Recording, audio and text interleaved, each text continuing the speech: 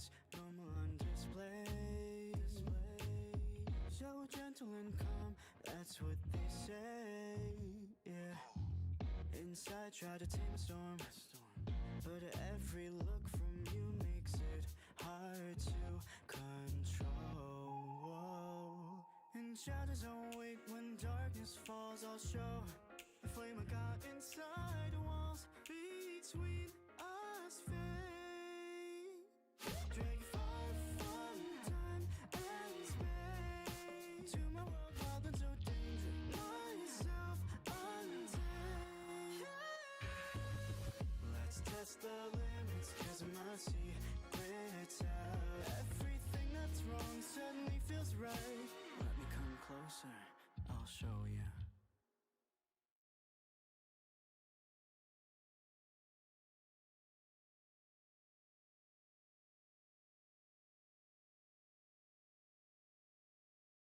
Drag you far from time and space, to my world wild and so dangerous, myself untamed.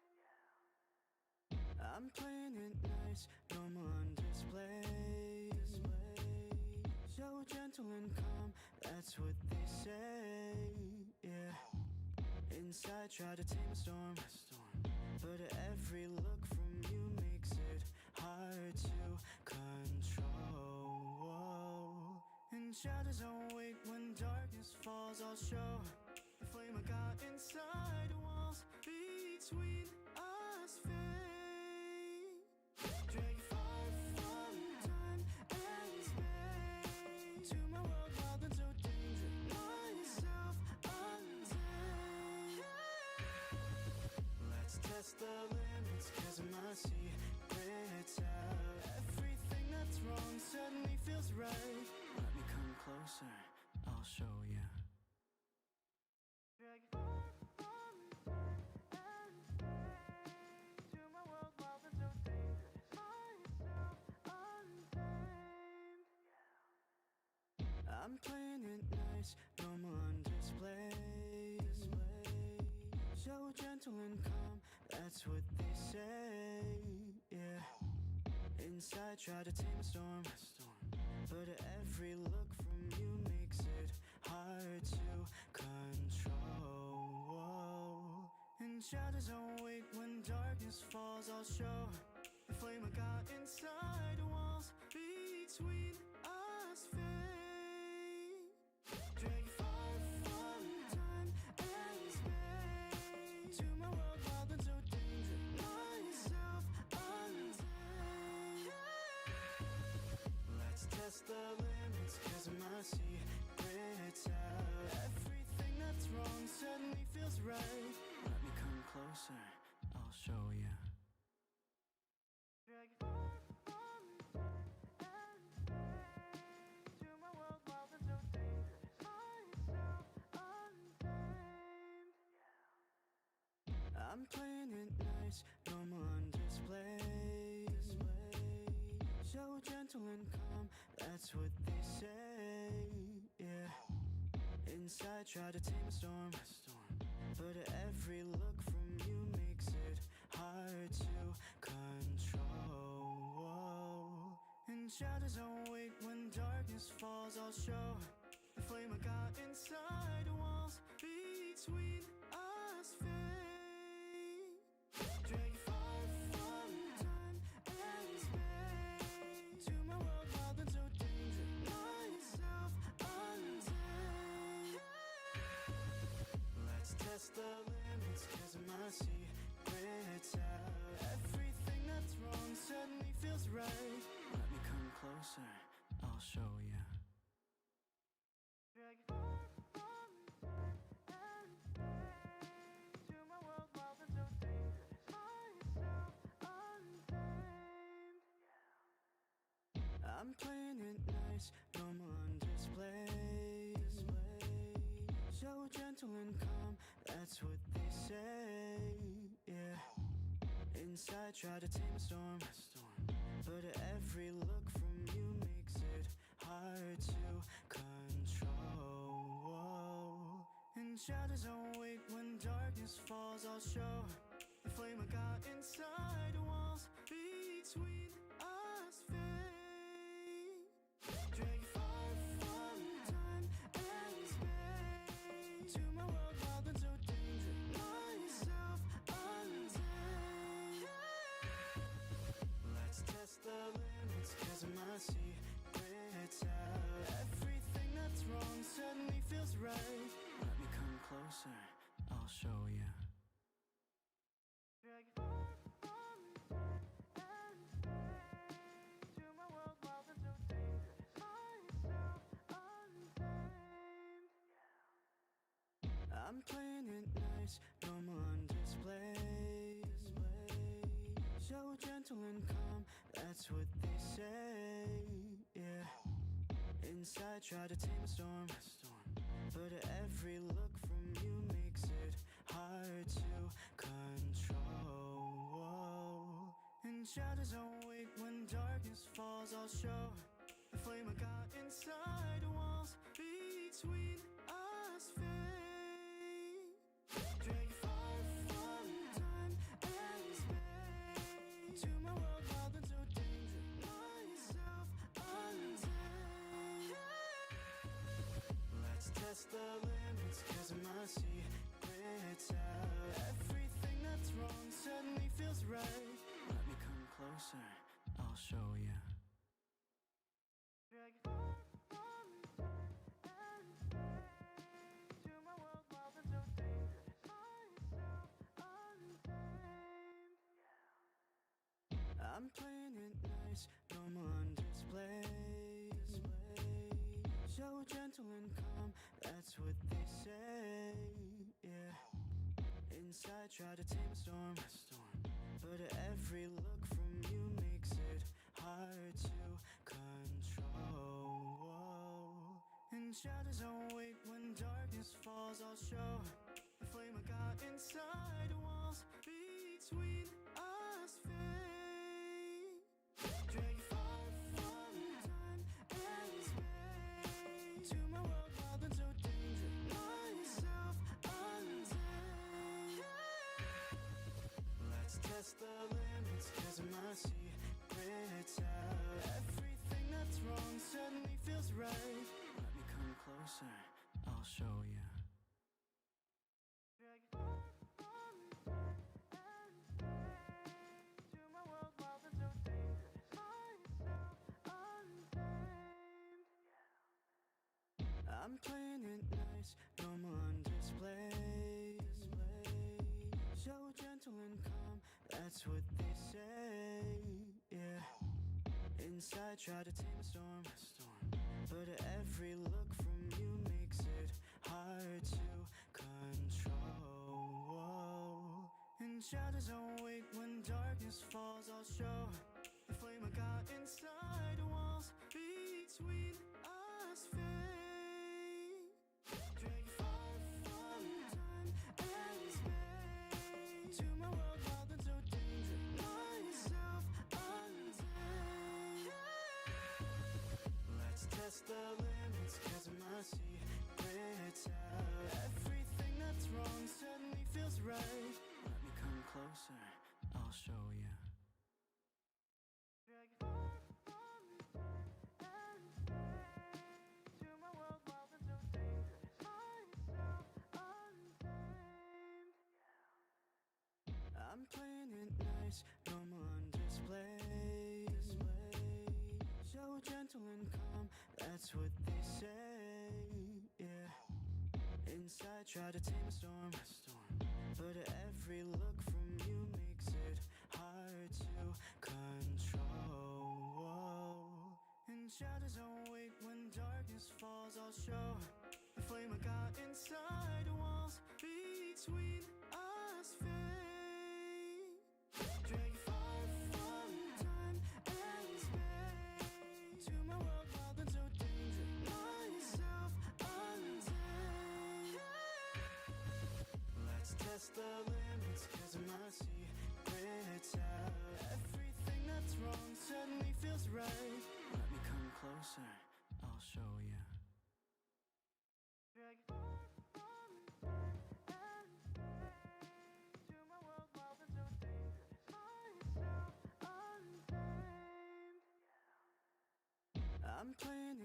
nice, normal on display. So gentle and calm, that's what they say, yeah. Inside, try to tame a storm, but every look from you makes it hard to control. Whoa. In shadows I'll wait, when darkness falls I'll show the flame I got inside the walls between us fade. Drag you far from time and space to my world wild and so dangerous, myself untamed.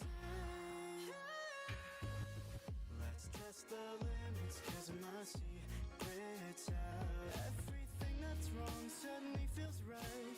Let me come closer, I'll show you. Drag you far from time and space to my world wild and so dangerous, myself untamed. I'm playing it nice, normal on display. So gentle and calm, that's what they say, yeah. Inside, try to tame a storm, but every look from you makes it hard to control. Whoa. In shadows I'll wait, when darkness falls I'll show the flame I got inside the walls between us fade. Drag you far from time and space to my world wild and so dangerous, myself untamed. Let's test the limits, 'cause my secret's out. Everything that's wrong suddenly feels right. Let me come closer, I'll show you. Drag you far from time and space to my world wild and so dangerous, myself untamed. I'm playing it nice, normal on display. So gentle and calm, that's what they say, yeah. Inside, try to tame a storm, but every look from you makes it hard to control. Whoa. In shadows I'll wait, when darkness falls I'll show the flame I got inside the walls between us fade. Drag you far from time and space to my world wild and so dangerous, myself untamed. Let's test the limits, 'cause my secret's out. Everything that's wrong suddenly feels right. Let me come closer, I'll show you. Drag you far from time and space to my world wild and so dangerous, myself untamed. I'm playing it nice, normal on display. So gentle and calm, that's what they say, yeah. Inside, try to tame a storm, but every look from you makes it hard to control. Whoa. In shadows I'll wait, when darkness falls I'll show the flame I got inside the walls between us fade. Drag you far from time and space to my world wild and so dangerous, myself untamed. Let's test the limits, 'cause my secret's out. Everything that's wrong suddenly feels right. Let me come closer, I'll show you. Drag you far from time and space to my world wild and so dangerous, myself untamed. I'm playing it nice, normal on display. So gentle and calm, that's what they say, yeah. Inside, try to tame a storm, but every look from you makes it hard to control. Whoa. In shadows I'll wait, when darkness falls I'll show the flame I got inside the walls between us fade. Drag you far from time and space to my world wild and so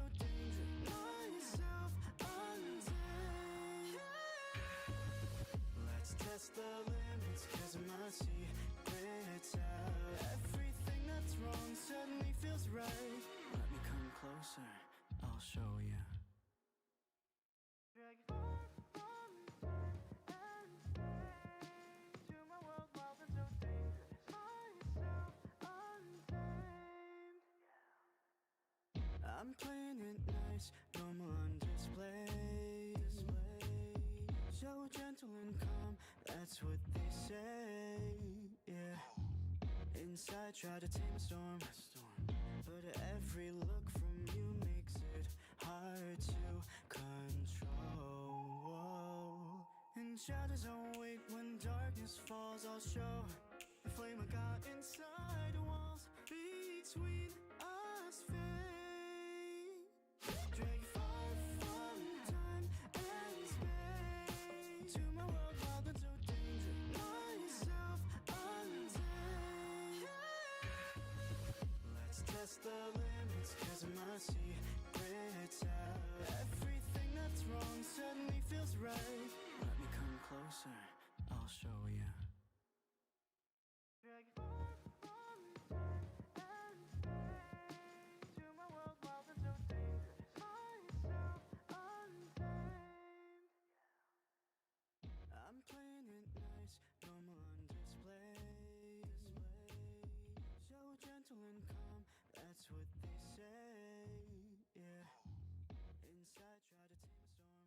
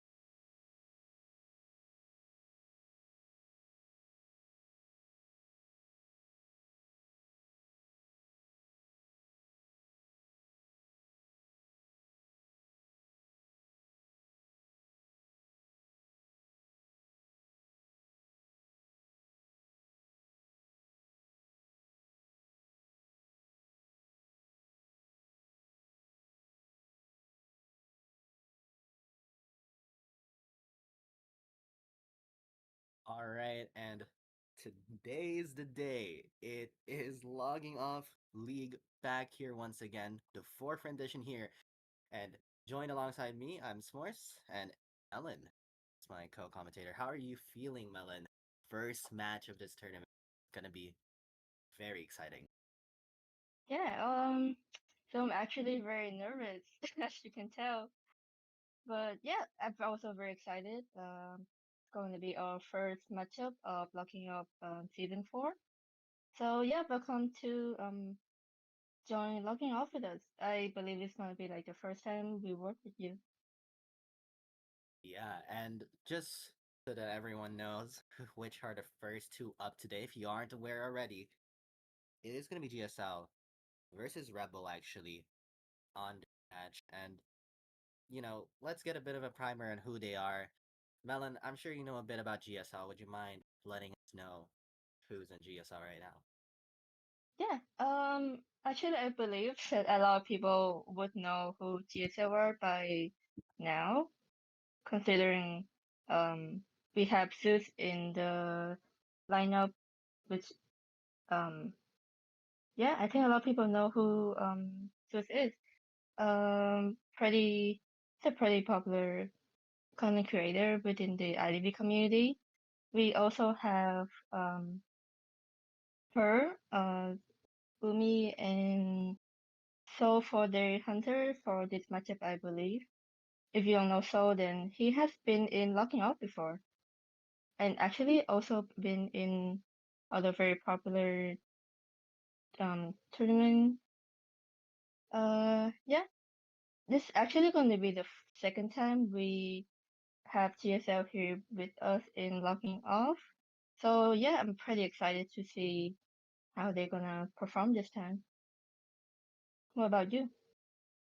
Well, on the other side of this matchup, have Rebel, and at least based on my remembering, remembering, Rebel is a team that was in IVT in a bunch of other tournaments too. I guess the main person to look out for, Justice, who I believe is a big part of this team. Oh, And I mean, we've seen him play a bunch of different characters along the way if you've paid attention outside of this league. But I'm excited to see him actually in this fourth rendition of Logging Off League and see how he can perform at this level because that's definitely going to be very interesting, especially against GSL. GSL is not a want to be slacking around. They're very strong and competent at the moment, definitely worthy of respect. For Rebel, definitely a bit of a new gun. Not a lot of people know Rebel, but if maybe you're on the EU side of things, you might have heard them now and then. But this is a team that looks to score here in this match and hopefully get their first. yeah. So pretty excited, honestly. Also Yeah, pretty nervous because this is going to be my first time commentating. Thankfully, I get to commentate with someone experienced as Smart. yes, I am experienced. Okay, I probably shouldn't be saying that. Like that sounds wrong, but No, but it's yeah, true. It's true. yes. And I am hearing, seems as if we're getting some info here. I'm not sure if I believe that to mention. So there's some map bans already here out from the teams. Yes, Is and we are just going to wait a little bit. Uh, yeah, it seems like they are getting ready for the map Benson pick. I believe it's going to be over soon. all right, but yeah, I mean, once we get there, we'll get there. But I mean, I'm curious as Yeah, well that's true. because GSL. I actually am not sure who Rebels Hunters are right now. From my understanding, is that Justice plays Hunter, but maybe they have someone else hunting this time around. And also, when it, at least for GSL, they do have two hunters. I believe we've seen Soul come out a bit more outside of Elo, but also Dreamer is also here. So, two players that deserve a lot of respect. I think they've competed at the highest level before multiple times now. And yeah, I mean, for these two teams, I think the question is prep. Like, who are you expecting to come out in this first round? I think it's very important that you throw out, kind of give it your all in the first round, get that early lead, just ride off that momentum moving forward. Alright, yes. To be honest, I don't really have sort of an idea on who might come out on top actually. Because to be honest, in my opinion, I feel like they are sort of equal, if you know what I mean. Yeah, and it seems as if we can finally discuss a bit about the maps and faction orders. Yes, So, map bans here coming from the side of GSL. It is gonna be the Lakeside and Leo's banned first, and very interesting. Usually, when we see teams ban Lakeside, it usually is paired up with a large map as well. But this time around, we're actually seeing Leo's alongside the. So I am curious. Um, it seems maybe like it's they're just a having, it seems like they have something in mind. Avoiding the two large maps. yep, and as well as that, we do see, for the map pick, Chinatown, I believe that is, and Yeah, it's Chinatown. I mean, coming from yeah, coming from Rebel, I Rebel. believe. Yes. Yes. Yeah, So and China. we also confirmed that Rebel is going to be surviving for the first half of round one with GSL funding first. Yes, exactly. So I am very curious to see how this kind of goes for both teams. I'm I'm not rather surprised that they did pick Chinatown, 'cause Chinatown, it's one of those maps that a lot of teams like picking. Probably one of the best maps, one of the most picked maps, and actually one of the most banned maps in Yeah. other tournaments. So it makes sense why it's showing up here, why it's getting selected if it's being let out. It is one of those maps that you want to prioritize, especially if you have a lot of prep in that map. I am curious what Rebel has in store here in this map. It seems as if their Yes. survivors Well, actually maybe they are going to go out something you never expected. agreed. You know that Justice play a lot of surprise. Although I do believe this for perhaps just on round one, just that it's going to be surviving, as we did see in the roster. Oh, yes. All right. But I mean, this is gonna be very interesting. I'm curious because I think there's something that we should discuss is that the Survivor meta, the Survivor strategy right now is very. I'd say it's different in a way that not a lot of you've been paying close attention to some of the matches that have been coming out of other leagues. I'm sure you've probably noticed that most teams are not up ciphers and priming them instead early game. And it mainly revolves around a trait in the persona tree that increases decoding by I think 12% was unless there are three or less ciphers remaining. So a lot of teams they've been exploiting that mechanic, being just increasing their decoding speed by just not popping ciphers at all. And I'm curious whether we're gonna see the same strategy come out in this tournament, especially in the first match of LO League. Have the teams here realize the strength of that strategy? I'm really curious, especially with Rebel gonna be up first, really solid survivors from them. So I'm very curious whether that strategy get utilized or whether we're gonna see conventional cipher strategy of popping when it's about to be popped. Yes, that would be very exciting if we do see something like that happen in the very first round of LO. Honestly, I would be looking forward to it. Uh, it looks like um no, Ben's not coming in yet. We're still waiting. Yes, they are. Seems as if they are Yeah, but still figuring out the next.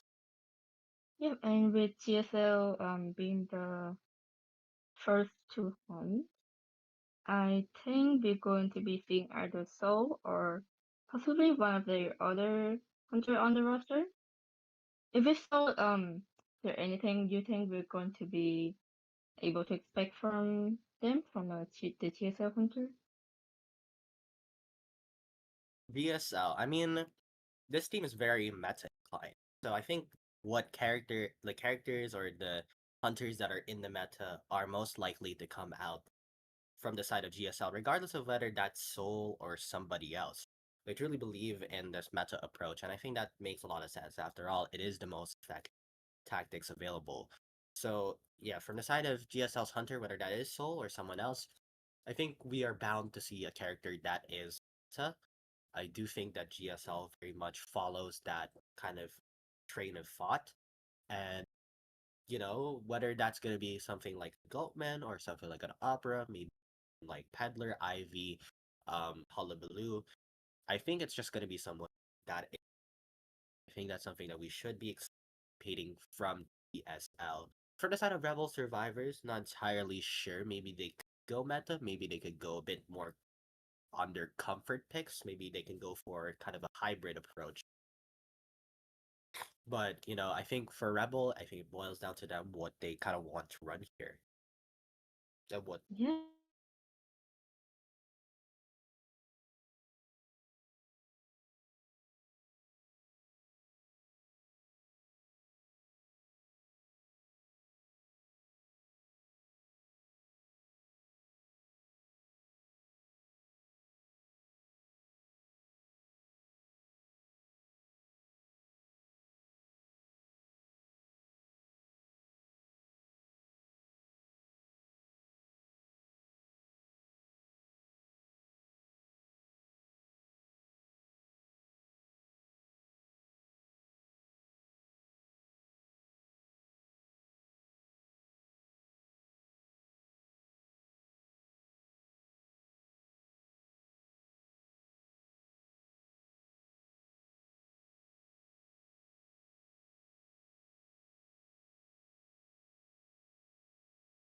are to watch these two teams. I also know a bunch of people on these two teams. Shout out actually to some of the players on both teams. Especially I think there's Justice is someone that I've talked to before, and I believe there's a player I forgot their name. I'm sorry, but there's a player in GSL that also has talked with us before. So shout out to them. Great people, of course. And I'm just curious. I mean, what is gonna be, what's gonna be the first match gonna look like? Are we gonna see a meta approach? Are we gonna see something a bit crazy, a bit off the meta here, or maybe somewhere down in the middle? All I'm saying is, regardless of what gets, I'm just excited to see what the selections are gonna be coming from this side. Yes, Uh, just happy to be here. yes, agree with it. And I believe Although since it's we're seeing we are seeing the first. Actually, I think they already went with the picks. It seems as if okay, we're just gonna head right into it. We will be explaining the okay. picks later when we need to, because there's just some technical difficulties on the back. But I mean, from the looks of it, seems as if it is a very meta approach. But there is a Pharaoh Lady.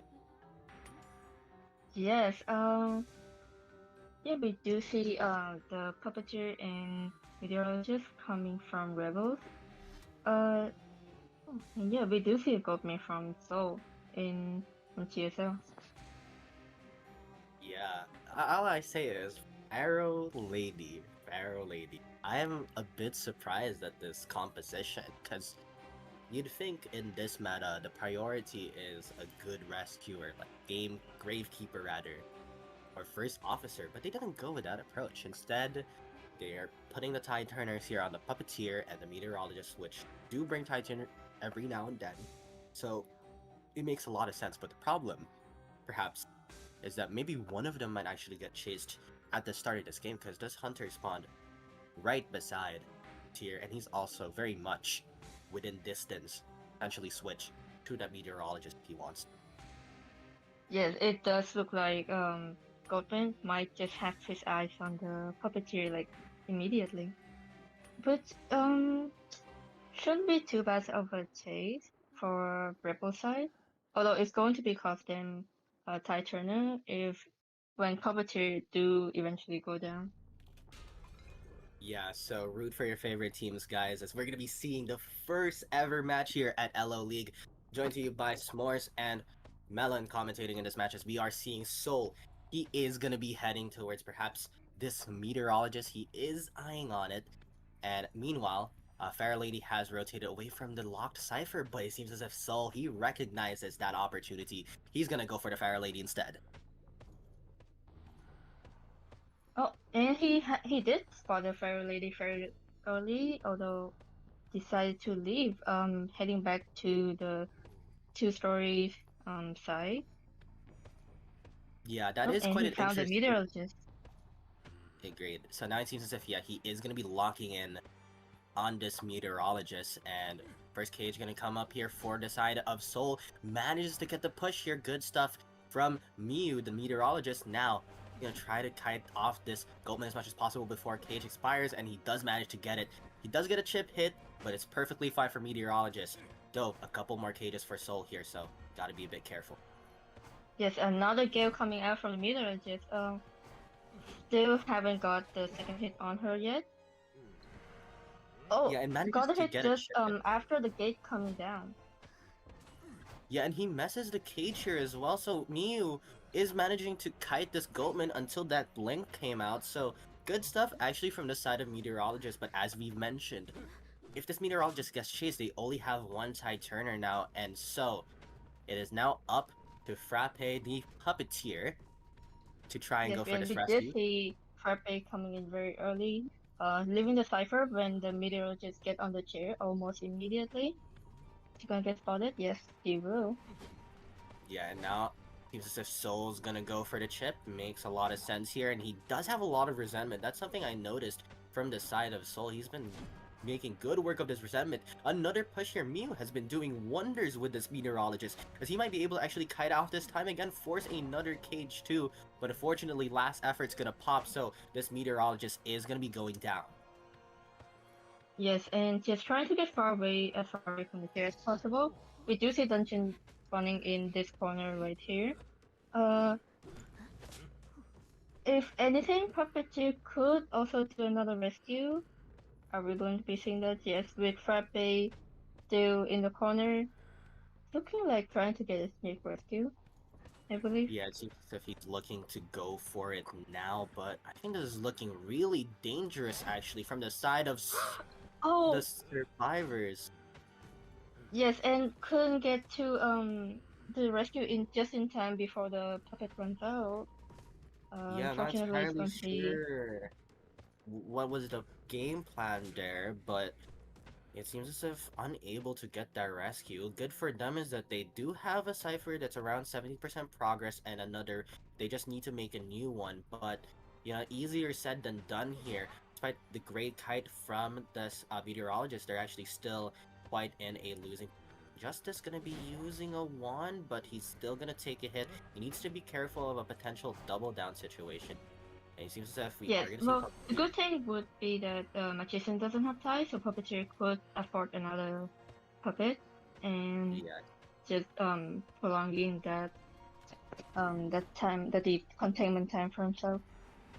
yeah, now Frappe is unfortunately going to be going down once more here, and I just feel like, this is not looking good for the survivors right now, as Justice being forced to uh, use that flywheel up, might even be used to force his last wand, unless this Hunter goes for the blink, and unfortunately it's a double down scenario. This Fire Lady's trying to finish the cipher because they have no choice but to make sure this is done before the survivor gets picked up, and it seems as if they are going to be able to do that at the very least. But with Justice still down, I'm not entirely sure what their game plan is after they pop this cipher.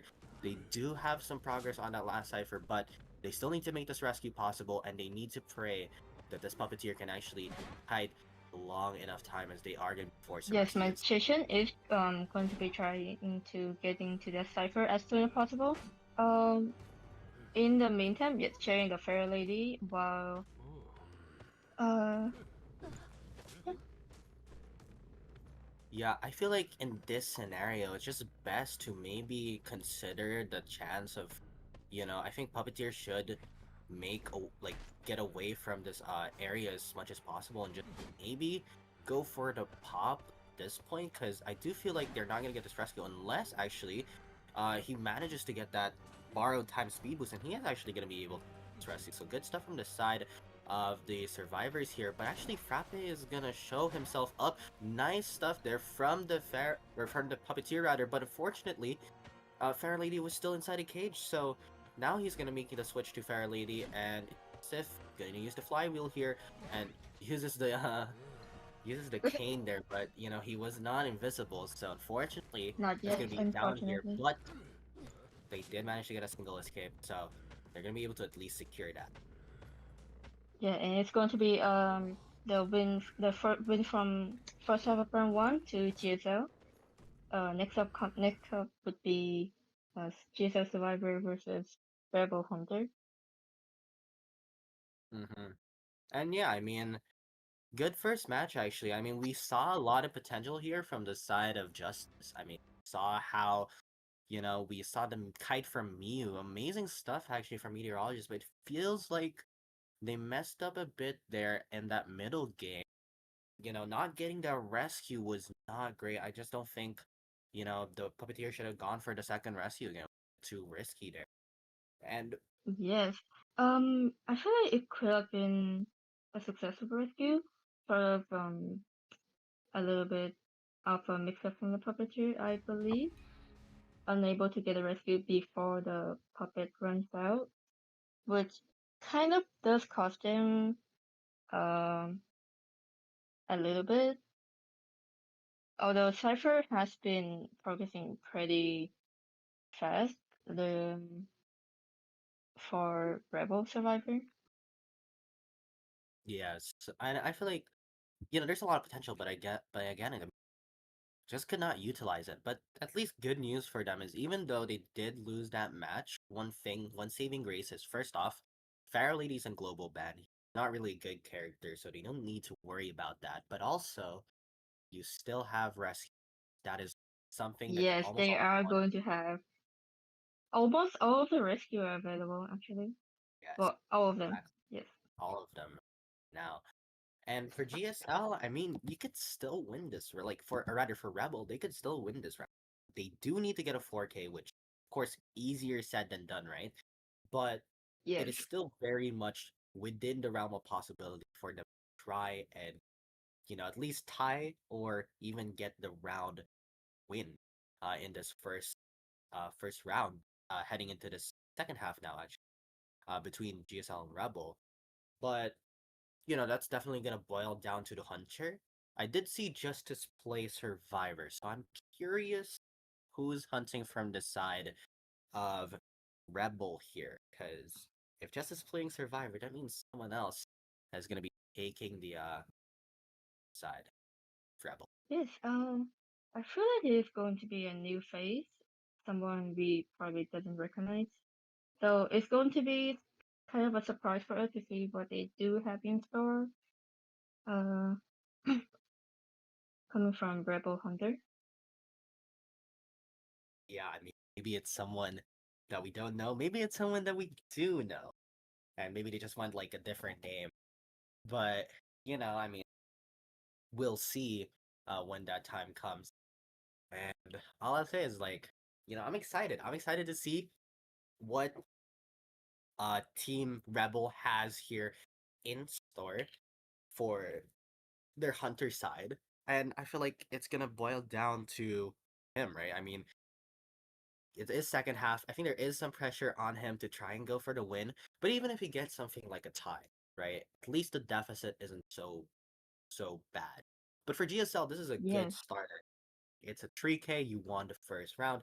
Not a lot of pressure for your survivors. Just go for the tie.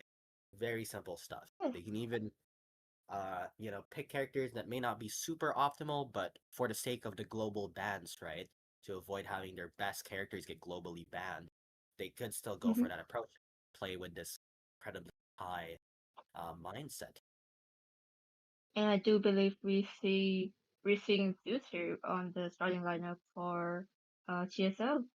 The yeah the very the we all know who he is guy in the IDB community.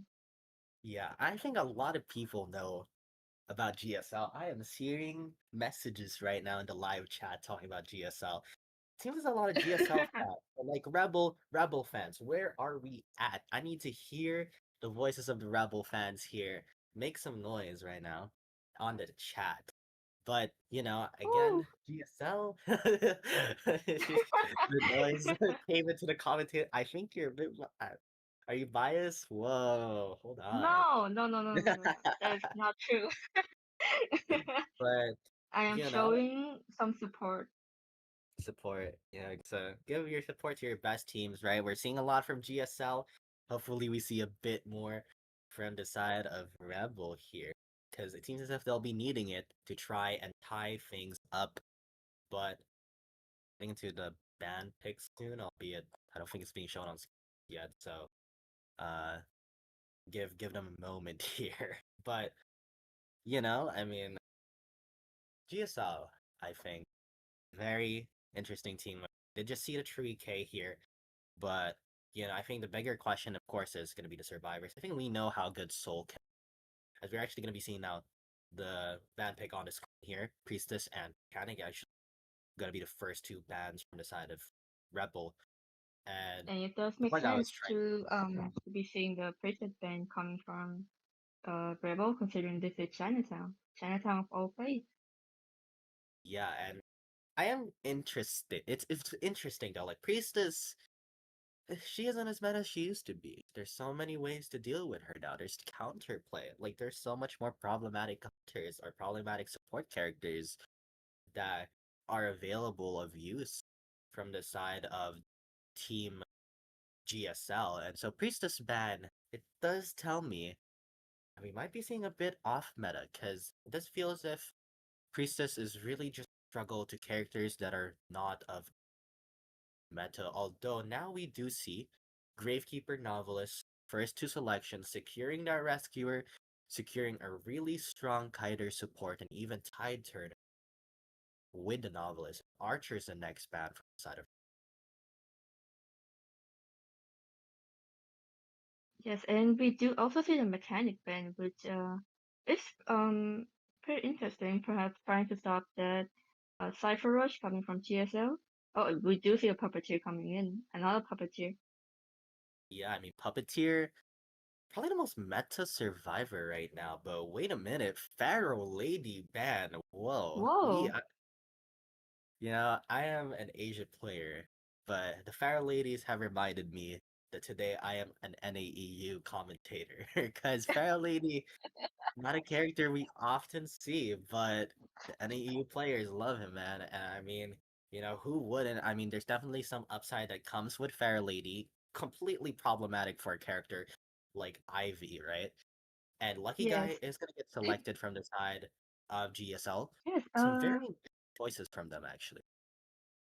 yes. Honestly, Lucky Guy has been picked very often. Also, if I've been watching a little bit of IVL, and yeah, he does appear every now and then, which I do get tired of seeing him eventually, but he is a very flexible and versatile character. Yeah, I mean, I did not know that I was gonna hear I got tired of Lucky Guy big 2025. That's not I feel like if you told a 2022 player that, Lucky Guy was gonna be meta, I feel like they'd laugh. But Yes, it's they would real. call you crazy. It's happening right now. And I mean, as we've mentioned, like even before this match has started, GSL is that one that really hones in on this meta. They love playing around what is viable in today's game. And it makes sense that these characters are getting selected. They're all meta picks. And curious though, because it does feel as if they've kind of accounted for most meta options, but these bans, especially, right, the Priestess and also the Pharaoh Lady, doesn't scream like he's gonna play a meta character. We might be seeing a little bit more, something more surprising. Which, oh, yeah, Whoa! and we are Oh wait, seeing the X-Ball coming out from Rebel. that is insane, Axe boy. You know what? I I vibe am with this so pick. excited. Yeah, this pick sounds amazing. I'm excited. Second game, by the way, of the tournament, round one, second half, and we're already seeing X-Boy. Yeah, things are about to get lit here in LO League. It's X-Boy, going down. it's going down. But I mean, X-Boy, for as much as he has dropped off the meta, he still remains to be a decent hunter. He's not bad by any means. It's just that it does feel as if he's not the best pick in any really given scenario. And so, for the side of Rebel, I think this pick speaks confident. I think it speaks a Yes. lot about the hunter that we're seeing. Because they're saying, I can play Axboy at a high level. I'm gonna show you why I can. And for GSL's side, their chance right now is to prove them wrong and try to break that confidence. So I think this is going to be a very pivotal match here between GSL and Rebel, as we are going to be seeing Area Select come in. Very interesting, actually. The way Yes, they have we do selected. see the Lucky Guy with Puppeteer, no, and Novelist being right next to the X-Boy, which shouldn't be too bad of a chase for the X-Boy. Um, for the Lucky Guy though. I mean, oh, we do see him with Titaner. Yeah, and it's also on Umi. And if you guys don't know who Umi is, definitely, one of the names that are showing up recently and competitive in the NAEU scene. So definitely, this on the side of Rebel, a lot of pressure, but again, a lot of confidence too with this Axeboy pick as we're now heading into this match. Seems as if he's gonna go for content creator, perhaps. Zeus, no. He's gonna be heading towards No, mid no, here no, and no. go for Heading Grave. straight to middle, perhaps trying to get the Lucky Guy or the Gravekeeper. Yeah, and he did find the Gravekeeper. Yeah, Trying. if he's looking to hit him, and does seem as if that's the case. There is a fireball to use here. So now the question is, do you get the snipe? Let's see here. Axewoman, show us if he can do it here. We are gonna see he's holding on to it, but not yet. And there's one interesting thing. If you want to look, the Expo does have a troller. Oh yeah, he does have Patroller. Wait a minute, that is more interesting than the Axe-Boy pick, because we are gonna be seeing here, he's used both shovels here from the side of Gravekeeper, and I think that's not great, as he's actually gonna get mind-gamed here. Gravekeeper looking like he's gonna be going down with these ciphers still at 50%, and this is an early down here from the side of the Axe-Boy. This is very good stuff right now, and I mean, Yeah, this is very good the for the Patroller Expo with up the too. Gravekeeper having no items left, and we still have a troller to, just stopping the rescue. Yeah, and he's putting it down. He sees the lucky guy. He's gonna be biting on that. He's like, you're not going to rescue here. It seems as if it's gonna be the puppeteer, perhaps maybe going for the back door here after the usage of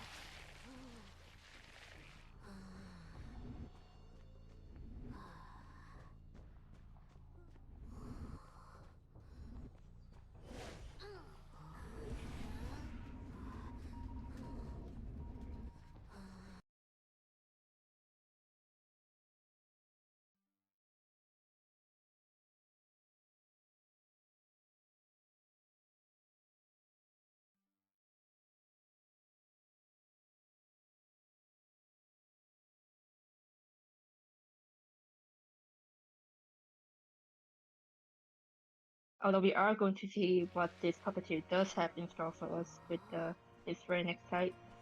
Rebel right now.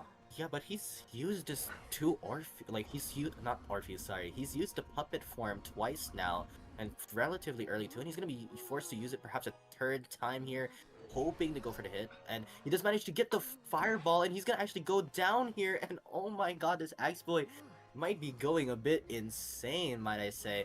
That's Yes, the oh my god. second down here. As like how the young people say it, he's cooking.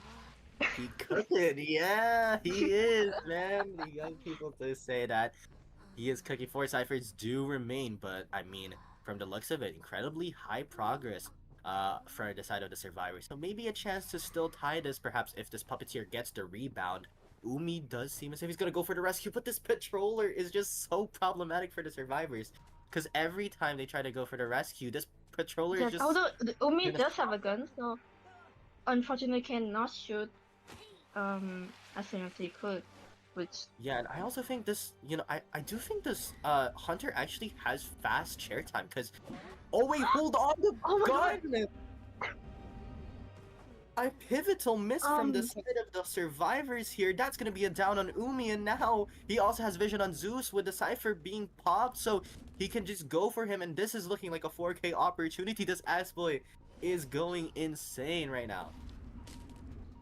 oh my god, yes, he is popping, he is cooking.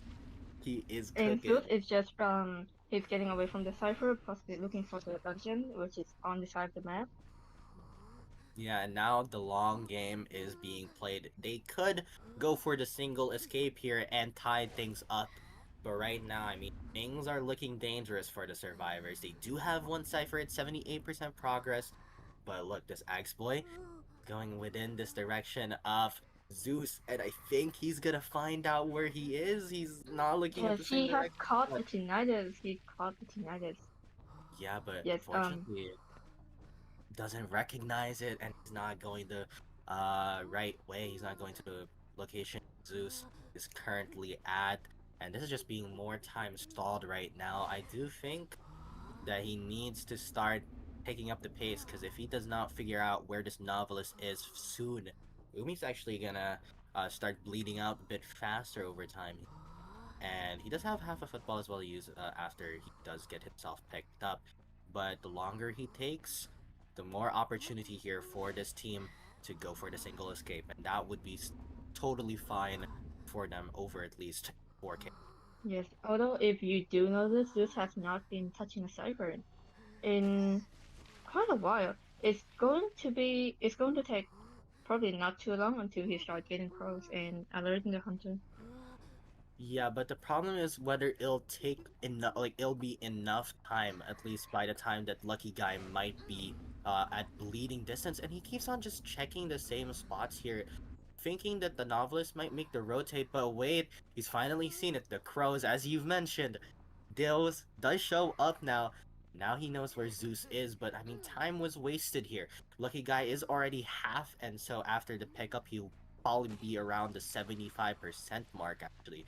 He is going to be putting the tree down here, and now he needs to down Zeus as fast as possible, because he does not want to waste more time here. He does not want to have Umi potentially be kind of a problematic survivor here with incredibly, like incredibly high like downtime.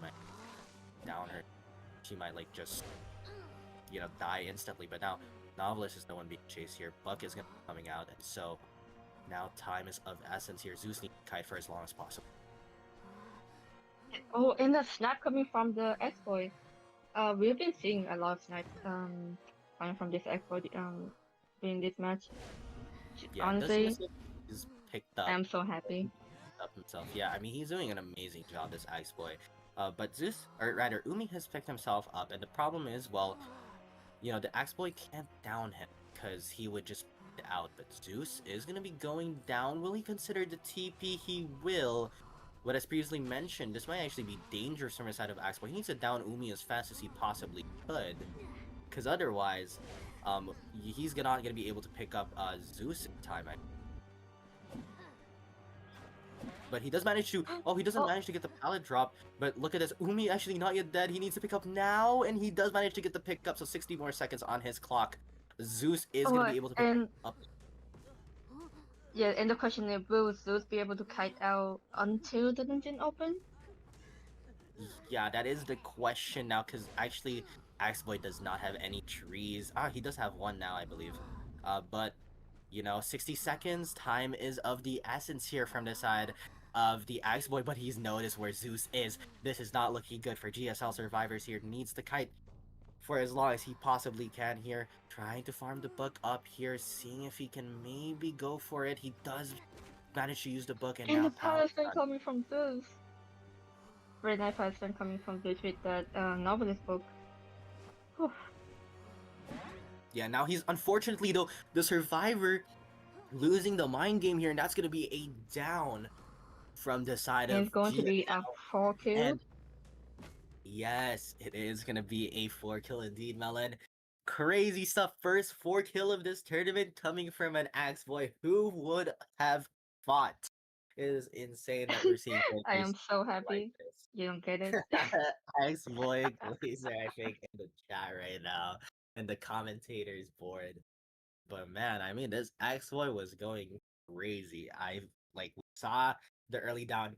I think that was fast chair time. I'll have to double check later down the line, but I swear that chair time was running fast because these survivors were struggling to rescue before half in any of the situations.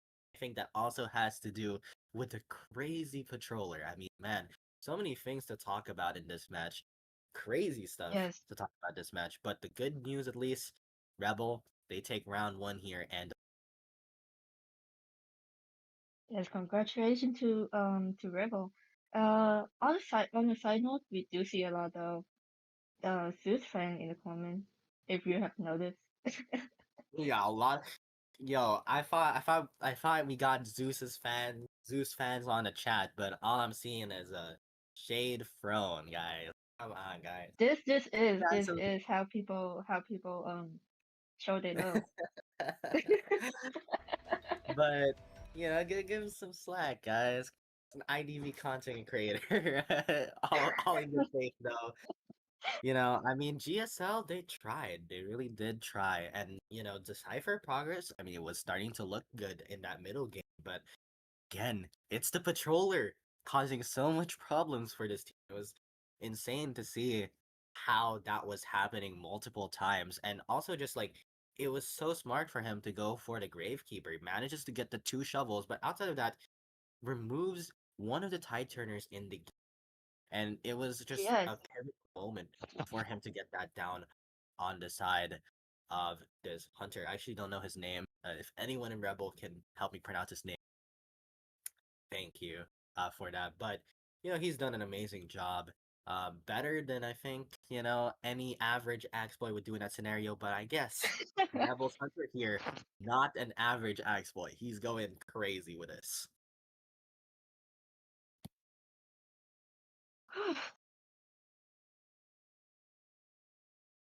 Oh, we Other, I apparently, cannot wait for round two.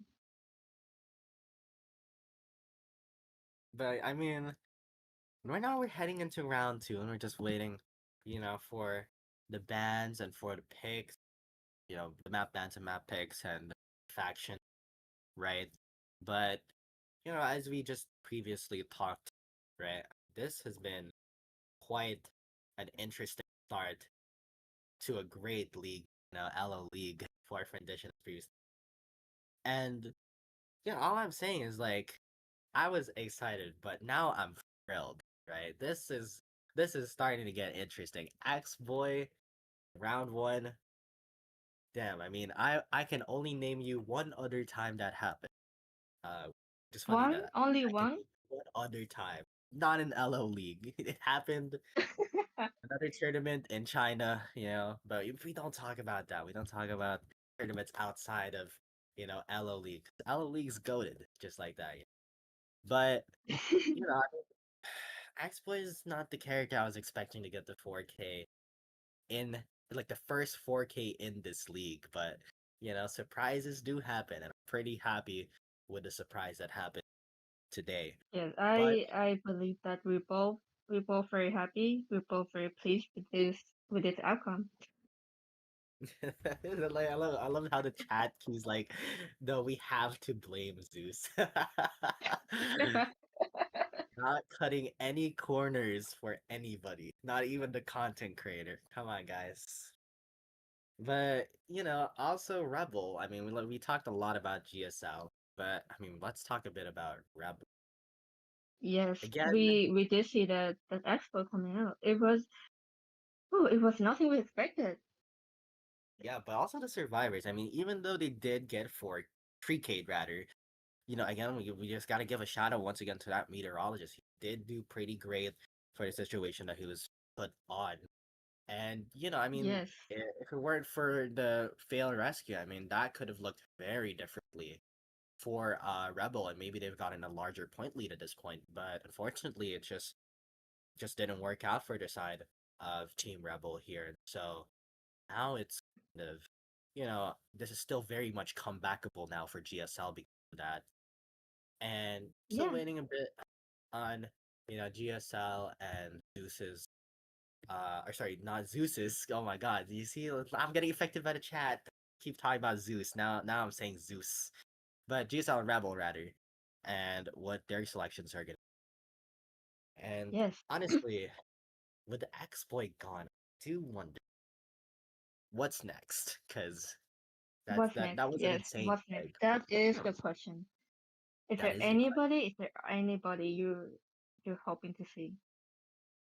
I'm hoping to see some breaking wheel. You already know who I Ooh. am. Breaking wheel. You know My what? You favorite know thing. what? I should have expected from you. But also, I'm curious to see maybe Sculptor show up as well. I do like Sculptor, but I do think with Puppeteer just globally banned, it's not like a good reason to pick him up or pick her up rather right now because like the reason why we pick Chip Hunters right, and why Peddler got meta is like characters like Puppeteer to struggle heavily against her.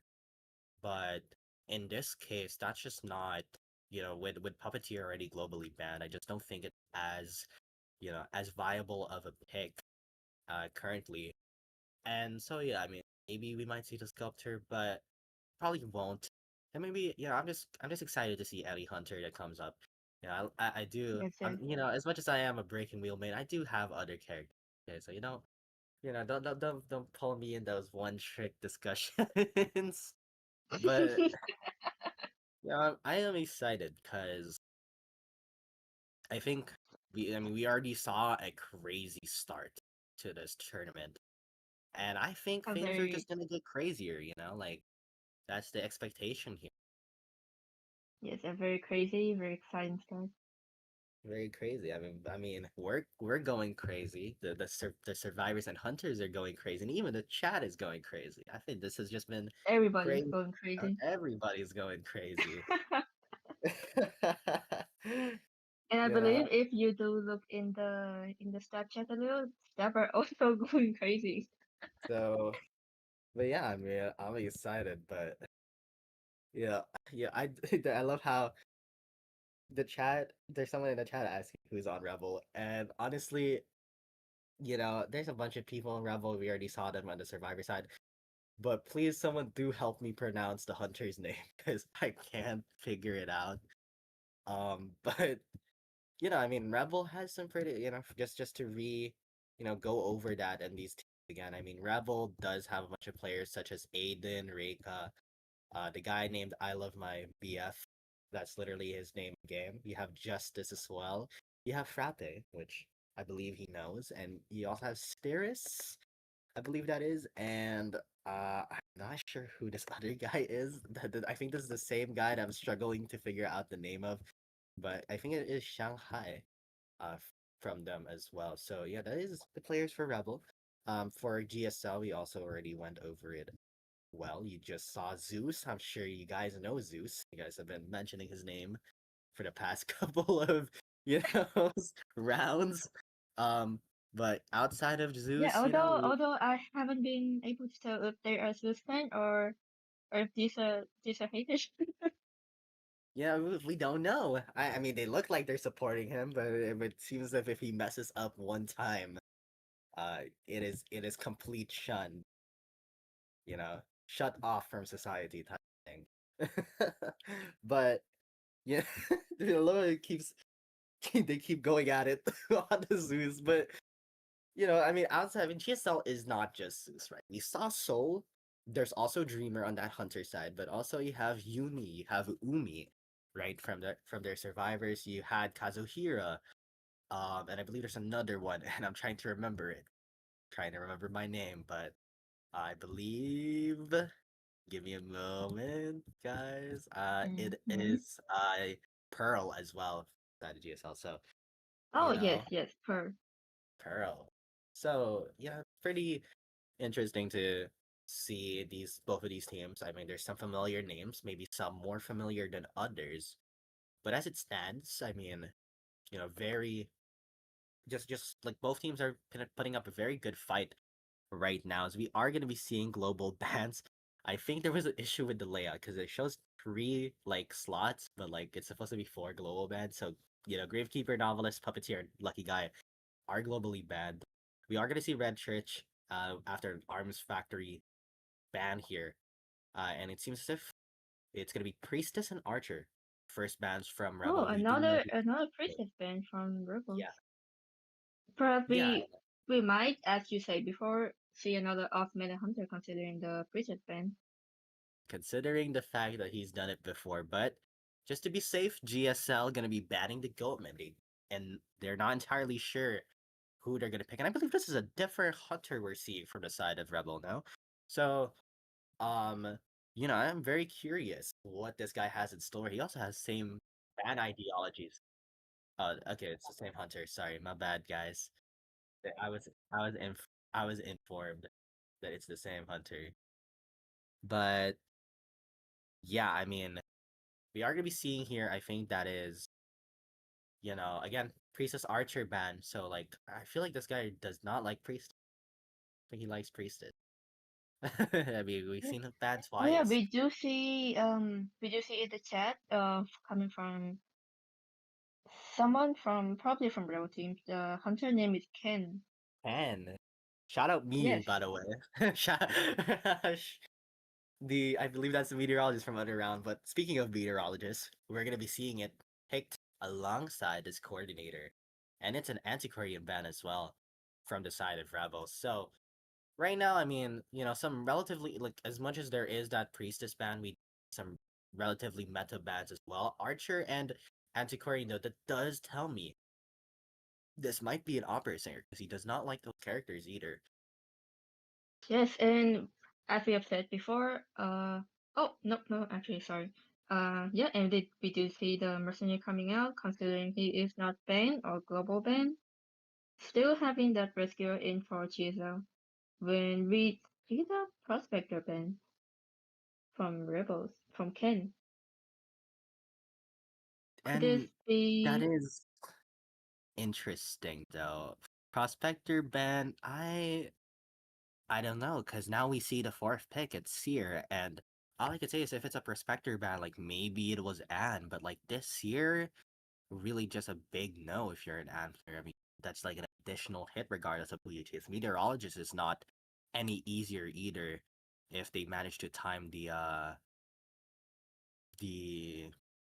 wind, The right? J? Yes. Yeah, gale from the side of the survivors. And so I feel like I'm a bit confused here with this prospector ban. Maybe it's a bit of a preference. Maybe there's a hunter I'm just not thinking at the moment that I'm like not, what do you call this? I might not be remembering, but at least as it stands, it's interesting that this was first, or rather the last ban from the side of Rebel. I'm curious, what is going to be the pick here from Rebel? We've seen him play the Axe Boy before, so we know he has that non-meta down. Will we see a meta character, or will we continue that line of non-meta characters being selected from there?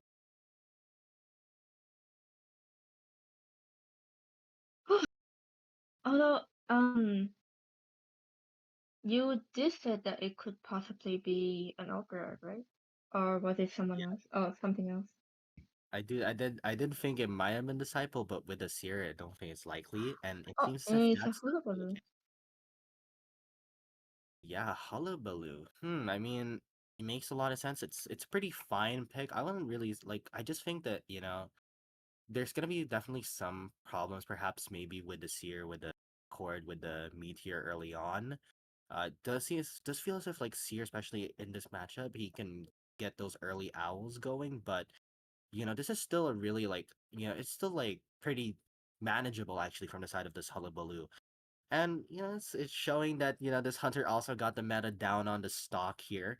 He did pick the Axe Boy first, but he's showing that he has more than just non-meta picks here. And so I'm curious whether he's going to be able to pull off something special with this Hullabaloo, or whether we're going to see GSL make that bounce back, get that revenge from the first round 4K, and hope to score some points here for their side here. Is now area select from the side Yes. of the survivors. We are seeing Hullabaloo top right corner. Yet with Miro just in the middle and Seer just right under the Hulabaloo, possibly being the first chase. Although I believe Coordinator would also not be too bad of a chase either, even though she does have that broken window and flywheel together. Yeah, and I mean, I think he might be go like really depends on trait, right? Because let's say he has something like excitement, he may consider going for the coordinator. But at the same time, if that is the case, I feel like it's just way too obvious that you have the excitement, and we're probably gonna see an early gun from Mm. Cord. So I think realistically, it's better to just run something like Warp and just go for the Seer in the scenario, even if that owl remains to be a problem for you. At least that is additional presence on your side. But it's gonna be round two, first half here. Rebel is in the lead, so a bit comfortable, but hoping to get further away and get more points up in the second match. Meanwhile, GSL hoping to uh crack into this match and maybe getting some points here in this round.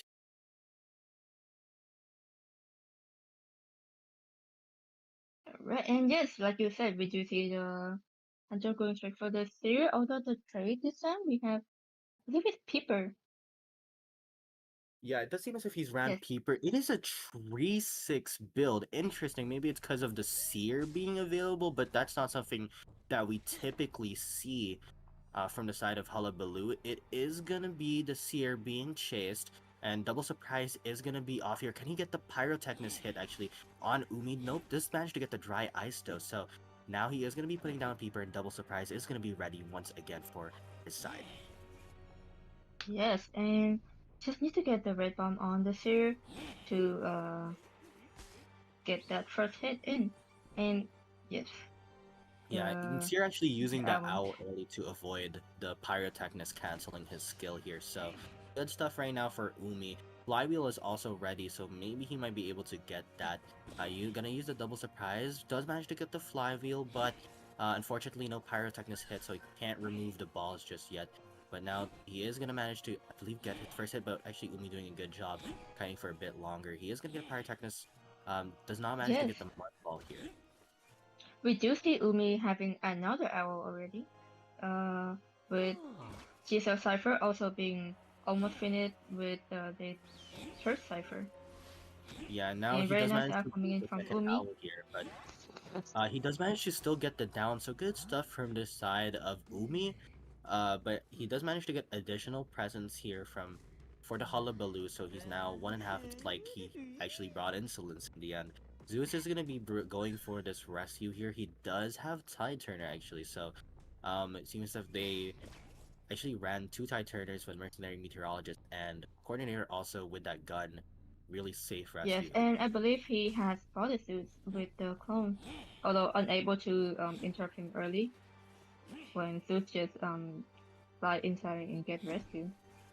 Yeah, and he doesn't get hit on Zeus either, so I mean this is not good stuff. And Umi, he's managed to position himself in a way where he can't get the dry ice hit. He's actually gotten another owl here, but unfortunately that Pyrotechnist ball causing some issues. Umi cannot use this owl just yet, but that is going to be something of a problem here for the side of the hunter heading into the second rescue, which seems as if it's going to be Gora Maku mercenary heading towards that. Yes, and what's it? We do see the mercenary coming in, waiting around in church a little. Uh, whew.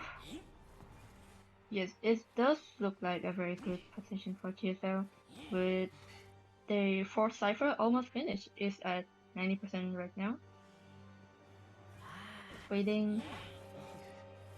But he does And a manage to Terror get the Shock. terror shot.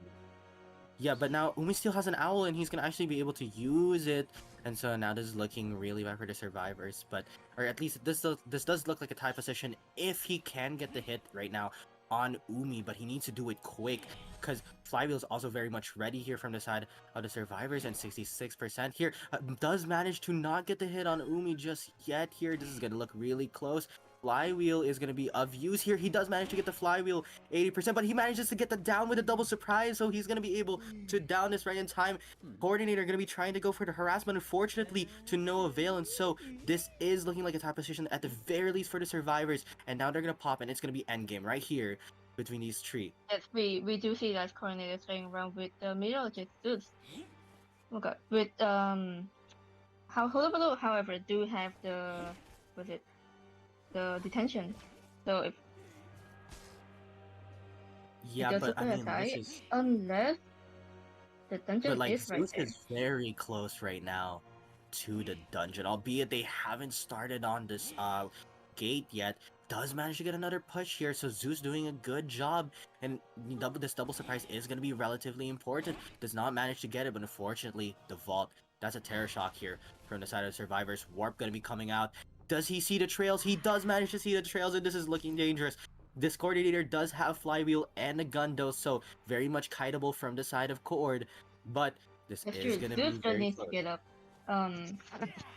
before the Hullabaloo can come back and pick him up. Yeah, If and I think he might they commit, but try he for does the manage to decides to go back here. Doesn't want to risk maybe giving Zeus a dungeon, which he's making a run for, by the way. And now we are gonna see here he is no more items, no more nothing really. Zeus needs to make a miracle happen here, and he might just make this miracle happen. He isn't gonna he get has a tired of this dream. wall, but unfortunately no items, and he's at this corner. I don't think he's gonna get it. But Zeus actually doing a good job dodging it. Unfortunately though, that's going to be a down close call for Rebel, but still manages to get the tie here. Good stuff from the Hunter, and really great stuff from GSL. That was looking very dangerous. Umi, goddamn, three An owls amazing coming fight from from this Umi. side.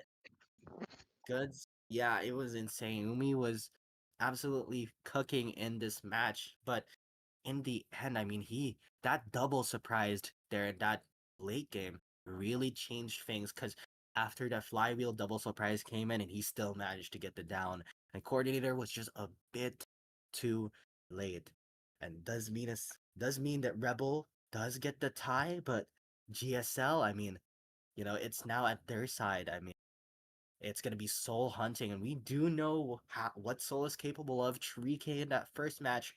So, I am expecting good stuff coming from Soul. And meanwhile, for Rebel, they need to make sure their form is at the top. We cannot be affording the same mistakes we did in round one first half and potentially give this win to the side of GSL in round two. Yes, and we're going into round two, second half now. Uh, oh, we do see in the chat. Oh, somebody is asking if you are small or a smashed potato bacon sandwich. A smash? Okay, where? Smashed potato. I don't This see coming the bacon. from, I believe, it's coming from Lisa Art. If you scroll up a little, you Damn. will see it. That is one creative way to explain my avatar, but unfortunately, as the name suggests, I am indeed a s'more. But smash. Where is the bacon? I'm like, I'm asking here. I'm asking the questions. The bacon. I don't see the bacon on this. I I see see it. the smashed I potato I do maybe, see it. but the bacon is kind of a reach. Can't lie. But yeah, we're gonna be heading now, actually, to these bands again. It is a tie right now from the side of both Rebel and Yes, GSL in we this do round see. two, second half actually. But Mm-hmm. I mean, GSL, I think the leverage is on them. Know how capable Soul is, even Dreamer, at creating win opportunities for themselves. And while we did see a bit of inconsistency in Soul's Goatman in that first round, I do think, the advantage is on their side. Let's see what they make of it here. Yeah, And we also, do by the see way, that global Goldman being bands go layout again. is fixed. Glo- the global bands layout is fixed, but yeah, I mean, because like I was laughing that there were like it was like three, and then they just like smushed it together, you know. It's a silly mistake. It's, but I mean, I'm interested to see how things go here. GSL, I mean, again, as I mentioned, the ball is on their park, right? Yes, yes. Whew. If let's say if Rebel managed to, let's say, get free escape, perhaps, then it's going to be another win for Rebel for round two, which CSR cannot let it happen. But anyways, yeah, I mean, we are gonna be seeing. It's gonna be actually. Oh, sorry. I don't know why, because we also had lobby. I don't know why I saw Justice on Hunter. I'm like, isn't it GSL Hunting this time? Everyone has the wrong roles there, behind the scenes. But I mean, I do wonder what Soul is gonna pick. I think we Yes, know that he plays the meta, but the question is which one, right? Is he that's gonna true. We go for a peddler, for an opera, for a hullabaloo, for an ivy? Maybe he might not even go meta at all, you know? And I'm just you know curious, what is the choice here? The decision to be made, especially when I think pressure's on you. I mean, you can go for the tie here, maybe go for the round tree win, but as much as possible, you want to make that early lead now, for the side of Team GSL. And also, by the way, yes, just and up on we've chat. seen so in previous tournament before. We have seen him pulling out a very not very um how do you say it? A very, oh my god, more, I am losing my mind. Meta, like Impressive, what yes, do you feel it here? impressive opera singer. Yeah, and it seems as if this time around they banned it. So, respecting that opera singer coming from the side, perhaps of GSL, as you mentioned. And I forgot that it hasn't shown on stream, my bad. But now it will be shown on stream. Anyways, speaking of You bans, are they did spoiling the ban. surprise. Whoa, guys, I predicted it. It's not like, I knew it and I can just feel it in my loins. But, we are going to be seeing Lucky Guy and Sierra was actually banned. And I'm a bit surprised Lucky Guy gets banned very early into this BP stage. And for the side of Rebel, Gravekeeper and Mechanic. So that's pretty interesting choice. Fire Yes. Investigator. If you still remember, Rebels still have all the rescue, all of them. They Yeah. could choose any rescuer they want. Yeah, and they did ban Fire Investigator. I was about to spoil it again. I'm really sorry to the chat. That's the second time this day. But now we are gonna be seeing Archer is gonna be up next. And I'm just like, I feel like this is an Ivy, but it feels as if Rebel is completely missing that because Gravekeeper is not great against Ivy. Mechanic, no, I mean she's just a fast decoder, so she's just problematic in general. But Archer isn't great against Ivy either. So I just feel like they're picking characters that like aren't too great against Ivy, especially after the Fire Investigator ban, and now the Acrobat ban and an Antiquarian pick. So yeah, I'm curious because this does look very much like an Ivy play here, perhaps from the side of Yeah. Rebel, because it does seem as if there's not really a lot of great ways to deal. Or sorry, there's not a lot of I mean with Archer and Antiquarian up, I mean Hullabaloo does kind of struggle a bit, even with Mechanic up, so I don't think that's going to be that great. I do think that Peddler is also possible, but the Archer can be a bit problem. I just think that the Ivy might be best fit here for the side of GSL, right? Yes, and we're going to be waiting on the Hunter pick from Rebels. Uh, as you say, we might be seeing that Ivy soon, maybe, possibly, hopefully. Hopefully. If I'm That not watching, I have specific seen. wording choices. Hopefully. I Well, hope. there's too many words. There's too many words. I have to pick one I or all do of them. agree. Ivy's truly one of those mind game hunters. Like when I say mind game, I mean not really actual mind game. More like I think that there's a lot of brain power that with playing That is Ivy true. middle Yes. games late game. And it seems as if I mean with the way they have been picking these characters, Ivy just makes the most sense, Sense. and it Yes. does seem as if Ivy selected. So Mm-hmm. guys, you can call me the seer right now. I'm getting these picks all right, Yes. Call me this year. Yeah, minus the Axe Boy pick. I don't think anybody expected the Axe Boy pick from a No, we million did miles not. We did not expect it at all. Whew. Yeah, but like Right, we're going to be seeing I am I Doll am Ivy. curious though. And I mean, I feel like they're also like I feel like they were so focused on maybe dealing with that hullabaloo, they just forget that Ivy is very much a plausible choice here from the side of the survivors. And it does seem as if like, this is not a great composition. Archer is just like all of these characters are actually very much chaseable for Ivy, as we are gonna see. Actually, it's not Soul playing, so it's actually Dreamer. I was wondering, Oh, it's Dreamer. because I don't think I've seen like Soul play the Ivy too much. Not entirely sure, but it seems like it's actually Dreamer hunting. So Dreamer came in here ready to play, and they're gonna be spawning Yes, right ready beside to play, ready to this. slay. Yeah, ready to play, ready to Yes. slay. Exactly. And he needs to slay Alright. right now because he is at the losing end. I mean, GSL getting a tie in that match is so unfortunate because it was a very strong 3K opportunity, but they just was seconds short of getting it. So hopefully Dreamer can make the dream and get that 4K perhaps. Even a 3K is going to be Hopefully, great hopefully. for them to maybe get this round 2 win. Hopefully at the very Yes, least not and get in PSK. this round, I feel like we are be going to see a lot of harassing, a lot of picking up balloons, getting rescued from balloons, coming from the Archer and Antiquarian, both of them in the same game. Anyways, we're gonna be heading into this round 2 second half. It is all the risk for GSL here as they hope not to lose the first match of LO League. Hope to maybe get a 3K 4K to get this run going for them. Is now Ivy.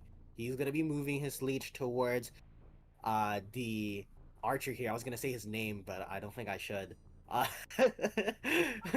we are gonna be seeing here.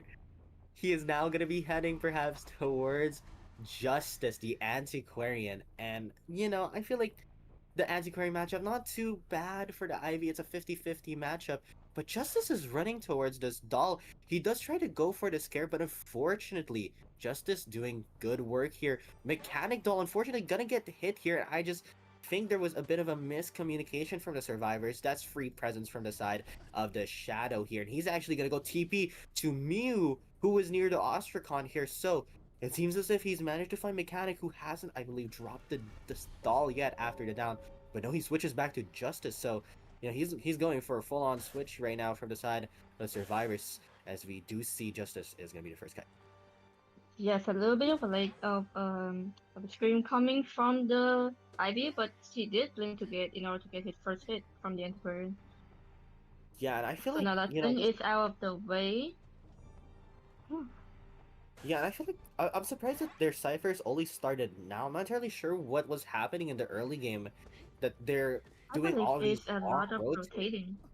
Yeah, because even with all of that, like early game, like confusion rather from the side of the survivors, Dreamer still manages to down the survivor here, Justice, with ciphers still at like 70-60. So I mean, this is a good down despite how long it was into the match now. As we do see, Dreamer is going to be going for the doll down once again, but wait a moment, he does not get the doll out instantly. So I think Frap is going to be able to go for the rescue instantly. He's going to be forced to actually leech Justice and use his max presence here because he got that presence here. So now I think he's going to be able to get the down on Frappe, which is going to be not great, but he actually, this Antiquarian does manage to use the stick here, but I think he's going to go down because of that, and yet 100% here, he is going to be able to get the down.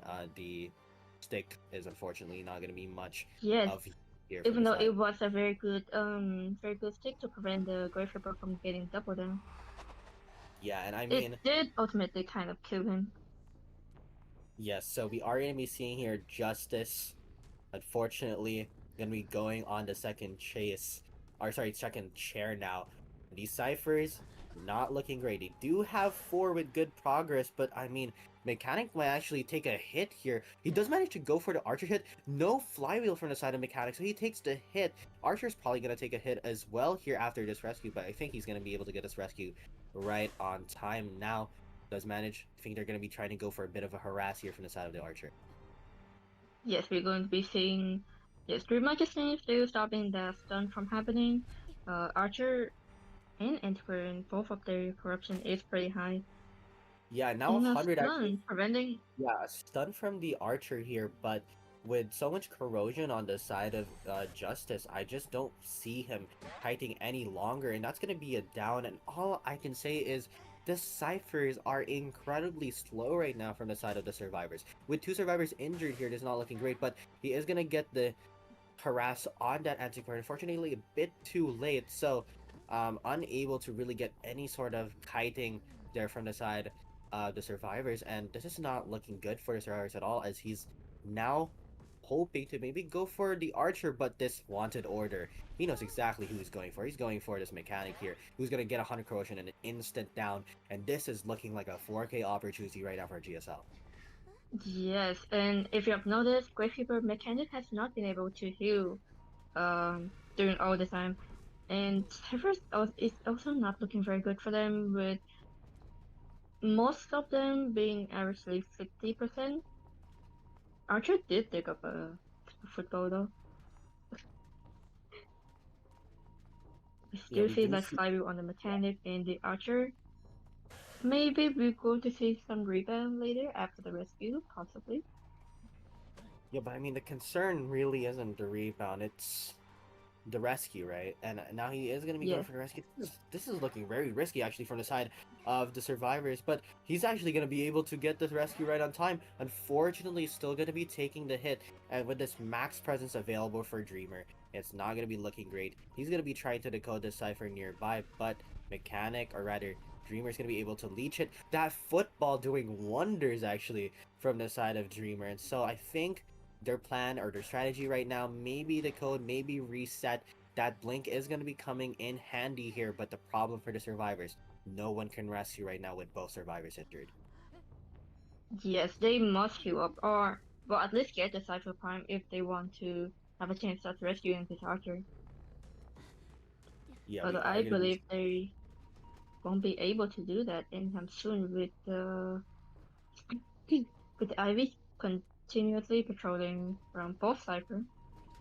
Yeah, the thing is like Miu here is staying at the pallet, but the problem is if he continues decoding here, it's actually very easy for the hunter to just switch to him because he already has chair time, and that is exactly gonna be the case here. He can even go back to this chair and make sure that this Gravekeeper doesn't get the rescue. So right now it's doing great for Dreamer, but actually gonna let the rescue happen, unfortunately, behind closed doors there, as now Mechanic gonna be able, or rather the Archer gonna be able to last a bit longer and gonna be able to get out a bit scot-free here. But unfortunately, the survivors, I mean, the Cypher is just right beside the Mechanic, and that's kind of the problem that they're facing right now. Regardless, this is looking like a win position for the survivors. I think the question really remains, can he get a 3K or will he only get a 4K here? Gravekeeper as well, seemingly maybe going for the rescue.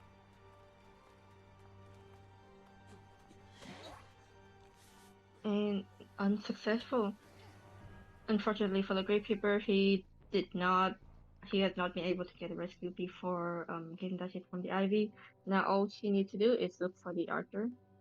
He has Yeah, now it does spotted seem as her. if he found it, but he unfortunately just can't leech yet on this Archer. But this is not good, regardless for the survivors. He got a syringe, but Dreamer, he's already within this vicinity, and all they have to do is hope to get the bleed out here, or maybe just try to stall as much time as possible here. Gravekeeper maybe gonna try to decode a cipher if he tries to commit to this Archer right now, and it seems as if he's looking potentially to do that, but the leech is just right on him, so not entirely sure how he's going to be able to execute that right now as Dreamer. Gonna be trying to chase Yes, and the we Archer. do see that blink being only 10 seconds up on cooldown. So possibly we're going to see Archer going down very soon. Yeah, and Blink is going to be up now, so I think this Blink is going to come into play, but actually baits out the flywheel, so good stuff from Dreamer right now. Hoping, maybe trying his best to get the down on the Survivor without using Blink. Unfortunately, for this Archer, that's going to exactly be the case. He's going to be going down without the Blink. Frapp does manage to pick himself up, and it seems as if that this Dreamer has lost him here for a bit, so maybe a chance from the side of the survivors to make something of it and stall more time. We do see that Gravekeeper is now at this back gate area and actually looking to go to like looking to stay within this area to see if the shadow actually like just leaves this vicinity. I mean, Archer is going to be picking himself up instantly, and Gravekeeper using the shovel early to avoid getting leeched instantly because he can't really do much once he does get leeched. So, going to be able to stall some time here. He does get caught, but this additional time being stalled is just good stuff for him. Unfortunately, Gravekeeper is going to be going down.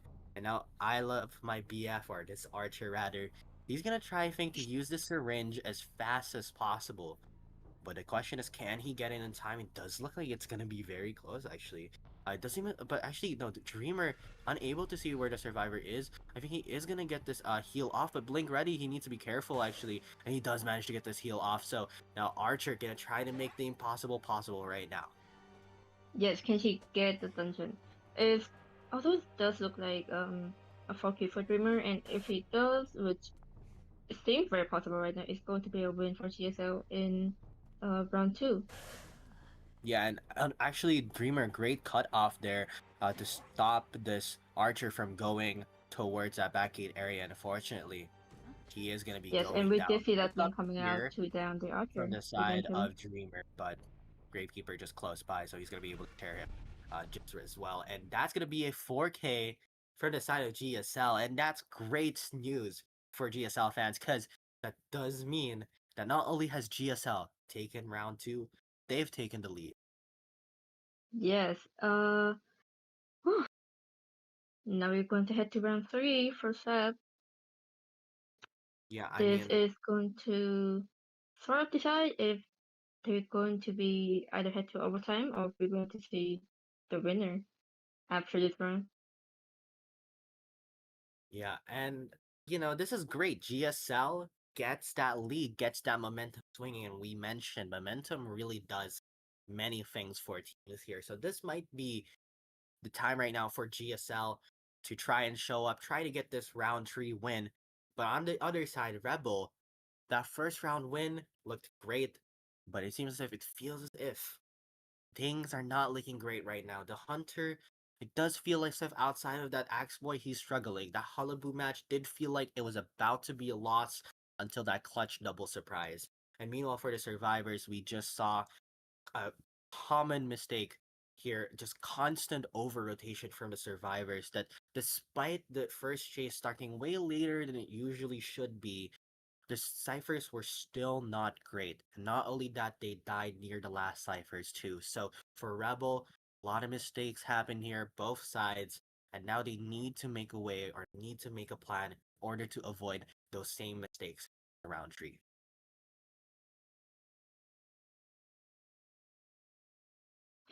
Okay. How are you feeling, Smart? Yeah, I think I'm still a bit offended over the smashed bacon potato comment, but we can go past that, okay? But this isn't Well, about I me. This haven't is bring it about up until you mention it. So, Mhm. how are you feeling, smashed potato bacon sandwich? That's not my name. That's not my name. I'm not gonna be responding when you call me mashed potato. But All right, also, I Smart. mean, yeah, I think some people were also mentioning it. Yeah, the EU ping strikes again. We did see, I think it was like a bunch of players with like 150 ping. We saw Umi with 150 ping. We saw Justice with like 160 as well. Yeah, EU ping strikes again, guys. Yes, I really, that is the downside of NAEU being together, yeah, guys. Oh, it's unfortunately. so unfortunate, honestly. I wish we could do something about it, but it is what it is right now in NAEU. Maybe I shouldn't really be talking about it because I'm an Asia player. So sorry, Yeah, sure. I feel like you would know a lot about our server messing up the thing. messing with the ping. I mean, listen, when I play in NAEU servers, I play with 260 MS, so I don't really know. Yeah, I don't really think too much of it. But I mean, it is what it is. But it's just unfortunate because there's definitely a lot of things that a lot of situations where kites were affected by the ping. Albeit, actually, Umi, who we did see lag in the first match, not sure about the second one, but he was kiting stellar, from the side of Yes. his, Very of his impressive. seer actually. So there's maybe it doesn't matter too much if you're just goaded, I guess. But yeah, I It's mean, something we not cannot entirely relate to. sure if there was more lag in that game, but let's see here. But I mean, I'm curious because like also GSL right now, again, as previously mentioned, they're at the lead. But the thing is that when it comes to round wins, right, it's still anyone's Mm-hmm. game. Because if Rebel wins round 3, all that points in the end won't matter. If you win this next round, it's gonna be Rebel winning. But if GSL, all they just need is to tie up this round. That's the thing. There's that less pressure from the side of GSL. But you can't slack off. I mean, did see that Axeboy game go completely awry from them, and I feel like maybe we need to keep ourselves on guard because especially if we're seeing this Hunter comfortable with picking non-meta, who knows if he'll pick another non-meta pick in this round 3 and it GSL off guard once again. So I'm excited from the side right now of Rebels Hunter because definitely there's a lot of questions that needs to be answered from them. But meanwhile, GSL Hunter as well. Soul showing up in that first round gets the 3K, but also Dreamer at round 2 shows the 4K. I mean, all I have to say is the Hunter depth that this team has is stellar. They have both hunters that can win at clutch moments like this and give them the round advantage, right? Both hunters are just great at that. And so GSL, I mean, even if the survivors are, you know, maybe a bit lagging behind, especially after that first round, clutch plays can come from players like them to reduce that deficit. And, Yes, I and mean, I do believe we're going to be seeing Dreamer again for GSL. Considering mm, they're not subbing any members in or out. yeah, so sorry, someone said Zeus's flop violinist could never. I forgot about Zeus violinist. God. Zeus I'm curious, violinist? most exploit mains that I was friends with also played violin. So maybe, just maybe, we might. But yeah, speaking of though, the match, Alright. Leo's memory Yes. bans once again, and it is gonna be Moonlit River Park. Yeah, and we are going to be seeing Dreamer in action again for the first half of round two. Yes. So I'm very excited. I mean, this is a perfect time, guys, to pick up that breaking wheel. I want to see it. But also, like, in this map, also like, I was actually fun. I was actually laughing a while ago because I did see like some people were saying maybe Wax Artist might get selected, and everyone's like, "Don't even mention his name. I don't like that character." And as a Wax Artist man, I'm a bit offended, but I You get it. know Wax what Artist sort is of a me? cheap hunter. I play cheap hunt. I used to, yeah. I had like Oh, when he alright. like first released, he was like the guy I played for like 2 months. Like when he used to be a bad character, guys. You know, I wasn't on that Yes, hype train one where once Wax upon a Artist was. time. I don't know. I remember when getting A badges was easy with a character, so like I Who knows? experienced Who that. knows? With this map, with Moonlit River Park, we might see it. We might be seeing I'd see Wax the Artist Wax coming into Artist, play. and I feel like the entire chat is gonna turn on against the team that picks Wax Artist. I feel like everyone doesn't like. So And yeah, it's I'm going to be excited. GSL hunting, so possibly might be seeing more this game. Maybe they did say that Wax Artist was possible when Dreamer was going for those bans. Plus, we did see Archer and Antiquarian in that match, so it doesn't make sense because like with all those like stuns, I mean, Wax Artist is a character that can reduce them and even get some wax on the survivors if they ever try to go more aggressively. But I mean, with those characters not available anymore, that it's very unlikely we see Wax Artist, though, still very much possible. He is a pretty deep character right now in the meta, after all.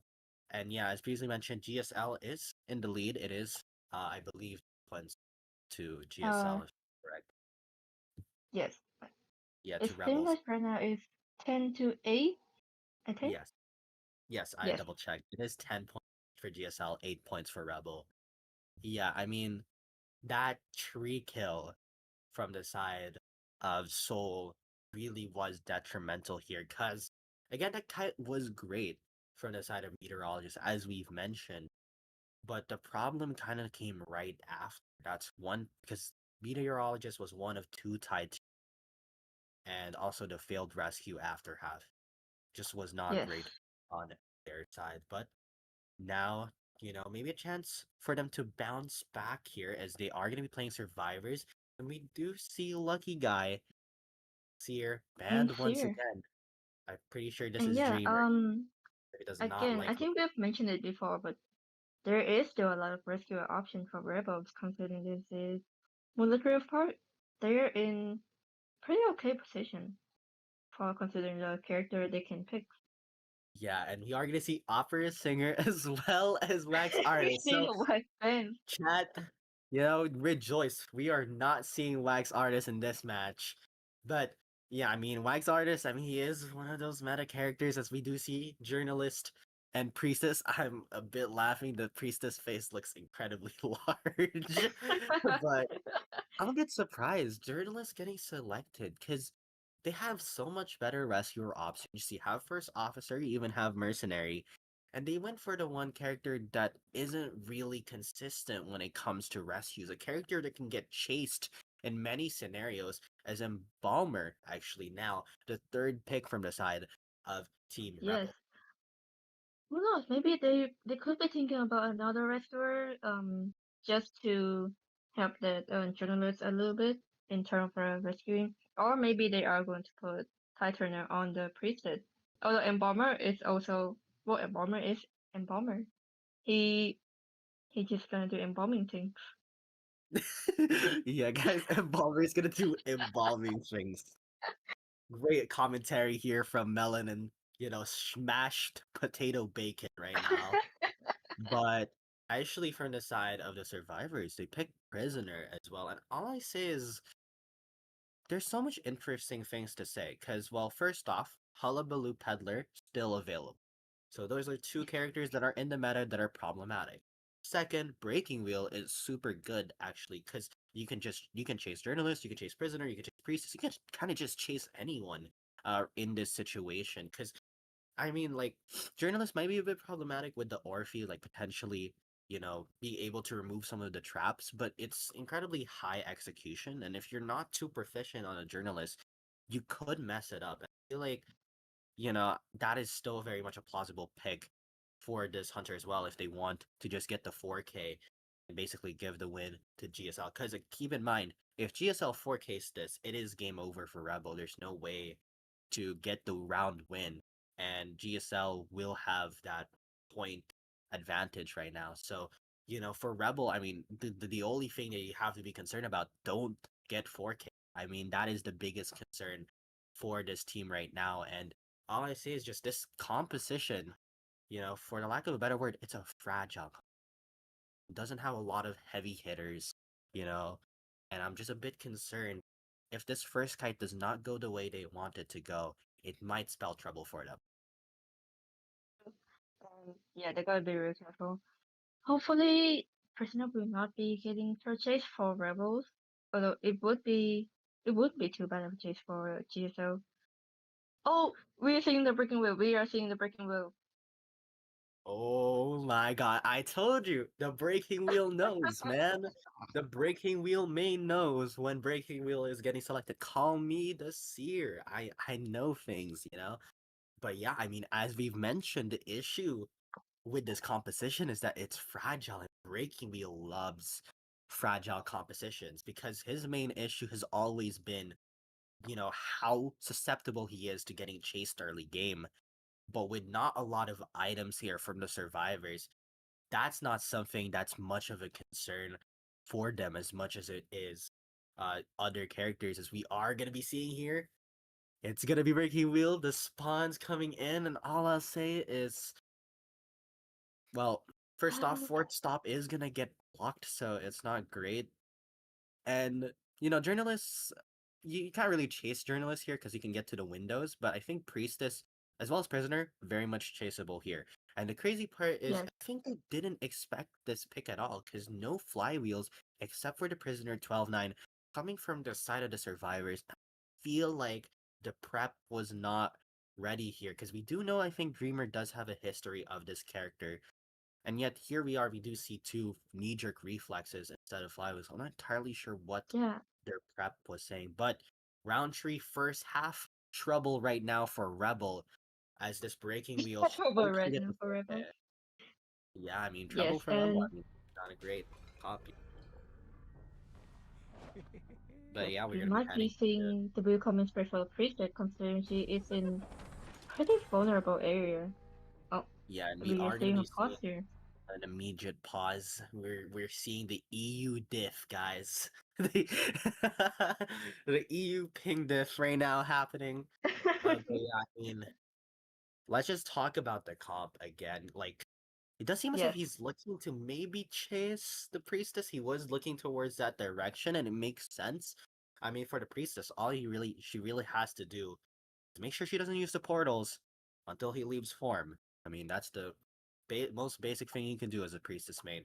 But also, I think it's best for her to maybe try and rotate to that 2 pallet window area because it is kind of problematic to use her traps in that or use the breaking wheel traps in that vicinity. And so I Yes. do think that It is might probably be her best bet if she wants to try and survive a little bit longer or like find a better position to fight. yeah, I mean, I'm curious. I'm really curious how this is gonna go. I mean, Breaking Wheel is a meta character, but I have to be honest, his performance has not been, great in other regions. We haven't seen it as well as it has before. But we're gonna head right back into this match. Breaking Wheel now. It's gonna be up, heading towards. I believe that is Justice, unfortunately lagging too. So not a great start, but Justice, he's gonna make the best of the situation. And this area, as I previously mentioned, completely and very much problematic for Breaking Wheel. He is gonna get a trap, so at least a good start here, but Justice using the portal very early. I'm not entirely sure if that was the right call here. Now Justice, he needs to make this kite happen. Yes, and unfortunately, Freaking Will did went to the portal in real form with him. Not a very great start, but yes, he is hanging in there. Yeah, but what an and amazing trap actually from Dreamer, and Justice is gonna be unfortunately going down. That's just does unfortunately that's not a great down here right now for the survivors. I mean, this ping really is causing a lot of problems right now for Rebel, but they need to make yes, the but most of and it. with the wanted Unfortunately, order on journalist, yeah, this is exactly. So get caught looking early very too. bad for Rebels.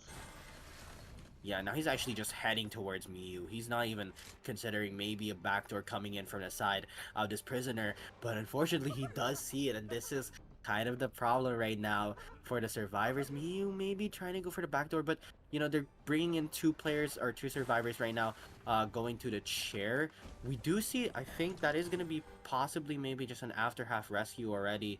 Unfortunately, though, it seems as if this, yeah, it does manage or doesn't actually go for the rescue instantly. They want to stall time, but the blink is gonna come out here from the side of this breaking wheel, and disaster is striking right now for the side of Rebel. He's gonna try to get the hit on this prisoner, and seems as if he is gonna go for the stun, but now the hit comes true here.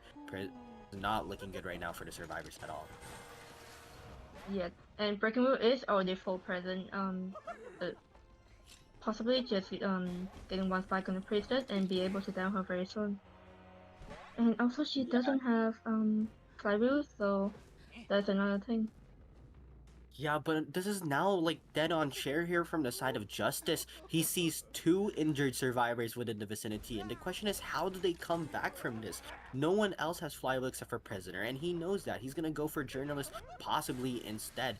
But no, it seems as if maybe he's making this way towards Prisoner, but yeah, tries to go to the 3rd stop there, but fortunately, Prisoner had left that a long, long time ago, and this Journalist is gonna be probably going down here. Yep, down it goes. And I mean, 4 ciphers and second chair here. This is disastrous right now for Rebel, who wants to avoid the 4K. And I feel like the game plan here is to just make sure nobody gets down, nobody really tries to rescue, because you can't really make much of the situation right now other than prevent the 4K from happening, which is Although best we if do you see die. Frappe coming in. Yeah, and all I see is like this is not great right now for the survivors, because Frappe, if he gets down here, it's not gonna be good. He does manage to avoid that first trap and that second spike there, so at least gonna be able to stall additional time here.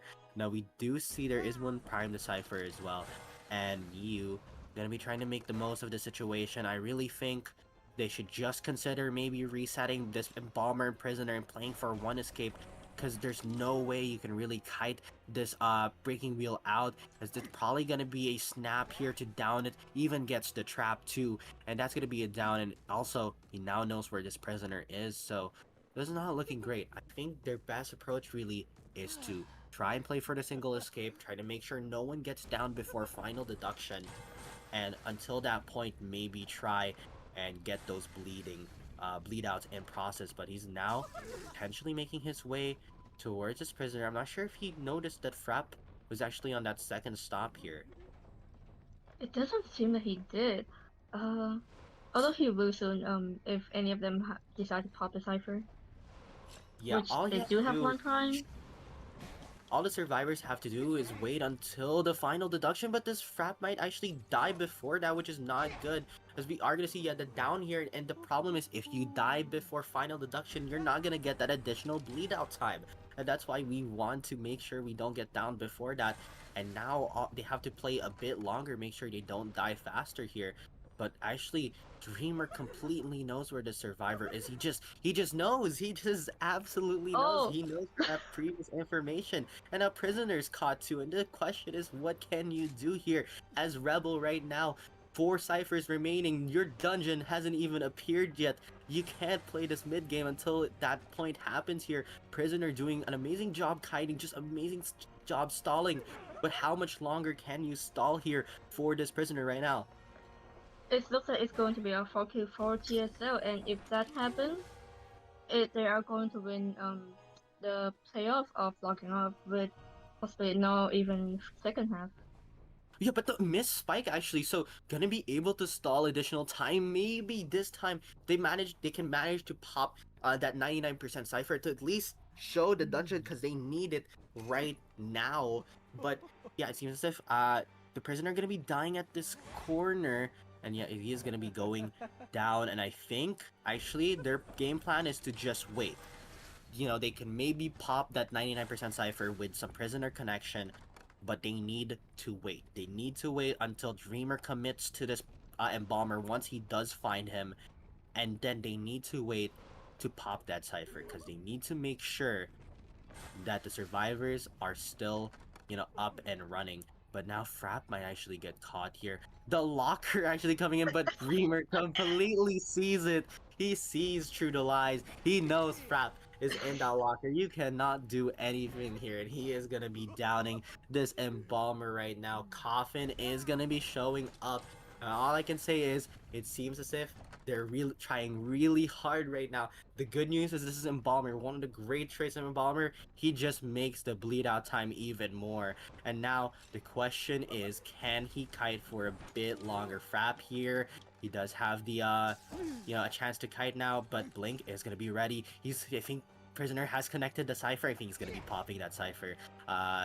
That 99% cipher through the connection. So a chance play right now for the survivors, but unfortunately Dreamer gonna be going down. They need to pop that 99% cipher. They do. Yes, they So did. now a chance maybe for the survivors, but you know, this is not easy right now to go for the win. Dungeon You is see- right on the prisoner. And Yeah, the thing so is, Dreamer know where exactly he is. Or does he? Dreamer, he needs to figure out where this prisoner is because he might risk a miracle here from the side of Rebel. All they need is a few more seconds, but I think he's finally gonna get caught. Wait a minute, he hasn't noticed that the survivor is right here. Oh my god, this prisoner is doing a great job. Hide and seek master. I didn't know we had that game mode in a competitive match here, but wait. Look, the Embalmer is gonna bleed out very soon, but Dreamer, he's just waiting. He's just waiting. He's put the peeper Yes, down yes. and make sure this prisoner can't potentially backdoor. And now this dungeon game begins. An absolute mess right now for the side of But Dreamer. the Wait a prisoner minute. with the Prisoner, with the he's small booking chance it right and now. the flywheel. He does have a stun. Wait, the flywheel might come in clutch right now for the side of Prisoner, and he gets the flywheel, and Prisoner makes a miracle right now. Rebel keeps on living. Are you serious, Rebel? Oh my god, and it's going to be a 1-man escape for Rebel against all odds. An absolute disaster at early game, but this Prisoner, absolute masterclass. That is why Embalmer is the one escape king. He just is such an issue.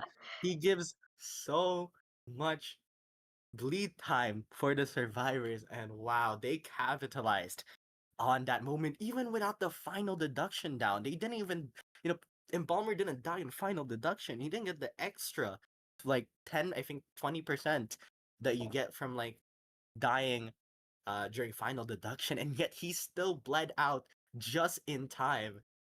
And oh my god, this game is going absolutely insane. Oh my god. And yes, that's why we are going to see round three, second half with Rebels hunting. The game is not over yet. I believe Yeah, and if now you have to make the best of this opportunity. Rebel a chance to steal it away from GSL, but GSL, I mean, their survivors did so well in round two. What is, what is the play here right now for Rebel as the hunter to try and maybe make this possible? or I believe that they are going to need a tie, possibly a tie to I win believe the they need game. a 4K. Uh, oh no, Oh, I think Rebel needs a 4K right now. Anything less and it's over for them. So yeah, I mean, it's now or never, you know? So like yeah, this is going we will see, we will see. crazy. This is actually going insane for Yeah, these players right now. I mean, yeah, and woof, first match we'll see finally in what GSL has, the we'll see what GSL has in mind for us.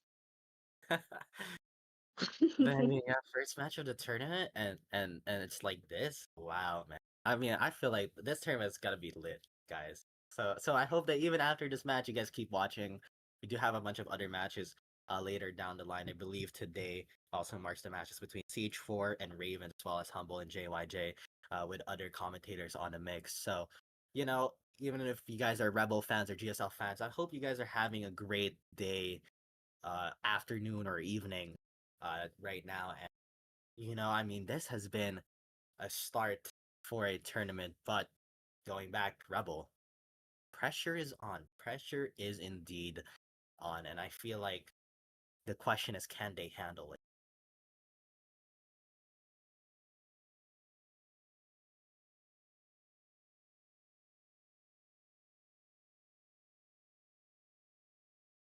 All right, how are you feeling? Are you tired yet? Are Feeling, you feeling excited, energetic? I am thrilled, as I said, but I'm also shocked. I mean, yeah, I mean, Embalmer, I just think is one of the best one escape characters right now in the game, and we saw exactly why.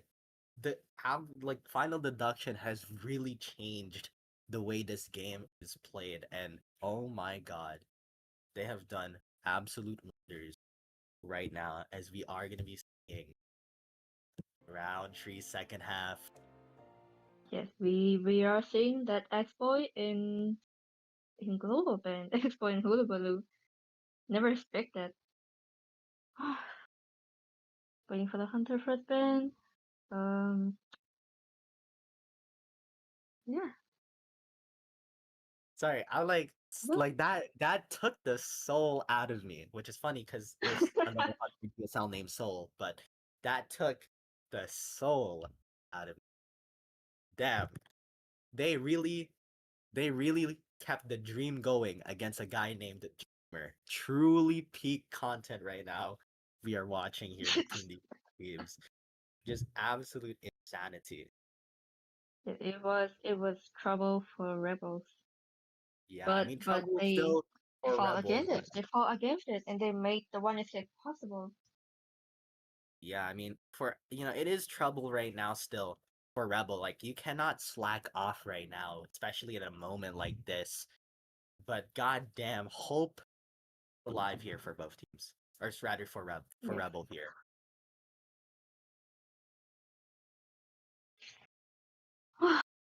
And I do believe that if Rebels somehow get four kills, four main kills, they are going to win by round. Or if hmm, yep, is Rebels hunting right now? Yes. Okay. Well, I'm just like I'm just shocked. The chat is shocked at this absolute insanity of a match. And I'm just like, God, wow, this is peak first match of LO. You know this. LO League 4 is about to be lit when the first match is like that. When the first game between these two teams is like that, you know. EU ping diff, guys. Type it in the chat. Yes, EU EU ping. 200 MS ain't stopping Rebel right now. But you know, again, still GSL with the advantage, but Rebel Yes. with the hope right now as we are gonna be seeing once again Priestess probably and Archer are gonna be banned. I spoiled it again. I'm sorry. It hasn't showed on screen.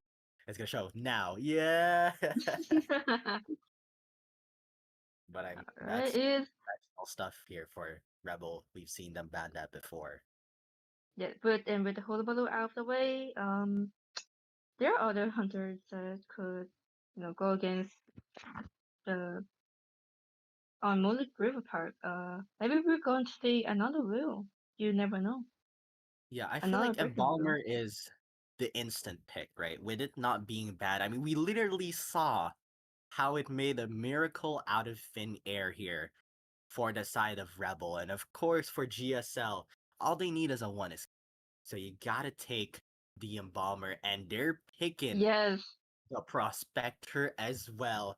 As they said in the chat, it is Umi's signature character. They're not pulling stops for nobody. If we saw Umi Kite insane with that tier, I do wonder how great is it gonna be once we see him on that main, on that, signature prospector here. As we do see, it seems as if Antiquarian is gonna be the next ban and Wildling as the next pick, pulling no stops for anybody.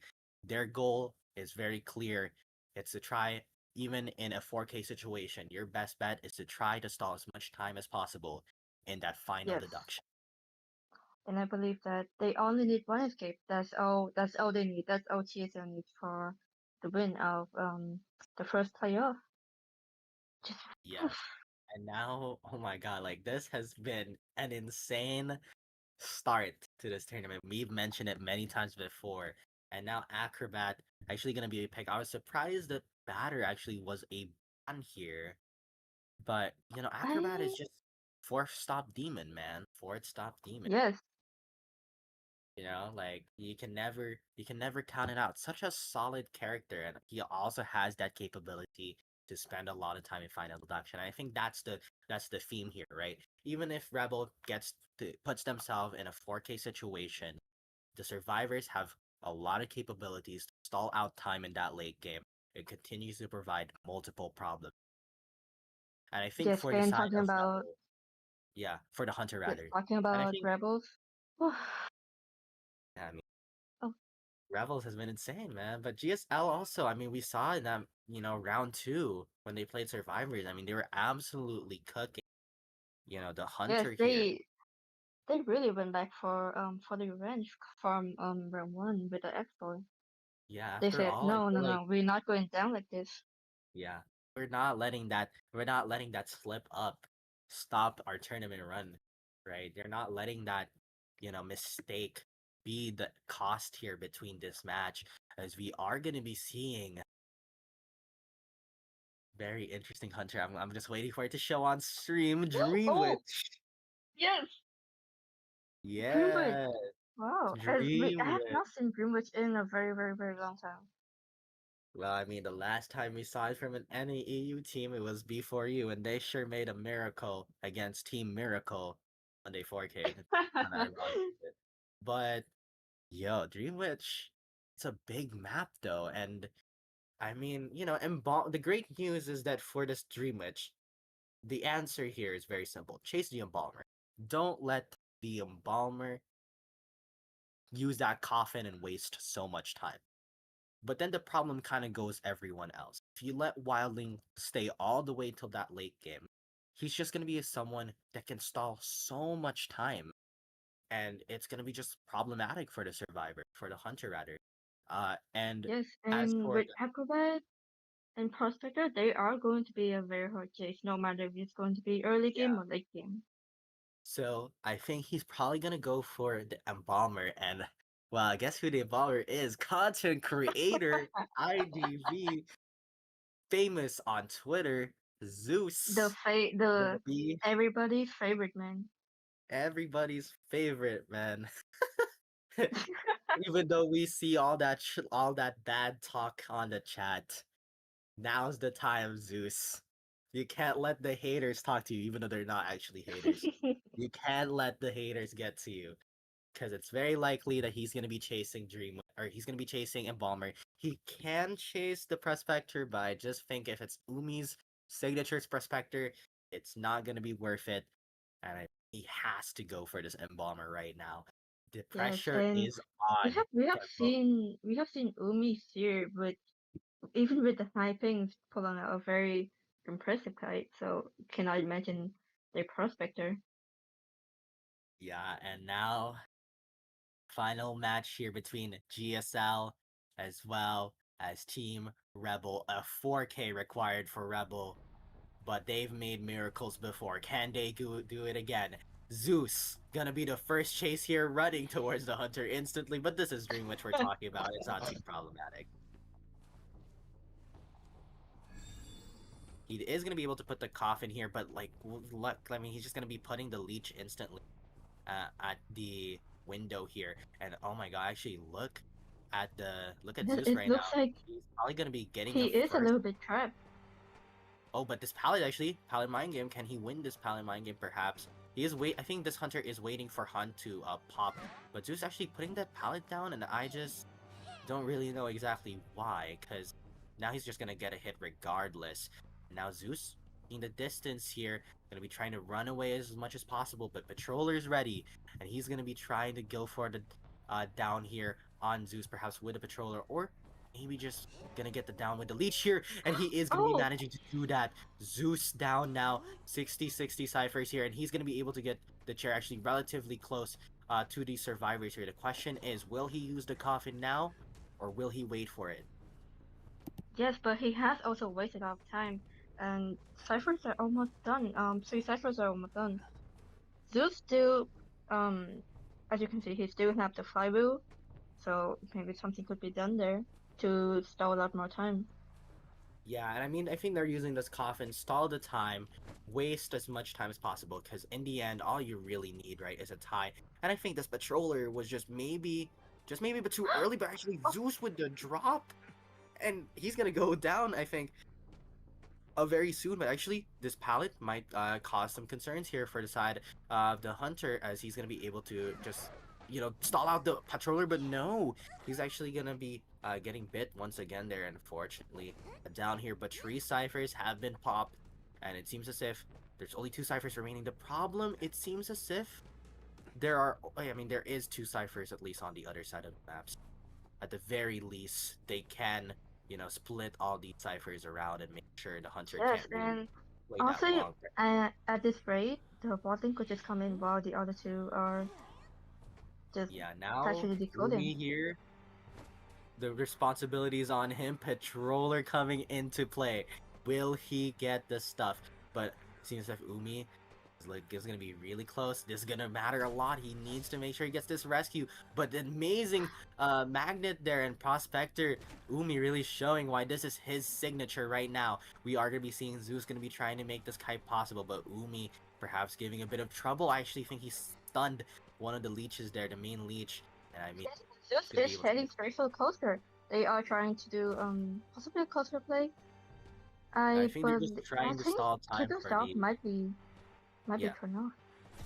Yeah, now there's another magnet, an amazing magnet from Umi. He's gonna get the train here, or not the train, the roller coaster from the side of Zeus actually. But unfortunately, Zeus went the wrong way, but Flywheel's gonna come in. He doesn't get the hit through the window here as well. No. Zeus gonna be able to kite for a bit longer, and this is not looking good because he needs a 4K from the survivors, but the Cypher's already at 50%. This is not looking great. Zeus doing an amazing job for this only rebound. One Cypher remaining.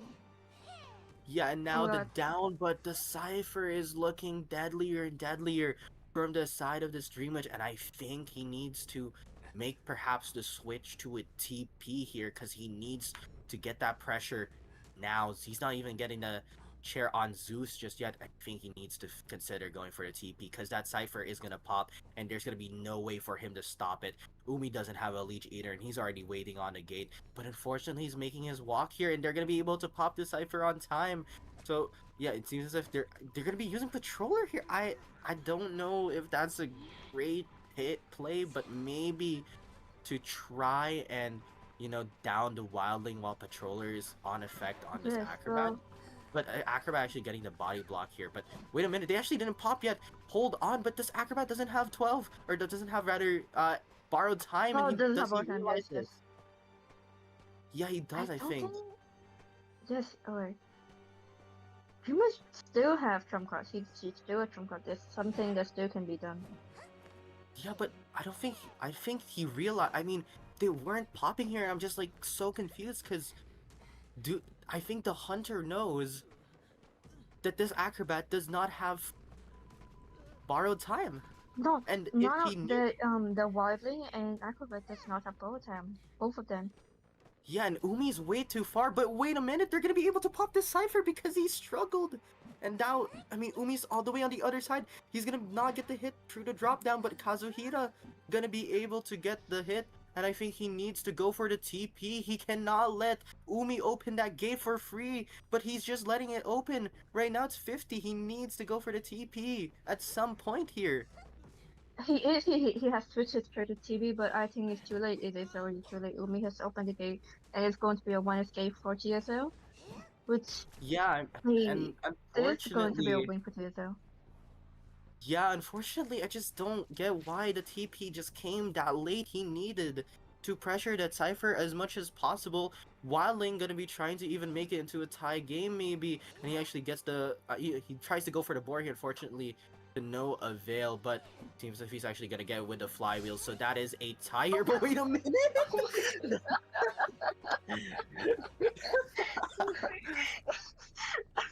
And we, all right, and we do see the was it the 2 versus 3 coming in here with the prospect with the full goal just push. Hold him.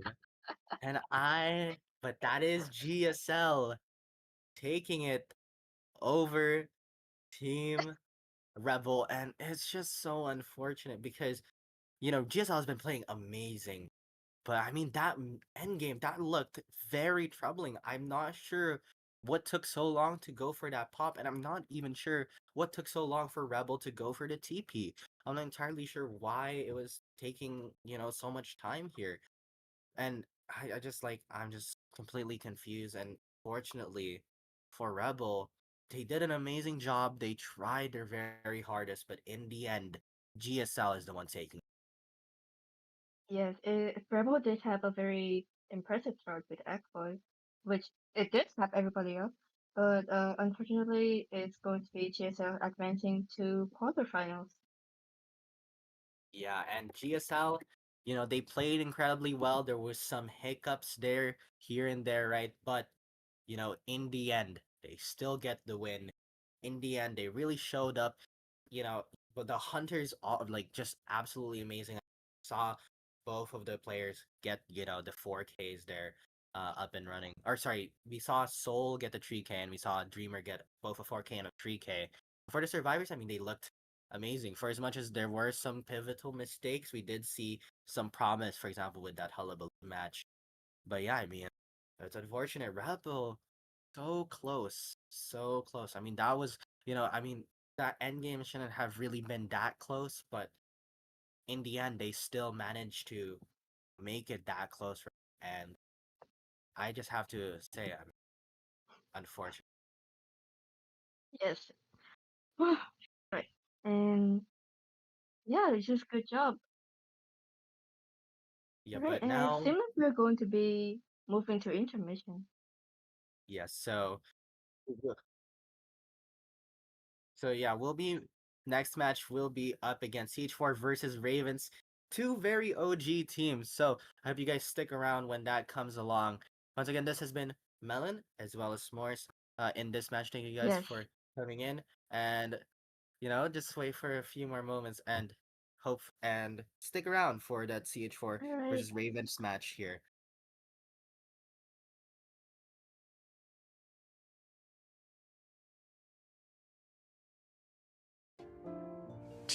It's just some crude entertainment. It's only natural that a rich lady like you has never played it before. Maybe we can be nicer to each other, Mr. Campbell? After all, it wouldn't hurt to have one more ally here, right? An ally? That is true. And I'll consider it if you can beat me.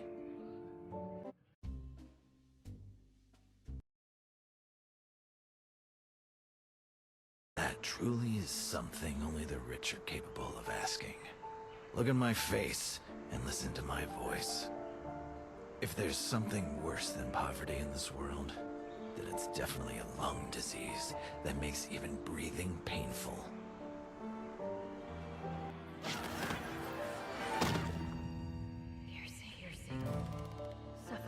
With every sudden plunge into sleep, time and I are sliced apart. Oh God, it's happening again. Poor girl. Tormented by phantoms, even in her dreams. Inside that little box, light and shadow shift. Steady, unbroken. No more panic when everything freezes. A complete day. That's how it was meant to be. This gift is mending me, but the shadow of loss always follows right behind joy. Another child of darkness destined for the noose. Such grand theories. These people, they all owe her for what was taken. Just a little more time. Look, I did it. My pain finally has meaning. Justice? No, vengeance. He'll taste the same suffering. But where did you go? No matter. I'll tear through every layer of time. Until I find you.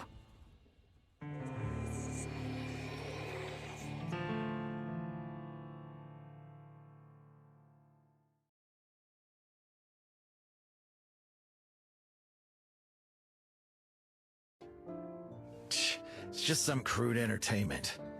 It's only natural that a rich lady like you has never played it before.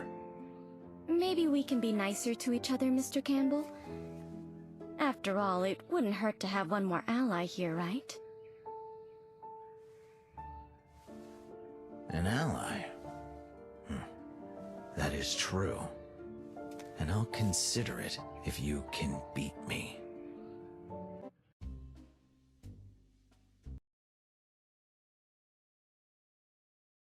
That truly is something only the rich are capable of asking. Look at my face and listen to my voice.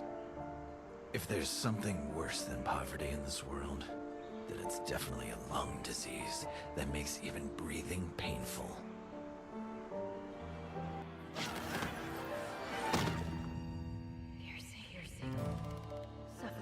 With every sudden plunge into sleep, time and I are sliced apart. Oh God, it's happening again. Poor girl. Tormented by phantoms, even in her dreams. Inside that little box, light and shadow shift. Steady, unbroken. No more panic when everything freezes. A complete day. That's how it was meant to be. This gift is mending me, but the shadow of loss always follows right behind joy.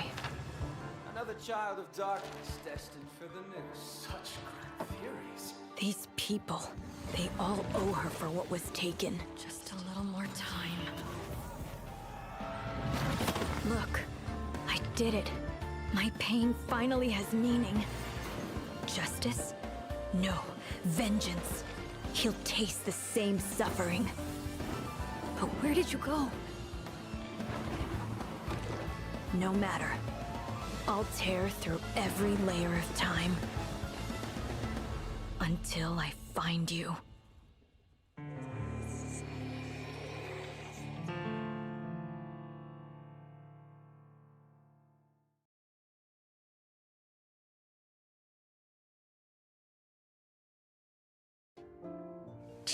It's just some crude entertainment.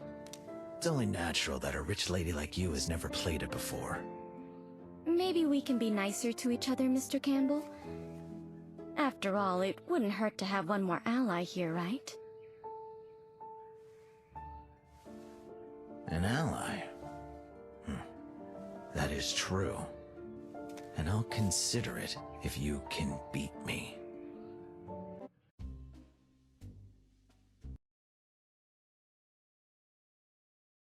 That truly is something only the rich are capable of asking. Look at my face and listen to my voice. If there's something worse than poverty in this world, then it's definitely a lung disease that makes even breathing painful.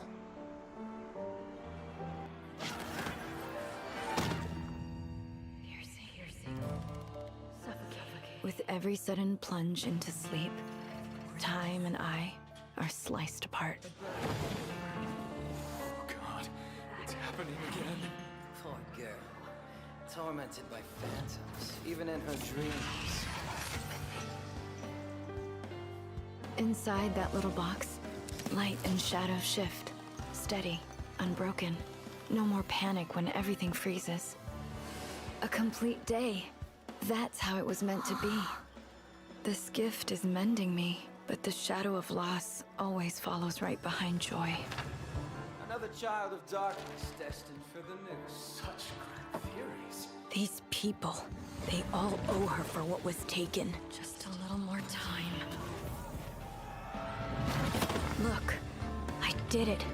My pain finally has meaning. Justice? No, vengeance.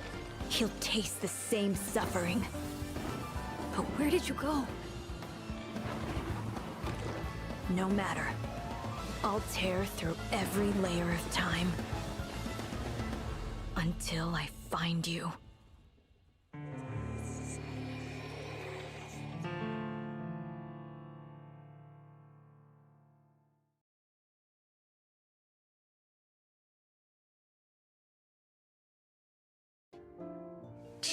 It's just some crude entertainment. It's only natural that a rich lady like you has never played it before.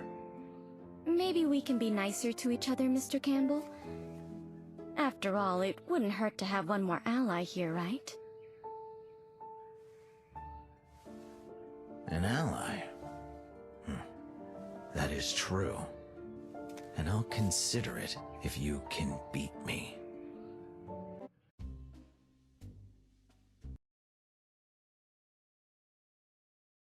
That truly is something only the rich are capable of asking. Look at my face and listen to my voice. If there's something worse than poverty in this world, then it's definitely a lung disease that makes even breathing painful.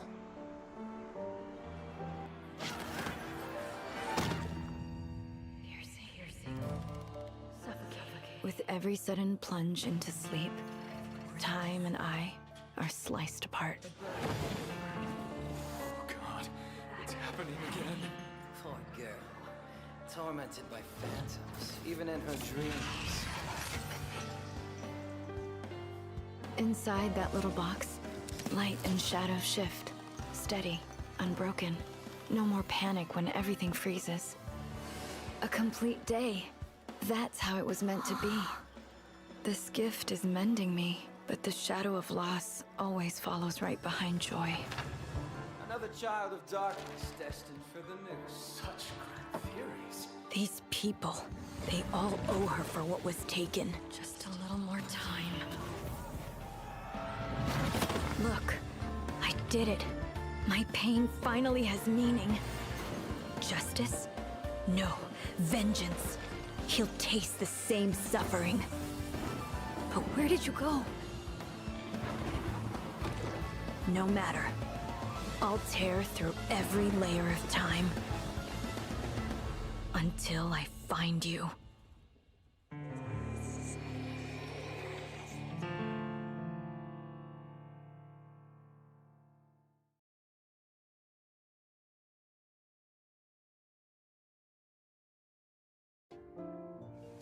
It's just some crude entertainment.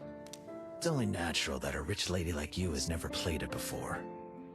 Maybe we can be nicer to each other, Mr. Campbell? After all, it wouldn't hurt to have one more ally here, right? An ally? That is true. And I'll consider it if you can beat me.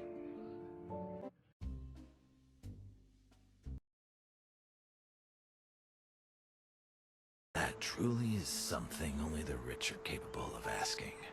Look in my face and listen to my voice. If there's something worse than poverty in this world, then it's definitely a lung disease that makes even breathing painful.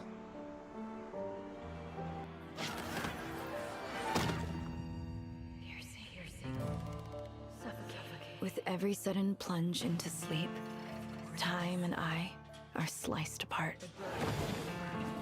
Oh god, it's happening again. Poor girl. Tormented by phantoms, even in her dreams. Inside that little box, light and shadow shift. Steady, unbroken. No more panic when everything freezes. A complete day. That's how it was meant to be. This gift is mending me, but the shadow of loss always follows right behind joy.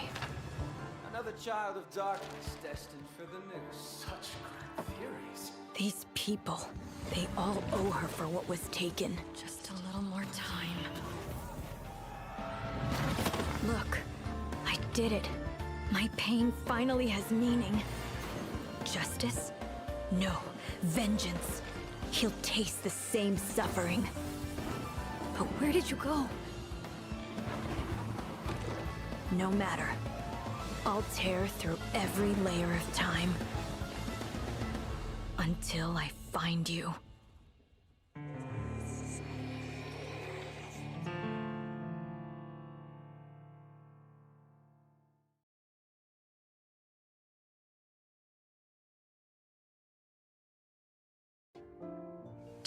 It's just some crude entertainment. It's only natural that a rich lady like you has never played it before. Maybe we can be nicer to each other, Mr. Campbell? After all, it wouldn't hurt to have one more ally here, right? An ally? That is true. And I'll consider it if you can beat me.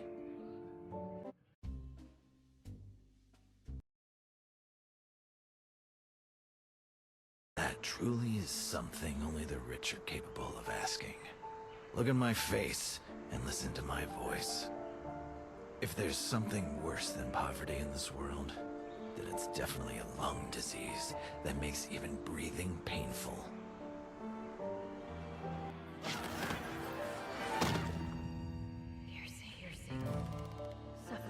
With every sudden plunge into sleep, time and I are sliced apart. Oh god, it's happening again. Poor girl. Tormented by phantoms, even in her dreams. Inside that little box, light and shadow shift. Steady, unbroken. No more panic when everything freezes. A complete day. That's how it was meant to be. This gift is mending me, but the shadow of loss always follows right behind joy. Another child of darkness destined for the noose. Such grand theories. These people, they all owe her for what was taken. Just a little more time. Look, I did it. My pain finally has meaning. Justice? No, vengeance. He'll taste the same suffering. But where did you go? No matter. I'll tear through every layer of time. Until I find you.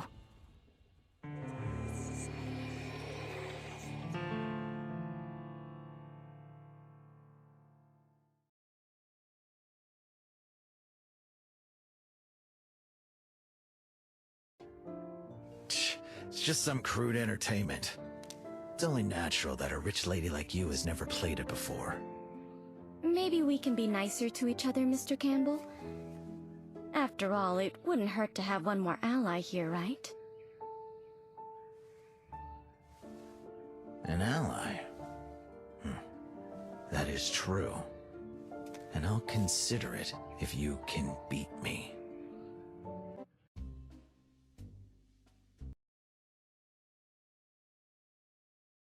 That truly is something only the rich are capable of asking. Look at my face and listen to my voice. If there's something worse than poverty in this world, then it's definitely a lung disease that makes even breathing painful.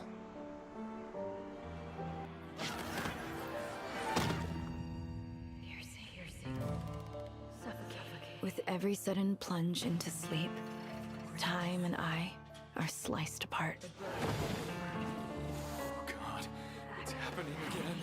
Poor girl. Tormented by phantoms, even in her dreams. Inside that little box, light and shadow shift. Steady, unbroken. No more panic when everything freezes. A complete day. That's how it was meant to be. This gift is mending me, but the shadow of loss always follows right behind joy. Another child of darkness destined for the noose. Such grand theories. These people, they all owe her for what was taken. Just a little more time. Look, I did it.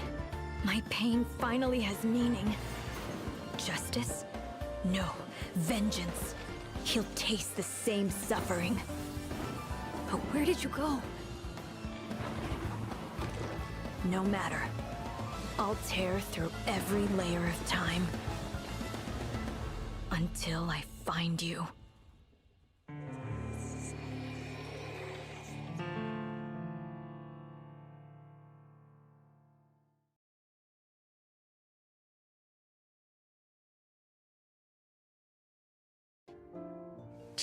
It's just some crude entertainment.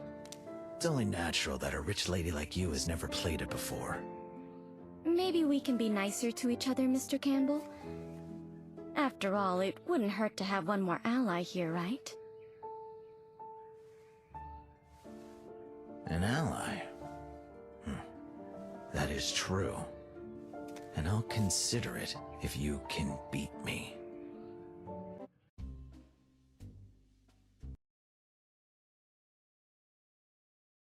That truly is something only the rich are capable of asking.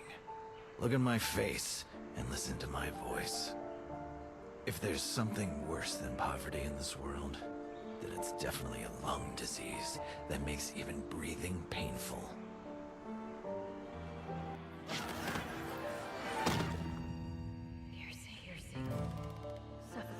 With every sudden plunge into sleep, time and I are sliced apart.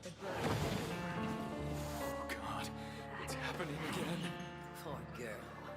Tormented by phantoms, even in her dreams. Inside that little box, light and shadow shift. Steady, unbroken. No more panic when everything freezes. A complete day. That's how it was meant to be. This gift is mending me, but the shadow of loss always follows right behind joy. Another child of darkness destined for the noose. Such grand theories. These people, they all owe her for what was taken. Just a little more time. Look, I did it. My pain finally has meaning. Justice? No, vengeance. He'll taste the same suffering.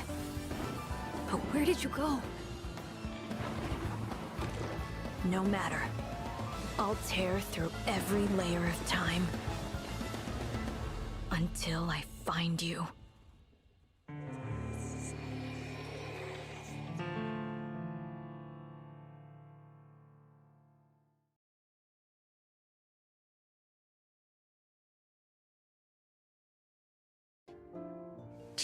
It's just some crude entertainment. It's only natural that a rich lady like you has never played it before. Maybe we can be nicer to each other, Mr. Campbell? After all, it wouldn't hurt to have one more ally here, right? An ally? That is true. And I'll consider it if you can beat me.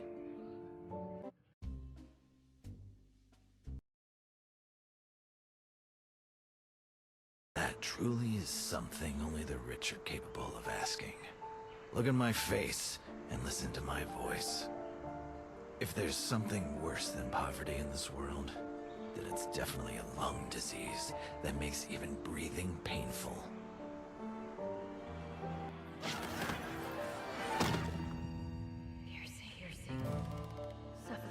With every sudden plunge into sleep, time and I are sliced apart.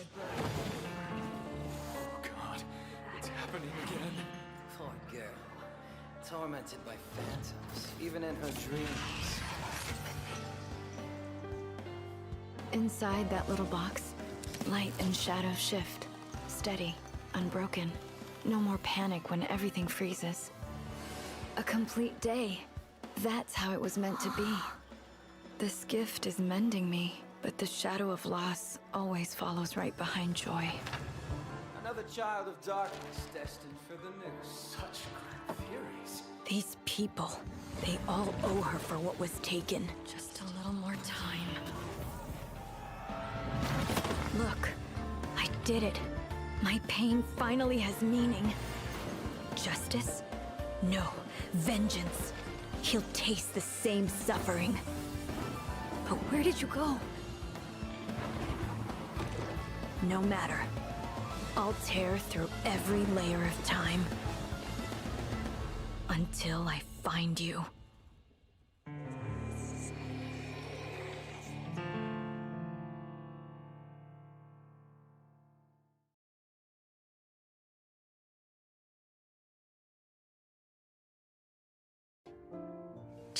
It's just some crude entertainment.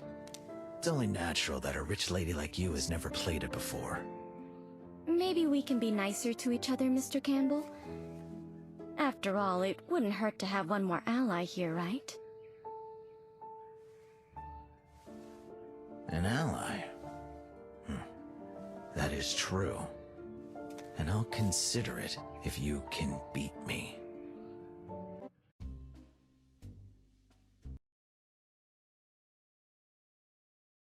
That truly is something only the rich are capable of asking. Look in my face and listen to my voice. If there's something worse than poverty in this world, then it's definitely a lung disease that makes even breathing painful.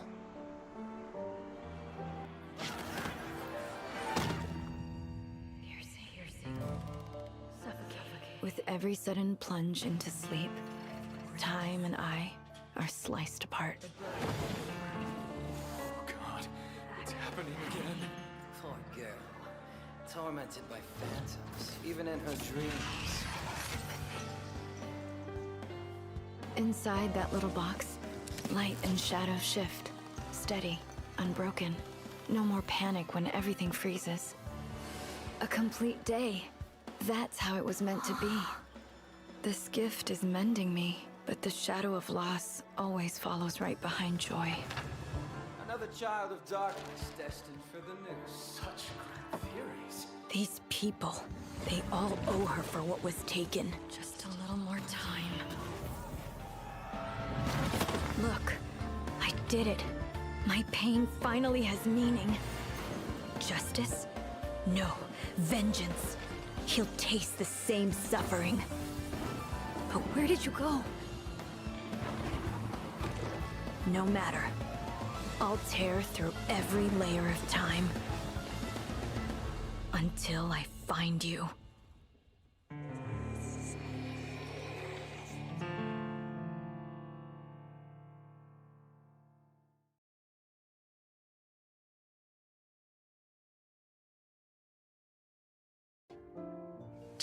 It's just some crude entertainment. It's only natural that a rich lady like you has never played it before. Maybe we can be nicer to each other, Mr. Campbell. After all, it wouldn't hurt to have one more ally here, right? An ally? That is true. And I'll consider it if you can beat me.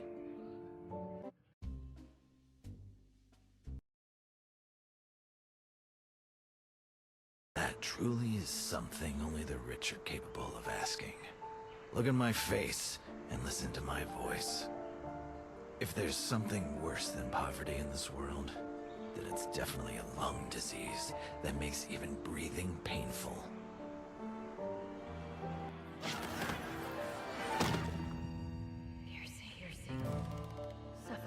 With every sudden plunge into sleep, time and I are sliced apart. Oh God, it's happening again. Poor girl. Tormented by phantoms, even in her dreams. Inside that little box, light and shadow shift. Steady, unbroken. No more panic when everything freezes. A complete day. That's how it was meant to be. This gift is mending me, but the shadow of loss always follows right behind joy. Another child of darkness destined for the news. Such grand theories. These people, they all owe her for what was taken. Just a little more time. Look, I did it. My pain finally has meaning. Justice? No, vengeance. He'll taste the same suffering. But where did you go? No matter. I'll tear through every layer of time until I find you.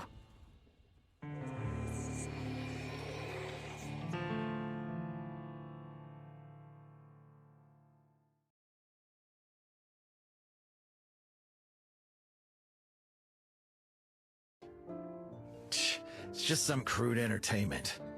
It's only natural that a rich lady like you has never played it before. Maybe we can be nicer to each other, Mr. Campbell.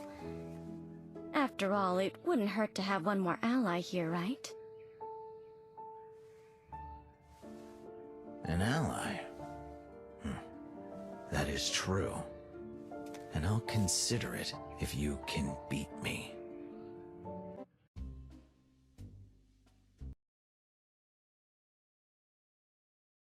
That truly is something only the rich are capable of asking.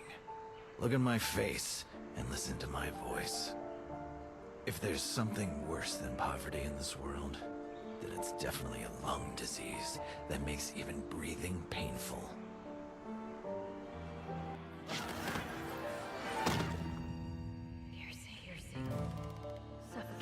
With every sudden plunge into sleep, time and I are sliced apart. Oh God, it's happening again. Poor girl. Tormented by phantoms, even in her dreams. Inside that little box, light and shadow shift. Steady, unbroken. No more panic when everything freezes. A complete day. That's how it was meant to be. This gift is mending me, but the shadow of loss always follows right behind joy. Another child of darkness destined for the news. Such grand theories. These people, they all owe her for what was taken. Just a little more time.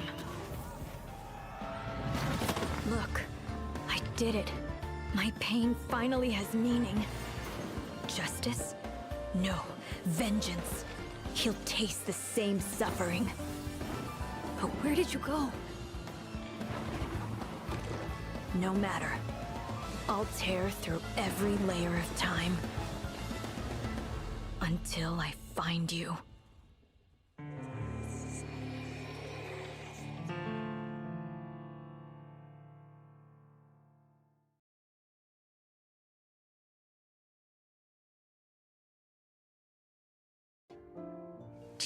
It's just some crude entertainment. It's only natural that a rich lady like you has never played it before. Maybe we can be nicer to each other, Mr. Campbell. After all, it wouldn't hurt to have one more ally here, right? An ally? That is true. And I'll consider it if you can beat me.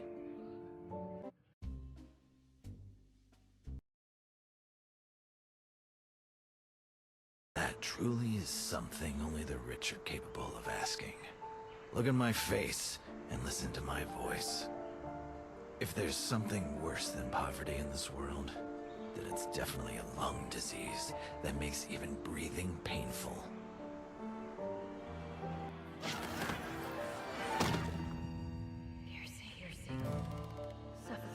With every sudden plunge into sleep, time and I are sliced apart. Oh God, it's happening again. Poor girl. Tormented by phantoms, even in her dreams. Inside that little box, light and shadow shift. Steady, unbroken. No more panic when everything freezes. A complete day. That's how it was meant to be. This gift is mending me, but the shadow of loss always follows right behind joy. Another child of darkness destined for the noose. Such grand theories. These people, they all owe her for what was taken. Just a little more time. Look, I did it. My pain finally has meaning. Justice?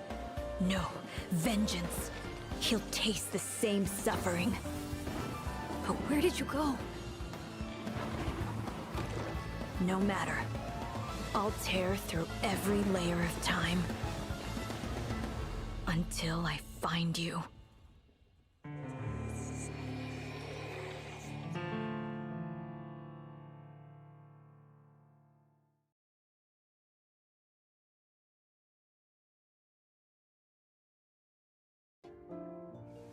It's just some crude entertainment.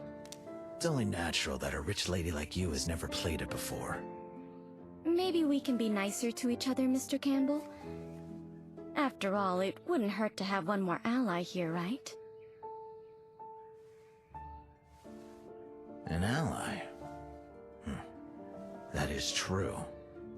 And I'll consider it if you can beat me.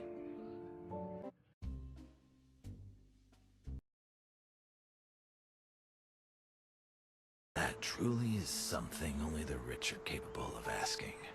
Look at my face and listen to my voice.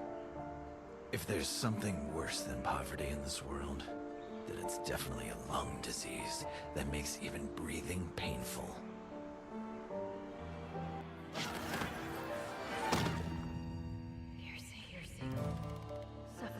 With every sudden plunge into sleep, time and I are sliced apart. Oh God, it's happening again. Poor girl. Tormented by phantoms, even in her dreams. Inside that little box, light and shadow shift. Steady, unbroken. No more panic when everything freezes. A complete day. That's how it was meant to be. This gift is mending me, but the shadow of loss always follows right behind joy. Another child of darkness destined for the noose. Such grand theories. These people, they all owe her for what was taken. Just a little more time. Look, I did it. My pain finally has meaning. Justice? No, vengeance. He'll taste the same suffering. But where did you go? No matter. I'll tear through every layer of time. Until I find you.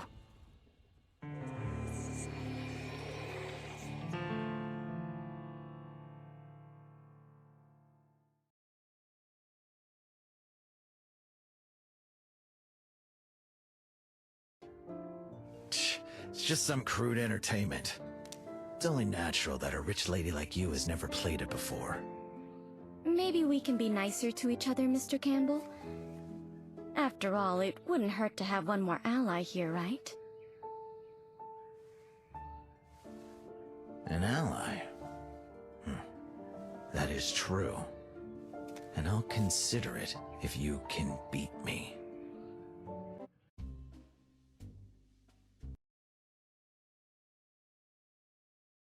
That truly is something only the rich are capable of asking. Look at my face and listen to my voice. If there's something worse than poverty in this world, then it's definitely a lung disease that makes even breathing painful.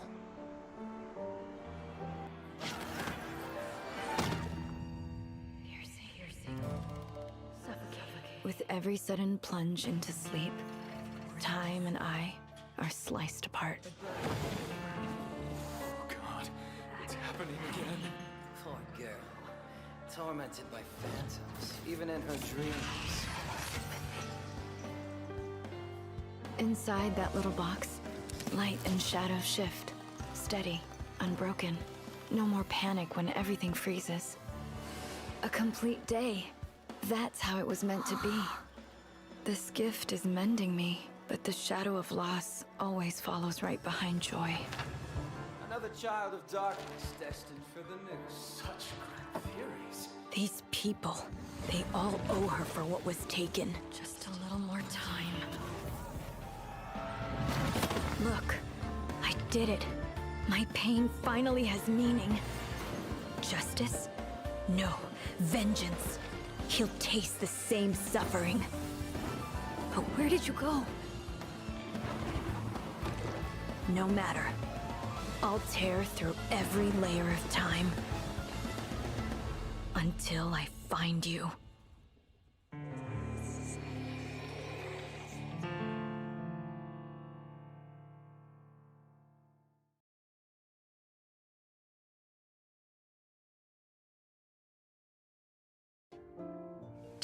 It's just some crude entertainment. It's only natural that a rich lady like you has never played it before. Maybe we can be nicer to each other, Mr. Campbell. After all, it wouldn't hurt to have one more ally here, right? An ally?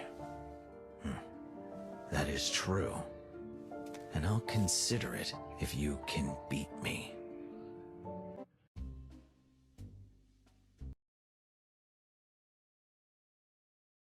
That truly is something only the rich are capable of asking.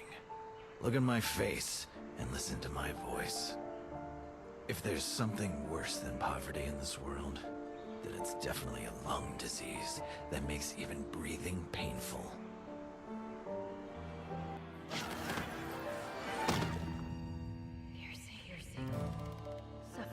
With every sudden plunge into sleep, time and I are sliced apart. Oh God, it's happening again. Poor girl. Tormented by phantoms, even in her dreams. Inside that little box, light and shadow shift. Steady, unbroken. No more panic when everything freezes. A complete day. That's how it was meant to be. This gift is mending me, but the shadow of loss always follows right behind joy. Another child of darkness destined for the noose. Such grand theories. These people, they all owe her for what was taken. Just a little more time. Look, I did it. My pain finally has meaning. Justice? No, vengeance. He'll taste the same suffering. But where did you go? No matter. I'll tear through every layer of time. Until I find you.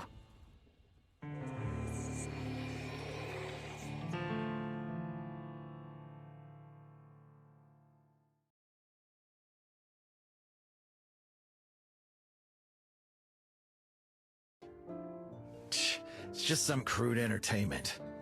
It's only natural that a rich lady like you has never played it before. Maybe we can be nicer to each other, Mr. Campbell. After all, it wouldn't hurt to have one more ally here, right? An ally? That is true. And I'll consider it if you can beat me.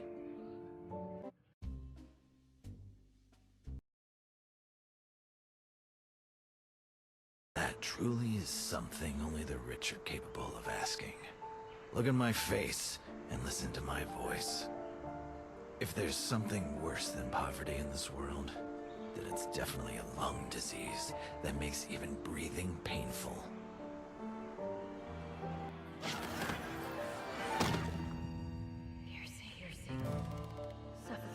With every sudden plunge into sleep, time and I are sliced apart. Oh God, it's happening again.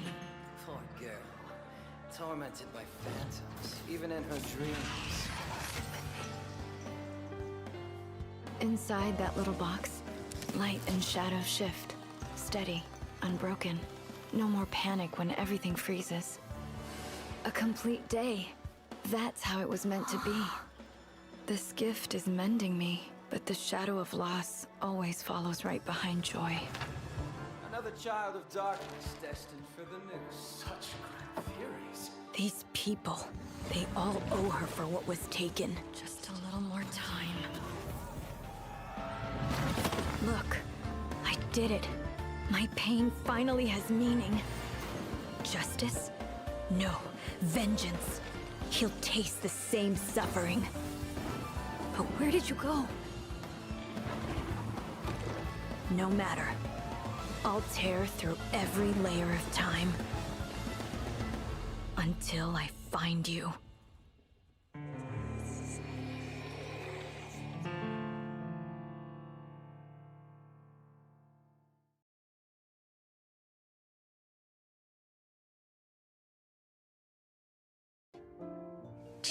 It's just some crude entertainment.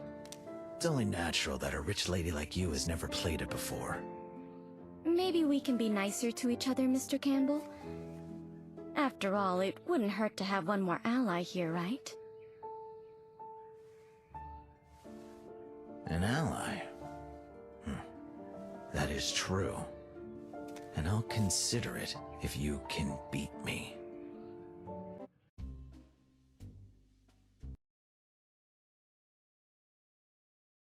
That truly is something only the rich are capable of asking. Look at my face and listen to my voice. If there's something worse than poverty in this world, then it's definitely a lung disease that makes even breathing painful.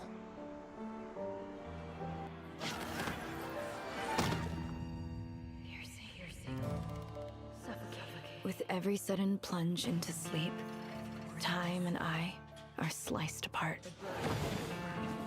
Oh God, it's happening again. Poor girl.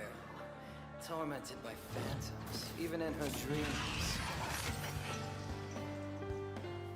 Inside that little box, light and shadow shift. Steady, unbroken. No more panic when everything freezes. A complete day. That's how it was meant to be. This gift is mending me, but the shadow of loss always follows right behind joy. Another child of darkness destined for the noose. Such grand furies. These people, they all owe her for what was taken. Just a little more time. Look, I did it. My pain finally has meaning. Justice? No, vengeance. He'll taste the same suffering. But where did you go? No matter. I'll tear through every layer of time until I find you.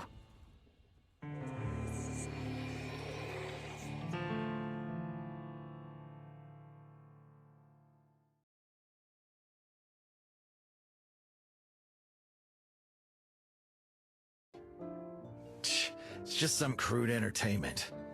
It's only natural that a rich lady like you has never played it before. Maybe we can be nicer to each other, Mr. Campbell. After all, it wouldn't hurt to have one more ally here, right? An ally? That is true. And I'll consider it if you can beat me.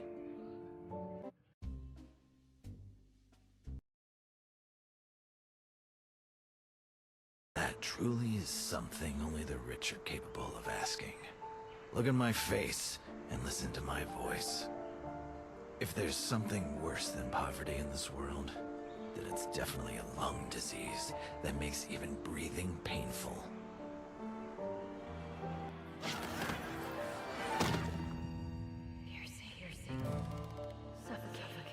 every sudden plunge into sleep, time and I are sliced apart.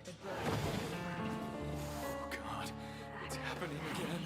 Poor girl. Tormented by phantoms, even in her dreams. Inside that little box, light and shadow shift.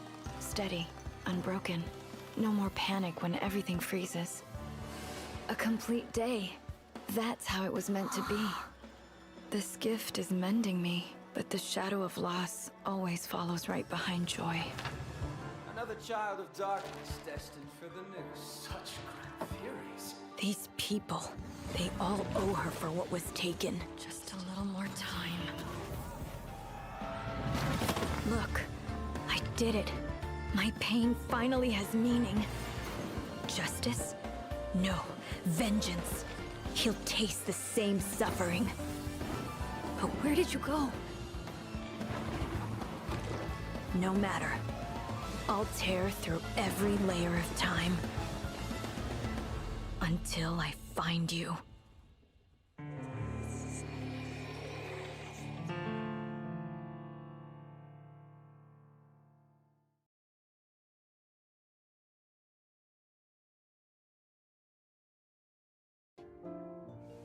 It's just some crude entertainment.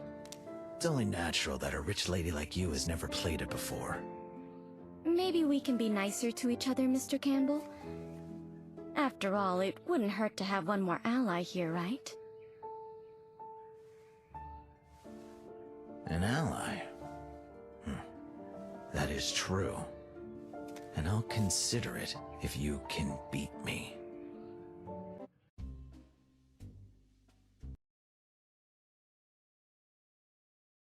That truly is something only the rich are capable of asking. Look in my face and listen to my voice. If there's something worse than poverty in this world, then it's definitely a lung disease that makes even breathing painful.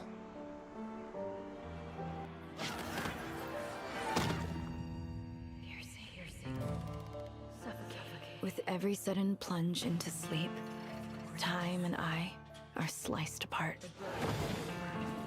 Oh God, it's happening again. Poor girl. Tormented by phantoms, even in her dreams. Inside that little box, light and shadow shift. Steady, unbroken. No more panic when everything freezes. A complete day. That's how it was meant to be. This gift is mending me, but the shadow of loss always follows right behind joy.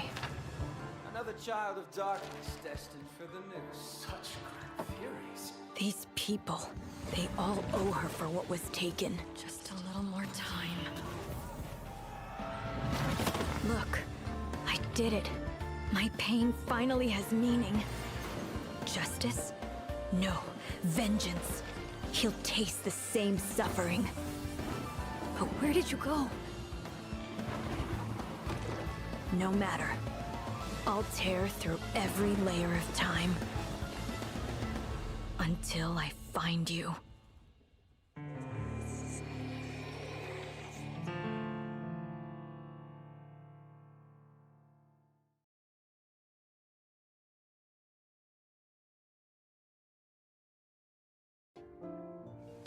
It's just some crude entertainment.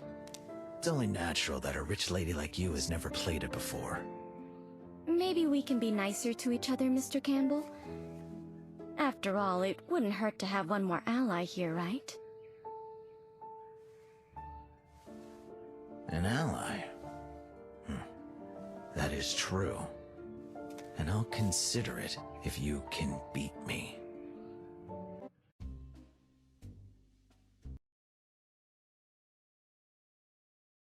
That truly is something only the rich are capable of asking.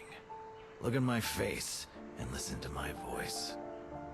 If there's something worse than poverty in this world, then it's definitely a lung disease that makes even breathing painful.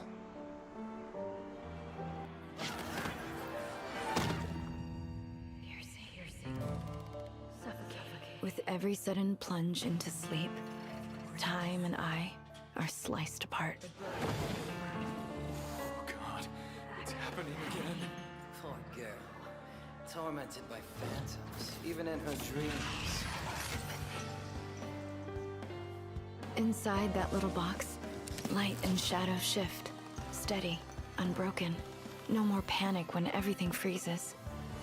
A complete day. That's how it was meant to be. This gift is mending me, but the shadow of loss always follows right behind joy. Another child of darkness destined for the noose. Such grand theories. These people, they all owe her for what was taken. Just a little more time. Look, I did it. My pain finally has meaning. Justice? No, vengeance. He'll taste the same suffering. But where did you go? No matter. I'll tear through every layer of time. Until I find you.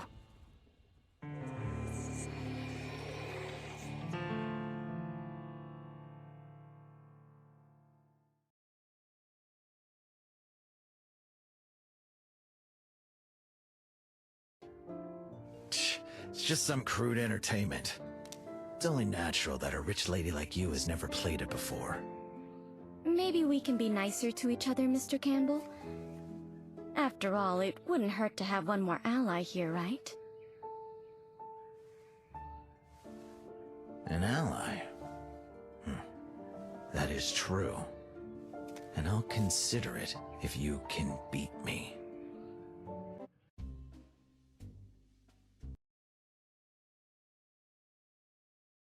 That truly is something only the rich are capable of asking. Look at my face and listen to my voice. If there's something worse than poverty in this world, then it's definitely a lung disease that makes even breathing painful.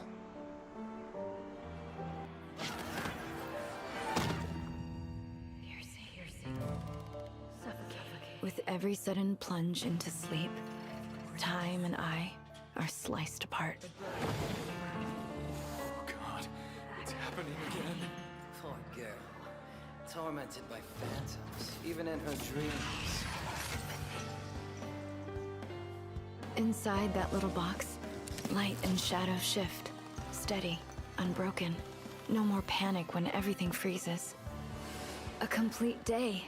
That's how it was meant to be. This gift is mending me, but the shadow of loss always follows right behind joy. Another child of darkness destined for the noose. Such grand theories. These people, they all owe her for what was taken. Just a little more time. Look, I did it. My pain finally has meaning. Justice? No, vengeance. He'll taste the same suffering. But where did you go? No matter. I'll tear through every layer of time. Until I find you.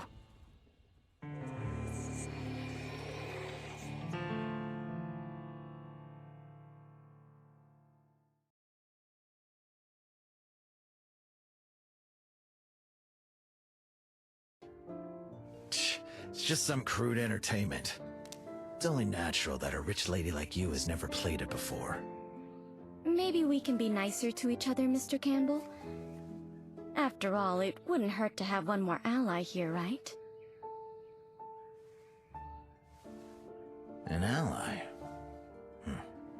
That is true. And I'll consider it if you can beat me.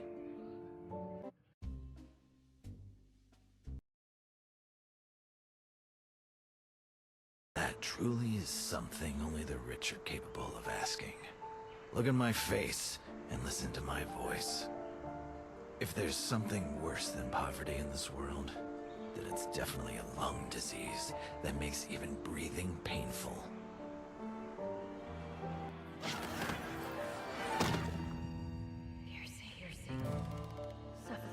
With every sudden plunge into sleep, time and I are sliced apart.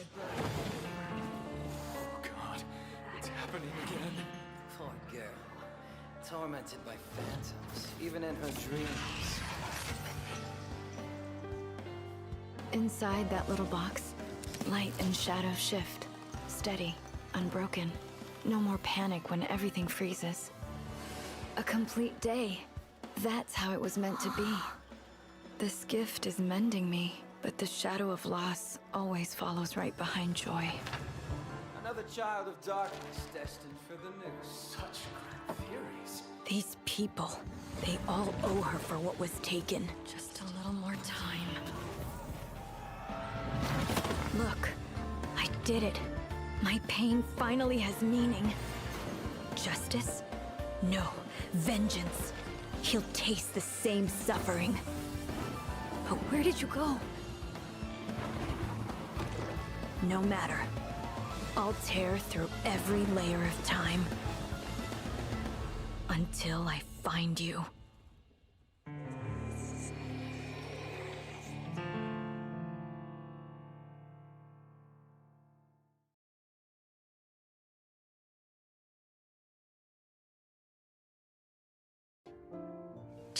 It's just some crude entertainment.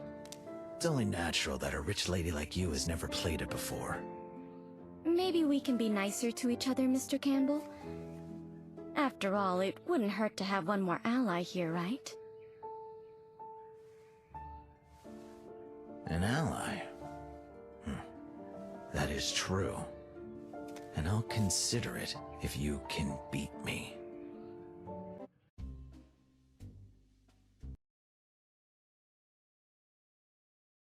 That truly is something only the rich are capable of asking.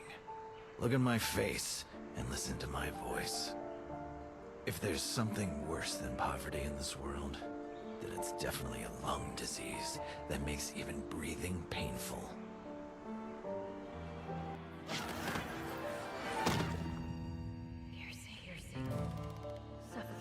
With every sudden plunge into sleep, time and I are sliced apart.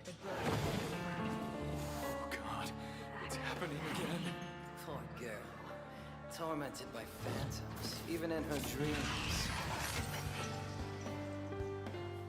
Inside that little box, light and shadow shift.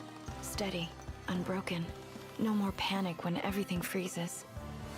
A complete day. That's how it was meant to be. This gift is mending me, but the shadow of loss always follows right behind joy. Another child of darkness destined for the noose. Such grand theories. These people, they all owe her for what was taken. Just a little more time. Look, I did it. My pain finally has meaning. Justice? No, vengeance. He'll taste the same suffering. But where did you go? No matter. I'll tear through every layer of time until I find you.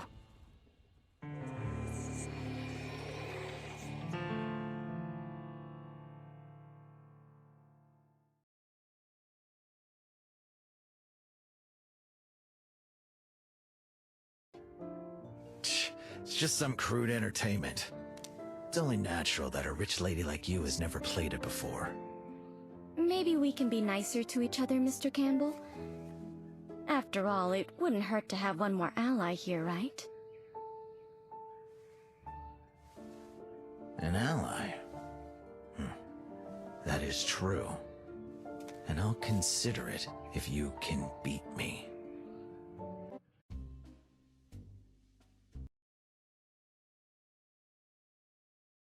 That truly is something only the rich are capable of asking.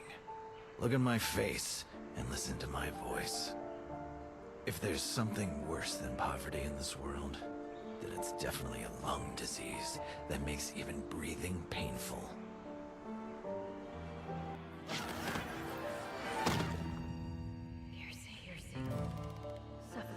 With every sudden plunge into sleep, time and I are sliced apart.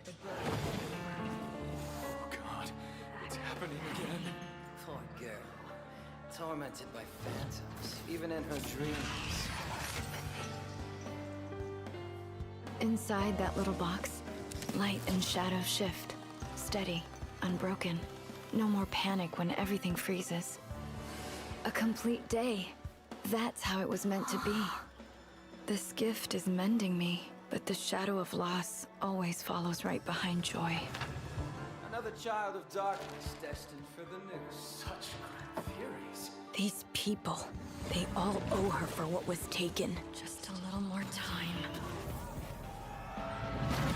Look, I did it. My pain finally has meaning. Justice? No, vengeance. He'll taste the same suffering. But where did you go? No matter. I'll tear through every layer of time. Until I find you.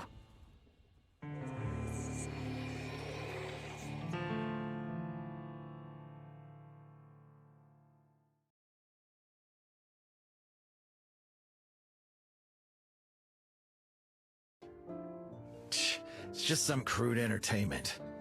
It's only natural that a rich lady like you has never played it before. Maybe we can be nicer to each other, Mr. Campbell? After all, it wouldn't hurt to have one more ally here, right? An ally? That is true. And I'll consider it if you can beat me.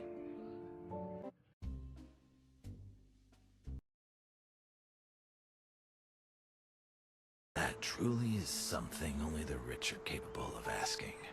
Look in my face and listen to my voice. If there's something worse than poverty in this world, then it's definitely a lung disease that makes even breathing painful.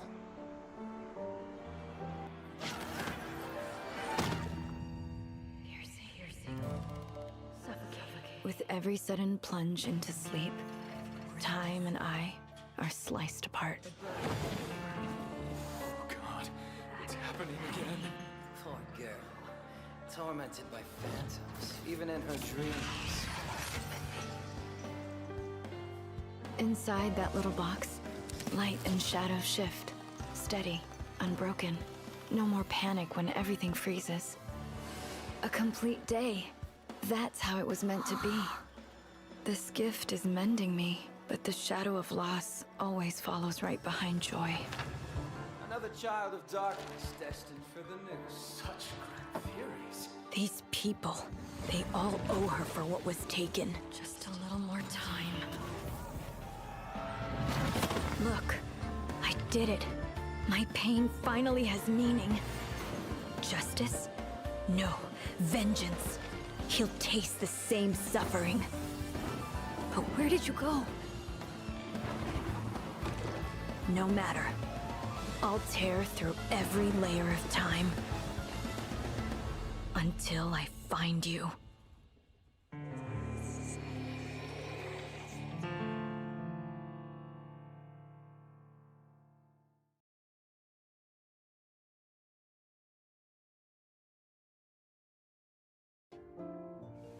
It's just some crude entertainment. It's only natural that a rich lady like you has never played it before. Maybe we can be nicer to each other, Mr. Campbell? After all, it wouldn't hurt to have one more ally here, right? An ally? That is true. And I'll consider it if you can beat me.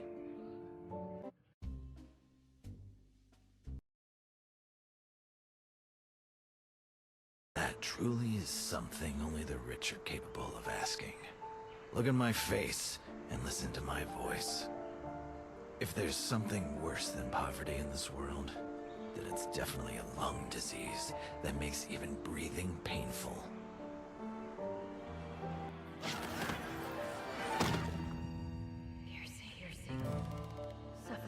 With every sudden plunge into sleep, time and I are sliced apart. Oh God, it's happening again. Poor girl. Tormented by phantoms, even in her dreams. Inside that little box, light and shadow shift. Steady, unbroken. No more panic when everything freezes. A complete day. That's how it was meant to be. This gift is mending me, but the shadow of loss always follows right behind joy. Another child of darkness destined for the noose.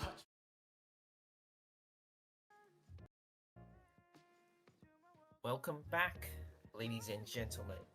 We're in the second game of the day. I'm Zero, and hosting with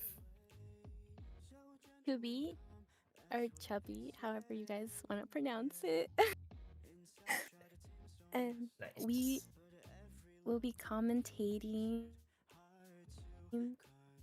G4 versus RV. I'm very excited. This is my first time commentating, so hopefully Welcome, I don't welcome. mess up. Thank you. It's only my third time as well, so hope we can bring good commentary to you guys. We have CH4 versus Ravens. Sorry, two old teams. If you guys have been following the NAEU competitive scene, you guys definitely know these two teams. Very OG teams, and since they are old teams, their character pool is quite deep, right? They have to have experienced all the metas, so should be quite an interesting matchup, don't you think? Yeah, very excited since they both have played in IVT together, so I'm very excited to see how their character selections and picks have changed throughout the years, especially Ravens, which they recently came back from, I think, was either a break or I forgot the word. I think disbandment, or do you know what the word was? But they're back. Yeah, they're back. Yeah. Yeah. But yeah, Excited excited to see 2 OG teams. What they'll bring into our matches. I'd say after all the nerfs for the big four hunters, the meta is much more stable. It's a lot less hunter sided during round 1 and 2, and much more wiggle room for survivors, meaning um, it's a lot more about the band picks and a lot more about the actual performance during the match. So yeah, the match could go either way, really. Excited to be able to commentate over that. Uh, um, so we're just waiting for the teams to get ready and set up their in-game stuff. I'm a big fan of both teams. I like especially Ravens. I think I do know a few people on well, actually not a few people, just like one person, but I like I like to exaggerate. Yeah. Um I'm also a big fan of Link, G4 Link. So like, hopefully we see Yeah, that Axe certainly. Boy. We did see Yeah, an Axe Ling. Boy earlier. Yeah. Oh, sorry, what were you gonna say? No, yeah, no, just like seconding that. Ling definitely has an even wider character pool for him. Like whenever he needs to go for a 4K and maybe the BP just aren't going too well for like the big four, he can definitely pull out the Axe Boy. He could definitely pull out the Hermit for the 4K. So a lot of band picks to think about for Ravens definitely. But uh, again, they're all old players. They have seen each other play multiple times. They've appeared in so many tournaments. So this is a really exciting matchup. Indeed. Yeah. I just want to make a little announcement. Later on will be two offline matches, which I think is Omni versus no, Omni versus AON at 3 p.m. at 3 p.m. PST, which is offline, and then also ELV versus HCN. So if you guys don't see those matches on stream, just know they were offline, but we'll make sure to have commentators during the next matchup to give you guys a little update or something on how they're going during intermission or something. Yeah. Certainly. Yeah, we're Okay. still just And waiting for the teams to set up their bands and everything. yeah. And then we're gonna enter the round one. Usually, it's Goatman and Hula's World in round one. Mm-hmm.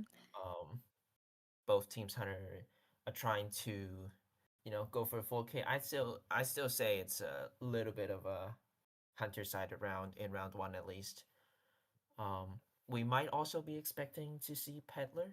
She has gained a bit of popularity in IVL and even in IGL. I see her quite often. In round one Mm-hmm. or two. Yeah. Oh. Personally, I'm expecting to see a sculptor. I'm a big sculptor fan. So hopefully we do see a sculptor. I'm not picky with this side to go. Just show me a sculptor. I am a certified sculptor hater, so I'm not gonna further be commentating What? on it. Yeah. All right, we're gonna have Oh my our god. map bands ready now. I do believe that is an Ever Sleeping band and Yeah. Moonlit map band, probably to counter the Hula on Moonlit and Goatman on Ever Sleeping, and uh, Hospital was picked by Team Ravens, I think. Yeah, Ravens. was Team Raven. Not the most often seen map, I don't think, in IVL. So excited to see what they have planned on Hospital, because this is usually the Survivor side of map. Maybe they have, their hunter train really well, trying to maybe to get the tie or free K on such a Survivor side of map as a Hospital, and yeah. Mm-hmm. Um, it seems Raven. I mean, sorry, I had something stuck in my throat. It seems Ravens will be hunting first, and then G4 will be surviving here. Um, I'm not sure who could be Raven's hunter. Since their lineup has changed a bit. Um, I was familiar with uh a hunter named I don't want to chop their name, but it was uh like a mythical creature from Mexican mythology. Sorry. But You're okay. yes. Um so oh sorry. um it does seem Ravens only has 4 players though. So I think David or Pablo might be hunting here since they are from what I know, have seen them in the ranking tiers, so either of them could be hunting here. Um Yeah, no, definitely. I've also seen them, like, during rank. They dual faction. I think they do tend to get to peak or almost peak, like for dual factions mhm. just every season. So yeah, they can. Ravens isn't worried about their hunting. Um, and obviously CH4 still have Ling. Um, you know, he got meta Mhm. hunters down, and he also got some niche picks. So uh, Ravens definitely need to beware, you know, um, that of their band picks, because if they focus too much on the big four, Link could just pull up one of his One of his speciality off meta hunters. pick, mm, Hmm. like that Axe Boy. I'm certainly we're Mm, all excited to maybe see an Axe Boy appearance in a meta where we don't really see him that often. Maybe only uh, one or two hunters can really use him. I do remember seeing him once in IVL, if I'm not mistaken. I think, yeah, I I think it think was he like, did well. mm-hmm. I think it was I round know, one as yeah, well, right? I know, I know the match you're talking about. Like, my brain just like fuzzed out the names, but I can feel it. Yeah, Like I'm yeah, imagining me it. too. I At that match as well, I was so sure. Oh, we're just gonna see a regular, hunter, and oh, Axe Boy, and actually did really well as well. So Mm-hmm. definitely scary. Um, and maybe in IVL, I think the meta for them is a lot more stable. In Mm-hmm. NAEU tournaments, I'd say we tend to see a bit slightly more comfort picks in Mm-hmm. favor of like just blindly following the meta. So yeah, it could any character Yeah. we can see it. Yeah, we definitely try and make the most potential out of like the most characters. Like a Lucky Guy recently. Sorry, Mm. I have hiccups.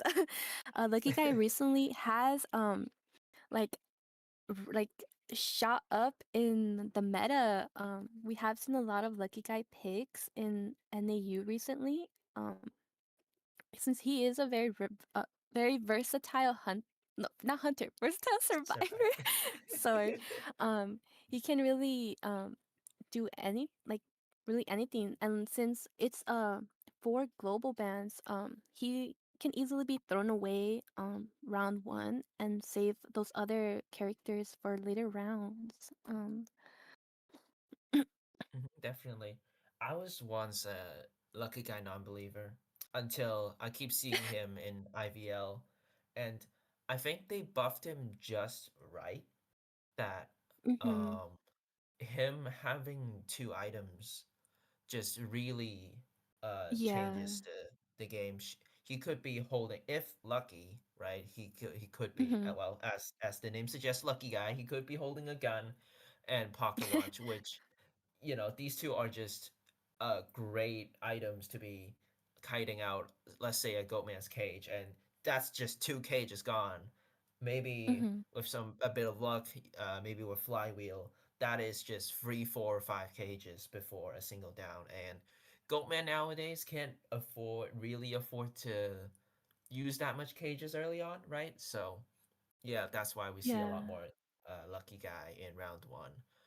We are going to have our first bands, which is going to be a seer ban and a escapologist ban.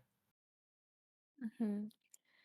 And then we will be seeing Chief 4 locking in that puppeteer and mechanic. So they're definitely going for oh my God, let me for that like like hit comp, you know? Mhm. No, because I think, yeah, mechanic is Yeah, just one hit. extra good in hospital, right? Because she just spawned inside Mhm. hospital, and Hunter usually doesn't really have a good way to instantly find uh the mechanic immediately. Puppet is just such a versatile, good round one pick. He counters so many of the big four hunters, right? Mhm. Um, we're gonna see a novelist in the forward ban. Forward ban, I don't think it's that common, but novelists definitely keep appearing in IVL and Mhm. just tournament matches.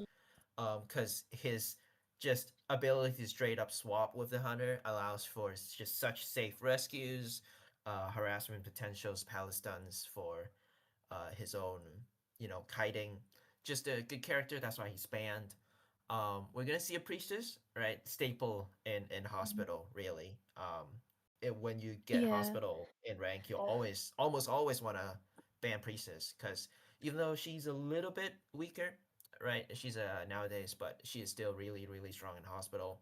Last but not least, we're gonna have a rescuer, and that is going to be the journalist saving mercenary, first officer, gravekeeper, and wildling in later rounds.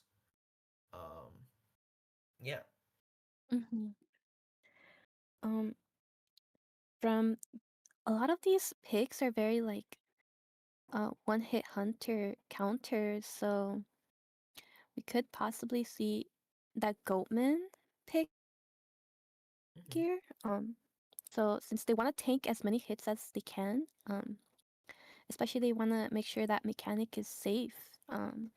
Either I know this is very controversial with where some people want to spawn mechanic, but I have seen some people spawn mechanic in the ruin Mhm. um top of hospital, but each their own. Um Yeah, I mean, if they spawn in ruins, they could be using the bot as like two owls. I've certainly seen Persica Mhm. from WBG do that quite often. Um, yeah, I think this is a pretty solid comp, right? We Persica. got Puppet and Journalist Mhm. as two staple rescues. Mechanic, quick decoding, inside hospital, nothing to really disturb her unless she gets chased, really. And Priestess, again, such a staple in hospital. The Hunter is going to be a peddler. Oh, Certainly a very versatile hunter. Can, well, basically do anything. mhm. Um, have, Yeah. a lot of tools to deal with whatever the survivors' items have. And we're Mhm. gonna see the spawns here.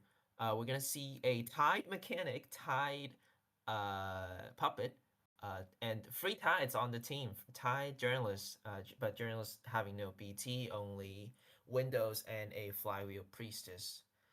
Um, Mhm. I'd say they managed the mind game really well because mechanics really far away from the hunter. Yeah, I definitely did not expect a mechanic spawn there. I'm like actually really shocked. Wow. This might Yeah, be a the new whole time. strategy. Yeah. Mhm. The whole time we're Um, talking about, oh, they're gonna spawn ruins, they're gonna spawn hospital. yeah. Nope, they're gonna spawn at the rescuer spot. So she's safely, protected by all the other survivors. Um, but Peddler, Mhm. doesn't really have to chase the first person she sees. She can just, uh, grab some vines, grab some mineral, chip hits, and start chasing the mech afterwards. So we'll see what the Peddler Mhm. does when game starts. Um, sorry. Since mechanic will be having the locked cipher at Forest, she probably will drop her bot there, so when it's unlocked, she can just easily decode that cipher. Yeah, this seems she is gonna. Oh, sorry. All right, we're gonna see the survivors She's rotating. going. Yeah, journalist is Going. going to be first chase. Puts a puppet down early, try to block the pallet. Gets pallet center, maybe a little bit of mistake.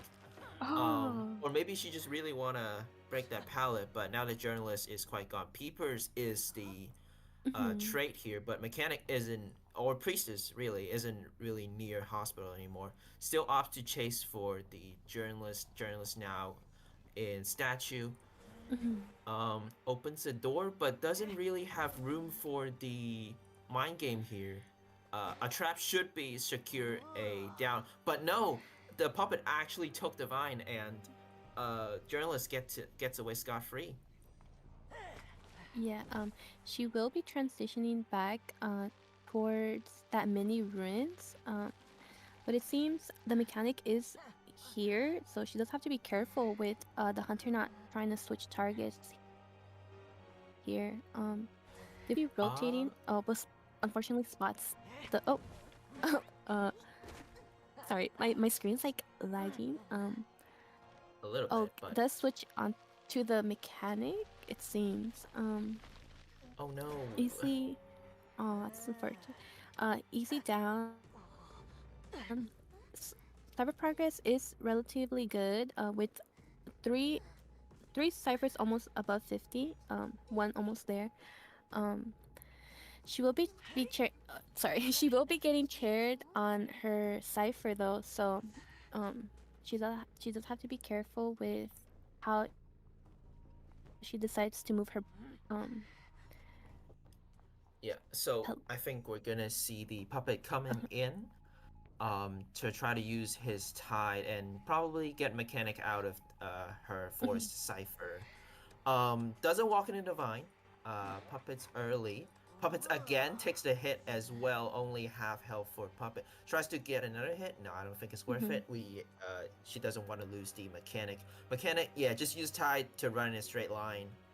Um, Trying to not give the hit as early so that Peddler doesn't get a full presence. Should be a down here within tide or 2 seconds after tide. You know what? That's really good, right? Yeah. Ciphers are looking the quite far actually. I think we might be seeing a 4-man endgame if this rescues goes well. Does get chaired here, but I think the cipher should be. No, that's the 60% cipher. Yeah, I think we're gonna see the journalist coming in with the rescue. Yeah. Everyone is here. Yeah. They do that. They definitely want to make sure that mechanic is up. For the prime cipher. They do have one tide left, so if mechanic manages to get away, Extremely precise hit from Davy here. Because mechanic tried to dodge the chip, made her out in the open, and took the hit instead. A little bit unfortunate for the survivors, but they will be popping the cipher and a Freeman endgame. Peddler is stuck on Peepers, so I don't think she really has anything to down someone quickly. But the good news is all the survivors aren't really at the gate yet. We're gonna see Puppet Divine. Oh my god, what a crazy Divine! But still didn't get the puppet. It is possible for the puppet to go to gate, so it is a little bit dangerous. David has to be careful here. A chip goes in, puppets early. He is heading towards dungeon, but he is dungeon. It needs Divine. Oh, but gets gets the trap. One of the gates is already open, so the survivor that is near hospital does have to be careful not to get downed, since they really want to get that 3k and put their hunter like have their hunter. Oh, sorry guys. You know. You're okay. Trump card is up. If David senses something's wrong, he could be using TP, but he doesn't. He just wants to secure the tie in hospital, which, to be fair, is all right. And considering how journalist first kite it was really well. But unfortunately, she kited towards mechanic, which resulted in a down. But I think a tie is fair for both sides. There definitely is a little bit of hiccups for both sides, but it resulted in a tie at last. I think this is the good outcome for Peddler and Hospital, really, because Hospital, again, such a survivor-sided map, really.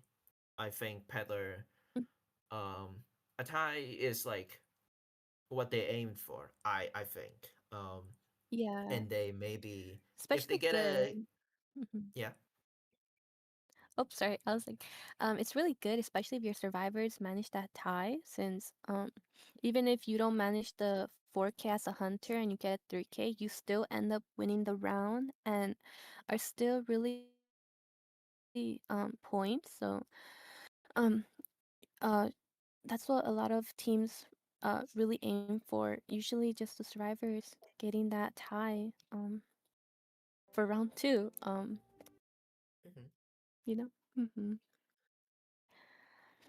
But yeah, I think that match again in early game, journalists dodged quite a few chip hits, very nicely. Even but it's mostly because she has windows. So I'd say their plan for survivor traits really worked out for them. Um, Mm-hmm. I It's think really yeah again unfortunate. Yeah. that Oh, sorry. the mechanic got found. Yeah, I was gonna say Mm-hmm. like it was just unfortunate that the mechanic got found. Maybe a little Yeah. bit of hiccup in the communications, not letting mech rotate away early.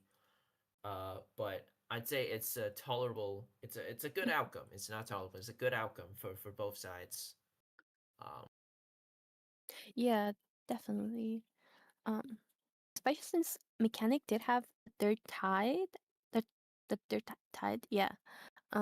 So they're probably hoping for like, wait, if no, you can't rescue with the bot and tide, huh? Oh, sorry, I got confused. you're okay. But yeah, um, Yeah, I I'm think like the having a plan. brain fart. Don't Sorry. worry. It's like this meta. There's so many characters because I think this is one of the might be hot I take. think. I don't know, but this meta, I do like it. It's not like because before there's the Dream Witch meta, there's the BQ meta, there's the Mm-hmm. opera meta, but nowadays it's a lot more emphasis on the band picks, right?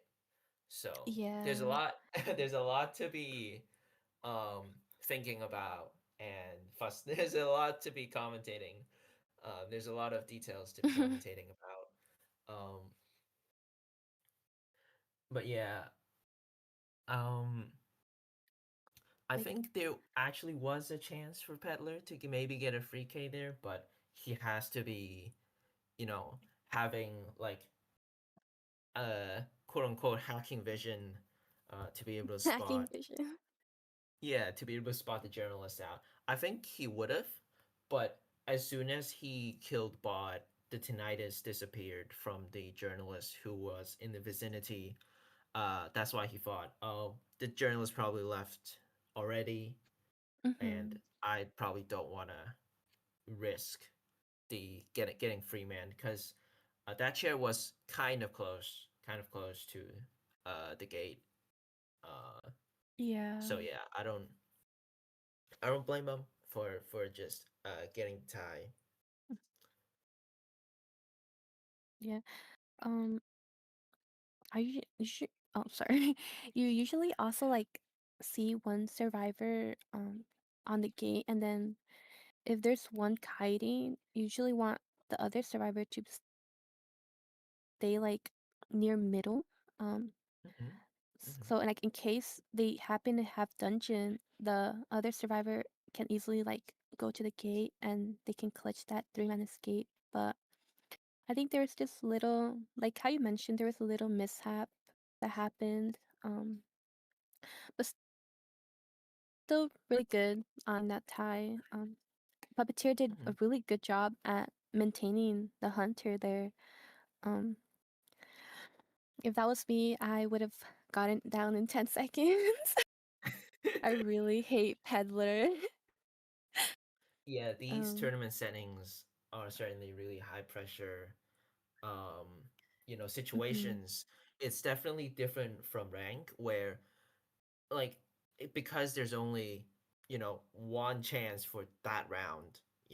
Your mistake could mhm, be, and you're playing against the best of the best in NAU. You're tiny mistakes could be amplified by the opponent, so it's definitely a very high pressure situation. So it is Yeah. impressive just to not make a mistake in to begin with, really, in during tournament. Mhm. Um, we're gonna have next round's bans and picks. We're gonna see an antiquarian ban, a seer ban, and then followed with a first officer pick and a pharaoh pick. Certainly, not something we see often. For the pharaoh, I mean, obviously, and then we're gonna have a lucky guy ban. Mhm. As we mentioned, right, lucky guy, especially for the amount of chests in on this map, I think lucky guy ban is actually valid. It's not even a rank in rank. You see Yeah. the 100 banning lucky guy, and like, oh my god, he's throwing. No, it's actually a very decent ban. Yeah. We're gonna see a puppet. Yeah, especially with Puppet, how yeah. oh, sorry. I was saying especially with how versatile Lucky Guy is. And how you mentioned we have Puppet Lock-in along with Aeroplanist here. So Aeroplanist is really good against an Ivy, not an Ivy, sorry, the Peddler. Mm, Since he does have that dash that can lift you up in the air. So it's really good against her. Sorry. Like recently I found out Peddler's name is Valentina. I did not know that. I found out on Twitter. um, yeah. but Hunter will be a Dream Witch. I'm very surprised. Ooh. Haven't seen a Dream Witch round one in so long. Definitely good to have her back. Kind of missed her meta days, you know. Mhm. Definitely, yeah, as we mentioned, this meta in NAEU meta really is much Mhm. more comfort pick than just blind meta pick. So, Dream Witch round one, um, I think it's definitely valid because these are all really good counters for Goatman and Hula Baloo. Even if they play to Mhm. their best, if survivors just play decent, it is still difficult for them to get 4Ks or even 3Ks. And if the hunter make a mistake, this like the coding's really fast. Um, they all can take a certain amount of hits. Two of them can go invisible. One of them can fly. Right. Certainly Yeah. not a good matchup for the big Mm, four hunters and peddler. mm, So Dream Very. Witch, I'd say it's definitely a valid ban. With this spawn, she can definitely go for Pharaoh and First Officer, as Patroller just counters both of them. So yeah, there is a lot of Mm, directions of first chase that this Dream Witch can take, and mm, uh, it's up to the survivors to see how they can handle the pressure. mhm. I definitely think she might be going for that aeroplanist. Possibly could do a sandwich situation since ruins is really like really tight area to kite, especially against the Dream Witch, since especially yeah, since you're not able to move around if you have leeches all over you. You do have to keep in mind where you go. She will be going after the oh no, yes. Yeah. Yes, going after the first officer here. Almost baited me there. Oh no. Does get that Okay. leech hit. Oh no! He Oh, didn't realize the leech was following him yeah. on the back, and it gave a very, very early hit, and out of the pocket watch as well. Um, he didn't get the second pocket watch on the leeches as well, so he is visible, and patroller should be able to get him. This might Yeah. be a really quick down, not what survivors want to be Mm-hmm. seeing.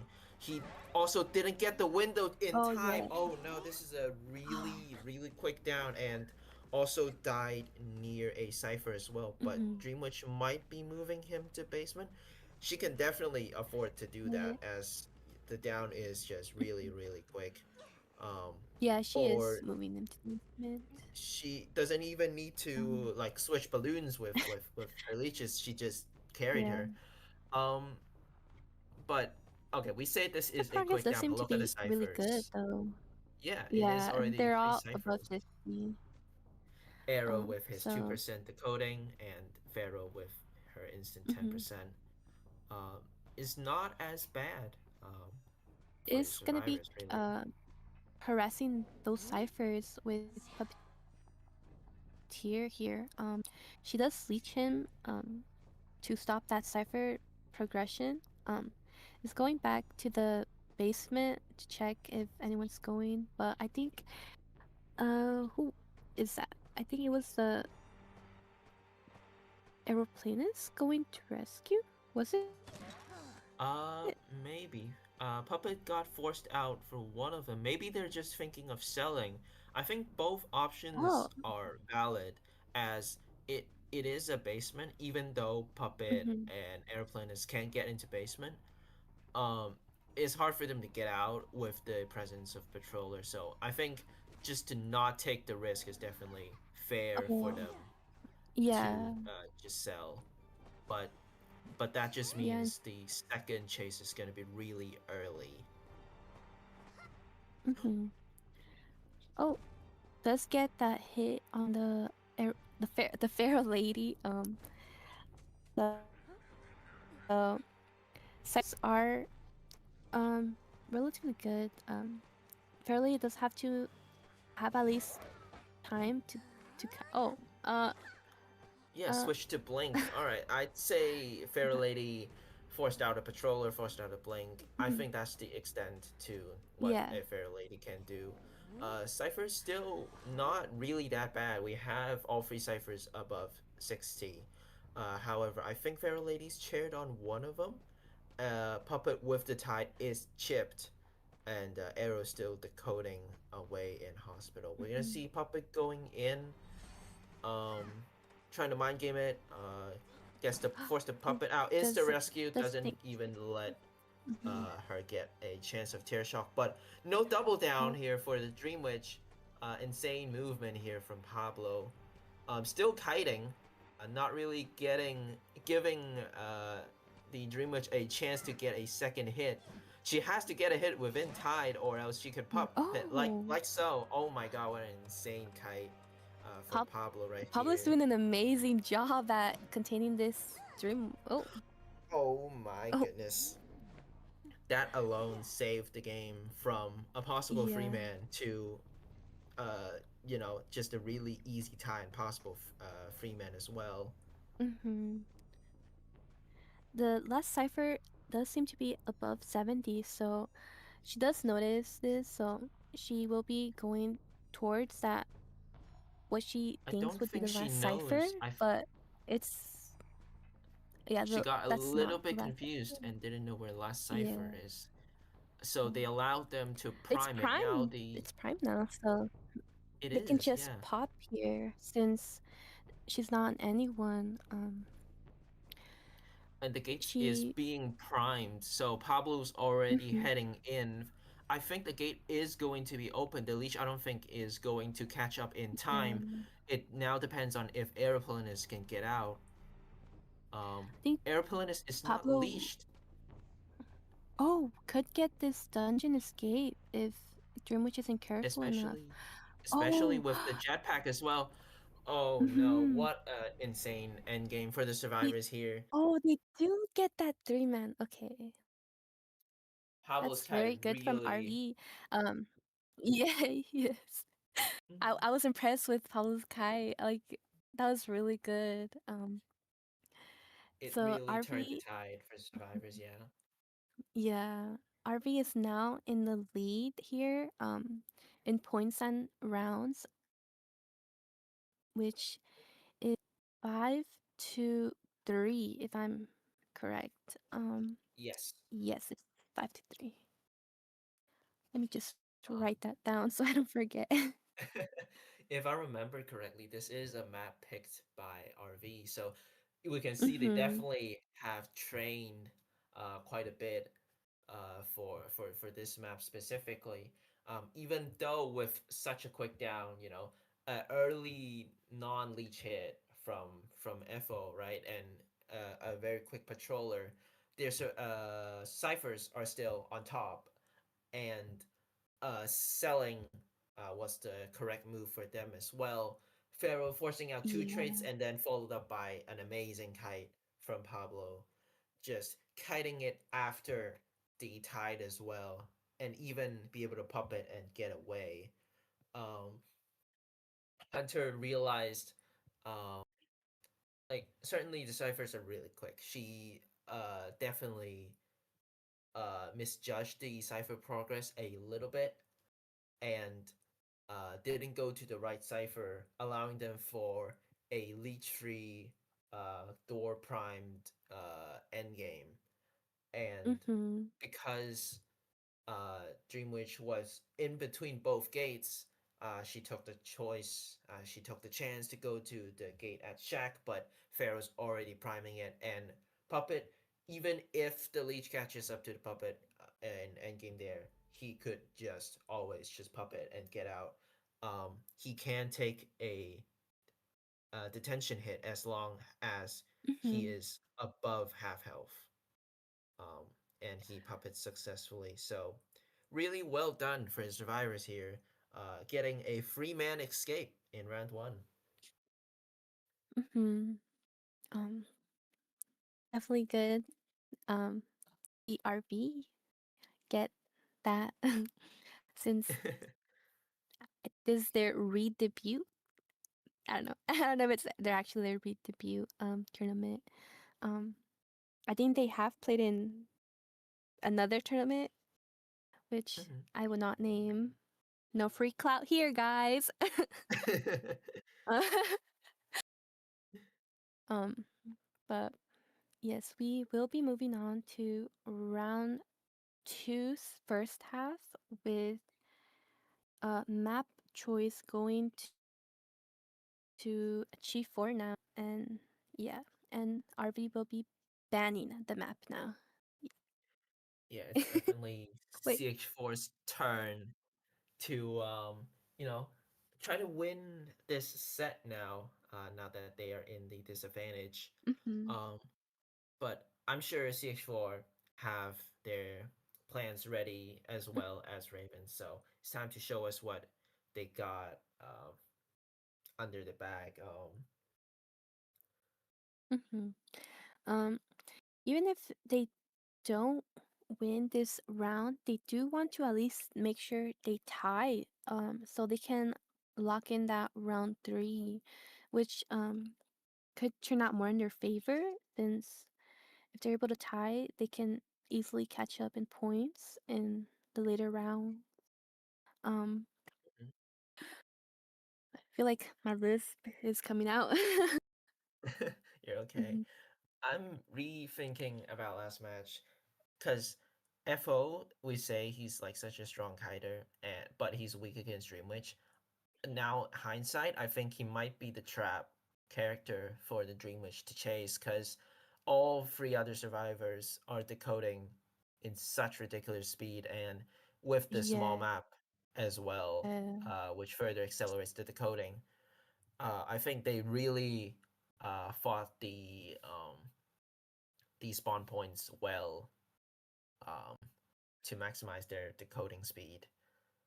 Um, It's always really bad when you're chasing the slowest decoder, and letting the fastest decoder just roam around. So you definitely do want to make sure you can like pick your spawns correctly, or like make sure like I know some people like to harass the first survivor they see, so they can like at least wait or two, and then just transition and chase a different survivor, which they would seem like more suitable, um, which could be the fastest decoder also. But then again, it's like it's a comfort. No, don't worry. I feel like no, it's all good. Um, but yeah, sorry. Yeah. I just lost my train of thought there. Sorry. It's definitely very quick matches, a lot happening. Um, a lot happening in game. Um, Mhm. but yeah, once again, right? Pablo Sky, MVP of the set, definitely. Um, but yeah, we're gonna put all that past us. New set. Um, there are multiple games where they lost. Some teams lost horrendously first set, and then they just do an insane comeback in round 2 and 3. So it's still definitely everyone's game, especially when the points are only 5-3. Um, it's not. It's definitely not impossible to get the advantage back. Um, for CH4. Um, I Mhm. believe it should be uh s- Ravens Um, hunting. e Yes, lem yes. yes.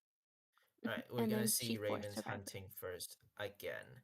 So just to recap, the global bans are going to be mechanic, puppet, priestess, and And journalist. journalist. Right. Um, so yeah, I think because it was hospital, they have a lot of I'd say like mechanic and journalist are just round one throwaway characters. They still have really strong characters to choose from. We are going to see a Lakeside ban, if I'm not mistaken. Arms Factories Oh. banned, Mhm. and we're gonna see a Darkwoods pick. Um, I wouldn't say I'm an expert in Darkwoods. To me, it's still a relatively new map, but I certainly know that the shack area and the treehouse area are strong kiting areas for survivors. So we'll see what both teams have in store for this map. Mhm. Um, some people like Darkwoods. Yeah, that's Darkwoods. Sorry, I forgot the name. Mm-hmm. But some hunters do prefer Darkwood they since the ciphers there's like a spawn where the ciphers can like all spawn really close together, and that really puts the survivors at a disadvantage if they're not able to figure out their cipher layout, especially if it's end game. You never really want to have to sorry, you never really want to be cipher locked, Mm-hmm. especially against hunters that could be a goatman, an ivy, or an opera singer that can easily switch between those three ciphers, which I Yeah, it's think they're definitely all open. Yeah. Yeah, it's definitely something to consider when decoding. You Mhm. just don't decode the first cipher you see. But going back into bans and picks, we're gonna see a escapologist. I'm just gonna call him Bold Guy from now on, if you guys don't mind. We're gonna see a Seer ban, Gravekeeper, and a Weeping ban. Weeping, uh, certainly not the most popular character recently, but still strong. For survivor Mm. picks, we're gonna see a no steady rescuer pick here from CX4. Definitely a very bold choice indeed in such a, I'd say, dangerous map, such a big map for for um for IDV as well. We're gonna see Enchantress Prospector, the double harassers, the classic double harassers, and a lucky guy pick. Um, yeah, I'd see a lot of lucky guys in Darkwoods just because of the amount of chests there. We're gonna see a Pharaoh for the coding as well. Just no Mhm. rescuers in sight. Not sure I see that often, or I don't think they need unless they're planning a format. This is a really bold survivor choice, uh, Mhm. but it is CH4's map pick so they definitely have something planned. We're gonna see a wax artist countering both honestly all Oh. three really, Prospector, Enchantress, and Pharaoh. Um Mm-hmm. Um, harassers do have to be careful here since wax artist is able to wax them after the stun. So mhm. especially if it's a hot wax, which he has, it could easily or give him half health. So um, Prospector might be 50-50 since he, I think he is able to get out of the stun from wax artist.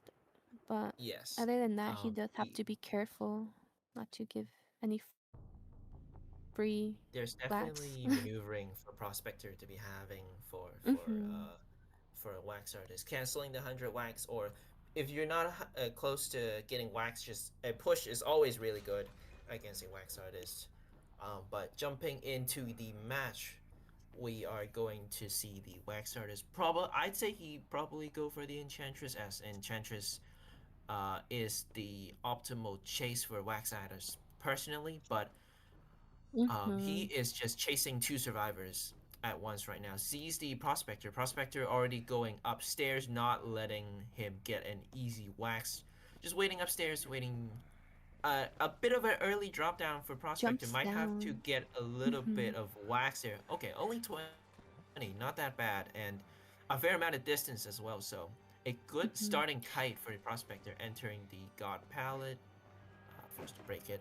He's also kiting in a very walled off area, which is really good against a artist, and you don't want to give free hits early on since that I think he does get the red first presence, so that could easily be bad if you need that rescue off. Oh, Oh my god, oh, a Halison, but doesn't get 100 though. He he, has a Magnon, which is oh, dangerous for the wax artist to maybe get a mhm. cancel attack recovery, but triggers the magnet early. Does force out the 100 wax, but trait still in hand for the wax artist. Does make the swing, should be able to force the warp out. Yeah. Oh, Should die soon, as there isn't really any pallets or windows for the prospector, and fly was also been used and a down, but yeah, because of the flywheel usage from prospector there, he is able to kite like 20, 15, 20 seconds more and force mhm, out warp. So pretty good kite, pretty yeah. decent kite for a prospector against a wax Also, artist. um, yes. Also puts his teammates at a good advantage with the cipher progress, since they are starting two new ciphers here. For their end game, and their third cipher just finished popping here. If No way. oh, this lucky instead of guy. a Oh my god. Oh, instead of a that's gun for harassment. Oh wait, oh, but Magnus was cancels. used to Mm-hmm. attempt to deny the full presence for wax artists, but resulted in a cancel attack recovery instead. Mm-hmm. I'd say they just sell this because there isn't really Yeah. a safe rescue, and full presence wax artist is always dangerous when rescuing. Without that, Yeah. with They that could. being said, they could do a dual rescue. Yeah. Hmm. But I think their last cipher is not being decoded. So it's stuck at 30%. Um, so they do have to make. Oh, they are going for that rescue. Oh, Dual rescue. Um, could be risky here since the cipher progress is really low for that last cipher. Could oh my god, could either either down all three ooh. survivors with that hot wax. Um, Yeah, Prospector yes. does get a pallet stun, but because of the new trait, and how many survivors are nearby. The stun isn't really that long for the prospector to make it into the shack area, and from a free man now, this is not the best situation for survivors now, as Enchantress is chaired near the last cipher. I'd say the best course of action is for them to just start a new cipher and have the Pharaoh just stay here. It's even still dangerous for them to be rescuing. Are they going to force this cipher? I definitely don't recommend forcing this cipher. Lucky Guy does have a torch to, not torch, but flashlight to maybe do something here, but I don't think they should be forcing the cipher here. Oh, both of them are coming in for rescue. Oh, Lucky but Guy gets goes the down with the terror gun. shot.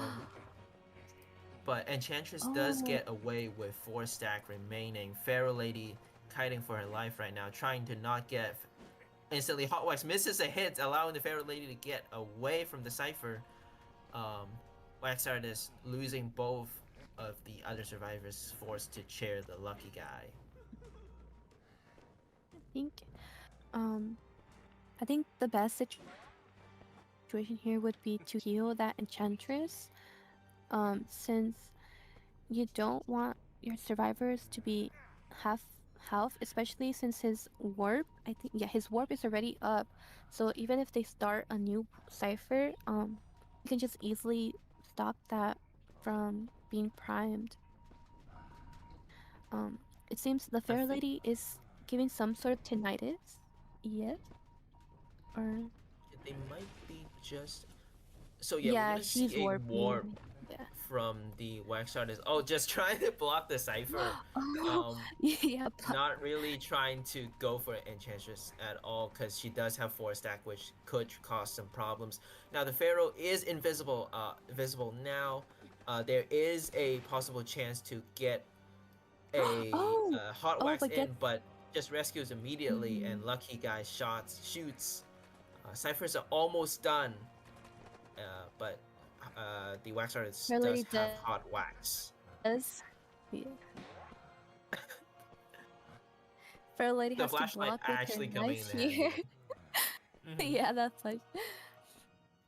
Oh, they do decide to pop that last cipher instead of waiting for someone to get down. Lucky Guy will be transitioning to the treehouse area. Very good area to kite. So if they're able to place out knives correctly, they could get a 3 escape here.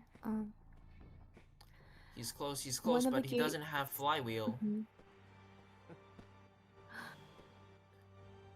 Oh my god, wait. Both gates are open now. So he does have to be very patient here. Trade swapped into a peeper. He's gonna wax from below here. Not really giving Lucky Guy the distance he might need to go to the dungeon. Lucky Guy kind of stuck here in the middle. Waxar is gonna go up now. Is it gonna be 100? It is gonna be 100. Oh no, that's unfortunate. Gets the tie. No, oh my god, I was clutching my pearls there. I really thought they were gonna get that 3-man. Crazy game right there. First we see a free cipher kite from Prospector there, but maybe a little bit of miscommunication. He died relatively close to the last cipher, which halted the cipher progress a little bit. But yeah, then Enchantress got chaired close to the last cipher, but survivors did manage to start a new cipher elsewhere, and such great mid-game handling as well from the survivors, winning a lot of the mind games when camping, and managed to get the tie. I think the points are now, with that tie, the point should be at 7-5 with RV still in the lead. If my math is correct, if RV Hunter if RV Hunter gets a 3K or more, they win the matchup here. So G4 has to G4 survivors have to play this very carefully with how they choose their um their comp here. Um okay. It's just gonna be me, guys, okay? I'll try my best here. But yes, RV will need a 3k or more to win the matchup here. Very excited to see this could easily be wow, it could easily go in any team's favor here. Since to continue, Achi4 needs is a two as a tie or tie or more, yes, to continue. Um, so very very nervous. See, yeah. Um, let's see. What can we talk about? All right. To recap the global bans from last round, um, Aeroplanist, First Officer, Puppeteer, and Fair Lady are and Dream Witch are used up in the last round.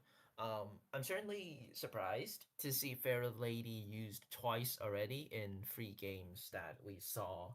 Um, Definitely not someone that I thought would be seeing in round one, especially as well. But she did manage to win the game she was on, so maybe the meta isn't as solved as I thought it was.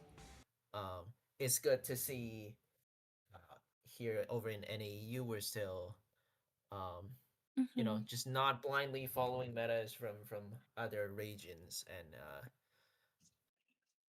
using characters that we think are good. Um, mhm, yeah, I was so certain definitely. we're gonna see a lot of Goatmans and Hulas here, but not one in sight yet. But yeah. Not to toot my own horn or anything, but I did predict we weren't gonna see that many meta hunters to Alan and Melon yesterday. Um, I don't know why, but like NAU seems to be shifting away from those early meta hunter picks, early rounds, um, especially round one.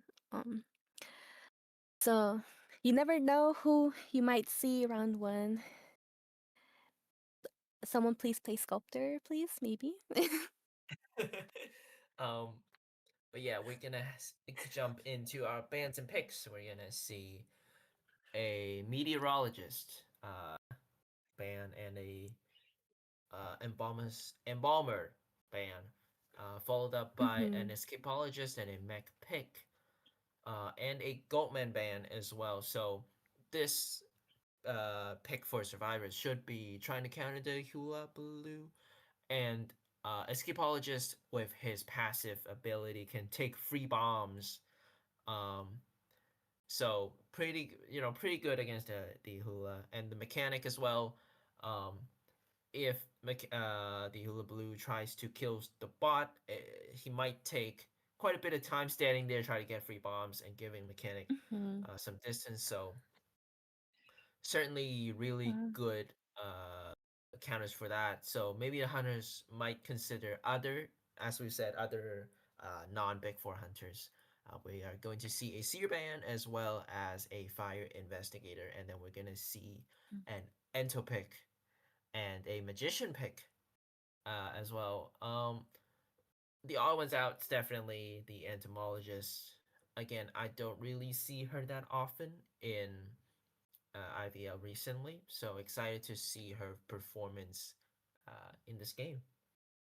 mhm. Um, I'm very excited to see the magician. I've recently become a little magician fan over the summer. Um, very excited to see who Link could play here.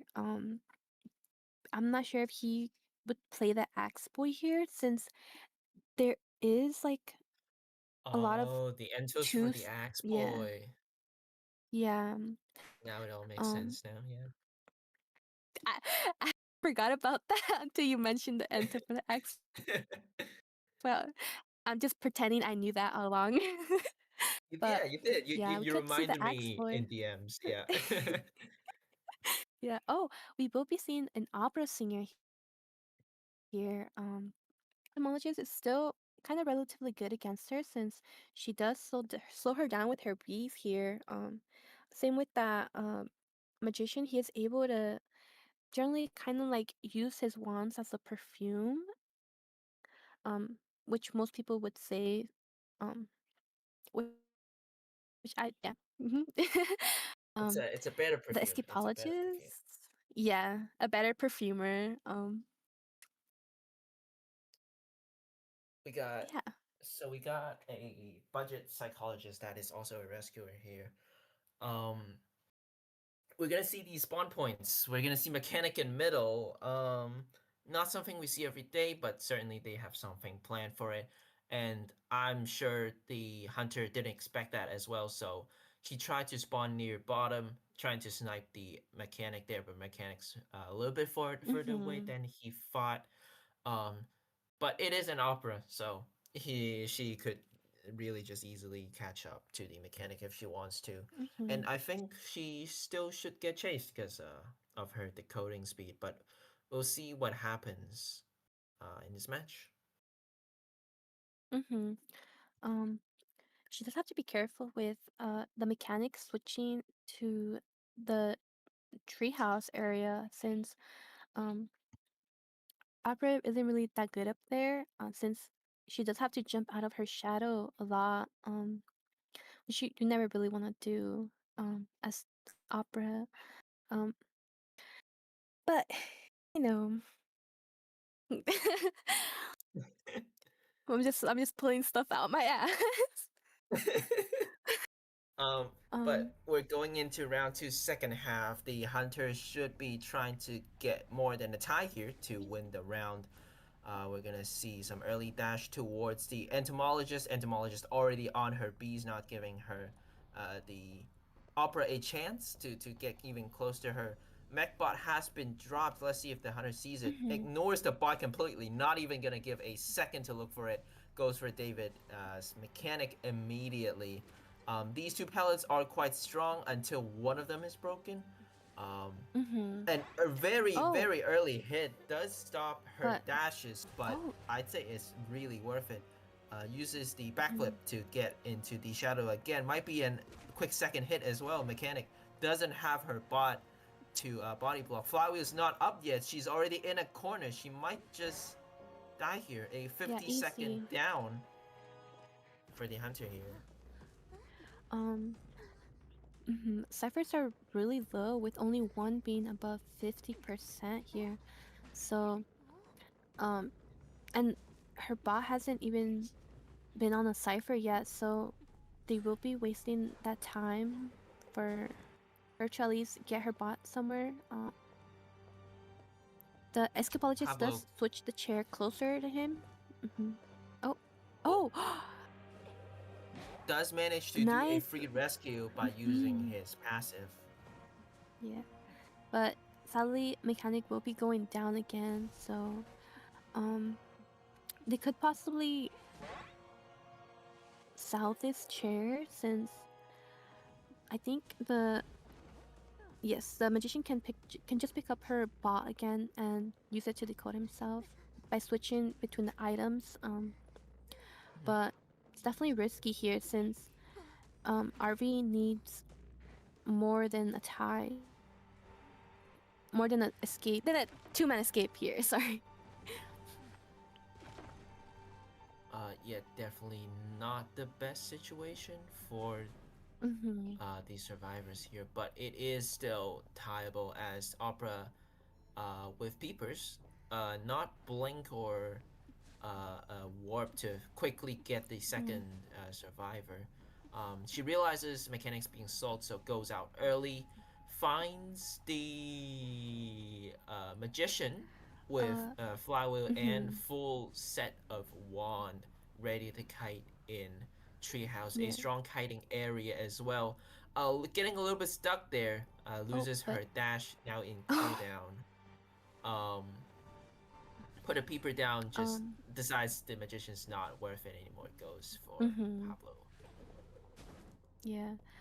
I think I think the mechanic should have definitely kited towards the treehouse earlier, possibly to prolong her kite since it's a very good area against the opera, especially at early presence. Pablo will be kiting at near the I think this is the fire I thing. campfire, Yeah, yes. yeah, campfire. Sorry. He does have one hit with ciphers being one cipher left, and they're both above 50%, so they can just easily rescue this and body block for the escapologist. Yes. Um, but they do Yeah, have to be even really with careful. the Sorry, continue. but yeah, even with the quick down, ciphers already popped because no ciphers were really. The backflip here finds Pablo standing here, not sure what happened there, but we are going to see a chair. Free peepers are almost up, so a teleport chance for the opera here. No gates being opened yet, and Escapologist gonna move away from. Gonna move closer to that gate. So I think it's very obvious what the survivor's trying to do, trying to open the other gate. Ento is found here, and I don't think the dungeon is closed. So if nothing goes wrong, this should be a free Oh, K. flywheels. Nice The prediction hit. here from Ah. the opera gets it down, and magician just leaves. Not don't really want to risk anything, as they can still afford to get free K'd like this. Yeah. Oh. Yeah, I believe the scores are tied now. It was 5-3 and then 3-5 in round 1 and round 2 respectively. With So I think both sets and points are drawn if I'm not mistaken. yes. So wow, they have to give it their all around 3 here. Or else if they're tied up again, we will be going to overtime. Um. Um, mhm, but yeah, I think both teams in both rounds are displaying really good cipher management. Maybe a little bit mhm, hiccup in the Wax Artist game, but all the other games, even including the Wax Artist game, all the ciphers are really quick as they are doing their rotations and their communications right, to properly get the ciphers popped. We do see early downs from the Dream Witch game and the Opera game we just saw, but because of Mechanic Spot and all the nice band picks for good decoders that they got, they managed to get their ciphers on mhm, top. Um, in the Opera game, I think they definitely did a good job uh, rotating early and not giving a chance for the Hunter to get a fast second down, as we saw when Escapologist got down in the second in the game we just had. Ciphers were practically done, and didn't even the opera didn't even have time to dash to control the ciphers. Ciphers just popped right in her face. mhm. Yeah.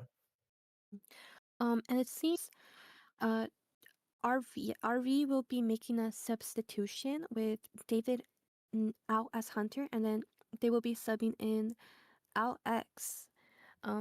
Very excited to see. I have heard of Out X in some other tournaments. Mistaken, I Mm-hmm. think they were also an opera main. Um, See. if I'm not wrong. Um, I think they also played an Ivy. or if any team is out there watching, you did not hear this. This is all alleged information. Um,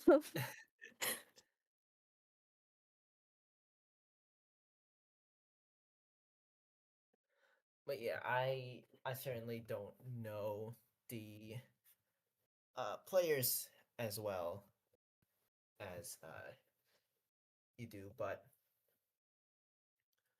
I do, remember these two teams appearing a lot, and they are putting up an exciting match for sure right now. They are all tied up in points and sets, as I've said, as I've mentioned, and they're doing a good job in their bans and picks as well. Not really picking four overpowered characters in round 1 and 2. They still have a decent amount of good choices in round 3 for both hunters and mhm. survivors. We're only seeing one opera singer, one big four hunters in both games. Certainly a little bit of surprise for me. We have seen old meta hunter, which was the Dream Witch. She might make a comeback. Um, Mhm. I have seen a lot of people play Dream Witch instead of either an Ivy or a peddler sometimes. Um, Personally, I kind of hate Dream Witch. Since I don't find her that strong nowadays. I think it definitely depends on the matchup. They have both hunters, Dreamwitch and Ivy. They have separate sort advantage and disadvantages towards the survivor. So I think we definitely see a lot more Ivy than Dreamwitch in other regions. Um, Mainly for her ability to basically stall both gates at the same time. And if survivors give a chance for the hunter, um, she'll take advantage of it. And there's a lot less maneuvering. There's a lot less plays that can be dealt against an Ivy. Um, but yeah, as well as we saw, ciphers were really quick, right? And Ivy does have the ability to just leech on everyone and stall these ciphers for a little bit. But we're discussing Ivy here, but we might not be able even be seeing Ivy from the hunter pick stat we're seeing right now. But this is good. This is refreshing to see not big four hunters really. And as we've seen the Ento pick, which I assume is going to uh, target Ling's Axe Boy there. So it's definitely fun to see NAEU, such a small community we have target bans and picks as well. So definitely interesting to see. Jumping into round 3 now. Um, their points and sets are all tied up. So because it's all tied up, anything really can happen now. Both teams doesn't exactly have the pressure for, oh, I need to get a tie, oh, I need to get a 4-man or 4K. So there is a lot of wiggle room for strategy for them as well.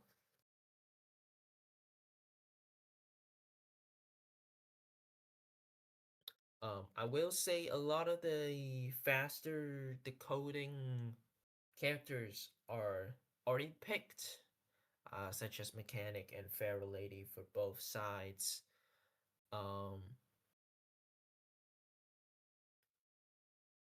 I believe this is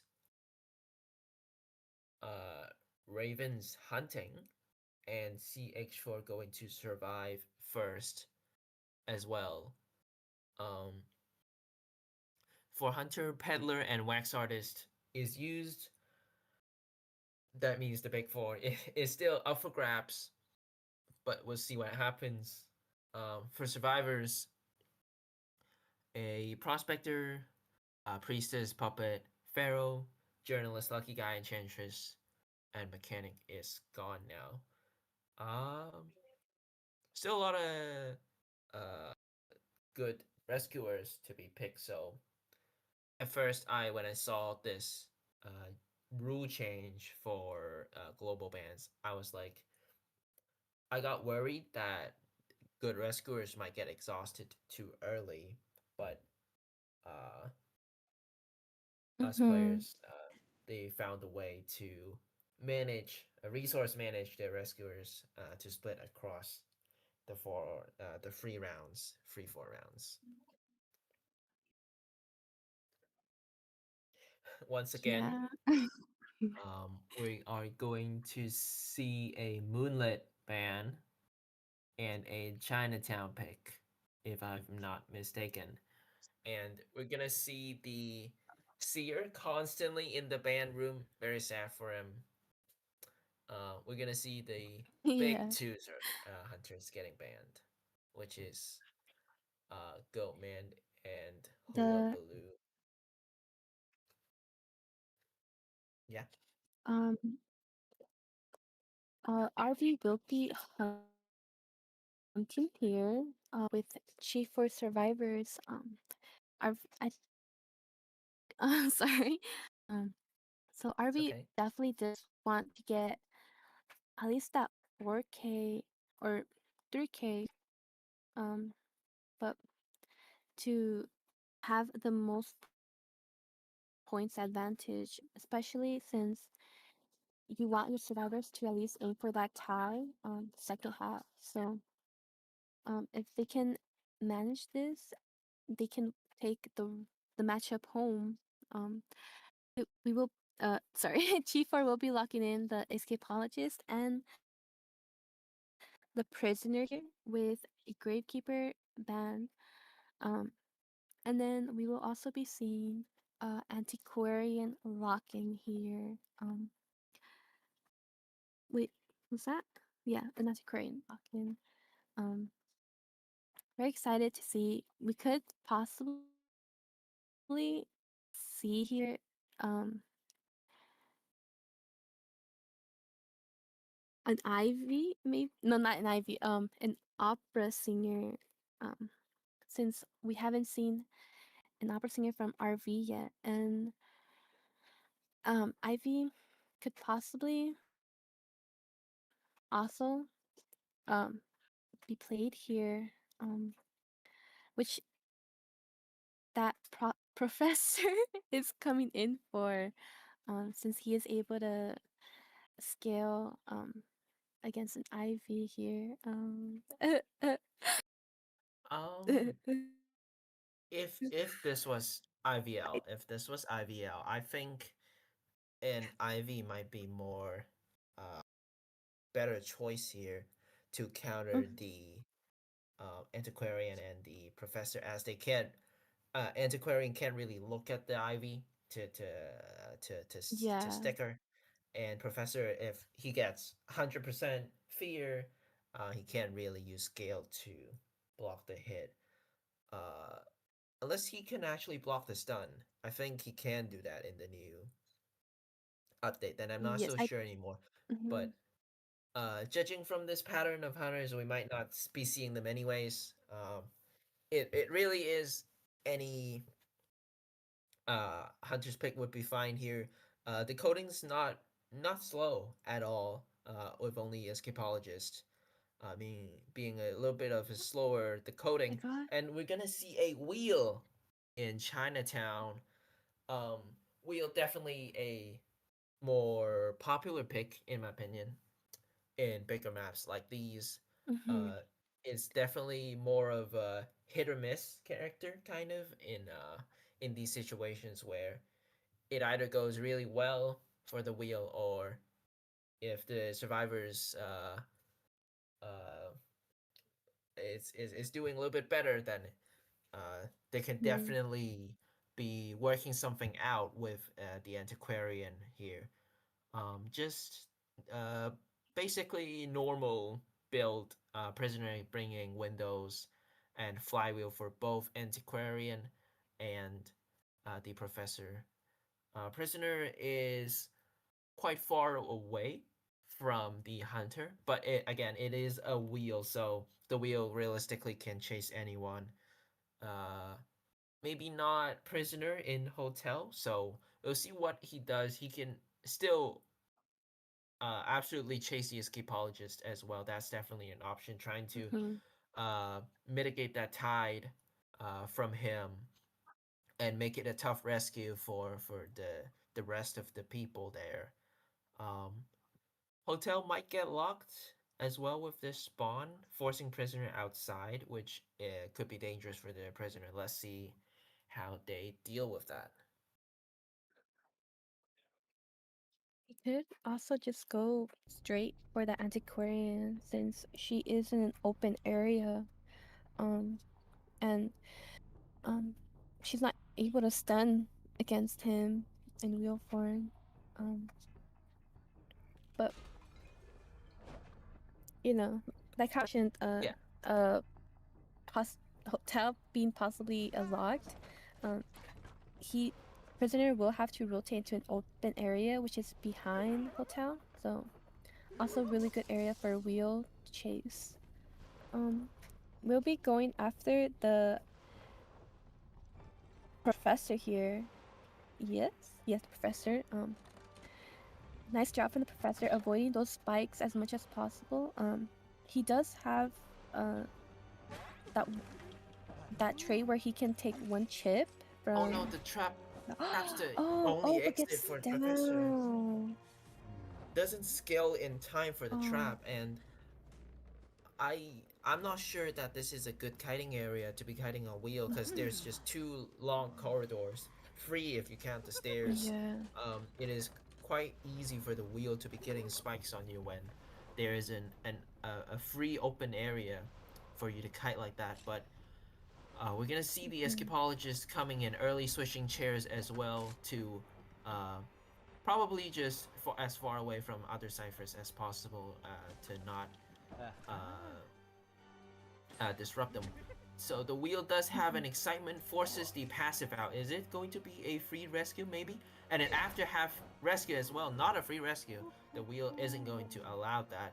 But Professor used his scale as well during tide, so this professor is planning to kite. But without the scale, this might be a down here. Not yet. Professor still have flywheel. If he flywheels this, there might be a chance flywheel. A drop down animation denied him of flywheeling that hit. So a few seconds after tide is gained for survivors, but ciphers are still looking a little bit slow considering how early escapologist headed in early for the rescue.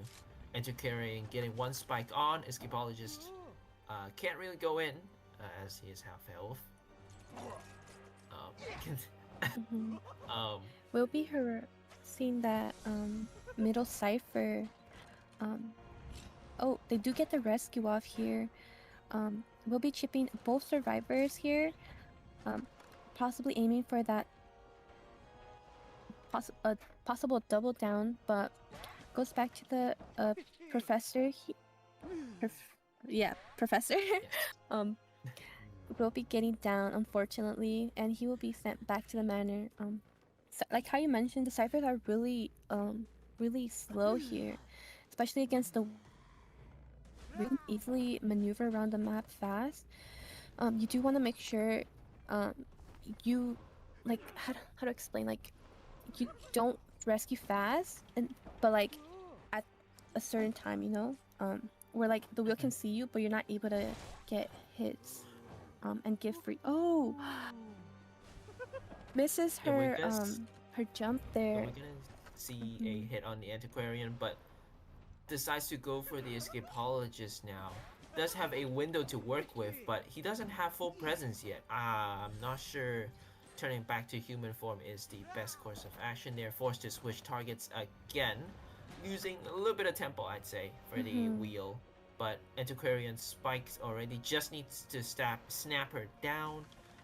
Should just change into human form again, and the snap doesn't flywheel in time for the snap, but because of the 2 switching targets that happened and allowing a prisoner to decode outside, ciphers are a little bit back, but certainly still dangerous and certainly a 4K game for the wheel here. They do have one cipher above 70%, and then 2 more on their way. But they are sending in that prisoner to rescue. We'll be getting stuffed here. Escapologist manages the backdoor rescue on the Antiquarian here. But will now be the target of the breaking wheel here. Yeah, the breaking wheel knows that the cipher is... Oh, it's not the 80% cipher. But yeah, I think what wheel should be doing here is to just keep hold of the 80% cipher like he's doing. So immediately, very clearly switching targets. Prisoner doesn't have flywheel to deal with the snap that is coming to him. So he is going to get chaired close to the last cipher. It does provide time for these survivors to heal up, but decides not to do that yet, but instead running, splitting up, but they can't really rescue as both of them are half health. Antiquarian does have stick and a flywheel, could do something here. I think the wheel is really just trying to chase everyone and switch targets constantly, just not giving you time to heal up or decode at all, really. Yeah. Wheel endgame is definitely always a struggle, especially when you have survivors all at half health. You do have to make the most out of every little thing, whether it be like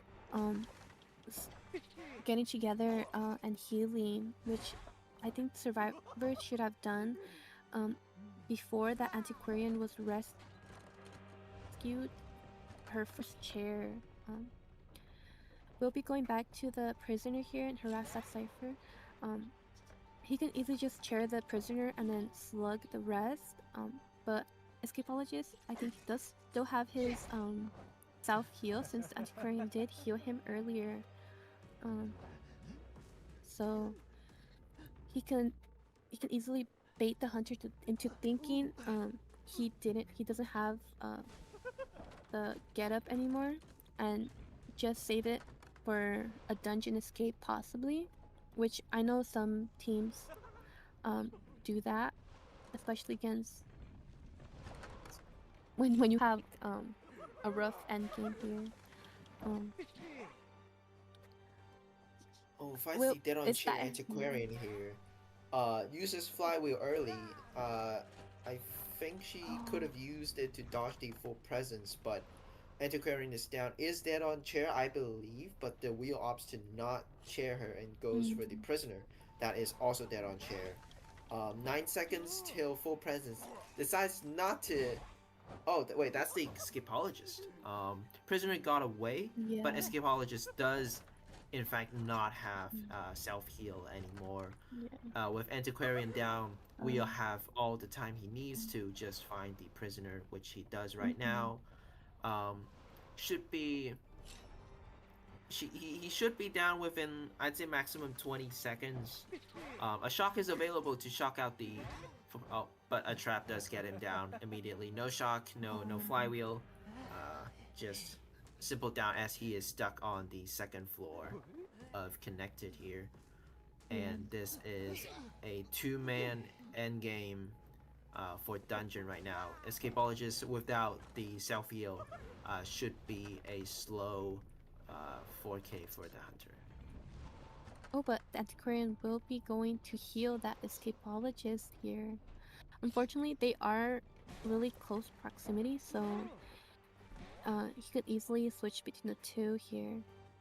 definitely think the Skipology should have just crawled on the floor instead of going and rescuing that prisoner, since um I don't think the hunter was aware that he had already used wasn't aware that he hadn't used the get up earlier. But it will be a And with 4K from sorry, you can go. yeah, no, yeah, congratulations for the 4K here with s- sorry, which side's um RV Hunter. yeah. Congratulations for RV's Hunter to get the 4K here. As I said, Wheel, very volatile character, but did manage to get a really early hit and really good camps as well in the mid game, as well as late game, because just efficiently controlling ciphers, not really letting survivors have the time to do anything else but to run across the map and heal. I think there Mhm. are definitely chances for survivors to flywheel some snaps or full presence, but unfortunately the opportunity wasn't taken. But it is difficult in a situation like this. Um, yeah. So with RV getting that five the 4K, not 5K. Sorry. All RV survivors need is a one-man out and they will win the round, since points and rounds have been since points and rounds have been tied up so far. Um they just need a one-man escape here. Um which Yeah. they have So been this doing really well. Mhm. the hunter definitely Sorry. needs to be a lot more aggressive this round. But it is Chinatown. I think a lot of hunters can still be viable. Well, we got big two. We got Ivy and Opera still definitely very capable of getting 4Ks. Wheels is not a bad choice. Hermit is not a bad choice in this very open map. Um, but Mhm. and well, CH4 is Ling is hunting, I believe, and he does have quite a few uh, hunters. He has quite a large hunter character pool to choose from for this last round to force out the 4K Mhm. possible 4K. But he definitely needs to do a really well bans and picks to force the survivor to pick in a certain direction and maybe counter that with a surprise hunter pick. Mm. Ling does have Dream Witch and Opera global band. He does have the Goatman, Ivy, and I think he plays a wax artist also open. Mm-hmm. So, same with that X boy. Hopefully, we see that X boy. Um, I I think he has played an X boy before on Chinatown, if I'm not mistaken. He did really good there. So let's see what Link could bring out As here. much as I hate to say it, Sculptor is definitely a viable option here. As well, Sculptor is also one of those characters where Yes.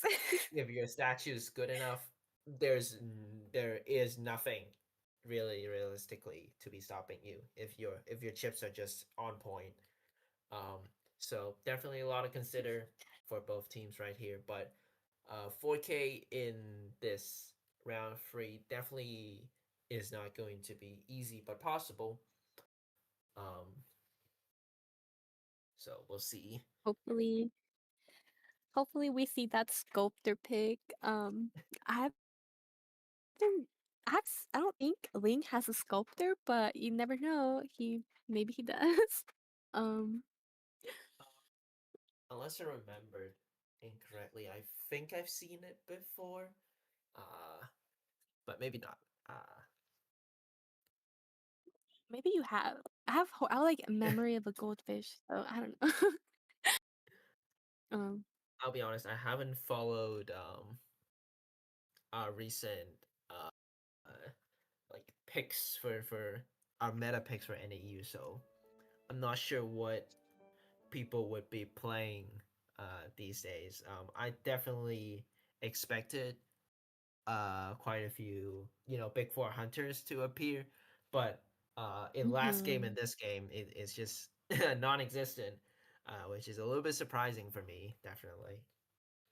Yeah, I think because of the hunters now being able to have global bans, I think they want to maintain the stronger hunters for later rounds since obviously the survivors would have to choose between either banning meta hunters or like a specialty pick, and usually most end up banning those meta hunters since they are really strong in this current day. um so we have seen a Yeah, lot of those special picks round one. um I definitely think the survivor hunter bands, would be Goatman and Hula Blue. Um, that's mhm, just the most logical uh, bands here for from the survivors. As even though Ling's specialty hunters are scary, um, you know, a well played Goatman and Hula is still quite unstoppable, especially when a lot of the survivors are now in global ban. Some uh, characters like FO and Puppet are already gone, so Goatman and Hula definitely can't get out of their ban cages, as I like to refer them to. mm. So we are going to see the Seer ban Bad case. again. Um, just even with all the nerfs Seer received, his owls definitely is just so steadily changes tides for games. Definitely scary character. And banning the Embalmer, as Embalmer is such a good one man escape. Uh, uh, well, getting so good at getting one man escape, as we've seen last game with the Mm, previous matchup. Um, we're gonna see the Lucky Guy ban, and we're gonna see a Gravekeeper, Prisoner, and Fire Investigator pick, which are still good picks, definitely. Uh, the coding might be a little bit slow for Grave and Fire Investigator, but Prisoner really uh, gets that back up, and a Gardener for the last pick. mhm, Definitely not a bad pick as well, with her shield and Gravekeeper's shovel. Uh, Basically a merc hit, right? They can act like a merc and take a detention hit in endgame. So uh, they all have capabilities. They all have endgame capabilities and decent decoding as well. So uh, it really is up to what Ling picks here to counter all yeah. this. This seems uh, decent. This comp really looks decent. Not a lot Mhm. of weakness to be picked on, I believe. Yeah, they're definitely going like a kind of comfort and like kiting type build, not build, comp. Mhm. Since all they really need is that one man out. And both Gardner and the Gravekeeper are really good at tanking those hits. And we will be seeing the Axe Boy lock in here. Uh, Very, yeah. They probably predicted that Axe Boy with the Garden lock in. Since she's able to take that soul, yeah, that soul hit with her yes. bubble. Um,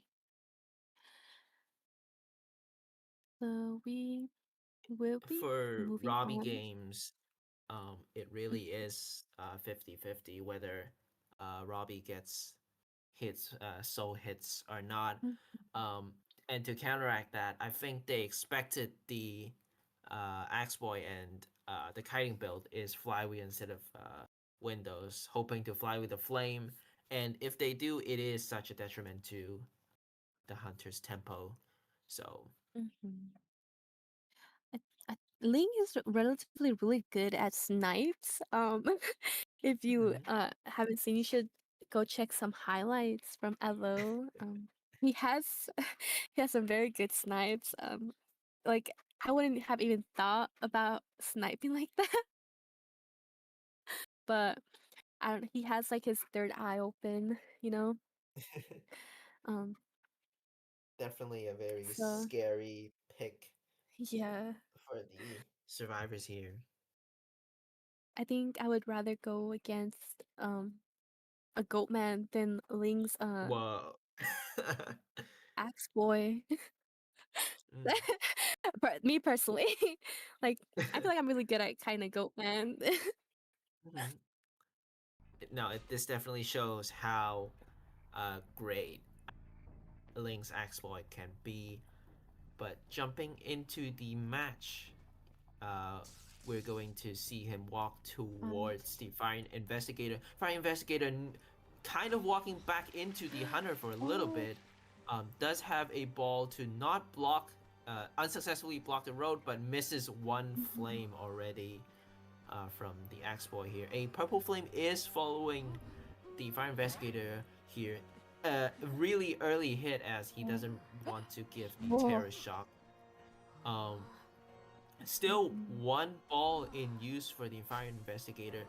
Is able to use it, but a Oh, snipe. get What that a snipe, knife. like you mentioned. Yeah. Never This underestimate is links. a recipe for 4K for Ling here, and early down, Mhm. disrupting a cipher and forcing the Gravekeeper to be running already. Are they deciding Mhm. on selling, which is definitely Um. a option because they only need one man out, and rescuing definitely invites risks for the survivors. Mm. Especially with one of the ciphers being behind restaurant, um, he is giving tinnitus. So oh, but tinnitus is now gone, so the hunter can just freely move around and search for who to harass next.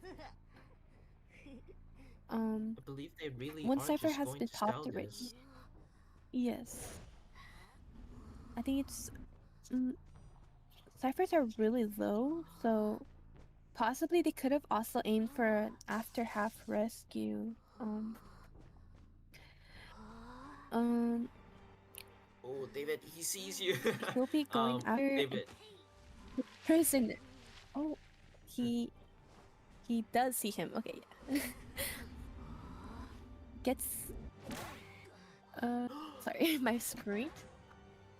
It is Wait. a bit laggy from what we're seeing right now, but Mm, uh, yeah. even though Prisoner manages to flywheel a soul hit, unfortunately cancel his attack recovery with the shock as Mm-hmm. Axe Boy is in the speed up road and gets a next quick down on the Prisoner as well. Cypher's dungeon Mm-hmm. is not even there yet. This is looking like a slow 4-man, 4K, sorry, 4K for the Hunter here. Yeah, definitely potential here. Um. Oh, but prisoner does get the hit after chair going down again near hotel, which oh, going for the double down here. Good job from Lee with that snipe there. Um, they have two ciphers popped now with two other ciphers over 50%, and the remaining two are under. Um, Gravekeeper is going for the rescue now here. They do have to be careful with how where the prisoner like decides, because this is really risky.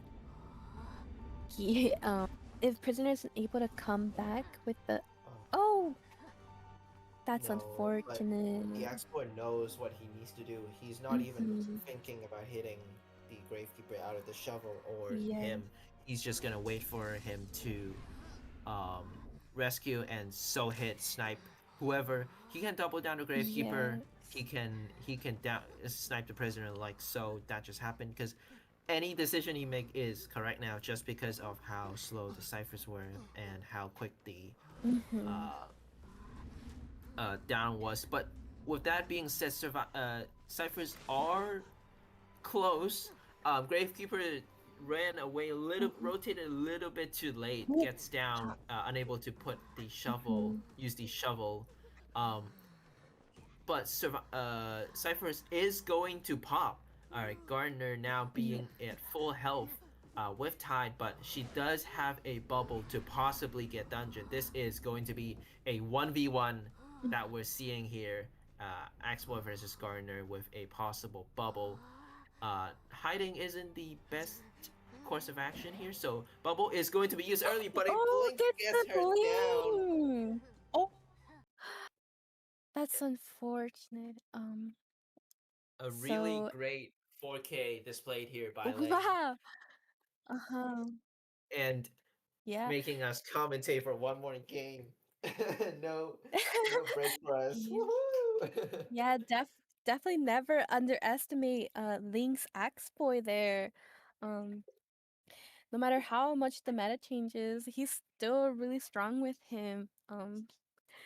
Even I was a little scared, but that was a The really good snipes blink came there. before Yeah, even we can snipes realize it. came. Yeah, So we will be moving definitely. on to around 4 here. Overtime. Yay. More commentating, yay. But yeah, no, this is definitely exciting as Ling shows us, if with good snipes, Mhm.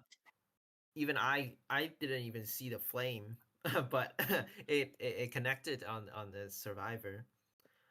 Very accurate as well. Um, but yeah, I definitely think survivors could have maybe rescued after half. Have the fire investigator use Tide to die away from the prisoner cipher to delay the second chase a little bit. Might have been uh the play there, but Mhm. um Exploit definitely have a lot of choices, had a lot of chances he can get, and he did, and got the 4K that he needed. Yes. Um. Wow. I'm so I'm like still very shocked about that. Um. Yeah. But Link came to conquer. Um. My first shift, and I'm already doing overtime. Yep, there is no rest for commentators. Yeah. They're like Um. the commentator Rabbit in IVL. He is cursed with overtime. Like 90% of his games go to overtime. Not as much now, but in Koa, I think every single game that he commentated went into overtime. But yeah. I think it's a rabbit curse. He's a Uh-huh. rabbit. I'm dressed up as a rabbit also. Oh, so it was Time. you not letting us rest. No, I'm just kidding. Um, but yeah, no, these are definitely fun matches to be watching and commentating on. Definitely wouldn't trade it for anything. We will be seeing Chief for picking a map now. It's overtime. There are no map bans here, so they do have to be careful with what with RB does have to be careful with where it the on what the map is. Sorry. The map will be Ever Sleeping. Haven't seen that map in a long time actually. I Um, think mainly it's because it's usually banned so often. yeah, you usually always see it like around 1. But yeah, like how you mentioned with the ban often since they do have 2 map bans now. A lot of teams just pick just banned ever um and RV will be picking faction shortly. Um who do you think we're gonna see first here? Um, I definitely think they're who if CH4 gets to pick, I definitely think Survivor would go first because Ling has such a flexible hunter pool. Um, he can adjust accordingly to what CH4's survivors get. Um, as as we've seen, if Ling needs of something that is more than a tie, he'll pull up the opera. He'll pull up meta hunters Mm-hmm. to secure the more than a tie. And if he desperately needs a 4K, he still have hunters such as Axeboy, as we've seen, to perfectly. Honestly, he had such a perfect execution all the way, to Mm-hmm. secure the 4K. His ability to look for mistakes and capitalize on it is certainly very very strong, as we have seen. But um, obviously, the wheel game previously is also what the hunter demonstrated. He took every chance Yeah. that he can and secure the 4K like that. So it's definitely neck to neck for these both teams. Survivors definitely aren't bad, as well as we have seen uh, constant ties from the survivor side as well. So Mm-hmm. it is definitely not a hunter sided or survivor sided game yet. Yes, Um, both teams are really strong, especially their hunters and survivors. Also, the team hunters have done an amazing job at like maintaining those meta hunters for later rounds by playing non-meta like that the wax artist who else the dream witch. The dream witch is debatable. But yeah. This is also the second breaking wheel of today. I think the GSL's Hunter also 4K as breaking wheel, I did believe they? so. Yes. Hmm. So we might see a breaking wheel come back into the meta, guys. I um, think he's uh s- still relevant in the meta. Definitely, see him quite often in hmm IVL as a later round pick. As IVL still, they are hmm more uh just following the meta really. But Wheel definitely Yeah. never really left the meta, even with all the flywheel that is present in this meta game. Wheel still manages to stay relevant in the meta. That just shows like hmm Wheel's mechanics are just good.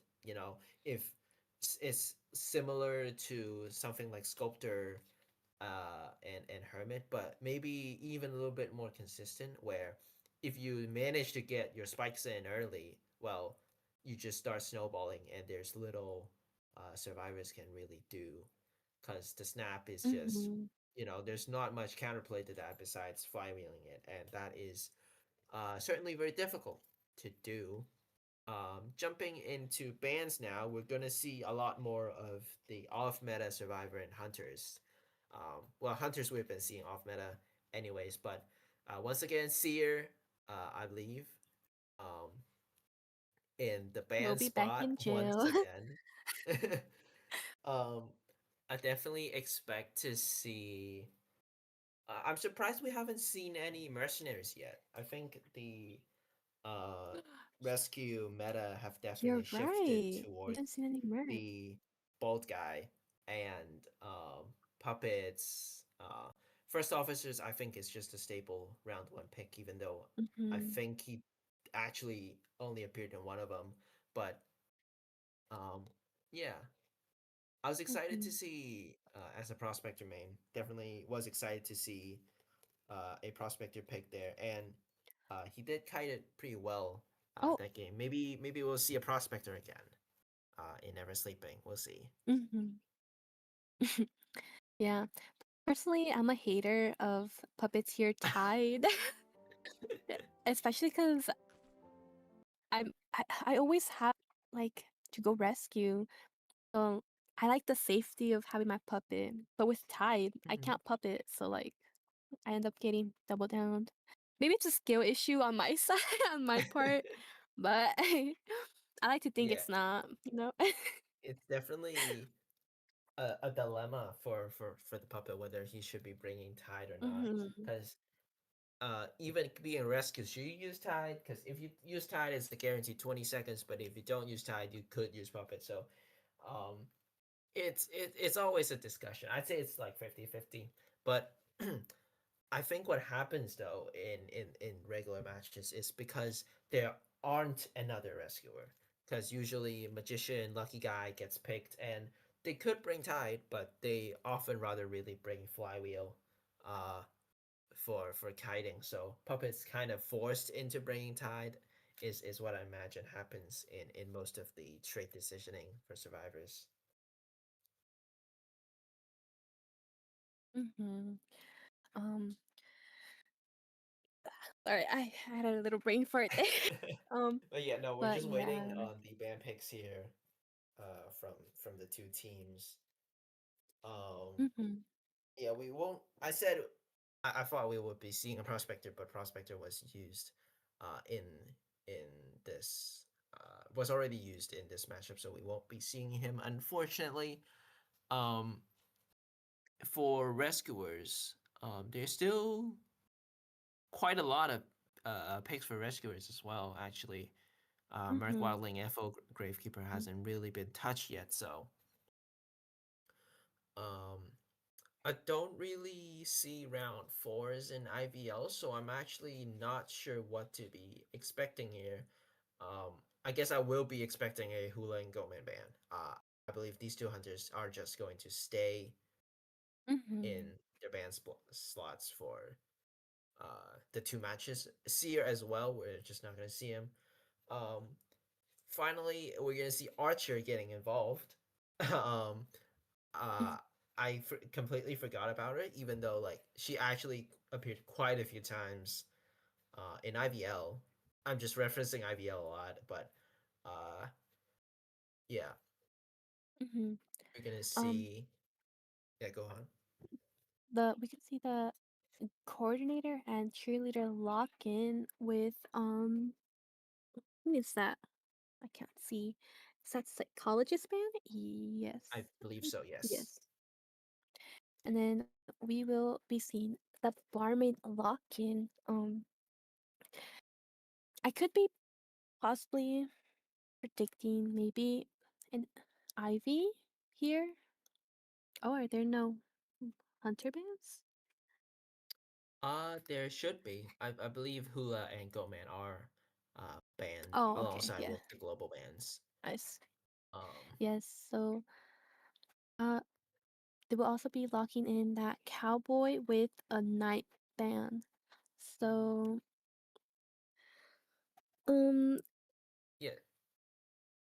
I'll Speaking play of hmm. uh speciality hunters, we got a speciality survivor here, cowboy pick here. Um, Mm-hmm. Definitely to me like a 50-50 pick. He can either do nothing or completely destroy the hunter's hopes and dreams. Um, Yeah. so let's see how he does in this game. And then did you have to be careful since Ivy is still oh got a little sneak peek. It's got a little sneak peek there. Um, it's gonna be a lizard. Ooh. Um, wow, wow. Yeah, definitely not um what I expected.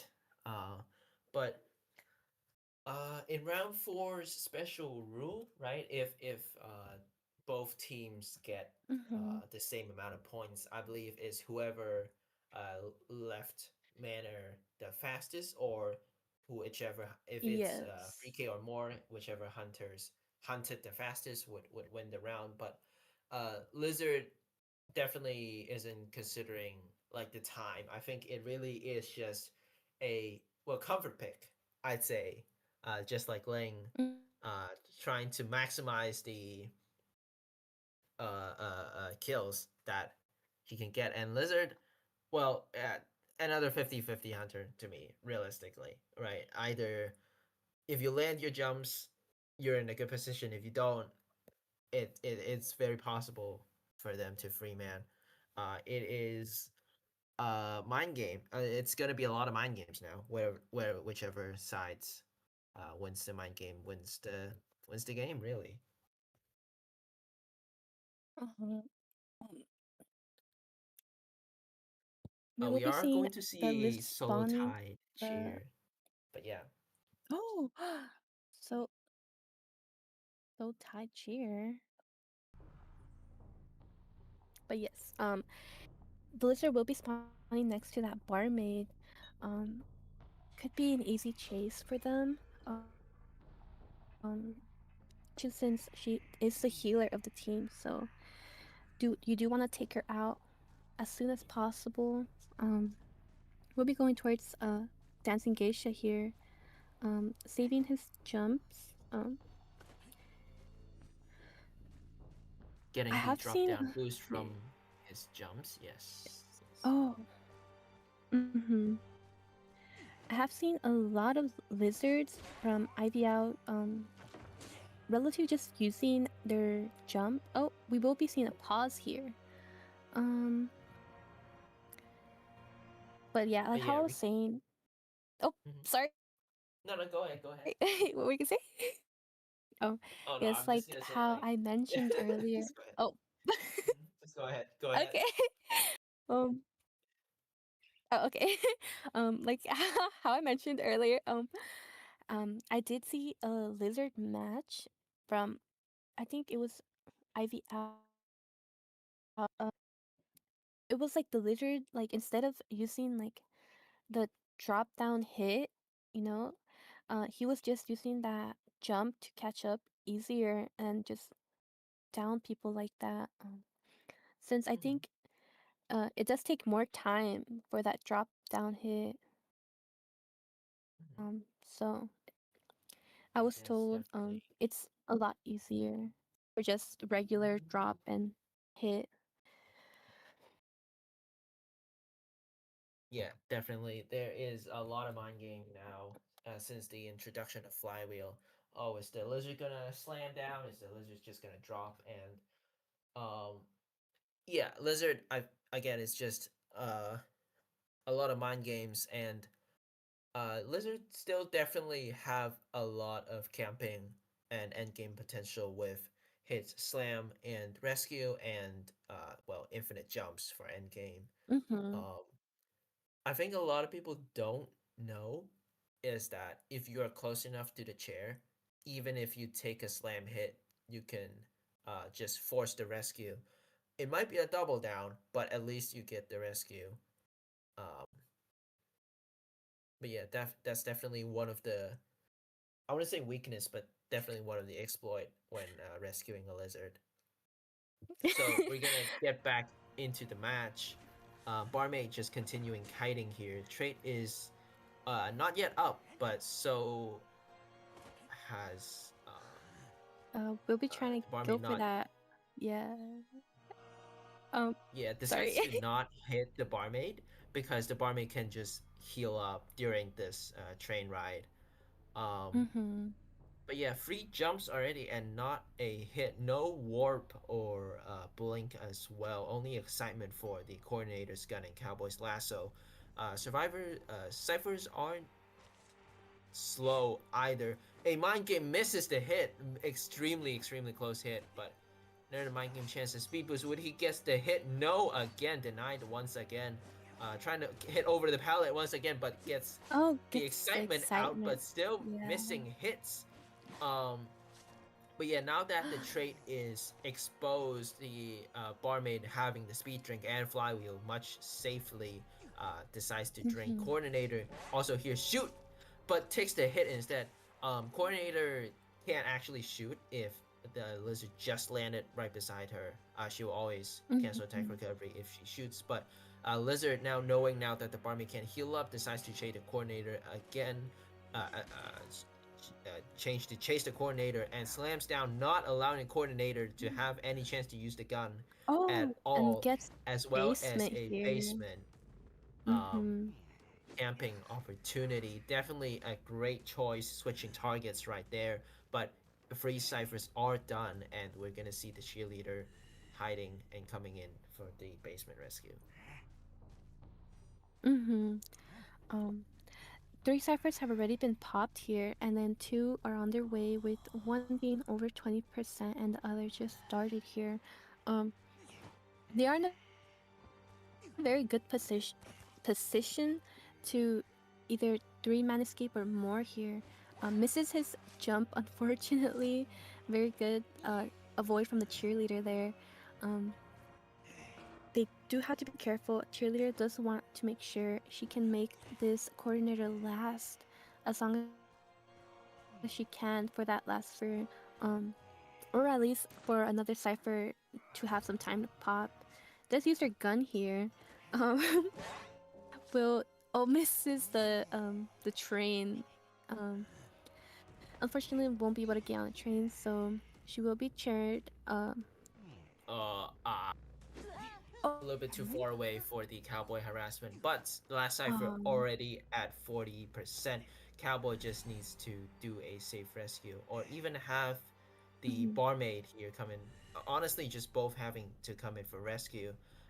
The rescue is going to be safe, as cowboy and barmaid have flywheel, but realistically, like, he just needs to slam when the rescue happens and just AoE the whole gang. So Cowboy definitely could be doing something here with his lasso, as the hunter notices it and blocks the way, but he does manages to get the lasso in. I don't think he's gonna let go like so, because he's just gonna tank the hit for the coordinator here. Coordinator here should be just trying to dodge the slam if he can.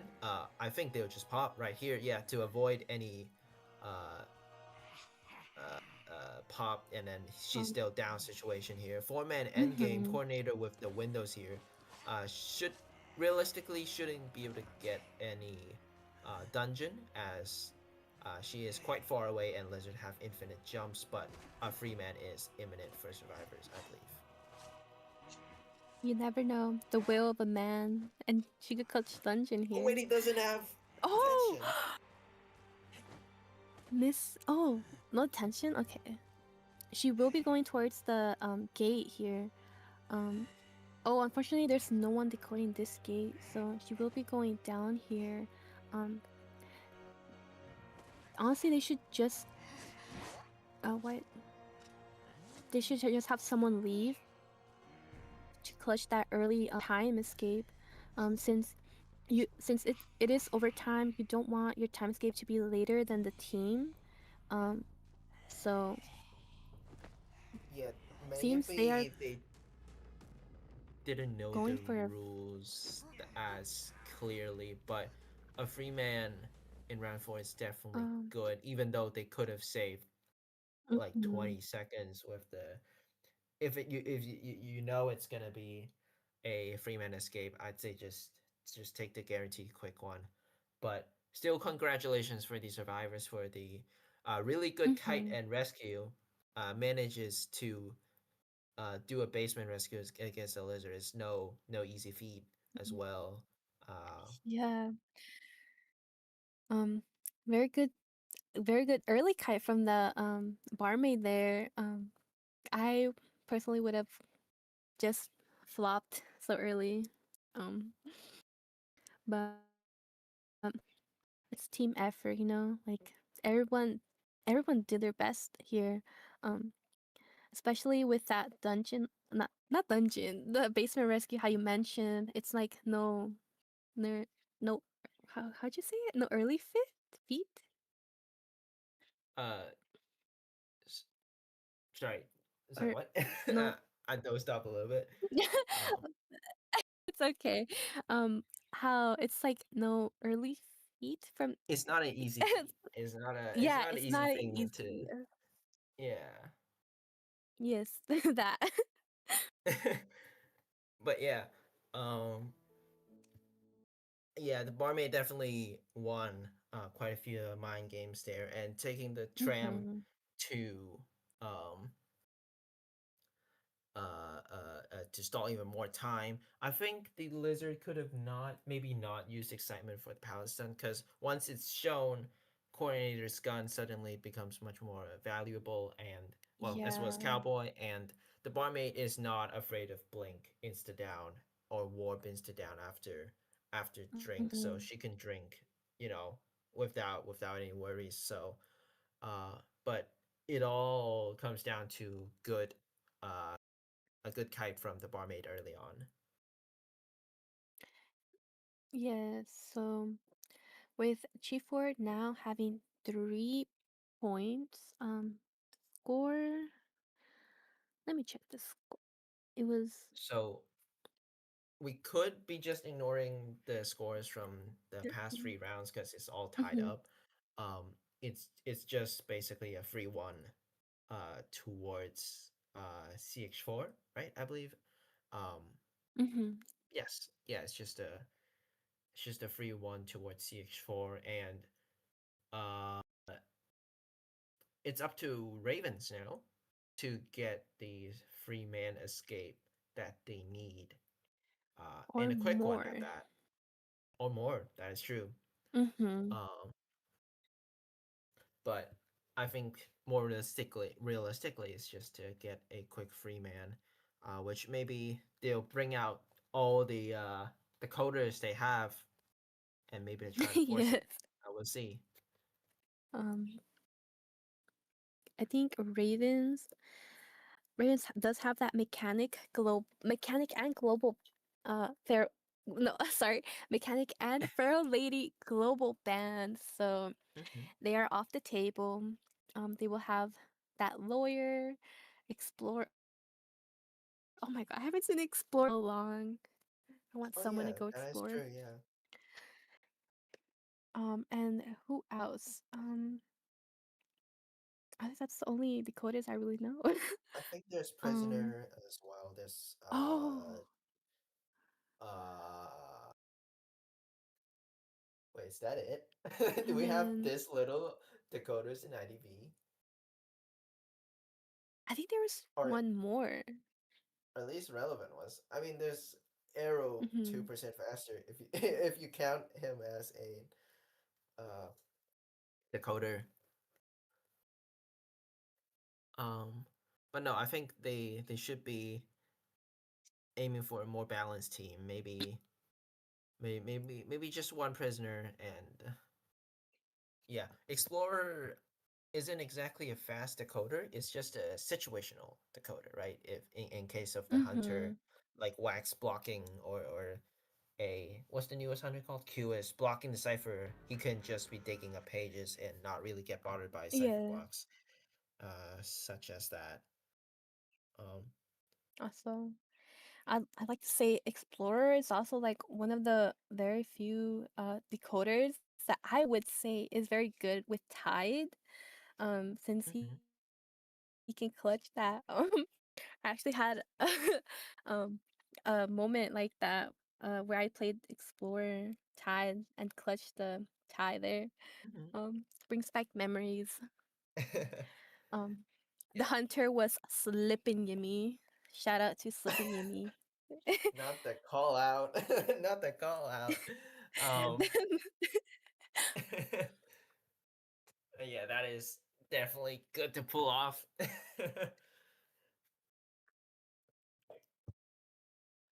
But yeah, we're gonna start our bands and picks now. We're gonna see the Priestess and Seer band, the classic rank band, to me at least. Mhm. I fear we're never gonna see that seer. Seer is still too OP. Nerf Mhm. mechanic. Nerf mechanic. Um, Yeah. poor mechanic catching strays. Um, we But will yeah, be we're gonna seeing see the that. Enchantress lock-in with um Goatman and Hullabaloo Hunter band. Um, yeah, they're bands, right? Yeah, they're bands. Yes. And then that lucky guy, that lucky guy was global. Oh, wrong team. Yeah, lucky guy will be locked in here. Very good versatile hunt, very good versatile survivor. Oh my god, look, we're finally seeing that mercenary out of the cage. You manifested him with all that talk. Yeah, Um, I was like, and then where is the mercenary, the OGest yes. rescuers of them all? Mm-hmm. And then the meteorologist and acrobat band here. So, oh, Doctor, Doctor Lockin. Um, I'm a big fan of Doctor Broken Windows only. Um, I know some people are gonna be like, no, but I'm a big fan of that, Mm-hmm. especially in rank. Oh, but yeah, I think in this situation, I think the doctor is specifically used to target Ling's hermit. Mm-hmm. Oh I yeah, he does have a will hermit, right? say, however, Oh. if she is first chase, her ability to heal chip hits aren't as prevalent, aren't as relevant if she is first chase, as if I remember Mm-hmm. correctly. Um, it was before you actually on arms picking a doctor, or maybe some other team, but if she was first chase, her healing abilities against the hermit definitely isn't as relevant. But we'll see what Lane plays. As we all know, his deep hunter pool Mm-hmm. always surprises us. I'm predicting an Ivy here. Uh, Since he yeah. does have an Ivy, I think. Yeah, predicting. Wink, wink. Um, Yeah, we'll but see mhm. if your prediction's right. You know what? I'll predict Yes. with I'll bet my whole house. I don't have a house, but I'll bet whatever I have on Yeah. this. It seems there was a pause somewhere. Um, Yeah, they so are still figuring it out in the backstage. Well, mhm. not anymore, I guess. But I think we are going to see an Ivy pick, unless that was actually a mistake and we'll restart. But we'll see what happens I in a think bit. I don't think it's a restart since I think you are able to close. Yeah, it's not. So we will be seeing an Ivy. Yeah, I predicted that, guys. Ooh, um, how did you know? However, what gave it away? I'm the mind's eye, you know. I can predict the future. Um, Ivy will be spawning in at the right side of Dancing Geisha with the lucky guy spawning right next to her and the Enchantress under. Um, honestly, here she can go for either of them. Mm, might choose um the lucky guy since he is more of an open area there, and you can easily walk into the doctor. Who do you predict here could get the first chase? Um, might be the doctor, as her item is the weakest out of them all, and Mm, in mid game without Doctor's presence, it would be much easier for the Ivy, just because Doctor can heal herself. It's quite annoying for Ivy trying to play the control game. So, uh, but it does allow for the lucky guy to open chests. So we'll see what happens here. Yif and the mm-hmm. main body separating. Yif heading straight towards the lucky guy. Usually that's not first chase. Um, Yeah, Lucky Guy already upstairs, not allowing a lot of scare mark. Just I don't yeah, to get on him. But 50 Yeah. free, he can still survive a scream from the Yif, but definitely dangerous. Doctor getting leash here isn't going to pursue them. It looks like So, Lucky Guy is going to be first chase with a perfume in his hand. mm-hmm. Looks like she's just harassing the other ciphers with her yith here. Um, possibly. Oh, Doctor does get stunned, it seemed there, but it's still after the Lucky Guy here, so he's doing it. Oh, that's Merc? No, this is Lucky Guy, sorry. Yeah, Lucky Guy's doing a great job at maintaining his distance against this Ivy. Will be getting one hit here, but is transitioning towards middle, where he's able to work more with the pallets around there. Um, Pablo is Unable to doing middle.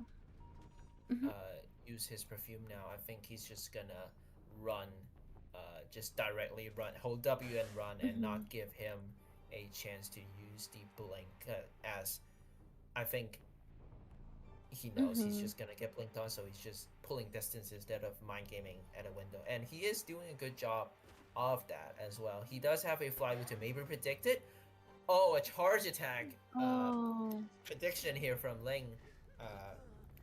Excellent mind gaming work here from Ling, winning that. But ciphers are at free ciphers are done, ready for survivors. Good job from Lucky Guy on taking that blink out also, with two ciphers now almost. Wait, one cipher started and the other gonna be started shortly.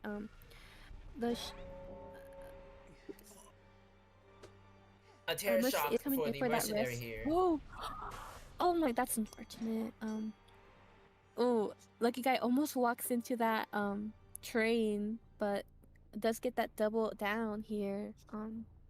Survivors do have to be really careful here, since mercenary does take time to get up. So yeah, dies next to the doctor there, hopefully to help him heal full health. Unfortunately, the Enchantress does get stunned and is now at half health here. Yeah, it's definitely really dangerous for the Enchantress to be still hanging out in the vicinity here. She's unable to flywheel the max scare there. Get hit. Doctor trying to body block for her, but fails. Mercenary is picked up by the Doctor, but ciphers were super slow because of the double down and the harassment that was attempted here.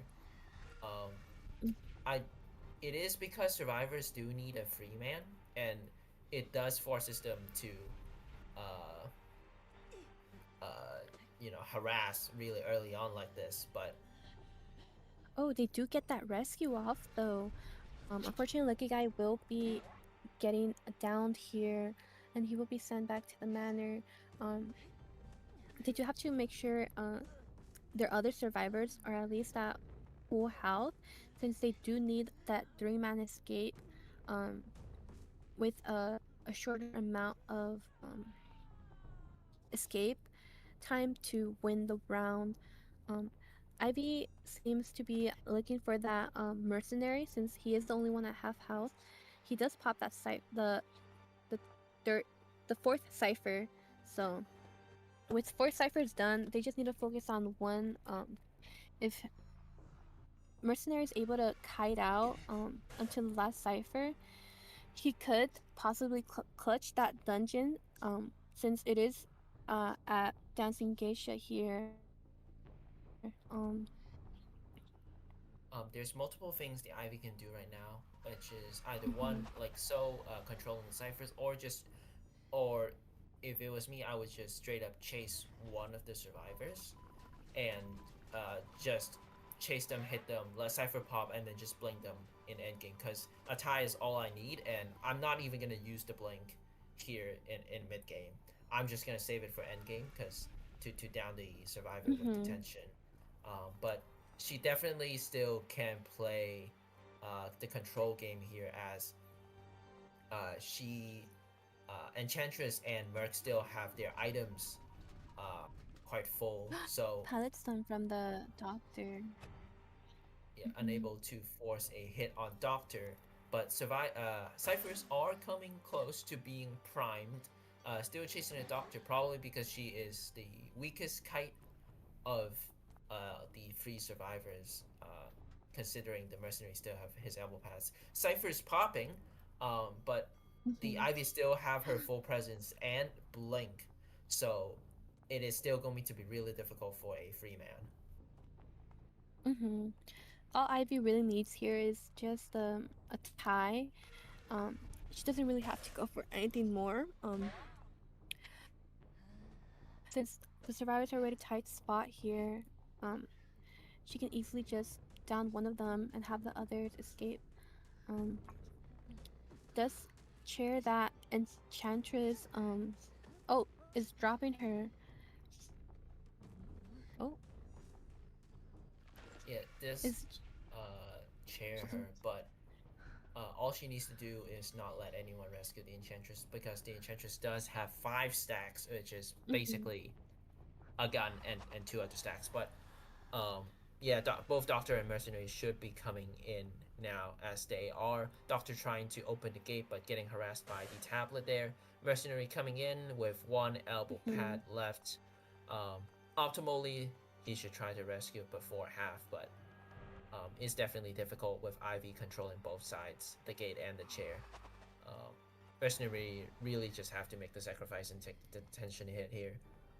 Doctor is not exactly safe, as well as blink and full presence is already back up. She does have flywheel. It's not back up yet, but takes the blink. Enchantress is free now, but gets the free stack on, but I don't think it's gonna be enough to open the gate, and she is dead on chair. She does have 1 more stack and flywheel though. Does she survive this? Detention is almost out, but again, full presence should be able to down the Enchantress as she doesn't really have any tools to avoid the shock. But she does is at 93. It is very possible, as gate is being opened and Enchantress does have the distance on her. A TP happens, blocking Enchantress off her way to the gate. Doctor trying to body block for her. Enchantress can't really look back now. Leeches on Doctor to get the rest of the stacks on, and I think that is it, as Enchantress is dead on chair. But excellent attempt for the survivors here. But still, congratulations for Ling and Siege4 for winning the game with a tie. Oh, and the doctor's just sending her farewells, I guess, at the gate. Good job from the Raven survivors. They definitely did their best and went all out. Not giving up that end game. Definitely was a little risky, but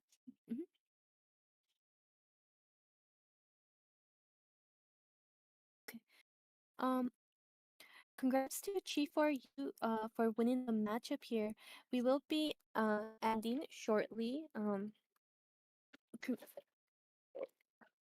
Oh yeah, we will be starting the next matchup shortly.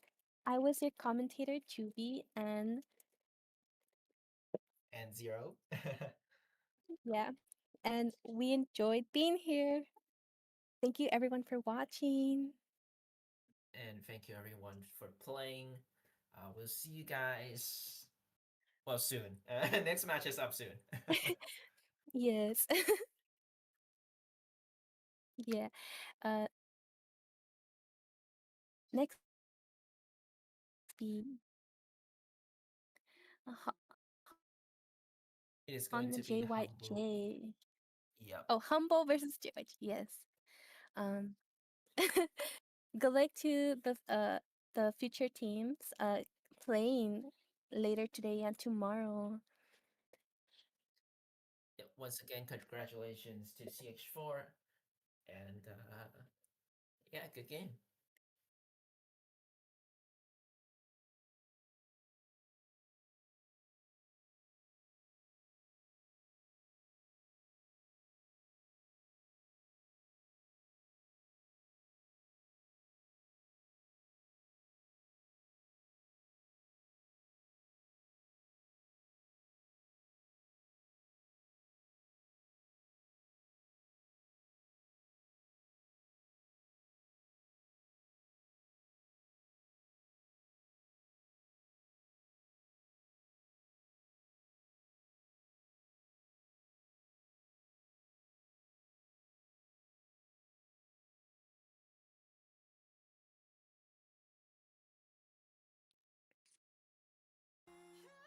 Are we able to talk?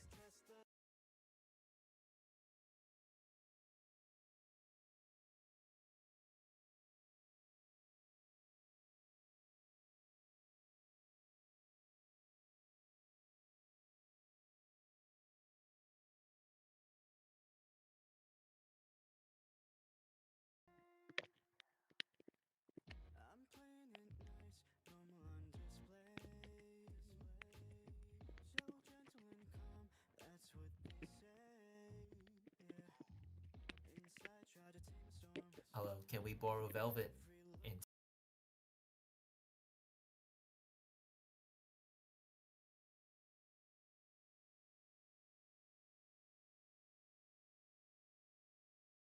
Walls between us fade. Drag far from time and space. To my world, wild and so dangerous. Myself untamed. Let's test the limits, 'cause my secret's out. Everything that's wrong suddenly feels right. Let me come closer, I'll show you. Drag far from time and space. To my world, wild and so dangerous. Myself untamed.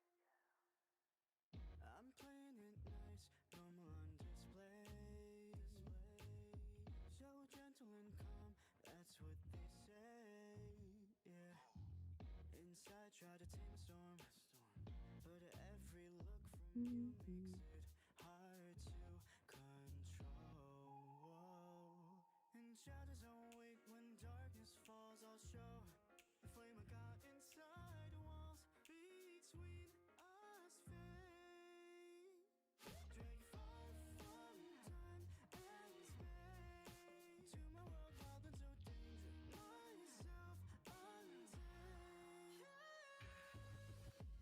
Let's test the limits, 'cause my secret's out. Everything that's wrong suddenly feels right. Let me come closer, I'll show you. Drag far from time and space. To my world, wild and so dangerous. Myself untamed. I'm playing it nice, normal on display. So gentle and calm, that's what they say. Yeah. Inside, try to tame a storm. But every look from you makes it hard to control. In shadows I'll wait, when darkness falls I'll show the flame I got inside the walls between us fade. Drag far from time and space. To my world, wild and so dangerous. Myself untamed. Let's test the limits, 'cause my secret's out. Everything that's wrong suddenly feels right. Let me come closer, I'll show you.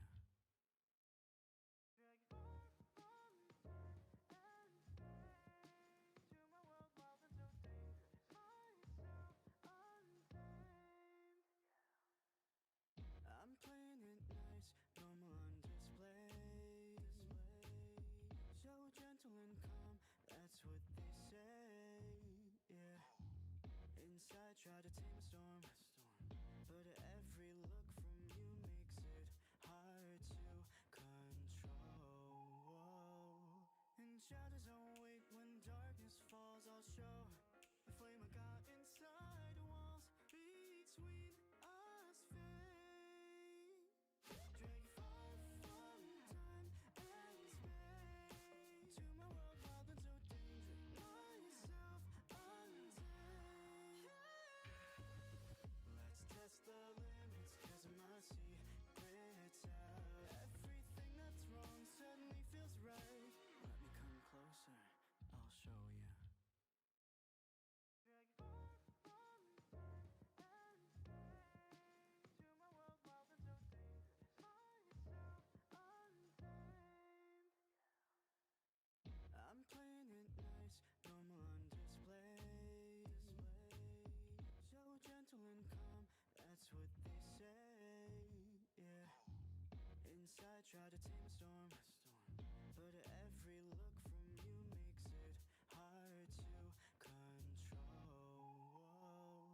In shadows I'll wait, when darkness falls I'll show the flame I got inside. Walls between us fade. Drag you far from time and space. To my world, wild and so dangerous. Myself untamed.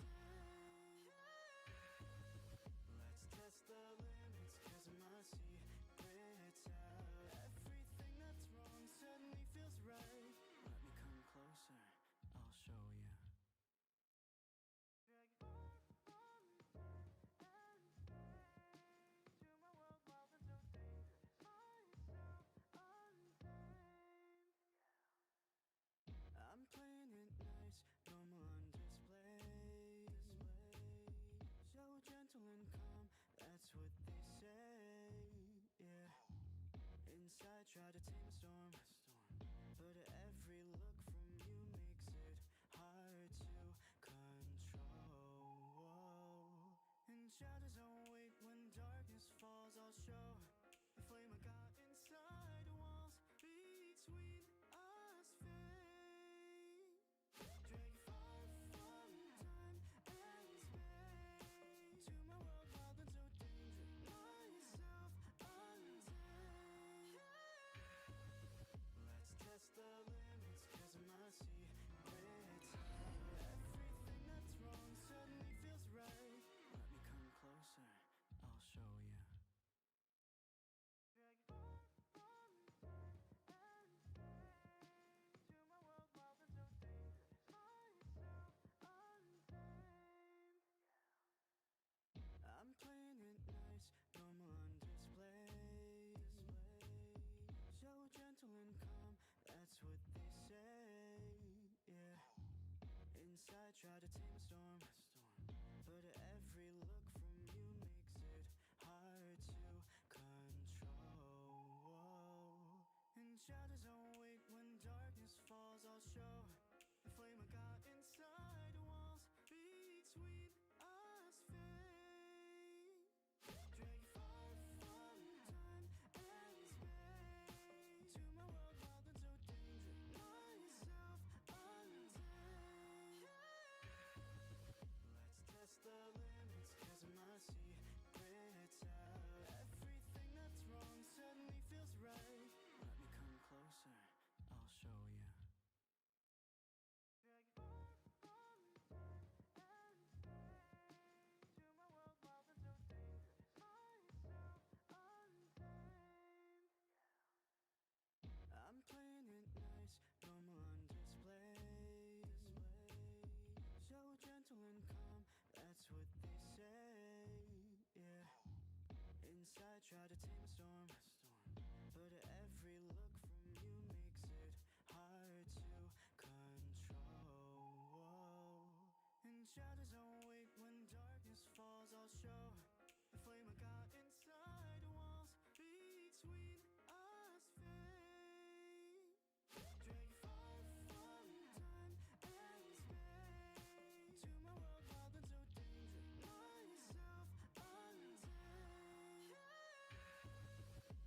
Let's test the limits, cause my secret's out. Everything that's wrong suddenly feels right.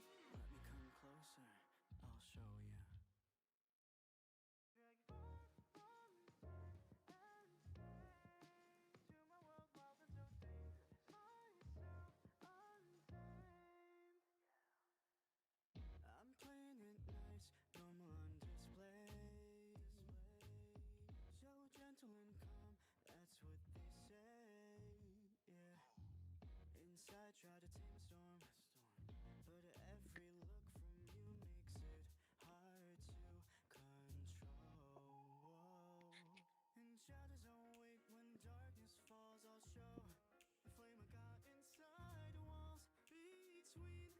All right, everybody. Thank you so much for joining us once again for Logging Off League.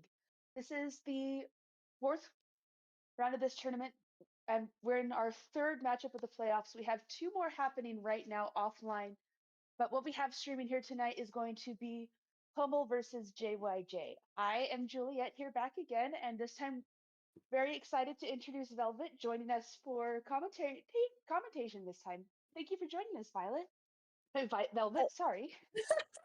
No, it's all right. A lot of people get my name confused anyways. It's all right. Thank you so much, everyone, for tuning in to the matchup and Humble and JYJ. I'm so excited to be here together with Juliet. Okay, and I'm even more excited for our matchup later on. Um, anyways, Juliet, what do you think of the matchup here? Are you excited? Oh yeah, I am super excited. Humble and JYJ, I don't believe I've seen either team fully competing. I have seen members of these teams competing before though. So it'll be really exciting to get to see some of them. I've been doing a bit of snooping to what sort of mains some of these have, and I'm very excited. We have some really strong hunter mains, some strong survivor mains, people with pretty high badges in the current season. So I'm really excited to see what these characters have to bring for us today. Ooh, all right, Juliet. Since you've done your research, are there any certain players that you're looking forward to? Well, I will say, Honor is a survivor main I've seen countless times. He's been to Koa before.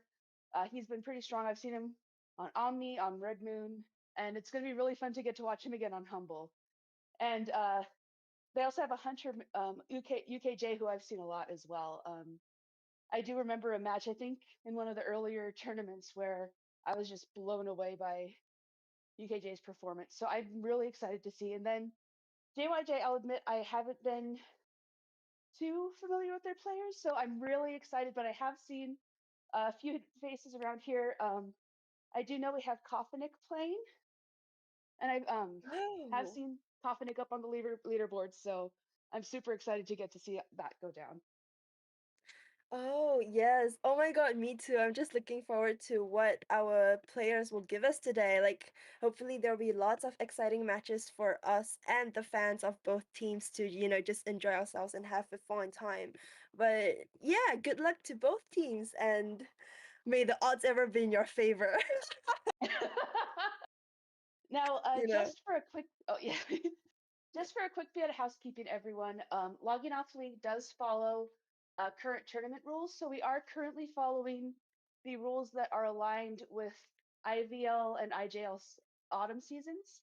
So that means all 4 survivor characters played each round will be globally banned, along with each hunter played each round, going up to round 3. And we also will be having Darkwoods in operation. Very exciting to finally have Darkwoods playable in tournament settings. And we'll also have the Peddler and the Escapologist on the table. Unfortunately, Qist and Lanternist are just a little too early, but we will be seeing them in Logging Off League 5, I can promise you that. That's great. And the point system will be like any other normal point system, accounted by the number of survivors that escape through the gate. I think it's additional plus 1 point if the survivors manage a 4-man, was it? And then also the other way around if the hunter manages a 4-kill. Yes, that is correct. That does give you a bigger incentive to try and aim for a 4 escape or 4 elimination. That does come in handy a lot of times, getting some tiebreakers on the table. I believe in our first match here, GSL versus Rebel, it all came down to 1 extra point from a 4-man elimination that GSL was able to get in the second round. It really just does depend, and we go by rounds first. If a team wins 2 rounds out of 3, that means they automatically move on to our quarterfinals. But if both teams end up with an even number of wins in a tied round, so for example, whichever team has the most points gets to go through. And then, as we saw in our last round, if both teams are tied completely going into round 3, we do have an overtime round, which, I am always happy to just see more and more play styles, more and more characters picked. I mean, we got to see a lizard pick for the first time in forever. We've seen so many Axe Boys so far. Are there any particular survivors or hunters you want to see played tonight, Velvet? Hmm. Honestly, I'm looking forward to like more non-meta hunters and survivors being played. We've seen like a rise in non-meta characters being played since I think was it COA 3? COA 4, I think.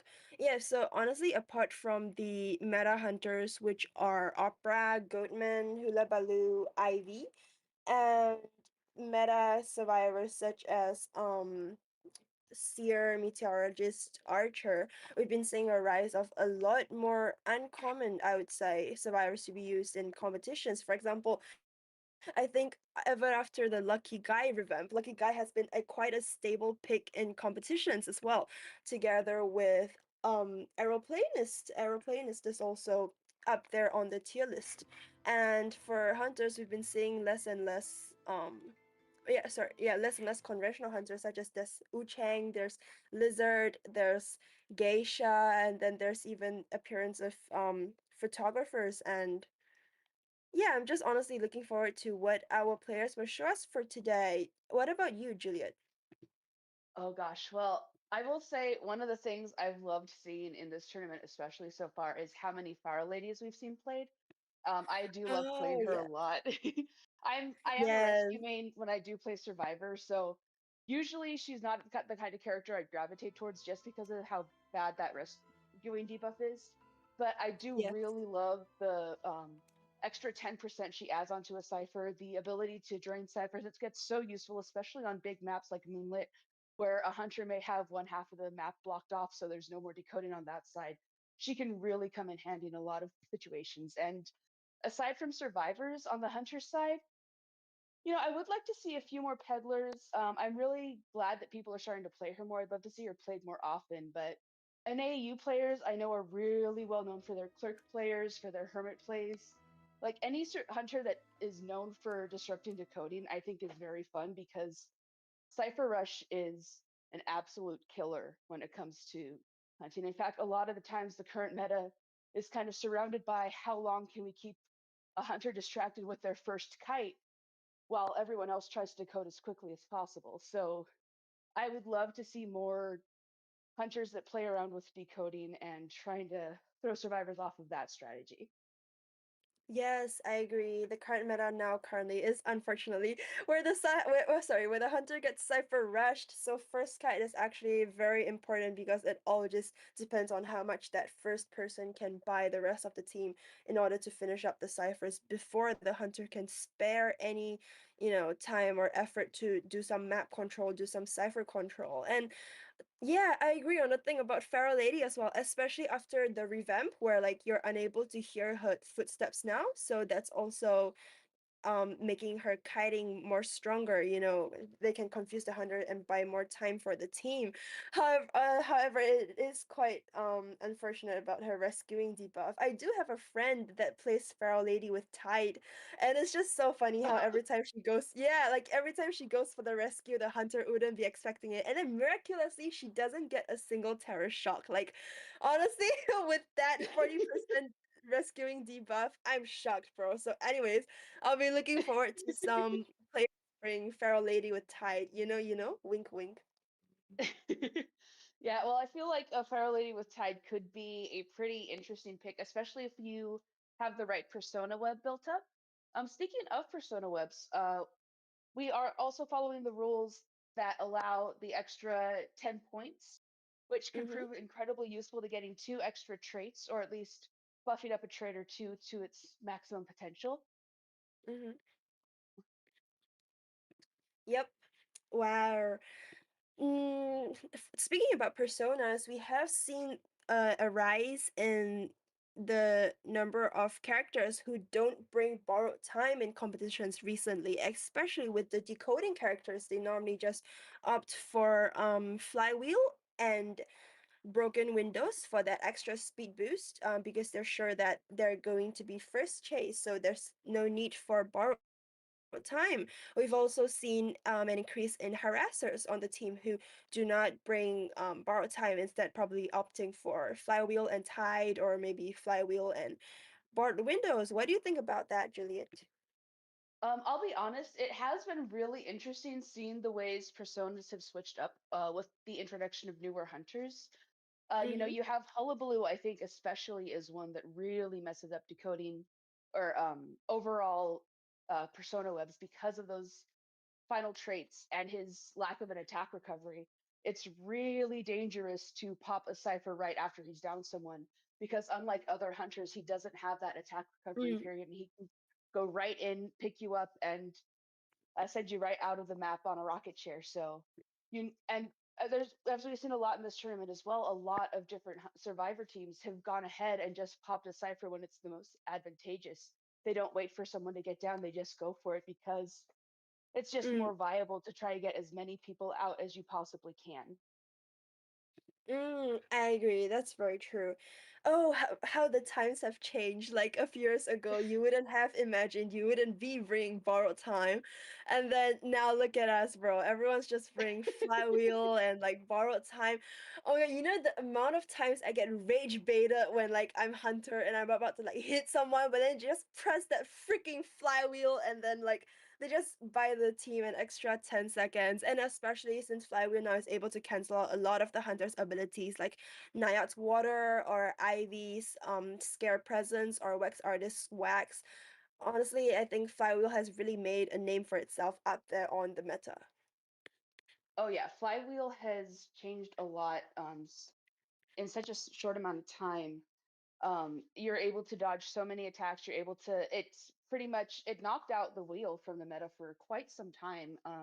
He used to be really strong around the year of Koa 6, I believe, and then unfortunately because of Mm-hmm. Flywheel, it just made him fall off so hard. And unfortunately, then we had the introduction of the opera singer, and that changed a lot of things too. And even then, Yes. she's still a very useful character to bring Flywheel against. I mean, look at how many times people have led her right into a pallet and nearly gotten terror shock because of that very quick attack recovery or attack she has when she comes out of the shadow. Yes, I agree. But enough about personas. What about maps, Julia? Do you have any maps you're looking forward to? Well, I will say that I am so happy that we finally allow Darkwoods, even though it does look like it did get banned this round, along with I believe that is the Arms Factory. Both very fun maps, very common maps. So we are going with a solid staple first, which is Leo's Memory. Leo's Memory is a pretty fun one. I do find it hilarious in duos that they decided to just blow everything up and make it extra big to make it feel like you're a lot smaller running around a regular sized map rather than going for one of the bigger maps like Asylum or a Golden Cave. But we'll be using the regular map here, which is pretty tricky for a lot of those meta hunters you were bringing up, Velvet. You know, Opera Singer, Ivy, Mm-hmm.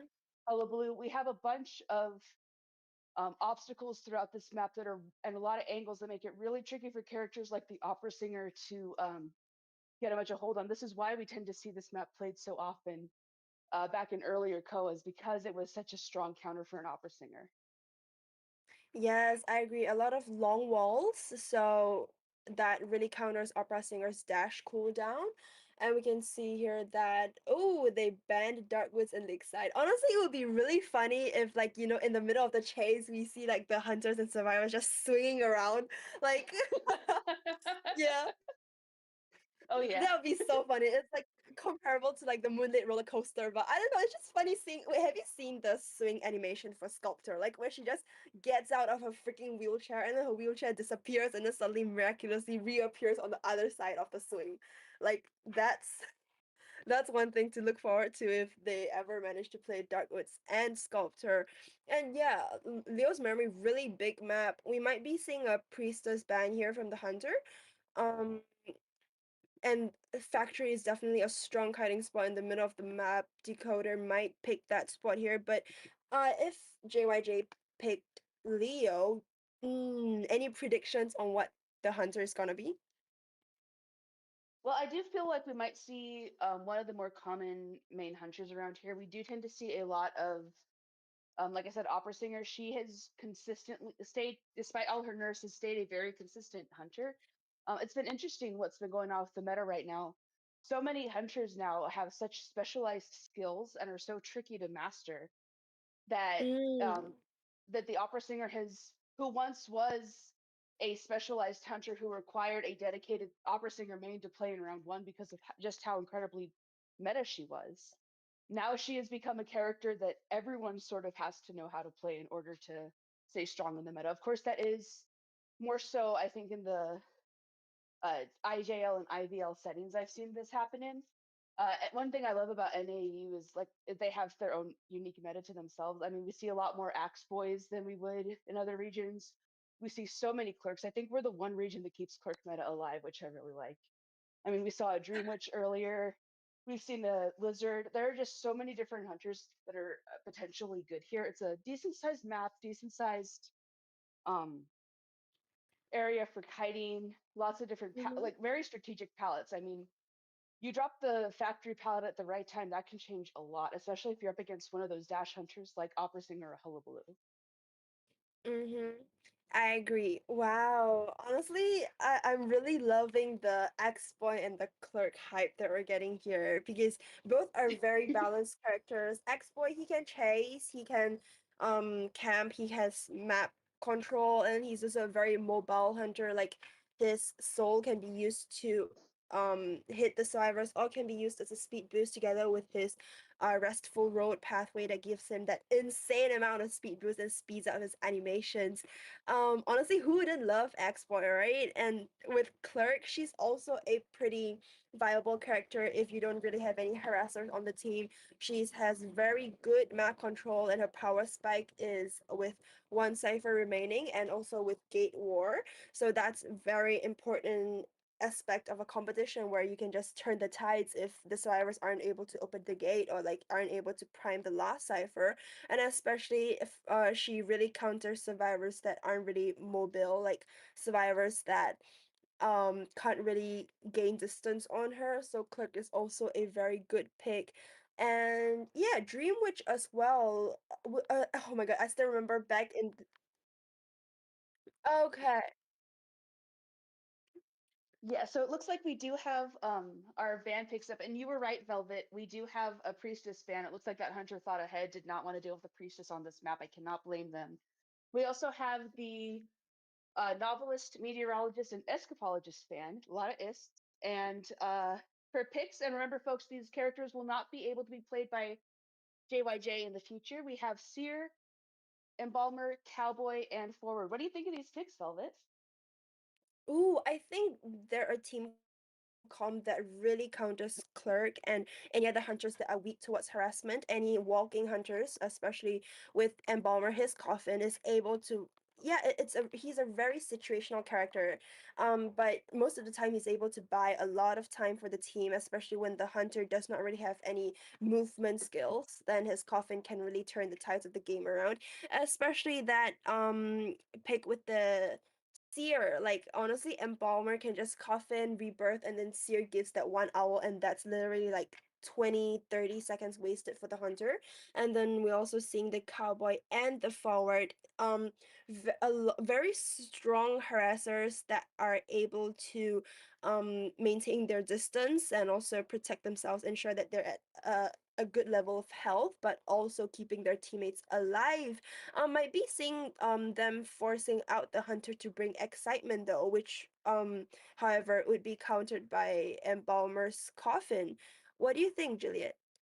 Oh, well, I have to agree. I'm so sorry. I got very excited. I see we have a Mad Eyes pick for round one. Oh my This is goodness! I am very excited about this.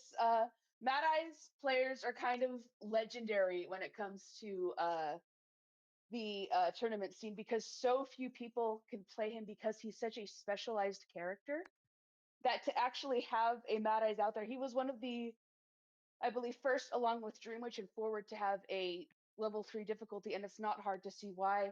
All those consoles, all that ground control, and he still needs half presence to even be able to work it remotely. This is going to be a very exciting, very scary match. Yeah, you're right, Velvet. He may want to bring excitement against that Cowboy and that Forward. Very pesky survivors to deal with, though. It does mean that they do have a bit of a decoding debuff for all that harassment, but hopefully we'll be able to see if the which side will win out more, if the harassment will be able to take on the Mad Eyes, or if those decoding debuffs will be unfortunately too much to counteract all those gates he pops up. Oh my goodness! Oh my god, I have never seen like or rarely seen like a Mad Eyes used in a tournament, especially against a 4-man voice chat team competition. And normally the strat for Mad Eyes would be to unlock first tier presence with his fences, just like camp one console and use it to map control the whole map. Yeah, and then once they get a survivor downed or at least half health, they would use either warp or teleport to that one injured survivor and then continue the chase to ensure a quick down. Common traits for Mad Eyes would be blink, warp, or teleport. However, we are also seeing a very smart pick by the survivors here with forward and cowboy, which may force the Mad Eyes to bring excitement instead, which would greatly slow down his start early game rhythm and also, you know, probably cost him like the first chase. However, we shall see. And currently we are loading into the game. We're currently at Humble versus GYJ. I am Velvet and I am Juliet. Good luck to both teams. Oh, sorry. It's okay. Good luck. Like we are loading in. Remember, folks, Humble is hunting, JYJ surviving, and all 5 of these characters will not be able to be played by their respective teams. Ooh, and we are loading with the one skin. Very lovely choice. I'm also looking forward to the Mad Eyes' new skin coming soon. But already we're on the nearest console, trying to find the first survivor, and we do have a blood trail. It looks like we might have our first target picked out. Yes, we can see the Mad Eye sealing off factory in the middle. However, I think the seal was unsuccessful as oh oh no, oh my god, the Embalmer is just injured. The Embalmer was injured so early, first game to the match. I think he chose to vault the fence in order to get out of factory so that he can at least have a stable kite and also buy some time for the team. We can see the Mad Eyes trying the red light trick and chasing Embalmer at this double pallet area. However, Embalmer chose to put down the pallet early and Mad Eyes has brought fast braking, which allows him to gain some distance on the Embalmer.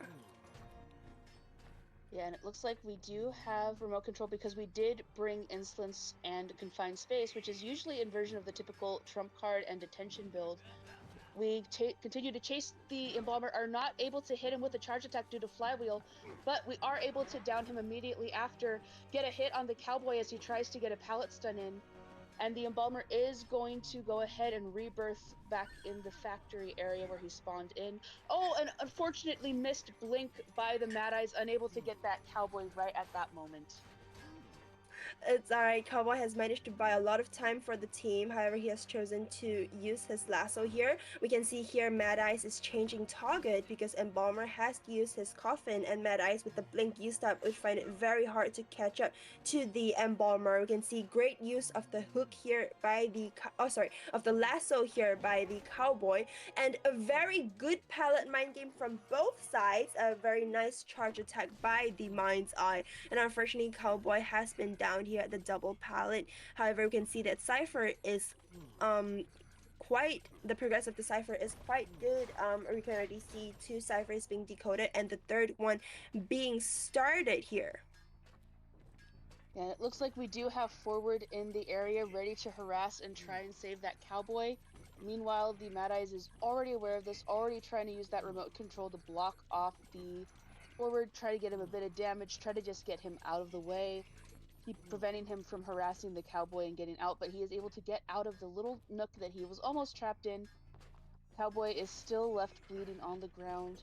Will he use self-heal? Will another teammate come in that will disrupt decoding time? But looks like we do have eyes on the Cowboy. Oh, we've locked the Cowboy off in a little corner, keeping him trapped. So if he did try to escape, he would end up getting down and wasting that self-heal anyways. You have the forward continuing this chase, going through a pallet, trying to line up a hit. Oh, but a good pallet control, pallet gaming on both sides again.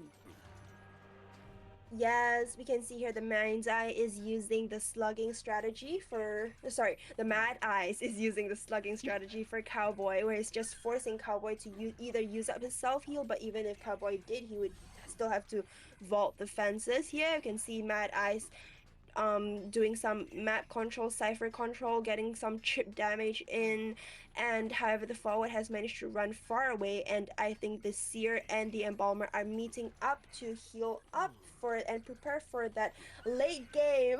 Honestly, it's a really sad sight to see the Cowboy getting slugged in there. Like, oh, but what I mean, what can I say? It's part of the strategy for Mad Eyes, and that's a very smart play by the Mad Eyes himself. Mad Eyes just playing the game slow, just checking around. He's trying to find where the survivors are healing, but unfortunately, he does not manage to see them.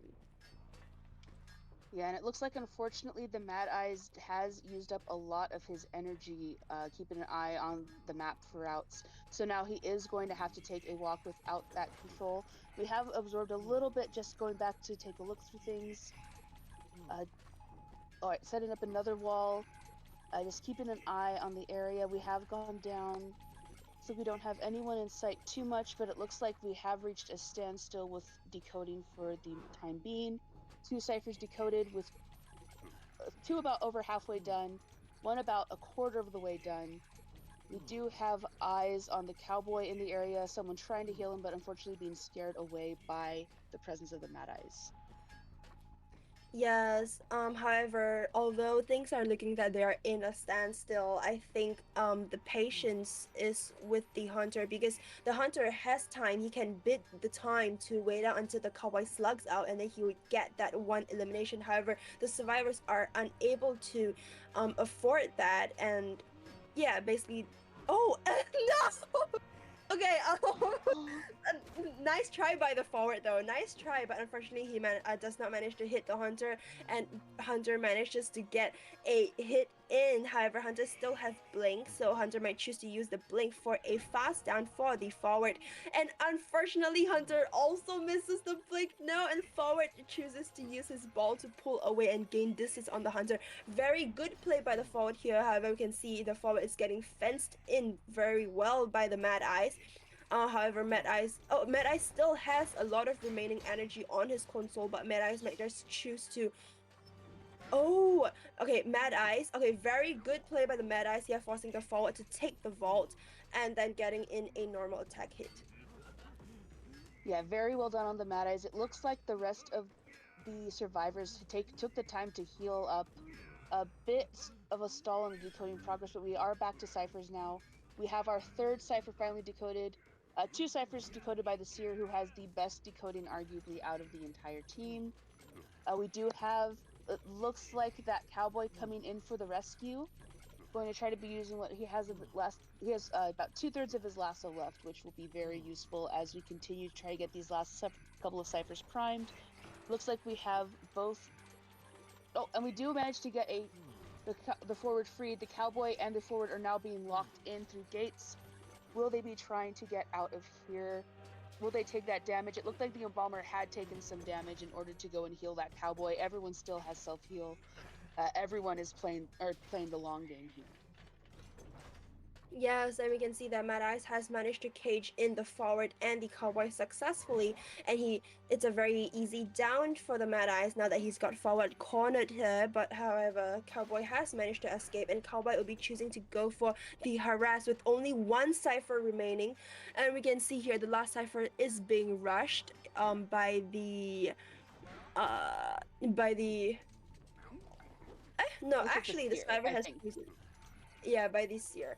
However, the survivors have chosen to do some rotation to prevent the Mad Eyes from shaking ciphers and disrupting their decoding. We can see here the forward is being slugged again, the same strategy that he did with the Cowboy. However, the Cowboy needs to be careful to not get caught as he is very close to bleeding out. We can see the Mad Eyes also doing some map control. He knows what the survivors are, and he's trying to corner them. Yeah, and it looks like we are doing a good job. We have gotten a lot of damage back on people due to having to jump over those fences. Forward is still trapped down there. It's just a matter of people trying to find him, trying to risk getting injured to go and heal him. Everyone is running around. We do have the Seer in the area. We have the Embalmer in the area. And we are going to miss a hit on the Embalmer. Embalmer mind gaming those pallets against the Mad Eyes, but we are going to get a hit on the Embalmer just as the forward is fully healed up. Yes, looks like during the chase with the Embalmer, the Seer and the Cowboy has managed to heal up their forward, and they are currently pressure is on the Embalmer now to do a kite. However, Mad Eyes manages to get a Terror Shock in for the Embalmer as he vaults at the window, and Embalmer is down with only 3 men left on the team, with Seer in a very injured state, and forward is here again for the harass. However, he does not have much ball left, so his main goal is not to do a balloon rescue, but to just buy some time for the team for the last cipher to be decoded, and which will bring our survivors into gate war. And however, forward has been fenced off again here. Look, that's the thing with Matt.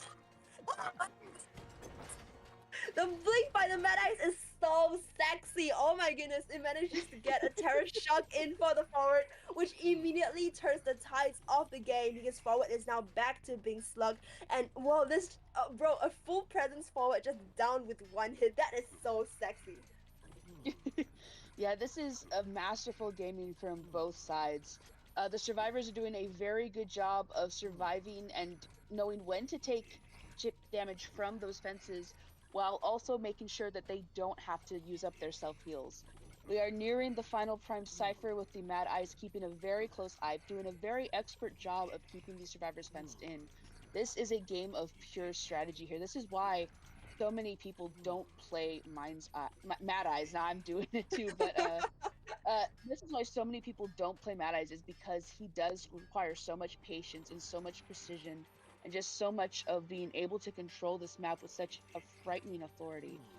And we still don't have our last cipher primed. We have one 3/4 of the way there, one just over half, and one almost at half. But we are trying to counter that with some console decoding. This team is going back to healing each other again, but the Embalmer is going to be downed by the fences. Great play by the Mad Eyes there with the downing of the Embalmer as he was decoding the last cipher. Now this forces the survivor team to play patiently with him to bid out the time to just the survivor team. Oh, what? What? Oh my goodness. The Mad Eyes has managed to get in another fence hit on the Seer, and that's with 2 survivors down, unable to move, that with only left with Cowboy and forward, the only 2 healthy survivors left on the team. It is just up to Cowboy and forward to just play it patiently with the hunter. No need to rush like the last cipher, just, you know. However, patience is something that the survivor team might not be able to afford, especially with the rate that the Seer and the Embalmer are being slugged out. Mad Eyes is doing a very smart play here by choosing not to chair any of the survivors on the team, leaving Cowboy and forward with all the items, but not unable to affect the tides of the match that much. You can see the Cowboy doing a great job and the forward doing a great job at distracting the hunter. However, Mad Eyes is very focused on making sure that the Embalmer and the Seer get slugged. Yeah, overall, very good map control from the Mad Eyes. He knows exactly where the forward is. He knows where every single survivor on this map is. He's currently kiting the Cowboy directly, trying to chase him away from the downed Seer. We do have the Embalmer up. The forward was able to heal him. The Seer will probably not be too far behind. We have Cowboy working on a cipher. We are doubling down, making sure that the Seer is closely guarded. No cipher. Oh! And an excellent blink from the Mad Eyes, able to get a hit in on that Cowboy. The Embalmer is at the nearly primed cipher, trying to get it all the way as soon as possible. We may be seeing a 4-man endgame here. Now, like you were saying, we have seen less and less borrowed time brought. We only have borrowed time on the Seer and the forward, so the Seer will be up. Oh, and we do have a cipher pop, but the Seer has unfortunately been brought up right over those fences. He will be going down immediately after getting up. Oh my goodness. Okay, woohoo! Now we are finally at the gate war. We can see both sides really just dragging out the game, playing it patient here. This has been a really long match, but so exciting at the same time. Unfortunately, Seer has been out immediately downed when Cypher was popped, which leaves only 3 men left on the map that are able to just decode the gate. You can see their other gate being decoded. However, Mad Eyes has managed to stop it by fencing off the decoding aspect. Seer has finally used up his self heal. However, will he be? Oh, okay. Seer has chosen to use his flywheel to get out of being trapped by the Mind's Eye. Now both survivors are heading to the Christmas tree gate, and the rest of the survivors are staying there by the back gate, just giving that tinnitus for the Hunter. However, Hunter has seen Seer, and Seer gets downed again by the Mad Eyes, unfortunately, which brings us back to square one with only 3 survivors active on the team. Yeah, and it looks like we are healing right next to the Mad Eyes, but he is focused on that console. He's found the Cowboy. Now, the Mad Eyes does not have detention currently, but he might not need it considering he's able to get all that damage in. Cowboy is going to take a hit. Seer is about 3/4 of the way to being bled out. No gates have been able to be decoded yet because he has the gate he's not at locked off, while also keeping the Seer in a dungeon of his own making, basically. We break in another pallet. Mad Eyes is just keeping a very close eye on everything, trying to counter these survivors. We have the Cowboy injured in the area, trying to run away. Seer is the only survivor who's used his self-heal, so unfortunately he can't get back up. He will need another teammate to get him up. Cowboy is currently standing, keeping an eye on the Mad Eyes. We have another chip hit on the Embalmer, having to get over a gate. Yes, and we can see here that Mad Eyes is just wasting out the survivors' items, just baiting out their utility. We can see Cowboy here is already he has used up all his lasso, and Forward here is just left with a very tiny bit of the ball, and Seer is so close to being bled out. And oh my goodness, Seer gets slugged out, unfortunately, for the survivor team, but a great win for the Hunter with the first man elimination of the match. Congratulations, Mad Eyes. Now it's just up to him to fence off the other gates and to just drive and hurt the survivors towards the front gate. We can see there that Cowboy has been digging the chest. The survivors are choosing to play it slow, trying to get more utility and more items. However, Mad Eyes blink is ready, and he manages down the Embalmer with 1 blink. Oh my goodness, great blink by the Mad Eyes over their very sexy blink, and that leaves us with only 2 survivors on the map. And it looks like the Forward has gotten up to half health now, getting hit by an exit gate. He wasn't able to make it all the way before the Mad Eyes was already there, already keeping an eye on him, already trying to just control the Cypher out. The Embalmer is currently healing up. Because of all of this guarding of downed bodies throughout the Cyphers, it looks like all the time spent being down, preserving themselves, is starting to pay off. Everyone is getting bled down to the wire. We don't have any gates being worked on because every time someone gets to a gate, Mad Eyes is already there. We already have eyes on the Forward and the Cowboy, trying to land a hit on both, trying to wear them both down.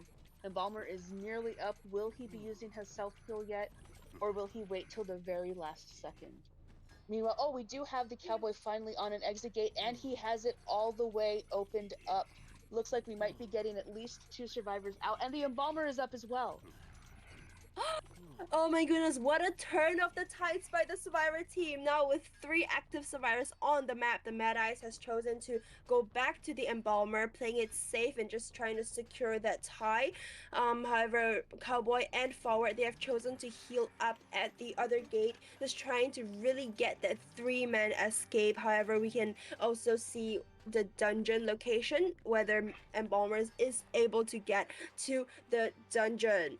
Mad Eyes is now hot on Embalmer's trail, just trying to chase, and Blink is ready in 42 seconds. Will Mad Eyes be able to down Embalmer fast, or will he have to wait out that Blink? And Mad Eyes just fencing off the other gate, just preventing the Cowboy and the Forward from going out. And very good flywheel by the Embalmer there. Very nice mind game there, just buying more time for the team. And unfortunately gets down here very close to being slugged out and does not have his self-heal. We might be seeing the Embalmer just being bled out here, and then a final 2-man escape by the Cowboy and the Forward. Yeah, it looks like we are on our way to a tie here. Very, very well played. We are going to manage to get a hit on the Cowboy as he tries to leave. but he is going to be able to flywheel out and escape this map. And the forward will not be too far behind, I'm sure. Oh, forward is going for the dungeon as the Embalmer bleeds out. It looks like that is the current strategy here. Embalmer is nearly bled out, and forward is nearly at the dungeon. Looks like this will be timed perfectly, and they will get a draw as well as a dungeon escape. Very well done to both teams for that round. That was a very long match, but what a match it was. That I'm Yes. so glad we were able to see such excellent countering of a Mad Eyes from this Yes. team, to the fact where they were able to get a draw against him. Yes. My goodness, that is such a great start to our BO3 matchup with Humble versus JYJ. Oh my goodness, I just can't believe that we got to see a Mad Eyes main in action, and every play was so well done, so well executed. The patience from both teams, how the survivors just rotated so quick, and like how they healed up, and how the survivors just knew when to play it slow, when to play it patient, and when to rush it with the Mad Eyes. And honestly, great job to the Mad Eyes player as well. Just great, amazing map control, amazing palette mind games there, and also amazing patience from both sides where he was just wasting their utility. And honestly, I'm so glad that I got to see like a Mad Eyes main in action. Like that slugging strategy was so good because it just counted like the entire team comp, like Embalmer with his coffin in case someone gets chaired, forward with his ball, and cowboy with his lasso. Like it's all abilities targeted to someone being chaired. But Mad Eyes actually won, no, not won the game, but he managed to get a draw without chairing anyone the entire game. Yeah, overall that was genuinely incredible. He basically played like the undead that Mad Eyes did, bleeding out survivors, opting to leave them bleeding and cornered, surrounded by gates, in order to just force the team to make the choice. Do we jump over the fence and take the injury to heal our teammate so he doesn't have to use his self heal, or do we just leave him there to bleed out briefly? Just one moment, I will be right. No worries. And also very sexy blinks and flywheels from both the Mad Eyes and the Survivor team, especially that flywheel with the Embalmer. Embalmer just manages to buy so much time for the team. And also, oh, that sexy blink with the forward and the Terror Shock, like that was really the epic point of the match. And also, also a lot of, I would say, very funny plays where both sides missed their flywheel and the blink by the Mad Eyes, but we shall not talk about that. Okay. Yeah, anyways, it was such an exciting match to watch, especially Mad Eyes in a big map with Leos, and great coordination from both teams. The survivors with their healing rotations, their kiting, you always have someone just staying around the Mad Eyes, just giving that tinnitus, giving that vision, and giving that pressure to the hunter. And that job is always taken up by the cowboy and the forward, two of the most mobile survivors there. And then you have Seer just decoding for the whole match, and then Owl with the support, and then you also have Embalmer with the coffin, and also the end game kite where the Embalmer bought so much time for the team. Anyways, that has been Humble against JYJ, and we are now moving into the second round of the match. Yeah, it was such a great match to watch. Very exciting. I feel honored to actually get to see a Mad Eyes match, and even commentate for it. I know that was a very fun way to start off this round. I'm very excited to see what the second half of this round will be. I don't have any idea what sort of hunters we might be seeing coming up. Do you think we might be seeing another specialized hunter, like maybe the Dream Witch? The peddler. You have any idea which hunters we might be seeing this next round, Velvet? Honestly, I think it really depends on the strategy of the team, because it honestly really depends on the player. Like if the player has managed to train the meta hunters, then we might be seeing the appearance of a meta hunter. But if the player chooses to go for their comfort pick instead, then honestly we might be seeing a more niche hunter with the Mad Eyes that we saw before. It really depends on the team comp and the rotation of the players. However, if I were to say a hunter that I'll be looking forward to, I think it'll be X-Boy, because I haven't really seen any X-Boy active in tournament. Like, I think the latest X-Boy that I saw in tournament was all the way back in, I think, COA 2, where FPX Ken was still active and his X-Boy just took over the entire IDV community. Like, that was the most peak X-Boy I've ever seen. So I'm honestly looking forward to an appearance of an X-Boy here. But what do you think, Juliet? Oh yeah, I mean I'm always happy to see Axe Boy. We actually saw him twice earlier today, and uh, I am so glad that CH4 was able to move on because they are very well known for having one of the best Axe Boy players around. But and we did get to see a bit of that Axe Boy today. And he does do really well on smaller maps like these, Arms Factory, Chinatown, Ever Sleeping. We might be able to, even if we don't see him play this round, we might get to see him further again. As it is, Humble is in a very good place going into round two because they have such a niche hunter locked into one of their global bans for round one. And that leaves them open to only having one of the current meta hunters banned.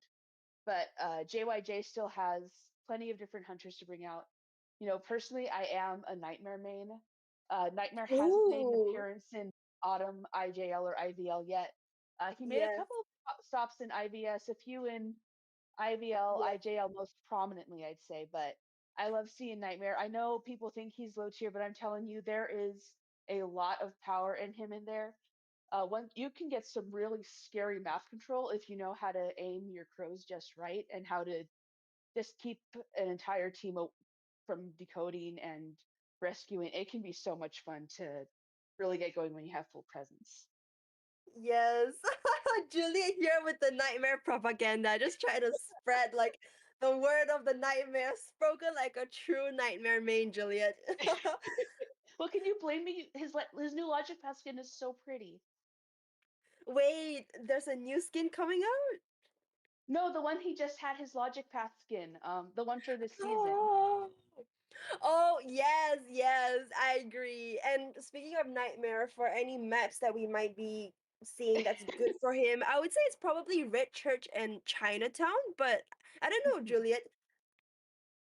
Is it? Well, I would say some of the best maps I've seen him on are things like Ever Sleeping is my personal favorite map, but ooh, it Ah, looks like we are getting right back into our map ban picks again. Priestess yes. once again has been banned along with Mechanic, and I think seeing just how much of a nuisance the cowboy was to the hunter early on, we've gone ahead and banned him, which is a little too bad. I do love seeing cowboy. I really hope we get to see more of him, especially with that gorgeous new one skin of his. But we do have Yes, Steer and Forward both locked in again, and joining them this time are yes. the meteorologist and novelist. Yes, we can see here it's a very balanced team comp forward with the harass and the rescue, Seal with the owl support, meteorologist, she can be a kiter, she can be a support as well, and novelist, again the same with meteorologist, just both very viable characters to be used in any situation here. And especially on Leo where there's so many palettes around, if novelist just managed to get like his books just continuously going, then wow, we would be in a very painful time for the hunter. And also meteorologist would be a really pain in the head for the hunter if she takes factory with her cloud that's able to just float out of anywhere and everywhere and be able to fully utilize the double story, the height difference for the building. And then we can see again with the bans, cowboy has been banned. Oh, that's a very nice choice for the cowboy because he's able to kite, he's able to harass, he's also able to, just balloon rescue. And also with the prisoner and the mechanic ban, we're seeing more of a decoding ban here for the hunter. So I'm guessing the hunter might not be a map control. Maybe hunter's more of chase. But what do you think, Julia? Yeah, usually when a hunter bans a decoder, that does mean that they are trying to avoid Cypher Rush as much as they can. For me, that usually means I can expect to see potentially an Ivy pick. She tends to ban a lot of decoders frequently. Uh, Even though I will say the mechanic does have her own skills outside of decoding, that bot can do so many things: open a gate, heal a teammate, rescue somebody, decode. But we are actually going to get a hermit pick, so we are actually looking at someone looking to disrupt decoding altogether. All right. Much like Mad Eyes, the hermit is also a very niche pick. You tend to see him played by very dedicated mains. Very excited to see JYJ bring a hermit out. He is very good at keep disrupting decoding progress, locking it off, forcing a bunch of different ciphers to be decoded together while eliminating some of the extra progress. It is overall very exciting to see a hermit get brought out here to play tonight. Yes, I agree. And we are seeing so much of non-meta hunters appearances today, and I'm so excited. And also I find it quite funny how both matches are going to be so long, like with the Mad Eyes and then now with the Hermit. Like you can expect this is going to be like a 20-minute match for sure. Like Julia, me and you, we'd be speaking until we need some water, bro. Oh, I've been drinking some water here and there, believe me. I can already feel my throat starting to get dry, but we are heading into the second half of round one. JMJ Hunting, Humble Surviving. I'm Juliet. This is Velvet, and good luck to both teams. Good luck to both teams. Oh my goodness, Hermit has banned his student prisoner. That does And make a lot of currently, sense. Oh, yeah? sorry. Go ahead. No, No, go no, ahead. it's okay. Oh, I was just gonna say, there is a theory that they Yeah? do tend to make characters who are lore relevant to each other have more counters to each other. Like the Hullabaloo Mm. Hunters have some very significant counters to the Hullabaloo Survivors and so on. But we are getting into our match now. Already, Yes. the Hermit has a good chunk of the map locked off in that group cipher decoding. We do have some cipher progress going on. We have a red charge on 3 of our survivors: the meteorologist, seer, and novelist. And it looks like our first chase is going to be that meteorologist over by the shack.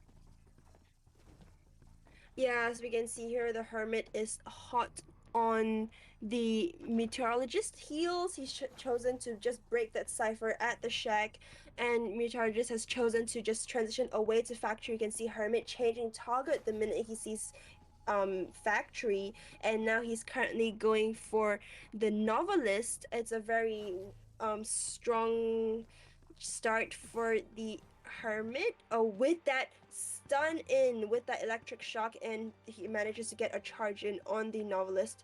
And currently Novelist just trying to loop him here, just kiting him here. There's a pallet there. Novelist chooses to put it down. However, he's now trapped. Oh, and Novelist uses his book to get out of being cornered by the Hermit. And very nice stun by the Hermit that manages to get a hit in for the Novelist. However, Novelist is now rotating the factory, and Hermit has chosen to use teleport there, and effectively with the second skill. However, the Seer managed to dodge the Hermit's teleport.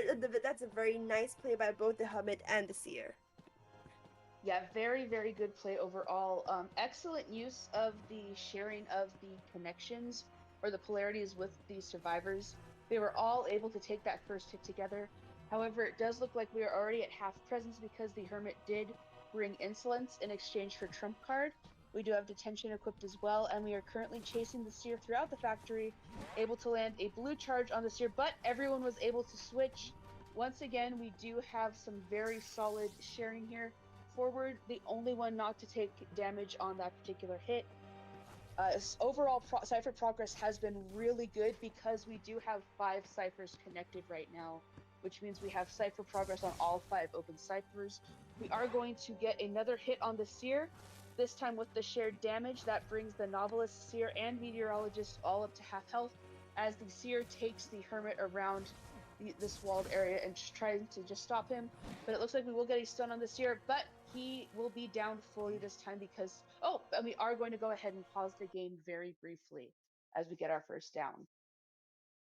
Yes, we can see the cipher is really being decoded very fast. Like, Although no cipher has been popped yet, the progress is looking really good. All the ciphers in their 70s, 80s, and 90s, just waiting for that one moment that one cipher gets popped, and the rest of the ciphers in the connection will just, wow, like that's honestly a lot of time bought by the Survivor team that are very good with the cipher progress, and honestly, great kite for this year and the novelist, especially a lot of good team comp rotations as well. However, unfortunately, they have paused the match here. We might be resuming after a short while. What do you think, Julia? Who are you favoring to win in this scenario? I will be honest, I do not know just yet. There are a lot of different ways that this match could go. The Hermit is doing a very good job of keeping on the survivor's toes, trying to stay dedicated and getting that first down, keeping the ciphers locked off together right away. On the other hand, the survivors are taking advantage of the way those um, ciphers are connected, trying to hurry that cipher rush. And I will say the survivors are doing an excellent job of sharing the damage to the point where so many hits were able to be taken and absorbed basically before they had their first down. And on the other hand, though, the hunter did bring insolence, so I wasn't able to see right before we went off. But I have no doubt that if we're not at full presence yet, we're almost there. Overall, this is a very tight match, and considering how long that first round match was between these two teams, considering how long a hermit match can go and how well these teams do at strategizing against each other, I would not be surprised if this is another long match that ends in what could potentially even be a tie, because or one wrong move could just one slip chance, like one terror shock at the wrong time, a cipher pop at the inopportune moment for a hunter. Anything could happen, and the entire tide of the competition could turn. Yes, I agree. So honestly, it's just both sides just bidding out their time, waiting for the moment that the other side makes a mistake, and then they would just use that mistake to just turn the tides around and potentially win that match. Things are also looking quite risky for the survivors here. Although Cypher progress is looking really good, all of them are also in a very unhealthy state of condition, so they might need to just play it patient, play it slow, and heal up for that chair rescue, potential chair rescue, and also for the potential Cypher Prime. Oh my god, I cannot tell you so many times when I'm playing like rank, and then like the person priming the Cypher gets down because of the shared damage from Hermit. So we might, hopefully we don't see that happen here. But however, it is a very good strategy for the Hermit as well to just down the person that's in charge of priming that cipher using this shared damage connection. And honestly, I'm just seeing like a really long match here for Humble and GYJ. Both hunters on both teams are very inclined towards map control, map pressure hunters. Yeah, overall, this has been a very exciting match to watch. Getting to see that Mad Eyes at the beginning, now getting to see the Hermit. Overall, very, very fun picks. And like I was saying, these are two hunters that kind of change the way you play the game and force you to really strategize and think. Mad Eyes, Yeah. like I was saying, has that, so dare I say, a bit of a Saw-like feeling to it, where you have to decide: do I heal myself? Do I heal my teammate? Do I risk Yes, that yes. injury?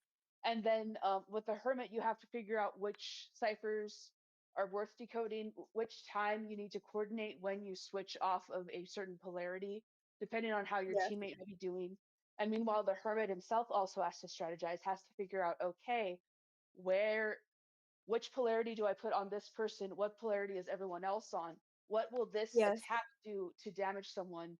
When should I switch off? When should I disconnect these ciphers? When should I connect the gates? And even Mad Eyes requires so much strategy. You know, he has that energy bar, a lot like characters like the Goat Man or the Lizard, where you have to actually think and be very careful with how you use what you have in your arsenal. And with the Mad Eyes, especially, that map control comes at a very steep cost. Locking those people off takes a toll, and sometimes you just have to force yourself to walk throughout the map itself, because you used up that remote control and you have to charge it up to be effective again. Yes, I agree. And honestly, wait, Julia, did you know that like the way to get rid of a hermit's charge is to like enter into a closet? Like if you enter a closet and then you come out, that just completely removes the charge. Did you know that? I think I have heard of that. I also know it's one of the only ways you can avoid getting leached by Ivy Zethian. So every so Yeah. often we'll see a surprise use of the locker. I think I still think about that one all the way back in I've got to say, I think it was either Koa 4 or Koa 5 where that infamous gravekeeper went into the Yeah. locker while the sculptor was using her statues. Funny. Yeah, but honestly, pro tip for anyone watching this stream. Yeah, you can enter into a closet to like, dodge the hunter, but don't be like that one. I think Mind's Eye in a previous COA where like she entered into a closet and then she got found immediately at the start of match, and then there's just like bro, there's just balloon at the start of match. Okay, don't learn from that Mind's Eye, but like yeah, little rank tip for anyone watching the stream. Well, I think unfortunately there is a stigma on Mind's Eyes now just because of how often she is played by people who don't know exactly how to play her. Instead of trying to focus on decoding and avoiding the hunter, there's a priority spent on rescues and getting people out. But at the same time, you've just got to know how characters need to be played because so often I have seen teams play Mind's Eye just to fool around, and then they actually pull off some very genuine plays and even manage to win every so often. So I'd say don't even knock down characters like that as well because you never know when a character's kit will come in handy. Even a Mind's Eye of all characters who is treated like the absolute worst to the point where people say a Mind's Eye pick is an automatic throw. You never know. You genuinely just never know. I have seen so much in all my years of watching tournaments and commentating for them. You never know. And it's always the Gilda skin from the Promised Neverland. It's always that skin. Oh, looks like we are getting back into the match. Yes, we have finally resumed the deduction for the Hermit and the Seer. However, we can see that both are just locked in a standstill, just staring at each other. And then Hermit finally chairs the Seer. And we can see that two ciphers on the map are very, very close to being primed. That leaves the survivor with just one last cipher to do, and Hermit has decided to and forward with the stun. Oh my goodness, very nice hit by the Hermit there. Just manages to hit that forward as he was going in for that stun.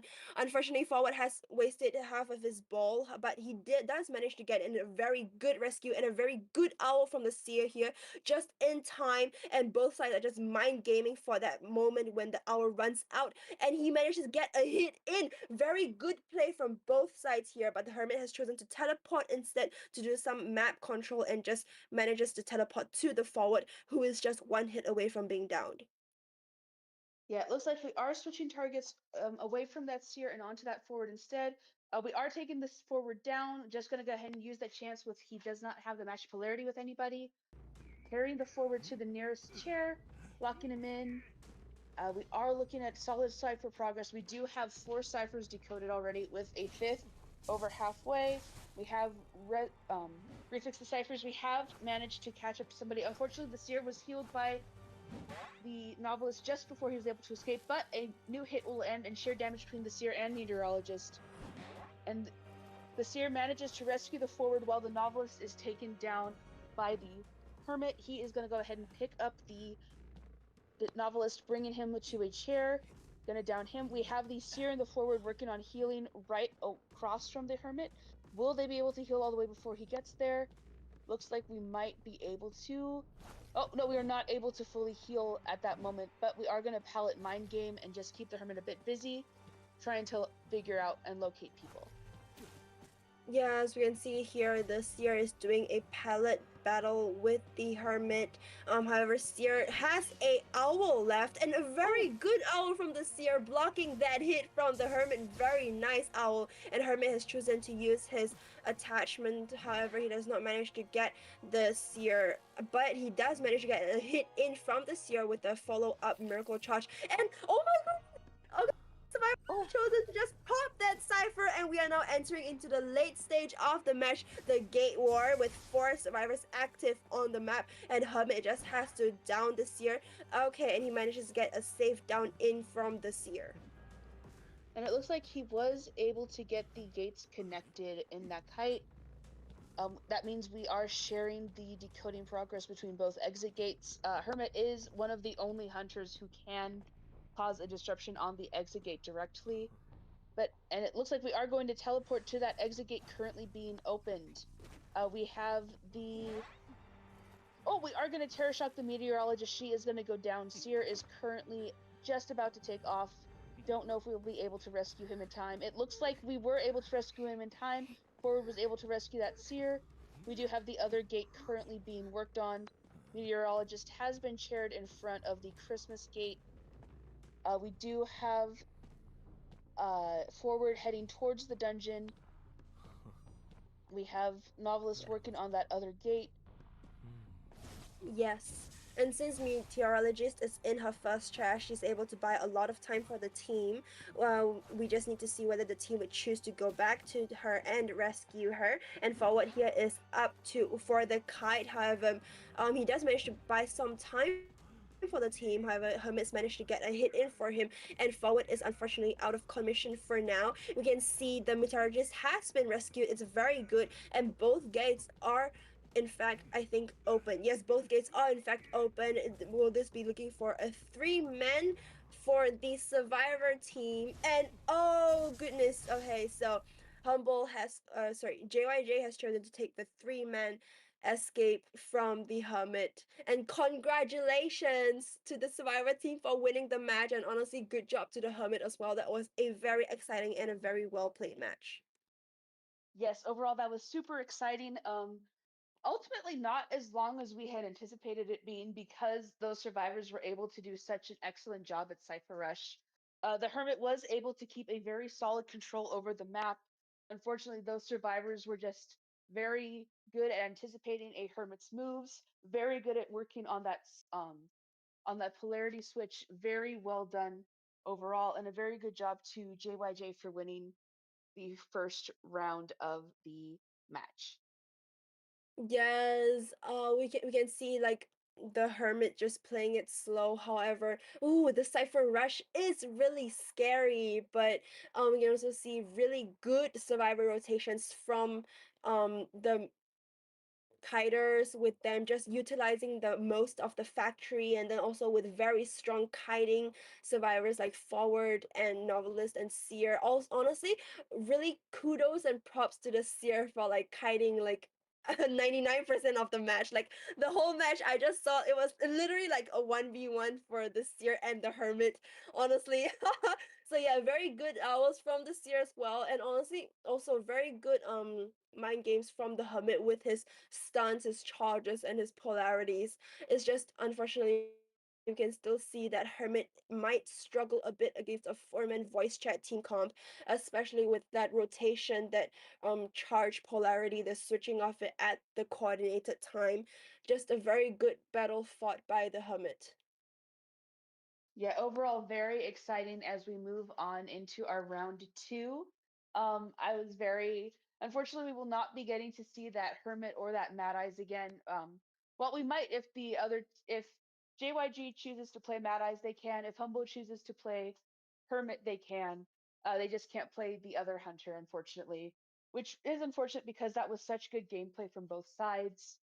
And it is unfortunate that we won't be getting to see another Forward or another Seer, but it does make a lot of sense that we brought those two characters out in round one. They are very strong survivors. They've been very strong in the meta. Forward fell out of the meta for a while, but the Seer fortunately became back. Seer has always sort of been very strong, even with that nerf he got a few years ago.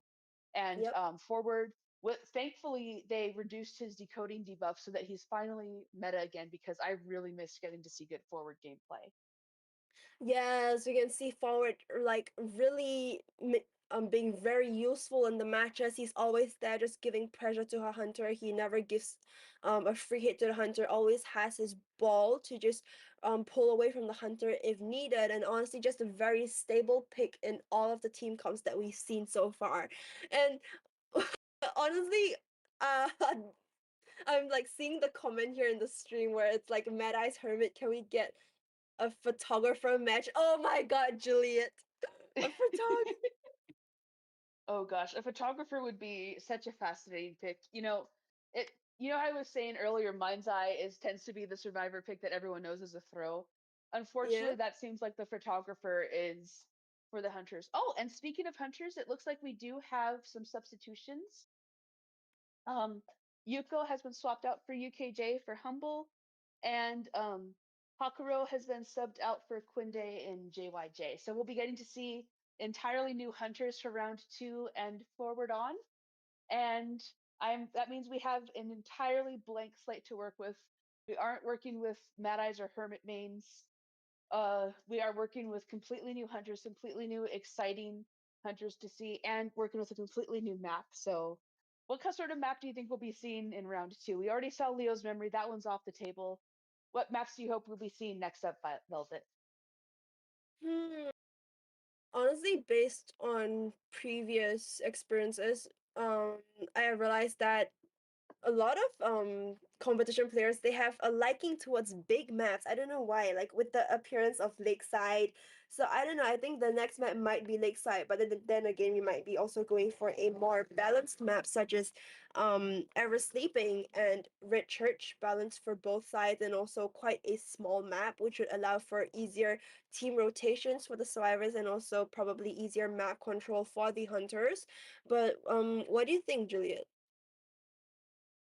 Yeah, I'll be honest. I am kind of hoping that we get to see a bigger map this time around. I always Mm-hmm. hope that we get to see Darkwoods because Darkwoods, I love getting to see it and play. It's so big. It involves so much for both the survivors and hunters to try and rescue and survive a hunter.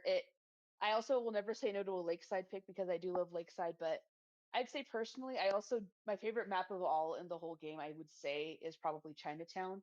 I love Mm-hmm. the way it's structured. I love the way it's set up. It allows for so many fun hunters to get picked. I mean, people can play such good axe boys there, clowns, wheels. I would say it's one of the few maps now where even a Night Watch is still viable. I would love to see a Night Watch someday. He's fallen out of the meta so hard. Um, I I used to get so annoyed because people would still play him in tournaments even though he had fallen off, and people were convinced that he was still as strong as he was, but he wasn't.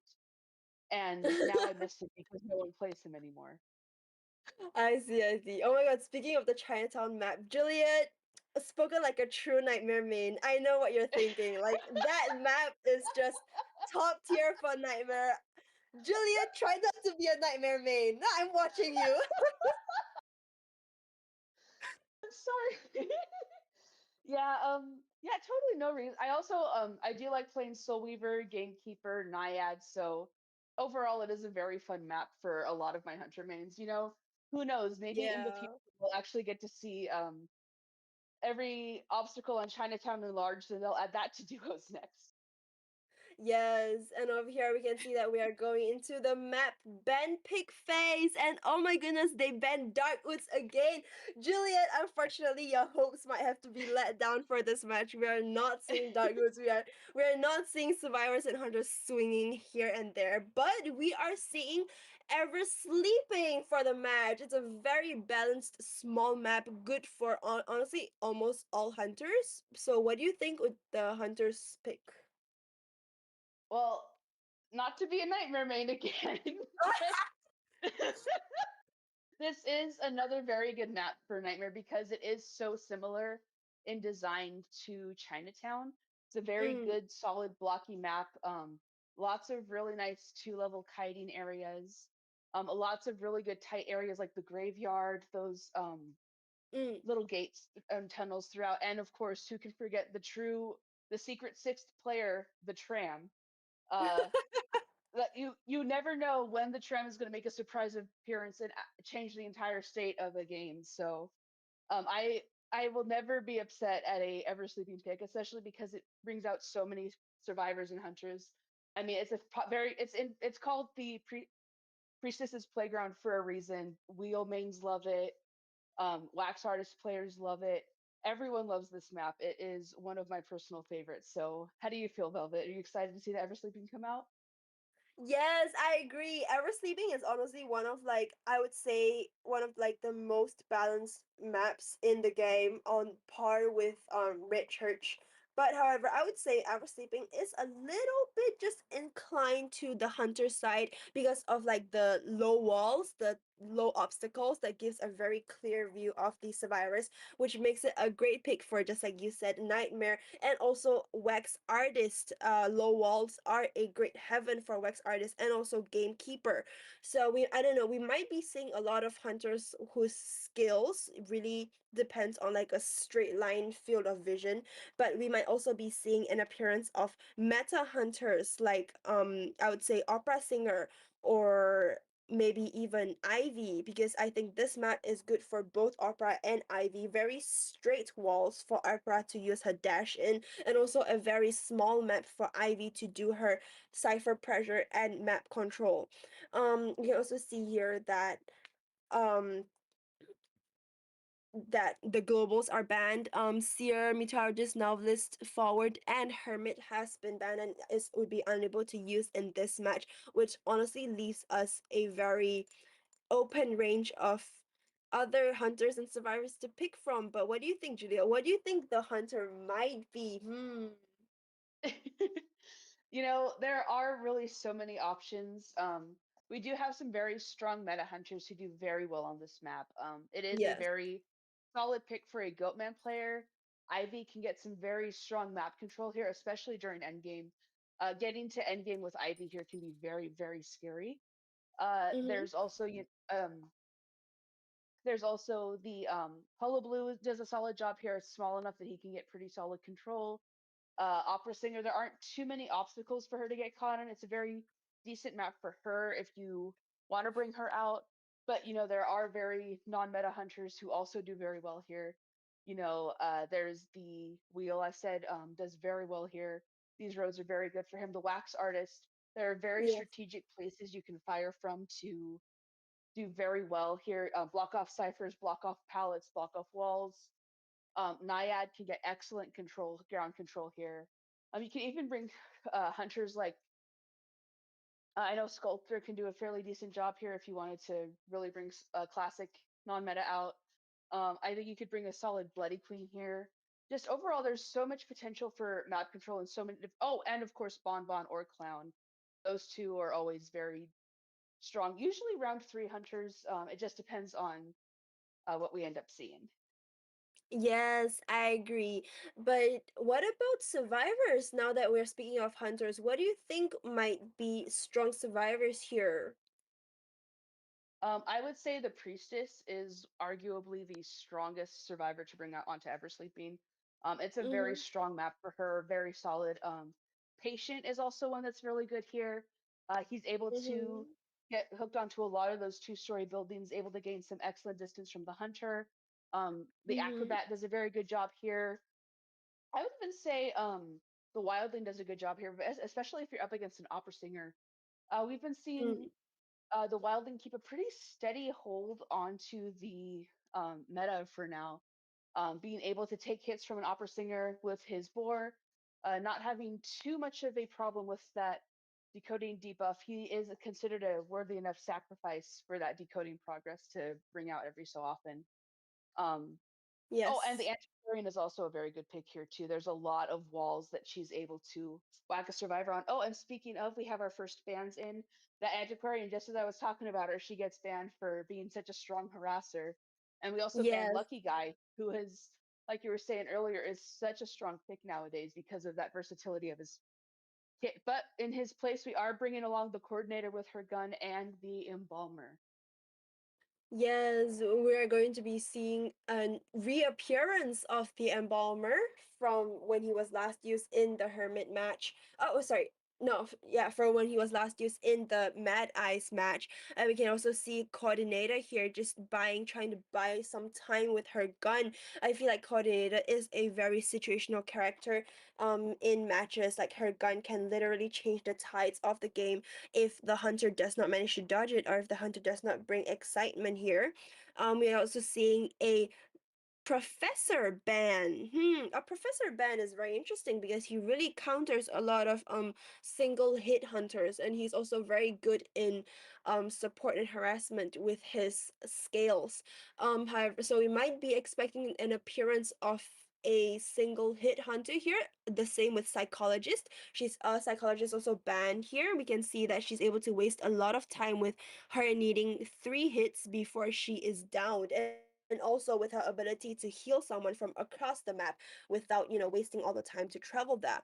And we're also seeing the Survivor team comp here. They're now picking Gravekeeper and Acrobat. Yeah, overall a very strong team going into round 2. With that Gravekeeper pick, that what makes me wonder if we are potentially going to be seeing a Goatman or a Hullabaloo. Those tend to be very popular hunter picks for those. Oh, and we have banned the Ivy, so that means both Hullabaloo and Goatman are on the table.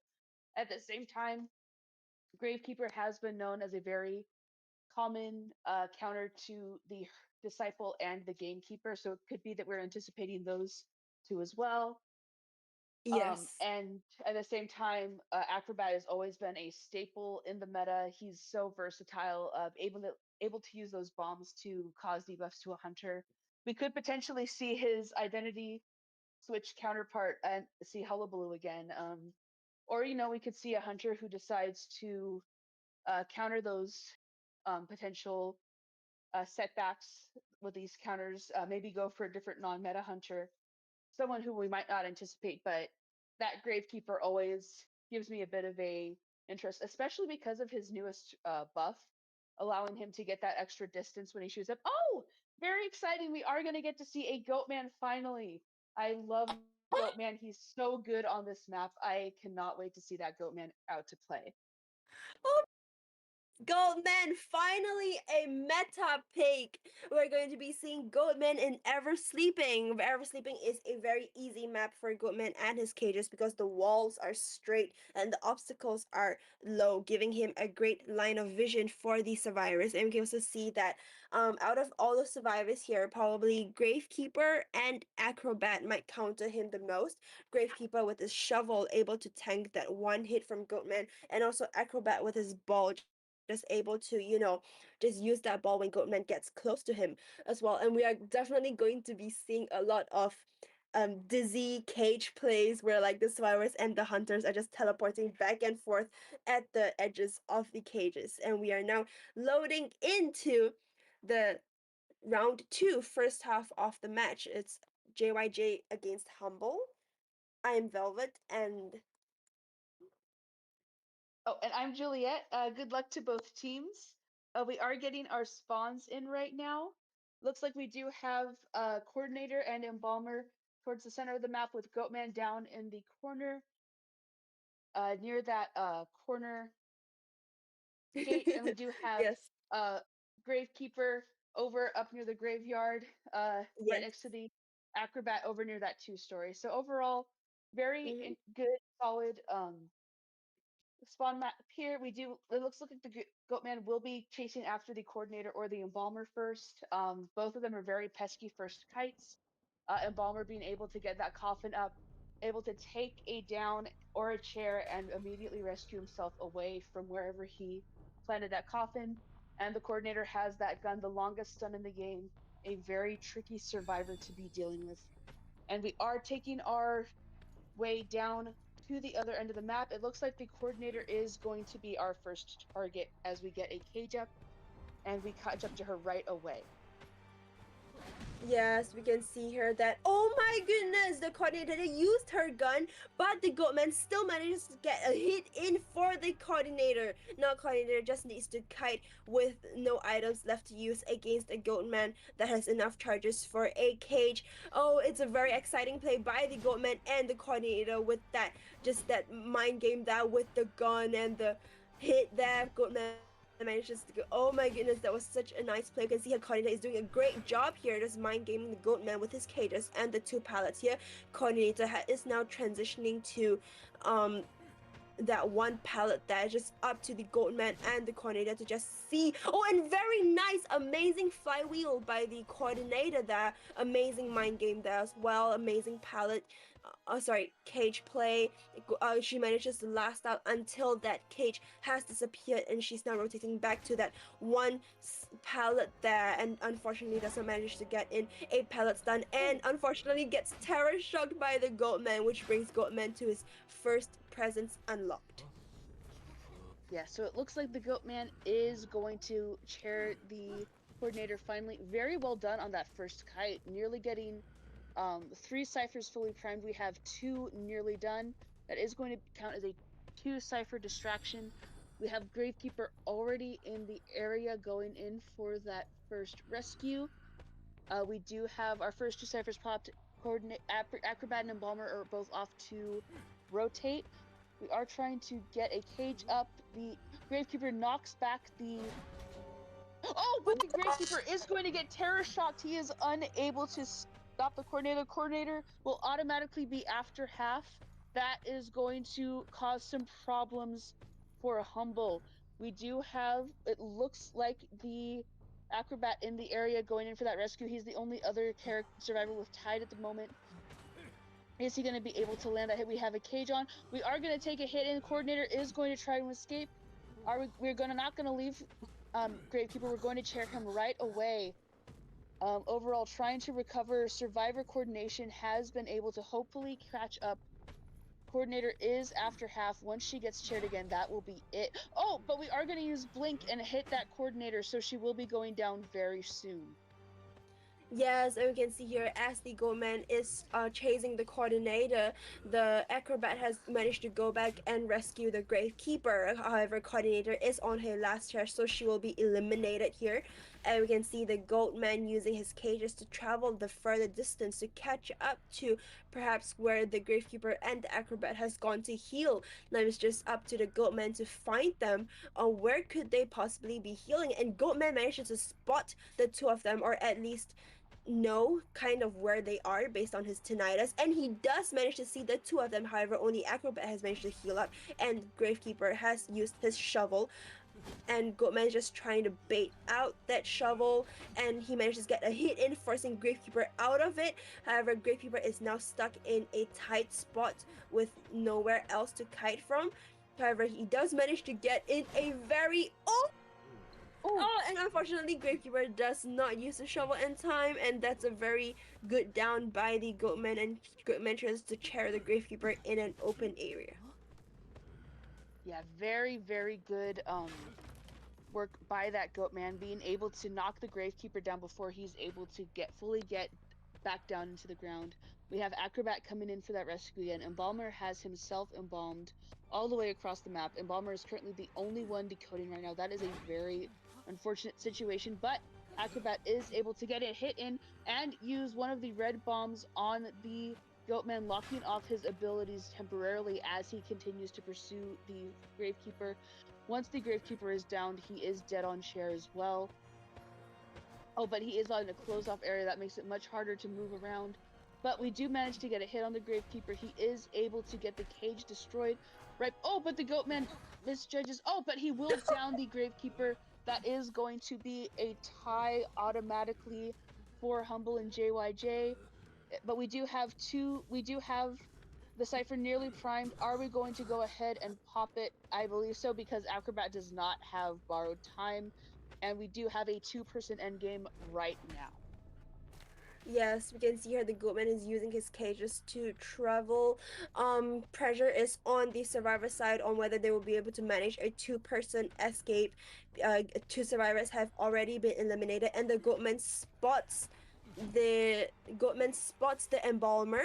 However, manages to miss his hits in there at the window. Just up to the Goatman and the Embalmer to play around the cages. Goatman has brought detention, so Embalmer will be down in 1 hit with the cage up, and it's just a very nice mind game. Oh, and unfortunately Goatman manages to get a hit in for Embalmer, but Embalmer has his coffin, and Embalmer has used that coffin to rebirth there, and Goatman has teleported to the other gate. However, with Acrobat's 30% exit gate decoding debuff, he's unable to open the gate in time, and it's just up to the Acrobat to just and unfortunately gets a hit in. The Acrobat is now down, and we're just left with Embalmer there on the map. Embalmer's just going to try to go for that dungeon escape.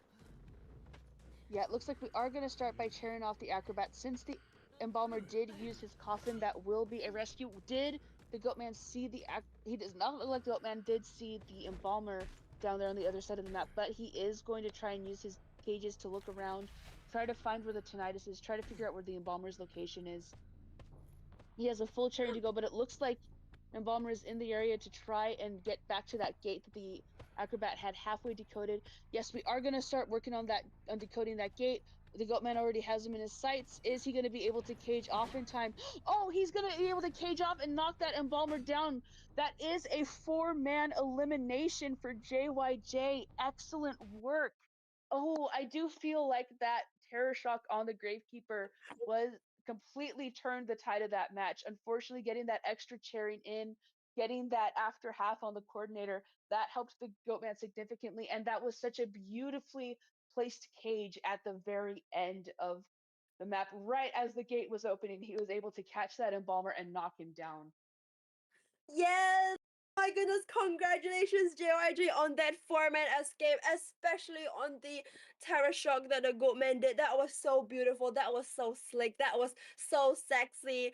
And also, and also, unfortunately, we can also see that at the start, I think Coordinator with her gun and getting that hit in as well. That was also a misplay by the Survivor team, which I think also affected the early game rhythm of the match a bit. But she was able to pick up and she was able to lock in and buy more time for her team, even without a gun, just playing purely based on pallets and the cage with the Goatman. So that was very good as well, Coordinator. And also we can also see that the Gravekeeper and the Acrobat has really tried to salvage the match after the terror shock. So that's also a good job by the Survivor team, and also very nice 2-man gate war at the end, especially with the Hunter just zoning out where the survivors could be with his tinnitus and knowing that Embalmer would be at the other gate, and then using that cage to finally get that 4-man escape. So it's a very beautiful play for both sides, a very exciting match. Oh my goodness. And honestly, I'm just so glad that we got to see a meta Hunter. Yeah, that was very fun. And like I was saying, Goatman is such a good pick on Ever Sleeping. He has such good map control when he gets those cages out. And he does have, once he can back you into a certain corner, like we saw that upper corner with that cipher over in that lone fenced off area, we saw exactly what sort of damage he can do. Um, Coordinator, Gravekeeper, Embalmer, and Acrobat are such strong survivors, but even their combined power was not enough to stop the Goatman once he got going, once he was able to take advantage of his timing, and his precision was so well done. You could tell he was nearly lining up, trying to get another terror shock on that Acrobat, but both times the Acrobat was able to counter. Overall, these teams are both so evenly matched with one another. I am so excited to see what we have in store for us for the second half of round 2, where Humble is going to have to get another 4-man elimination in order to tie the round and maintain their lead from round 1. Yes, now the pressure is on Humble to pull off a 4-man escape play that JYJ did. And we are now moving into the band pick phase. Okay, with Era sleeping and with Goatman used in a previous match, do you have any predictions on who the hunter is gonna be? Well, I do know we have swapped hunters out, so I genuinely can see just about anyone being played here. We still have a bunch of hunters on the table. JY, or is it? It's Yeah. JYJ hunting now, right? Uh, Or is it no JYJ just hunted? yeah, Yes, I think JYJ now it's just Humble. hunted. Yes, Humble is going to be hunting now. Sorry, I got a little Yeah. confused. No, These it's all right. matches have been so long that I'm already starting to get. That's what the thing of these teams are so evenly matched. I'm starting to get them all confused with one another. But Yeah. like I was saying, Humble does have the advantage, just like JYJ, of having less meta hunters available to be banned because they were able to stuff that round 1 global ban slot with that Mad Eyes pick. So that means they have several different hunters on the table. They have opera singer, goat man, hullabaloo, ivy. They have disciple, bonbon, clown, pretty much, and they even have hermit available.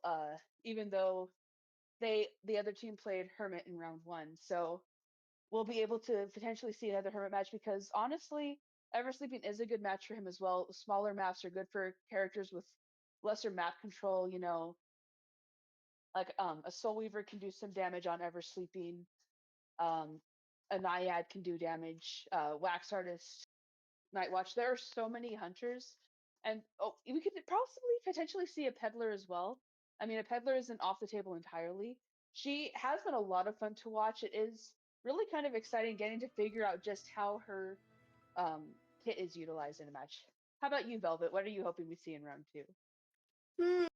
I was thinking since I mean JYJ got that 4-man kill for the first half of the match, pressure is gonna be on Humble to also get a 4-man. So Humble Hunter might pick a strong hunter that's guaranteed for 4-man. So I was thinking, I mean, probably not BQ or Bonbon since they are famous for being BQ for being a 1-man kill hunter and Bonbon for being a draw hunter. So I don't think it's gonna be either one of those. But we might be seeing a reappearance of Goatman. If that is so, it would be so interesting to watch. But we might also be again be seeing Ivy, Hula Baloo, Opera. All these are very strong for kill hunters. Yeah, but we might also be seeing a disciple here, but then again, disciple is also pretty famous for being a draw or a 3-man kill hunter. So I'm honestly not sure. Like the range is very open, it's very wide to pick from. But we might for survivors. I was thinking a priestess, but only if priestess isn't banned, and priestess has just been on the ban list ever since the start of this matchup. So priestess, and also we might be seeing again another Gravekeeper here as well. I think Gravekeeper is pretty good for Ever Sleeping, especially with the amount of pallets that Ever Sleeping has. But we might also be going for more other meta rescuers, like for example journalists, or we might also be seeing harassers like Wildling. Yeah, overall, there are just so many different options we have available to us. Considering that in round one, we did unfortunately get two harassers off the table with the forward and the cowboy, two very strong harassers, but we still have so many left. The Enchantress, for example, if we do end up seeing a Goatman or Hullabaloo, she is one of the strongest counters to both of those hunters currently. And, with that additional buff she has of finally getting starting the match with one stack, similar to how the prisoner gets started with one extra shock. It does work out in your favor a lot. Makes it a lot easier to collect guard initially if you're the one being hunted. Um, we could see another Gravekeeper. Personally, I would love to see another first. I would love to see a first officer pick or two. I am a pretty dedicated first officer main, so that is a bit of bias. But he's a very strong survivor, and he can do some really good kites on Ever Sleeping. All those turns and corners, it's very easy to lose track of him with that pocket watch. But overall, there are just so many different options here. I'm just excited for some really good gameplay. And like you were saying, if we can just get that poor priestess out of ban hell, it would be really nice to get to see her do her magic again. Yes, I agree. But what do you think? Are there any particular traits that you think the hunter might bring, like blink, excitement, or warp, or teleport, or I think any traits ultimately that it's like? oh Yeah. No, no, I it's like think go on, go on. I think ultimately it's going to depend on Mm-hmm. what sort of survivors we're dealing with and what sort of survivors we tend to ban. I think if we're going to focus on banning as many harassers as possible, we won't need to worry about so much about excitement. We could bring Blink, we could bring Warp as our first trait. Every so often, someone will bring a Patroller if they have maybe a Dream Witch played. Sometimes they'll bring some Peepers. Hullabaloo loves to bring Peepers. And then one of the interesting things that I've seen happen more and more often is Abnormal is getting picked a lot by hunters Oh because yes. of how effective Cypher Rush is and how many survivors nowadays, how many teams don't Mm-hmm. have as many decoding debuffs because we don't have too many rescuer players as much anymore, or like dedicated rescue Mm, characters who will automatically come with significant decoding debuffs. Usually, pretty yes. much recently, since I would say probably Weeping Clown or so, we haven't seen survivors who get decoding debuffs of like 20% or more nowadays. It's usually around the 15 to 10% range, which is manageable, but it does cause a lot of Cypher Rush. So it's no surprise at all that Abnormal is starting to see more and more use, especially now that I think they've said that they're going to maybe buff it up a little bit. Yes, Abnormal paired together with a hunter with good movement skills and strong mobility is honestly really scary. I've seen a lot of geisha mains bring Abnormal, and also a lot of I think Ivy mains as well bring Abnormal, just those with the really fast movement speed, and Opera Singer as well. And honestly, we can't really underestimate Abnormal, especially when it's used in late game with like maybe one or two ciphers left. It really buys a lot of time for the hunter and also manages to turn the tides of the team.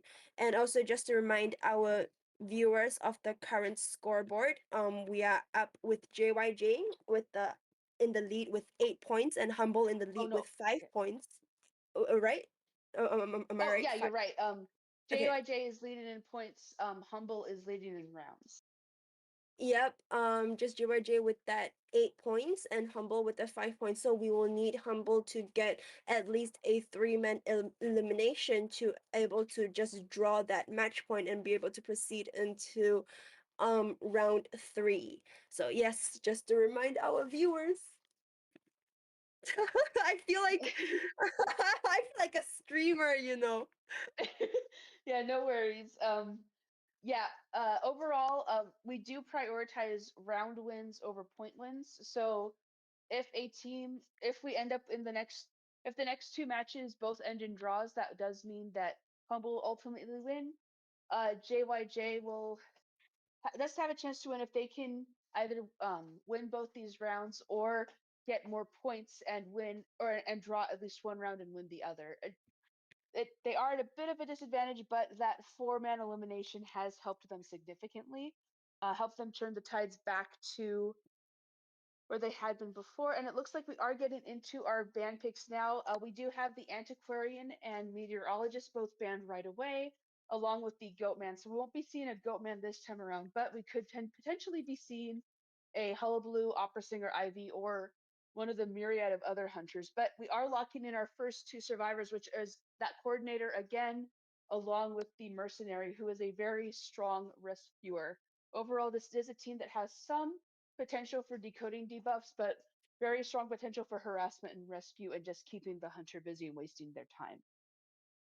Yes, I agree. Coordinator and Mercenary are very stable picks. Both can rescue well. It's a very stable rescue for the team. We can be expecting a lot of good rescues from the Survivor team here, especially Coordinator with a gun able to just buy some time. And also Merc is also very viable as a kiter as well with his 3 elbow pad that are able to gain distance on the hunter. We can also see here that the hunter has banned fire fire investigator fire investigator, right? Fire investigator, yeah, fire investigator Yep. is actually a very viable pick on ever sleeping due to the many walls there and like the narrow corridors, sorry, yeah, the narrow spaces in between the buildings and the obstacles.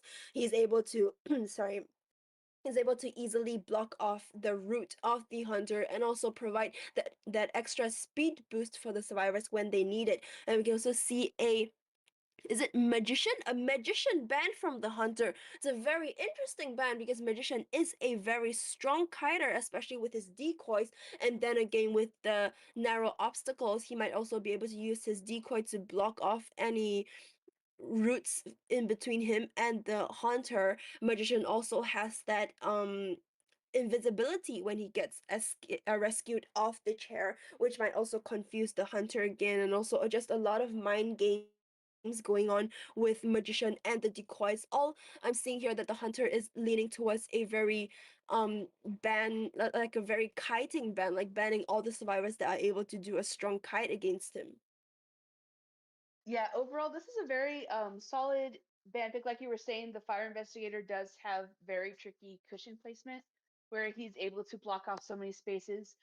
This map and Red Church are some of the maps where he's just the absolute worst on. And the Magician has been seeing a rise in meta lately. Oh, but no surprise at all that we have gone with a Ivy pick. She is a very strong player on Ever Sleeping. She does very good pointing out the lack of kiting on the kiting centered bans, because with the Ivy, it is very, very dangerous to let very strong kiters keep her busy. She needs to get that first down so she can have more control over the rest of the team.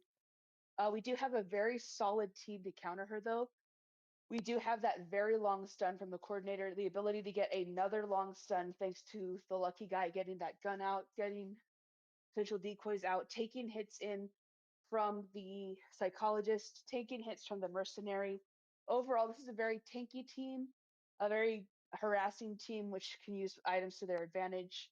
But overall, a very solid map pick for IV and very good potential for a lot of damage and map control if she's able to down a survivor fast enough.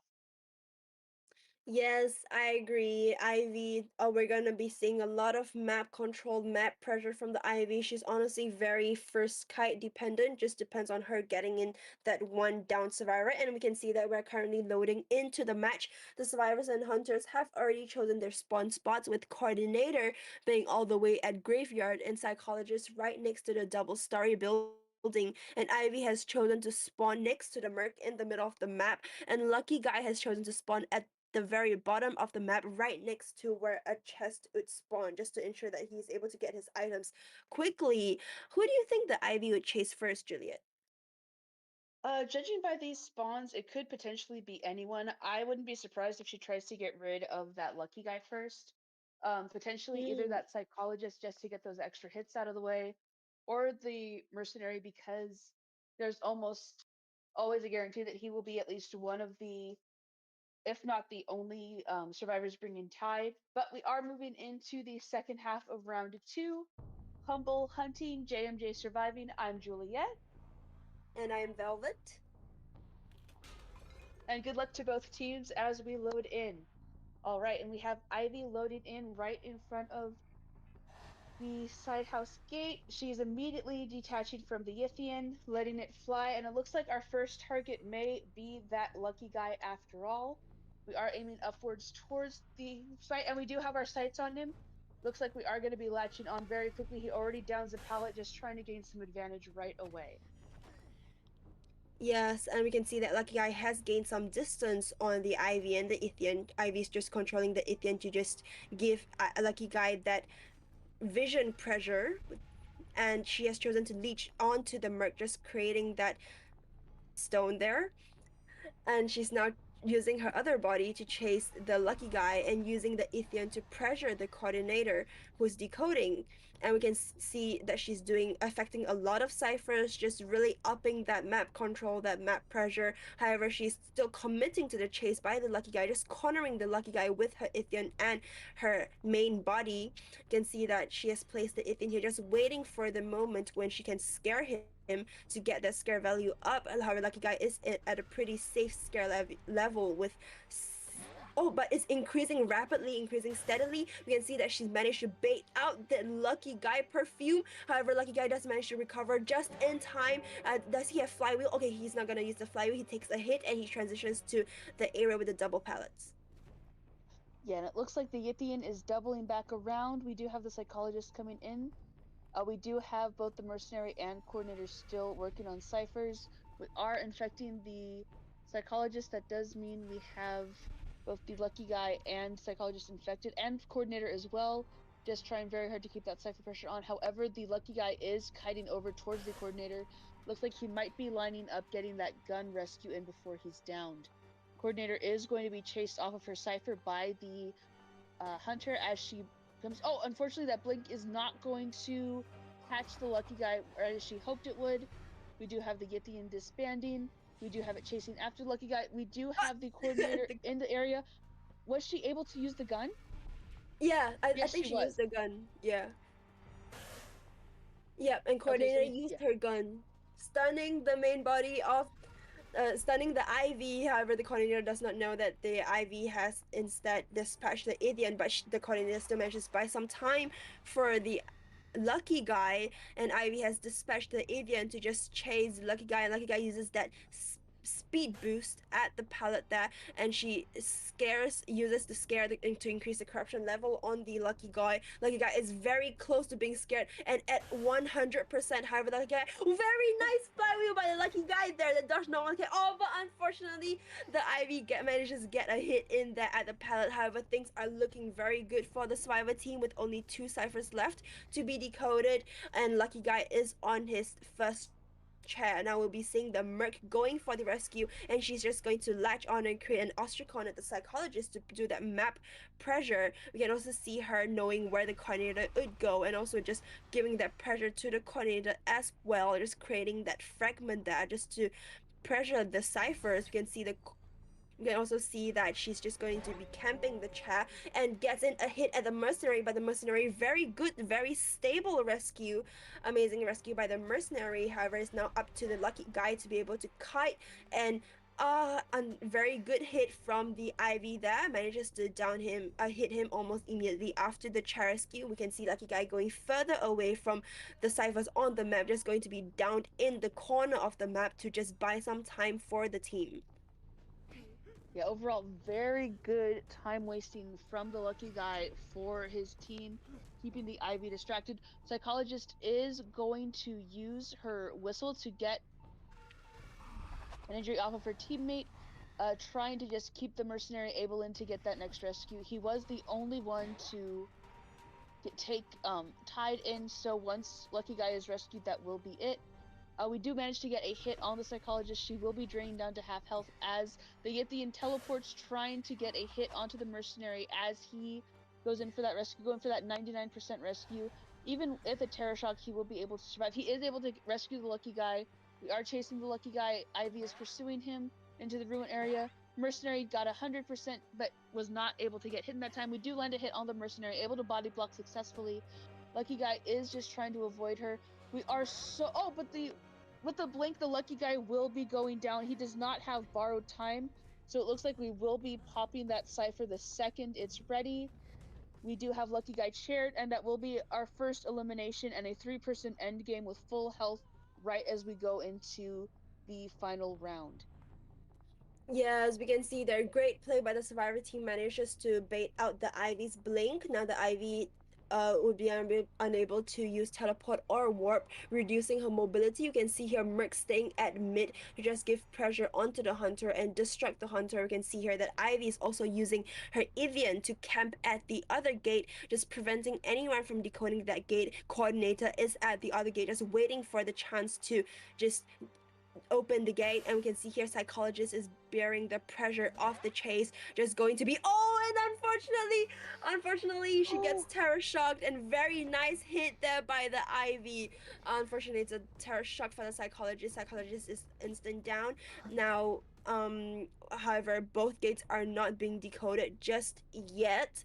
Mercenary might be going for the rescue, just giving the tinnitus for the hunter, and coordinator just going to might be trying to decode the other gate. However, you can see Perfumer here has coordinator here has a perfume which can be used in the chase for the Ivy. Ivy has chosen to put down an ostracon at the gate, just giving pressure onto the coordinator, and she does manage to teleport, and an instant down for the coordinator. Very good play by the Ivy. Will Merc be able to rescue psychologist before half? No, Merc rescues psychologist after half. Psychologist is just one chair away from being eliminated. Now Merc needs to go to the coordinator's chair, and the Ivy teleports to the mercenary, and now it's just up to the mercenary to buy some time for the team. And we can see there that psychologist is also going to rescue the coordinator, and Ivy's just moving her Ithian back to the coordinator's chair to just stuff that rescue. And she manages to get a hit in on Merc right as detention disappears, and unfortunately that's a down for mercenary. And we can see here that Ivy's just going to be teleporting, and we can see the survivors are rushing the gate. Will they be able to get it open before Ivy manages to catch up to them and latches onto them? It looks like we will be getting a draw at the very least, as long as we're able to find the mercenary. It looks like we are. We're teleporting right to him. He surrenders. So that is unfortunately a draw for Humble, but fortunately for JMJ, it is a draw, which means that they are now in the lead in points by a significant margin thanks to that four-man elimination. Overall, very well done. Excellent map control on that Ivy, but unfortunately, as we can see, it's Cypher Rush and a good kite that can take her down and make her less effective at endgame, which that lucky guy was able to do. Very well done for such excellent work in JMJ, pulling back from that first round. Yes, oh my goodness, it has been such an exciting match, especially with the Ivy just knowing when to do the map control, when to do the teleport, when to just, do the cipher control, and honestly also great coordination from the survivor team with their rotations and with their coordination, and also especially the very exciting end game war where actually the Ivy has managed to chair both the coordinator and the psychologist, but due to the Merc staying at mid and also the final kite by the Merc where he bought just enough time for the psychologist to be able to rescue the coordinator. It has just been a very great play by the survivor team. We can also see here that honestly the double POVs for Ivy is a bit dizzy. Like the whole match the player was just switching between the Ivy and the Ithian. So it was just really interesting to watch, not a single boring moment in the match.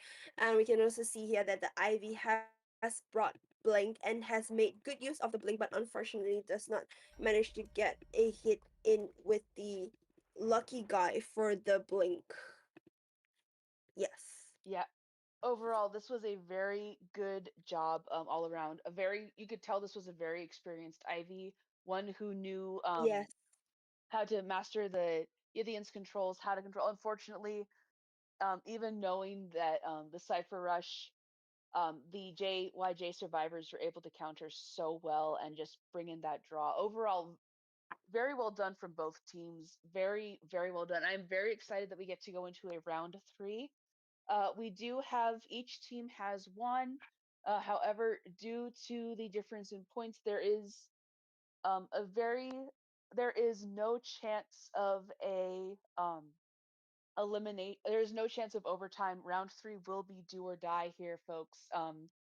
If um, if it's either team needs to either win the round, or if they draw, the win will go to JYJ for the point advantage just because they were able to get that extra point. That's why those extra points for those four-man eliminations or four-man escapes are so important. They can turn the tide so much.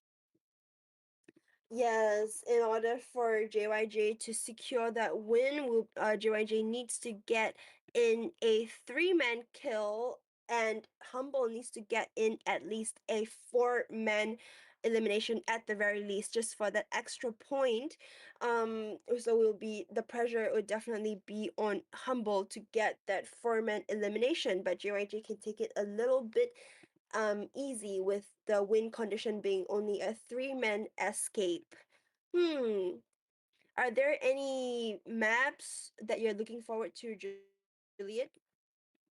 I mean, I'll keep asking for Darkwoods as long as I can. I love the fact that we can finally play Darkwoods. I love seeing Darkwoods in action. I love seeing people play it. And even if people ban it, I still want to see it. I love when new things get added. When they finally reworked Novelist to the point where they could bring him in tournament, I wanted to see Novelist played so much. I love whenever we get new hunters. I was so disappointed that Goatman didn't make the cut for autumn season of IJL last year, but I'm so glad he was able to make an appearance in Koa finally, and we were able to see just how strong of a hunter he is. Overall, Yes. I am very excited going into round three. And remember, folks, we do have global bans in effect, so both sides will not be able to play the hunters or survivors they've played already. So let's ask the time honored question, Velvet. Which hunters or survivors are you excited to see going into this third round? Honestly, yeah. Uh,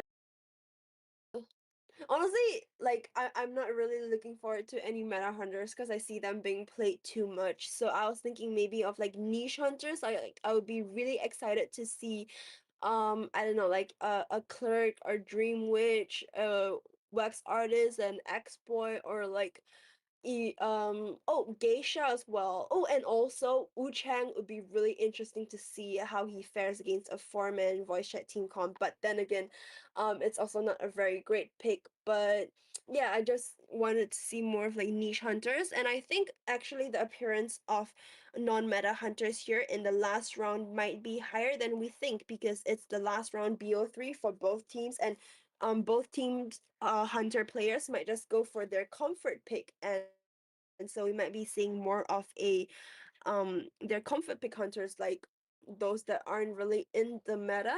But it really depends on the map, because the map really, like if it's a big map, then of course I don't think X-Boy would be very viable in, let's say for example, Lakeside or maybe Dark Woods.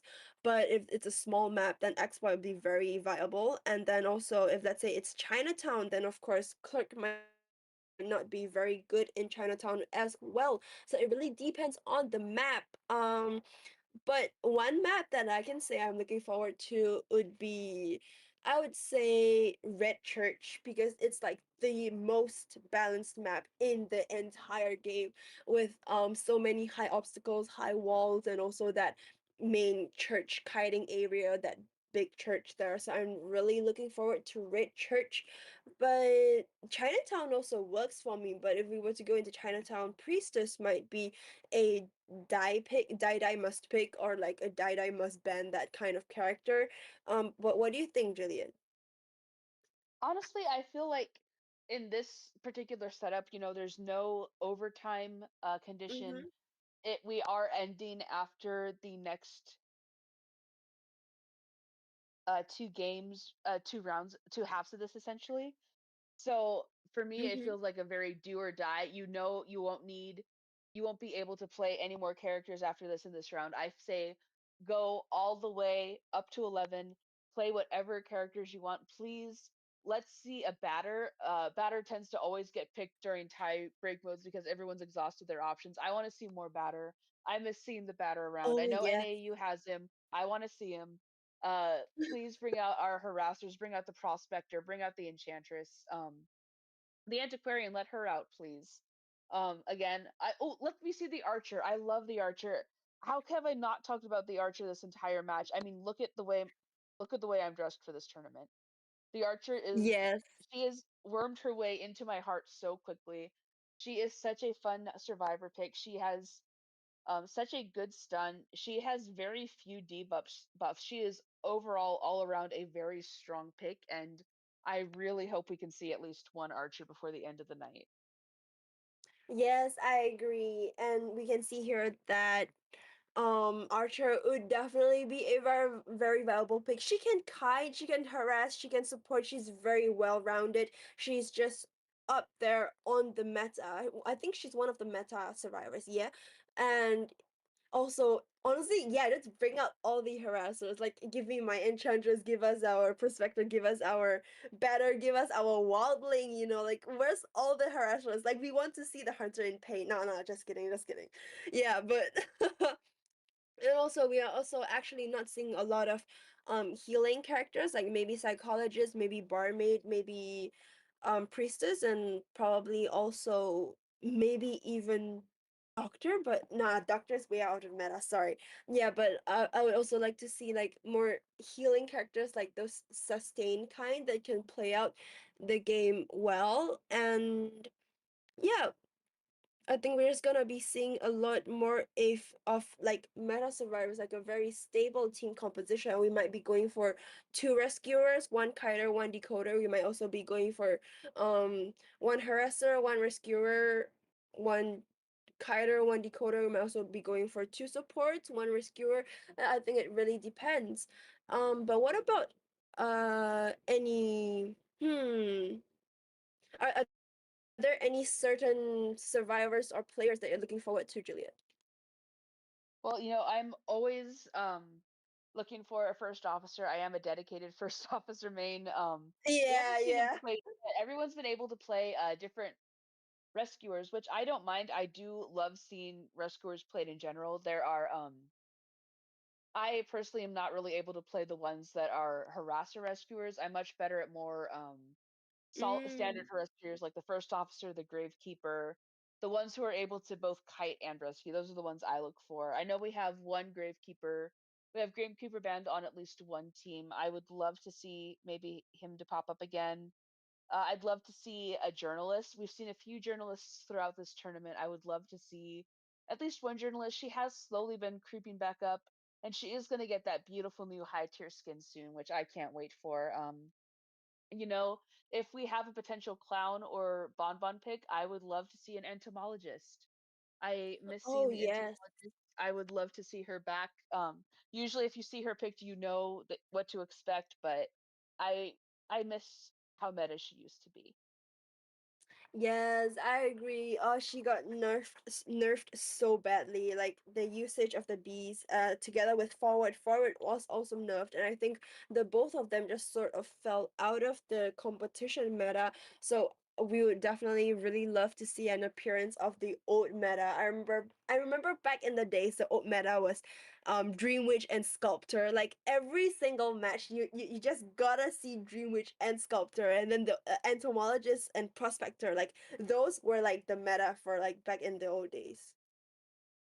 Oh yeah, old. It's so fun to think about old meta and to sort of compare and contrast where we were and where we used to be. Oh, and Yep. it looks like we do have our map picks in. We are for round three banning Arms Factory. We aren't banning Darkwoods, but we aren't picking Darkwoods either. But I do not mind at all because we're picking Moonlit River Park. Now, Moonlit River Park Clover is such a fun map. It's so big. Yes. You have that roller coaster, which can be so advantageous, but at the same time, if you have the wrong stop turned off, or if the hunter can land as Terror Shock, it can really mess you up. At the same time, though, there's so much strategy involved with this map, especially because it's essentially divided into two halves with just two narrow bridges, the only thing connecting them. If you decode, if you don't pace yourself in decoding, you can lock yourself, you and the hunter, off to one side of the map, which could be very dangerous and mess up your kiting a lot.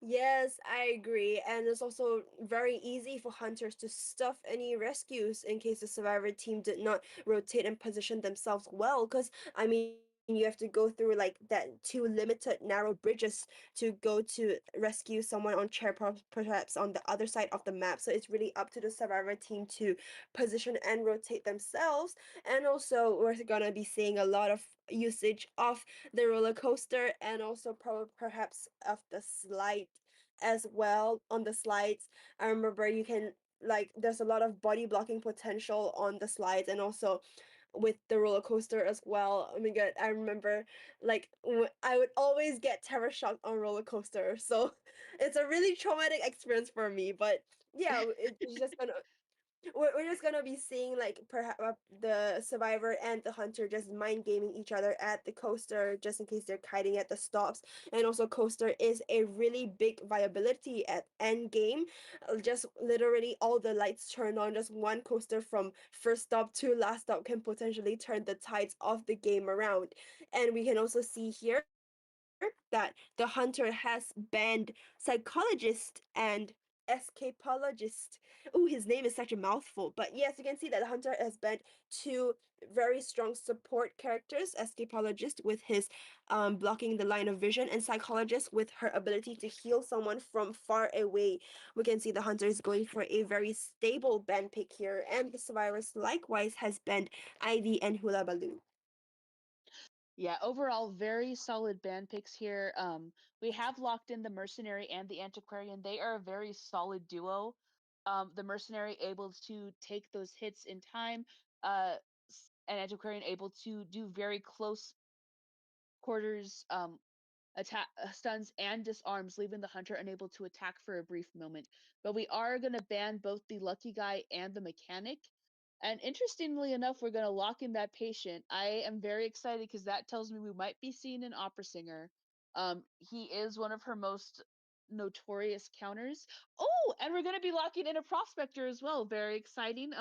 I have become a very big fan of the prospector in a very short time. I am very excited to see him out here. He is a very fun harasser. He's going to be getting a new high tier coming next season. I am so excited to be able to get to see him play. Overall, a very strong, solid team here. We have a harasser. We have we have two harassers, a very strong kiters. Both the mercenary and patient can gain very significant distance from the hunter, and prospector and antiquarian can harass so well. Overall, a very strong team going into this, I'd say. Yes, I agree. And also judging from how the survivors banned Ivy and Hula Baloo, they might be counter picking opera singer. Yeah, I think it's pretty obvious that they're going to counter pick opera singer Antiquarian with her stick that's able to prevent the hunter from hitting for I think a maximum of 15 seconds was it if she manages to land all 3 hits, and patient again with his hooks, and prospector with his stunts whenever opera singer gets close to him, and to top it all off with mercenary, who is able to do a very stable rescue and who has great mobility with its elbow pads, just able to transition from one side of the map to another very easily, especially if he gets cornered on the bridge, he wouldn't be in a tight spot. Now, I was thinking, what do you think about their personas, Juliet? Like, I was thinking mercenary definitely tied and probably borrowed time, and then maybe patient fly and I think the rest of them definitely probably gonna bring flywheel, but it just depends on who has borrowed time and who has not. And oh, we can see here that the hunter has picked an disciple. Very exciting. Going back to those persona webs you were asking briefly, I would not be surprised if we see a lack of borrowed time on at least the patient, just because he does tend to take first kites very often. Potentially, we could see that on the prospector either if he takes first kite. Overall, disciple is a very fun pick. Honestly, she is one of the hunters that has had significant boost in usage thanks to the introduction of warp, and warp is a very strong um, secondary trait for a hunter to bring on Moonlit River, especially because of those connected site bridges. And we do have some very interesting spawns over here. We have patient and mercenary up towards the north. We have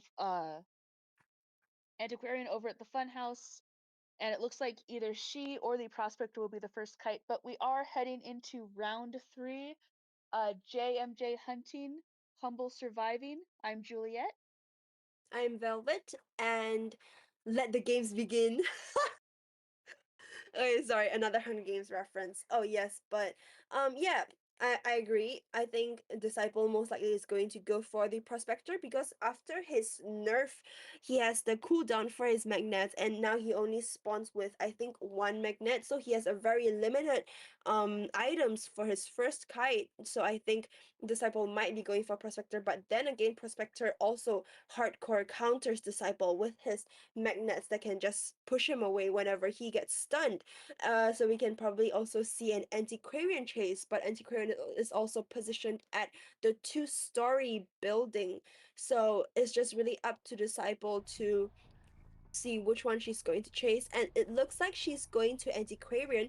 Antiquarian is already heading to the 2nd floor story just in anticipation of the Disciple, and Antiquarian has chosen to vault down. However, Disciple Disciple sees Antiquarian with her cats. Her cats has reviewed Antiquarian's position, and we can see the Disciple using the red light trick, and she used the jump to gain distance on the Antiquarian, and we can see the Disciple just maintaining her distance with the Antiquarian, and both are just trying to mind game each other, just trying to bait out that stick for the Antiquarian, and she manages to, oh, that's a very amazing mind game for the Disciple, and she manages to take a jump and gets a hit in for the Antiquarian. It's a very early hit by the Disciple.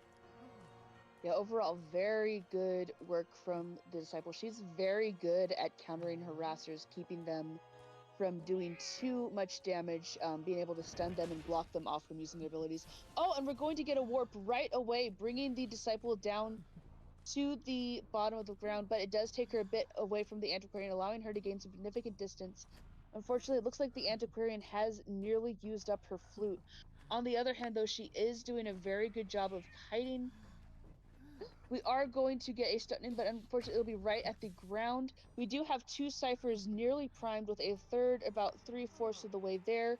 Overall, very strong starting kite for Humble with this antiquarian doing a very good job. But she is going to use the last of her flute to knock the disciple into the ground, disarming her, but she will get stunned and taken down at the very top of the second story.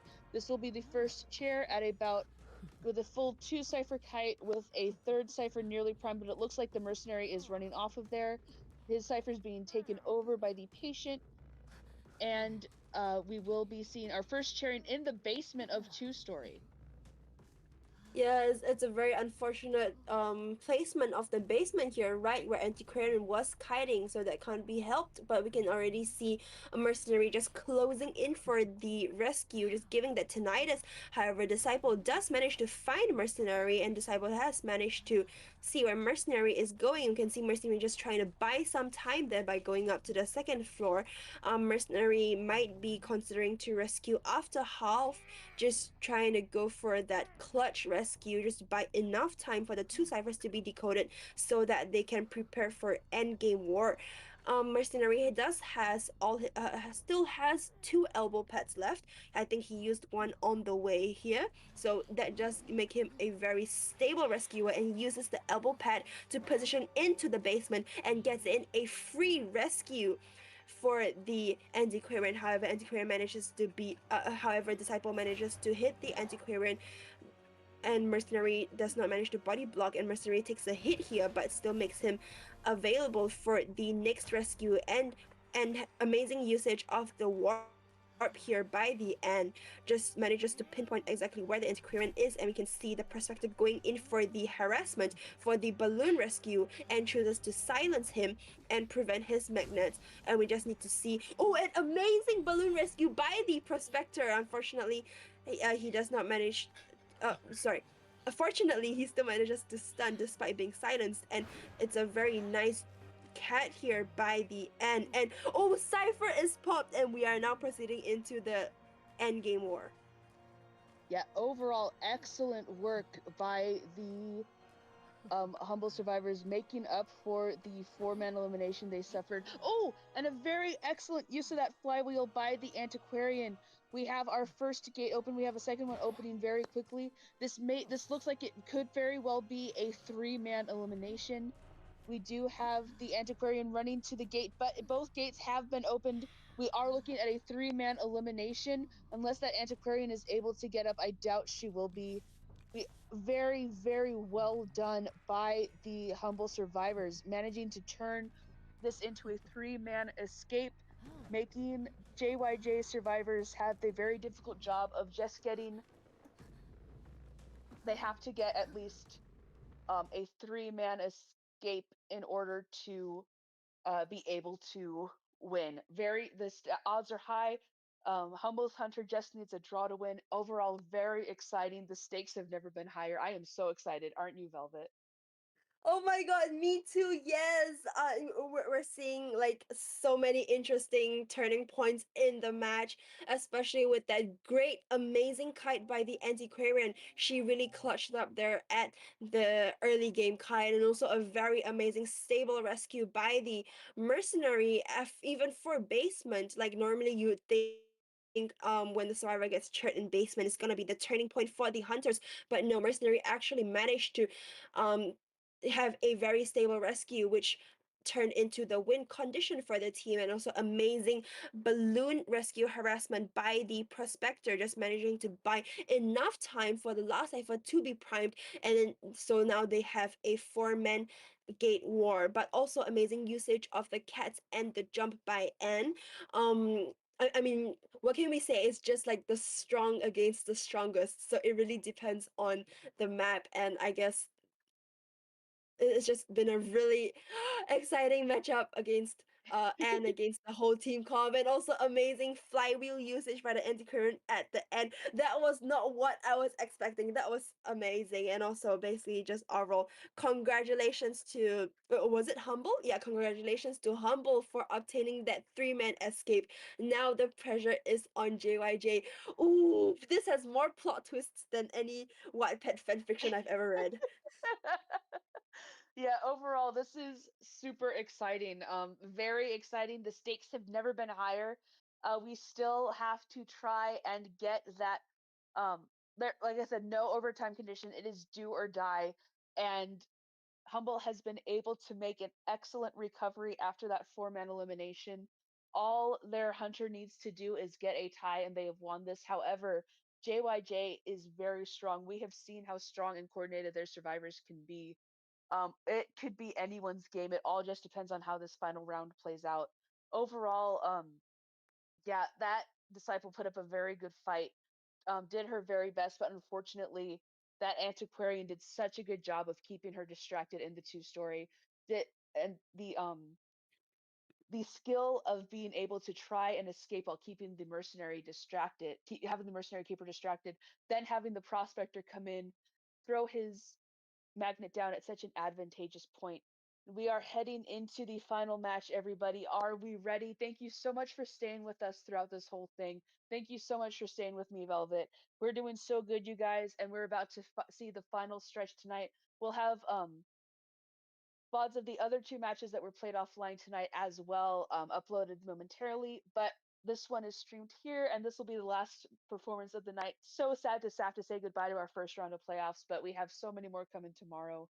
Are you looking forward to the rest of this tournament, Velvet, as much as I am? Yes, I am. And I'm answering for I'm speaking and answering for everyone watching the stream right now. Yes, we're ready. Okay, but yeah, thank you so much, Juliet. You're so amazing. I'm really enjoying myself here. I'm having so much fun, and I think I'm gonna be really sad when this ends and then we have to say goodbye. But anyways, guys, this just means that we have to like do our best for the last round of the match. It's round three, and the stakes have never been higher. So the pressure is currently on JYJ. No, wait, sorry, no. No, actually, there's not really a lot of pressure since, I mean, Humble has gotten the three-man escape, so JYJ just needs to get, like, at least one person to just be in the lead for 1 point, I think, and then JYJ can just win the match. But, we can also see an outplay by the sorry, wait. Wait, sorry. I apologize. I take it back my words. I think I was confused. We need no, yeah, we need the JYJ survivors to clutch up and lock in, and perhaps a miracle might happen where they are able to get a four-man escape against Humble's Hunter. We might be seeing that. Yeah, just manifesting that. Just gonna be a really exciting last game match because everyone's just gonna go all out for it, and yeah, I'm just really excited to see what new hunters, what new survivors they're gonna play. Do you have any ideas, Juliet? I mean, not to beat a dead horse, but I will say Okay, I get Moonlit it. River does get some significant use in IJL from the top Nightmare player out there, Akka.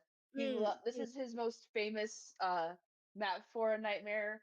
I would love to see a Nightmare come out. I would also wouldn't mind seeing a Dream Witch. You wouldn't think Moonlit River is a very good map for Dream Witch, but she does do some significant damage out here. Otherwise, you have other good long distance hunters.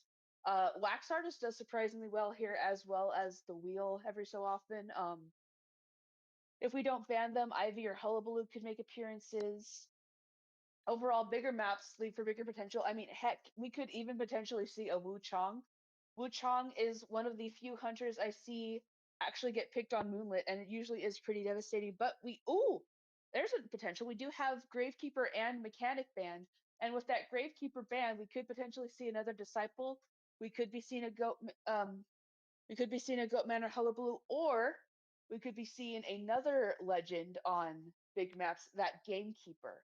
We haven't seen a Gamekeeper in a hot minute. I would love to see another Gamekeeper picked, especially since we did ban both Goatman and Hullabaloo. just going right for that with that Gravekeeper ban, already anticipating that. So Gamekeeper being on the table excites me a lot.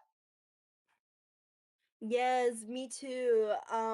It's really amazing how uh Gamekeeper just came into everyone's sights after that amazing COA play by GG Zom, and he just shot up overnight to the meta, especially with his good godly trap placements in Moonlit. There's a lot of good trap placements here in Moonlit, and we can see here that the Hunter has banned Acrobat here in Moonlit, a very interesting ban, a very good ban, because Acrobat is very versatile, especially when he's given the first or the last station to kite.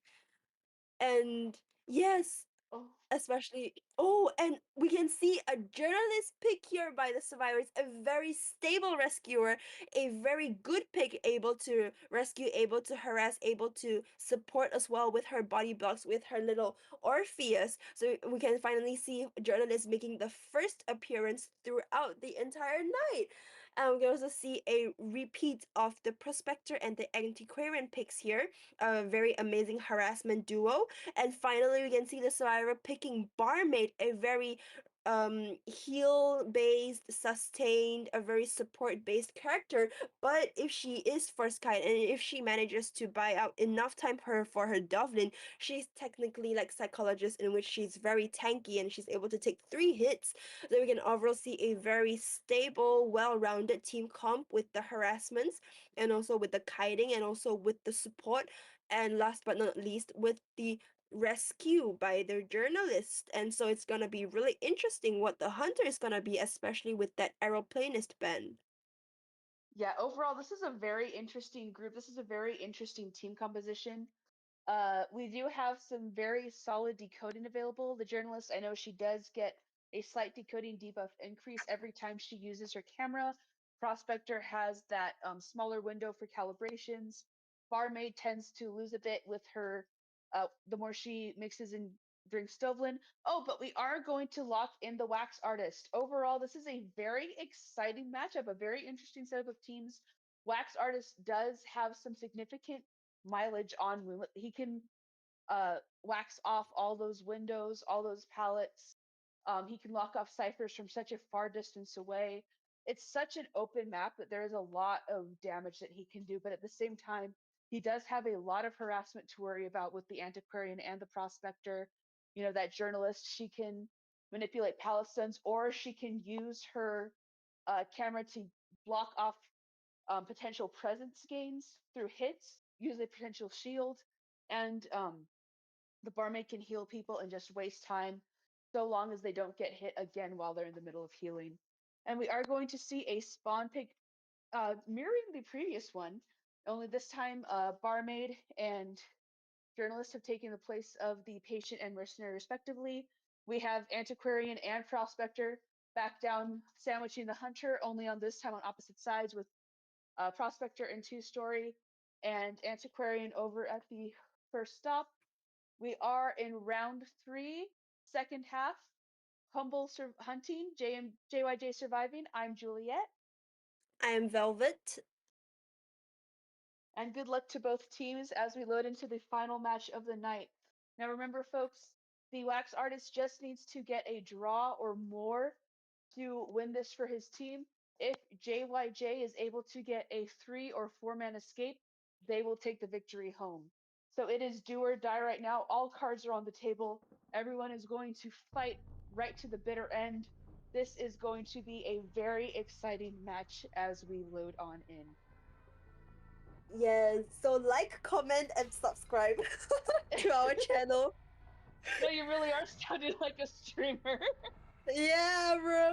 Right now we can see the Wax Artist loading in. His first chase is definitely gonna be Antiquarian at the last stop. Antiquarian is already positioning herself right at the pallet, and she's already using her ability for the speed boost. You can see Wax Artist getting in that wax with the Antiquarian. Very good aim for the Wax Artist. You can see Antiquarian is at a dangerous level of the wax, more than 50%, and Wax Artist just choosing to seal off that window there, just going to just get in enough wax and then break the pallet. And Antiquarian And manages to get the Wax to 100%, and Antiquarian takes a hit before transitioning to the double pallet area.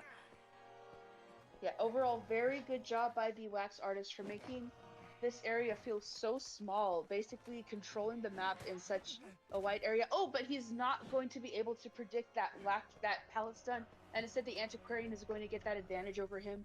He's continuing to kite. He is once again locking off that window, just trying to go ahead and have a bit of foresight, trying to prevent whatever pallet stuns or vaults he can, dodging the Antiquarian as she shoots, but he is going to get a hit down, very quick down from the wax artist, destroying that pallet before it becomes a nuisance later on.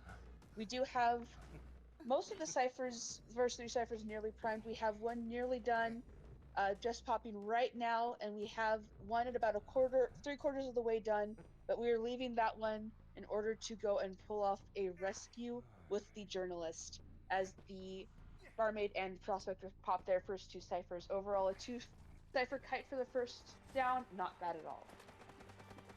Yeah, as you can see here, the journalist has chosen to use her doll for the rescue. It's a very good rescue by the journalist, a very stable rescue. We can see Antiquarian here just engaging in the pallet battle with the wax artist. However, wax artist manages to get a hit in at the Antiquarian and mind games her into putting on the pallet. Now the Antiquarian is trying to dive far away from the rest of the ciphers on the map, just going into that corner, and we can see wax artist already spotting the journalist just trying to seal off that cipher at the bridge. And we can see journalist taking that Dufflin from the barmaid, and journalist is up and available for the next rescue. However, you can see the wax artist knowing to chair the Antiquarian at and Prospector manages to get the balloon rescue down for the Antiquarian. However, wax artist still manages to hit the Antiquarian. However, but Prospector still manages to waste quite some time for the team. This is a very good play by the Prospector.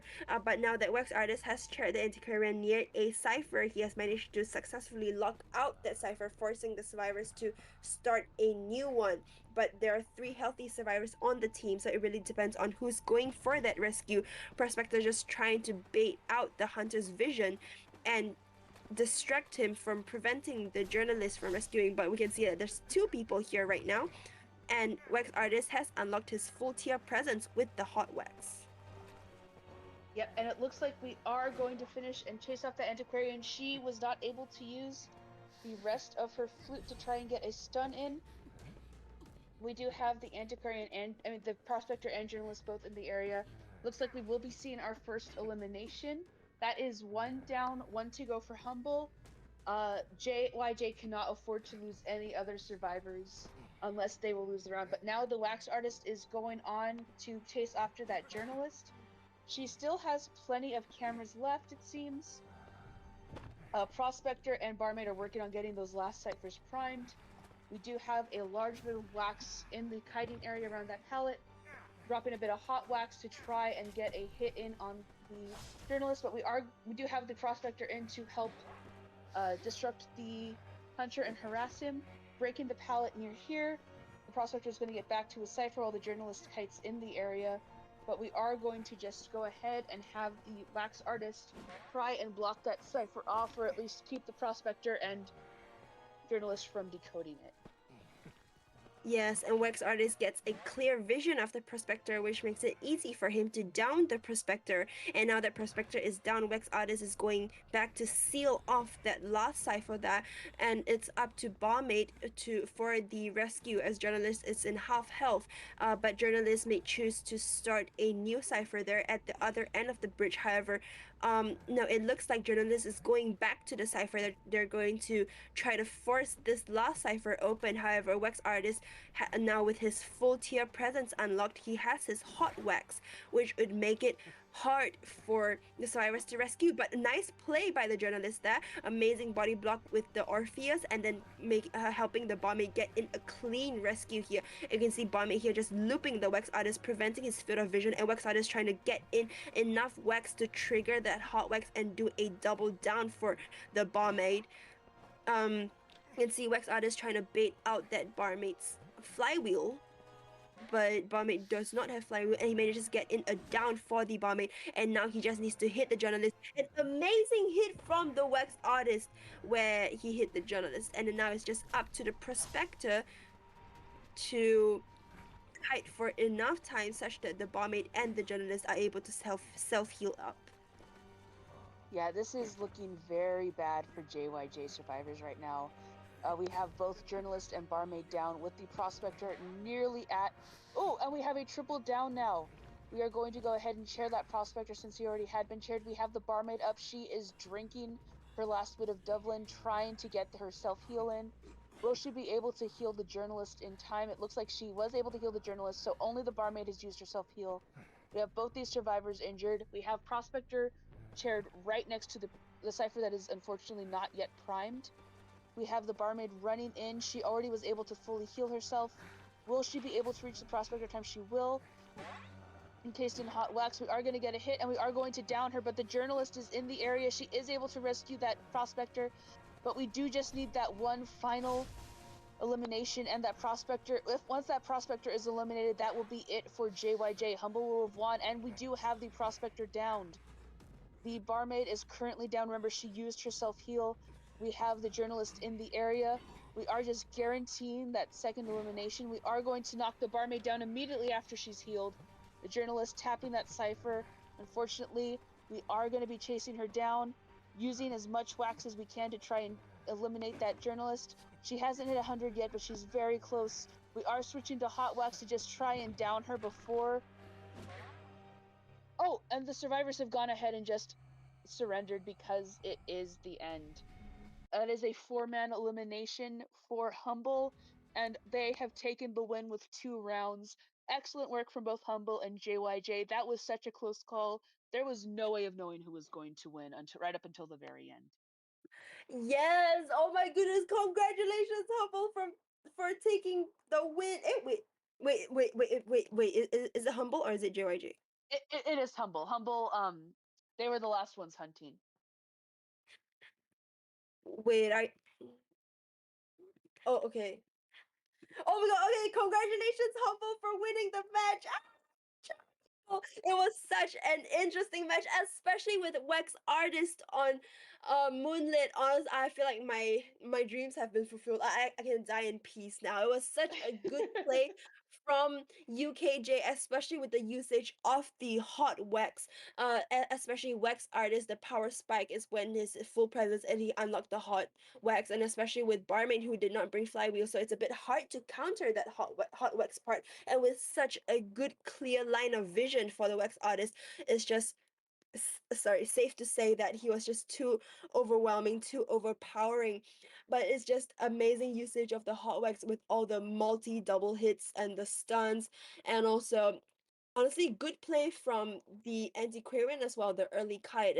I think it bought enough time for the team. So honestly, also very stable rescue from the journalist as well. However, it might have been that luck perhaps was just not on their side. So unfortunately, Humble has managed to take home their trophy, and it has been such a interesting night today, like especially with Humble in the lead at first, and then in the second round, JYJ was in the lead with the 4 kill, and where Windy Muffin just managed to pull off the impossible, and then round 3, it just suddenly became Humble in the lead again. So they're just really racing against each other, just catching up so fast.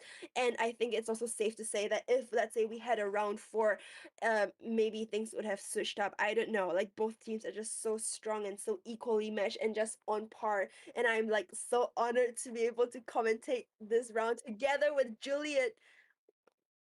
And it was an absolute honor to be with you, Velvet, for your very first commentary with Logging Off League. Thank you again, everyone, for showing up today. We have 5 matches finished for now. We have 3 more playoffs to get through tomorrow. Please make sure you turn in to watch us. I'll be commentating with Mima for at least 2 rounds. You'll definitely be seeing Velvet again. Thank you guys so much. Have a great night and take care. Thank you guys. Like, comment, subscribe.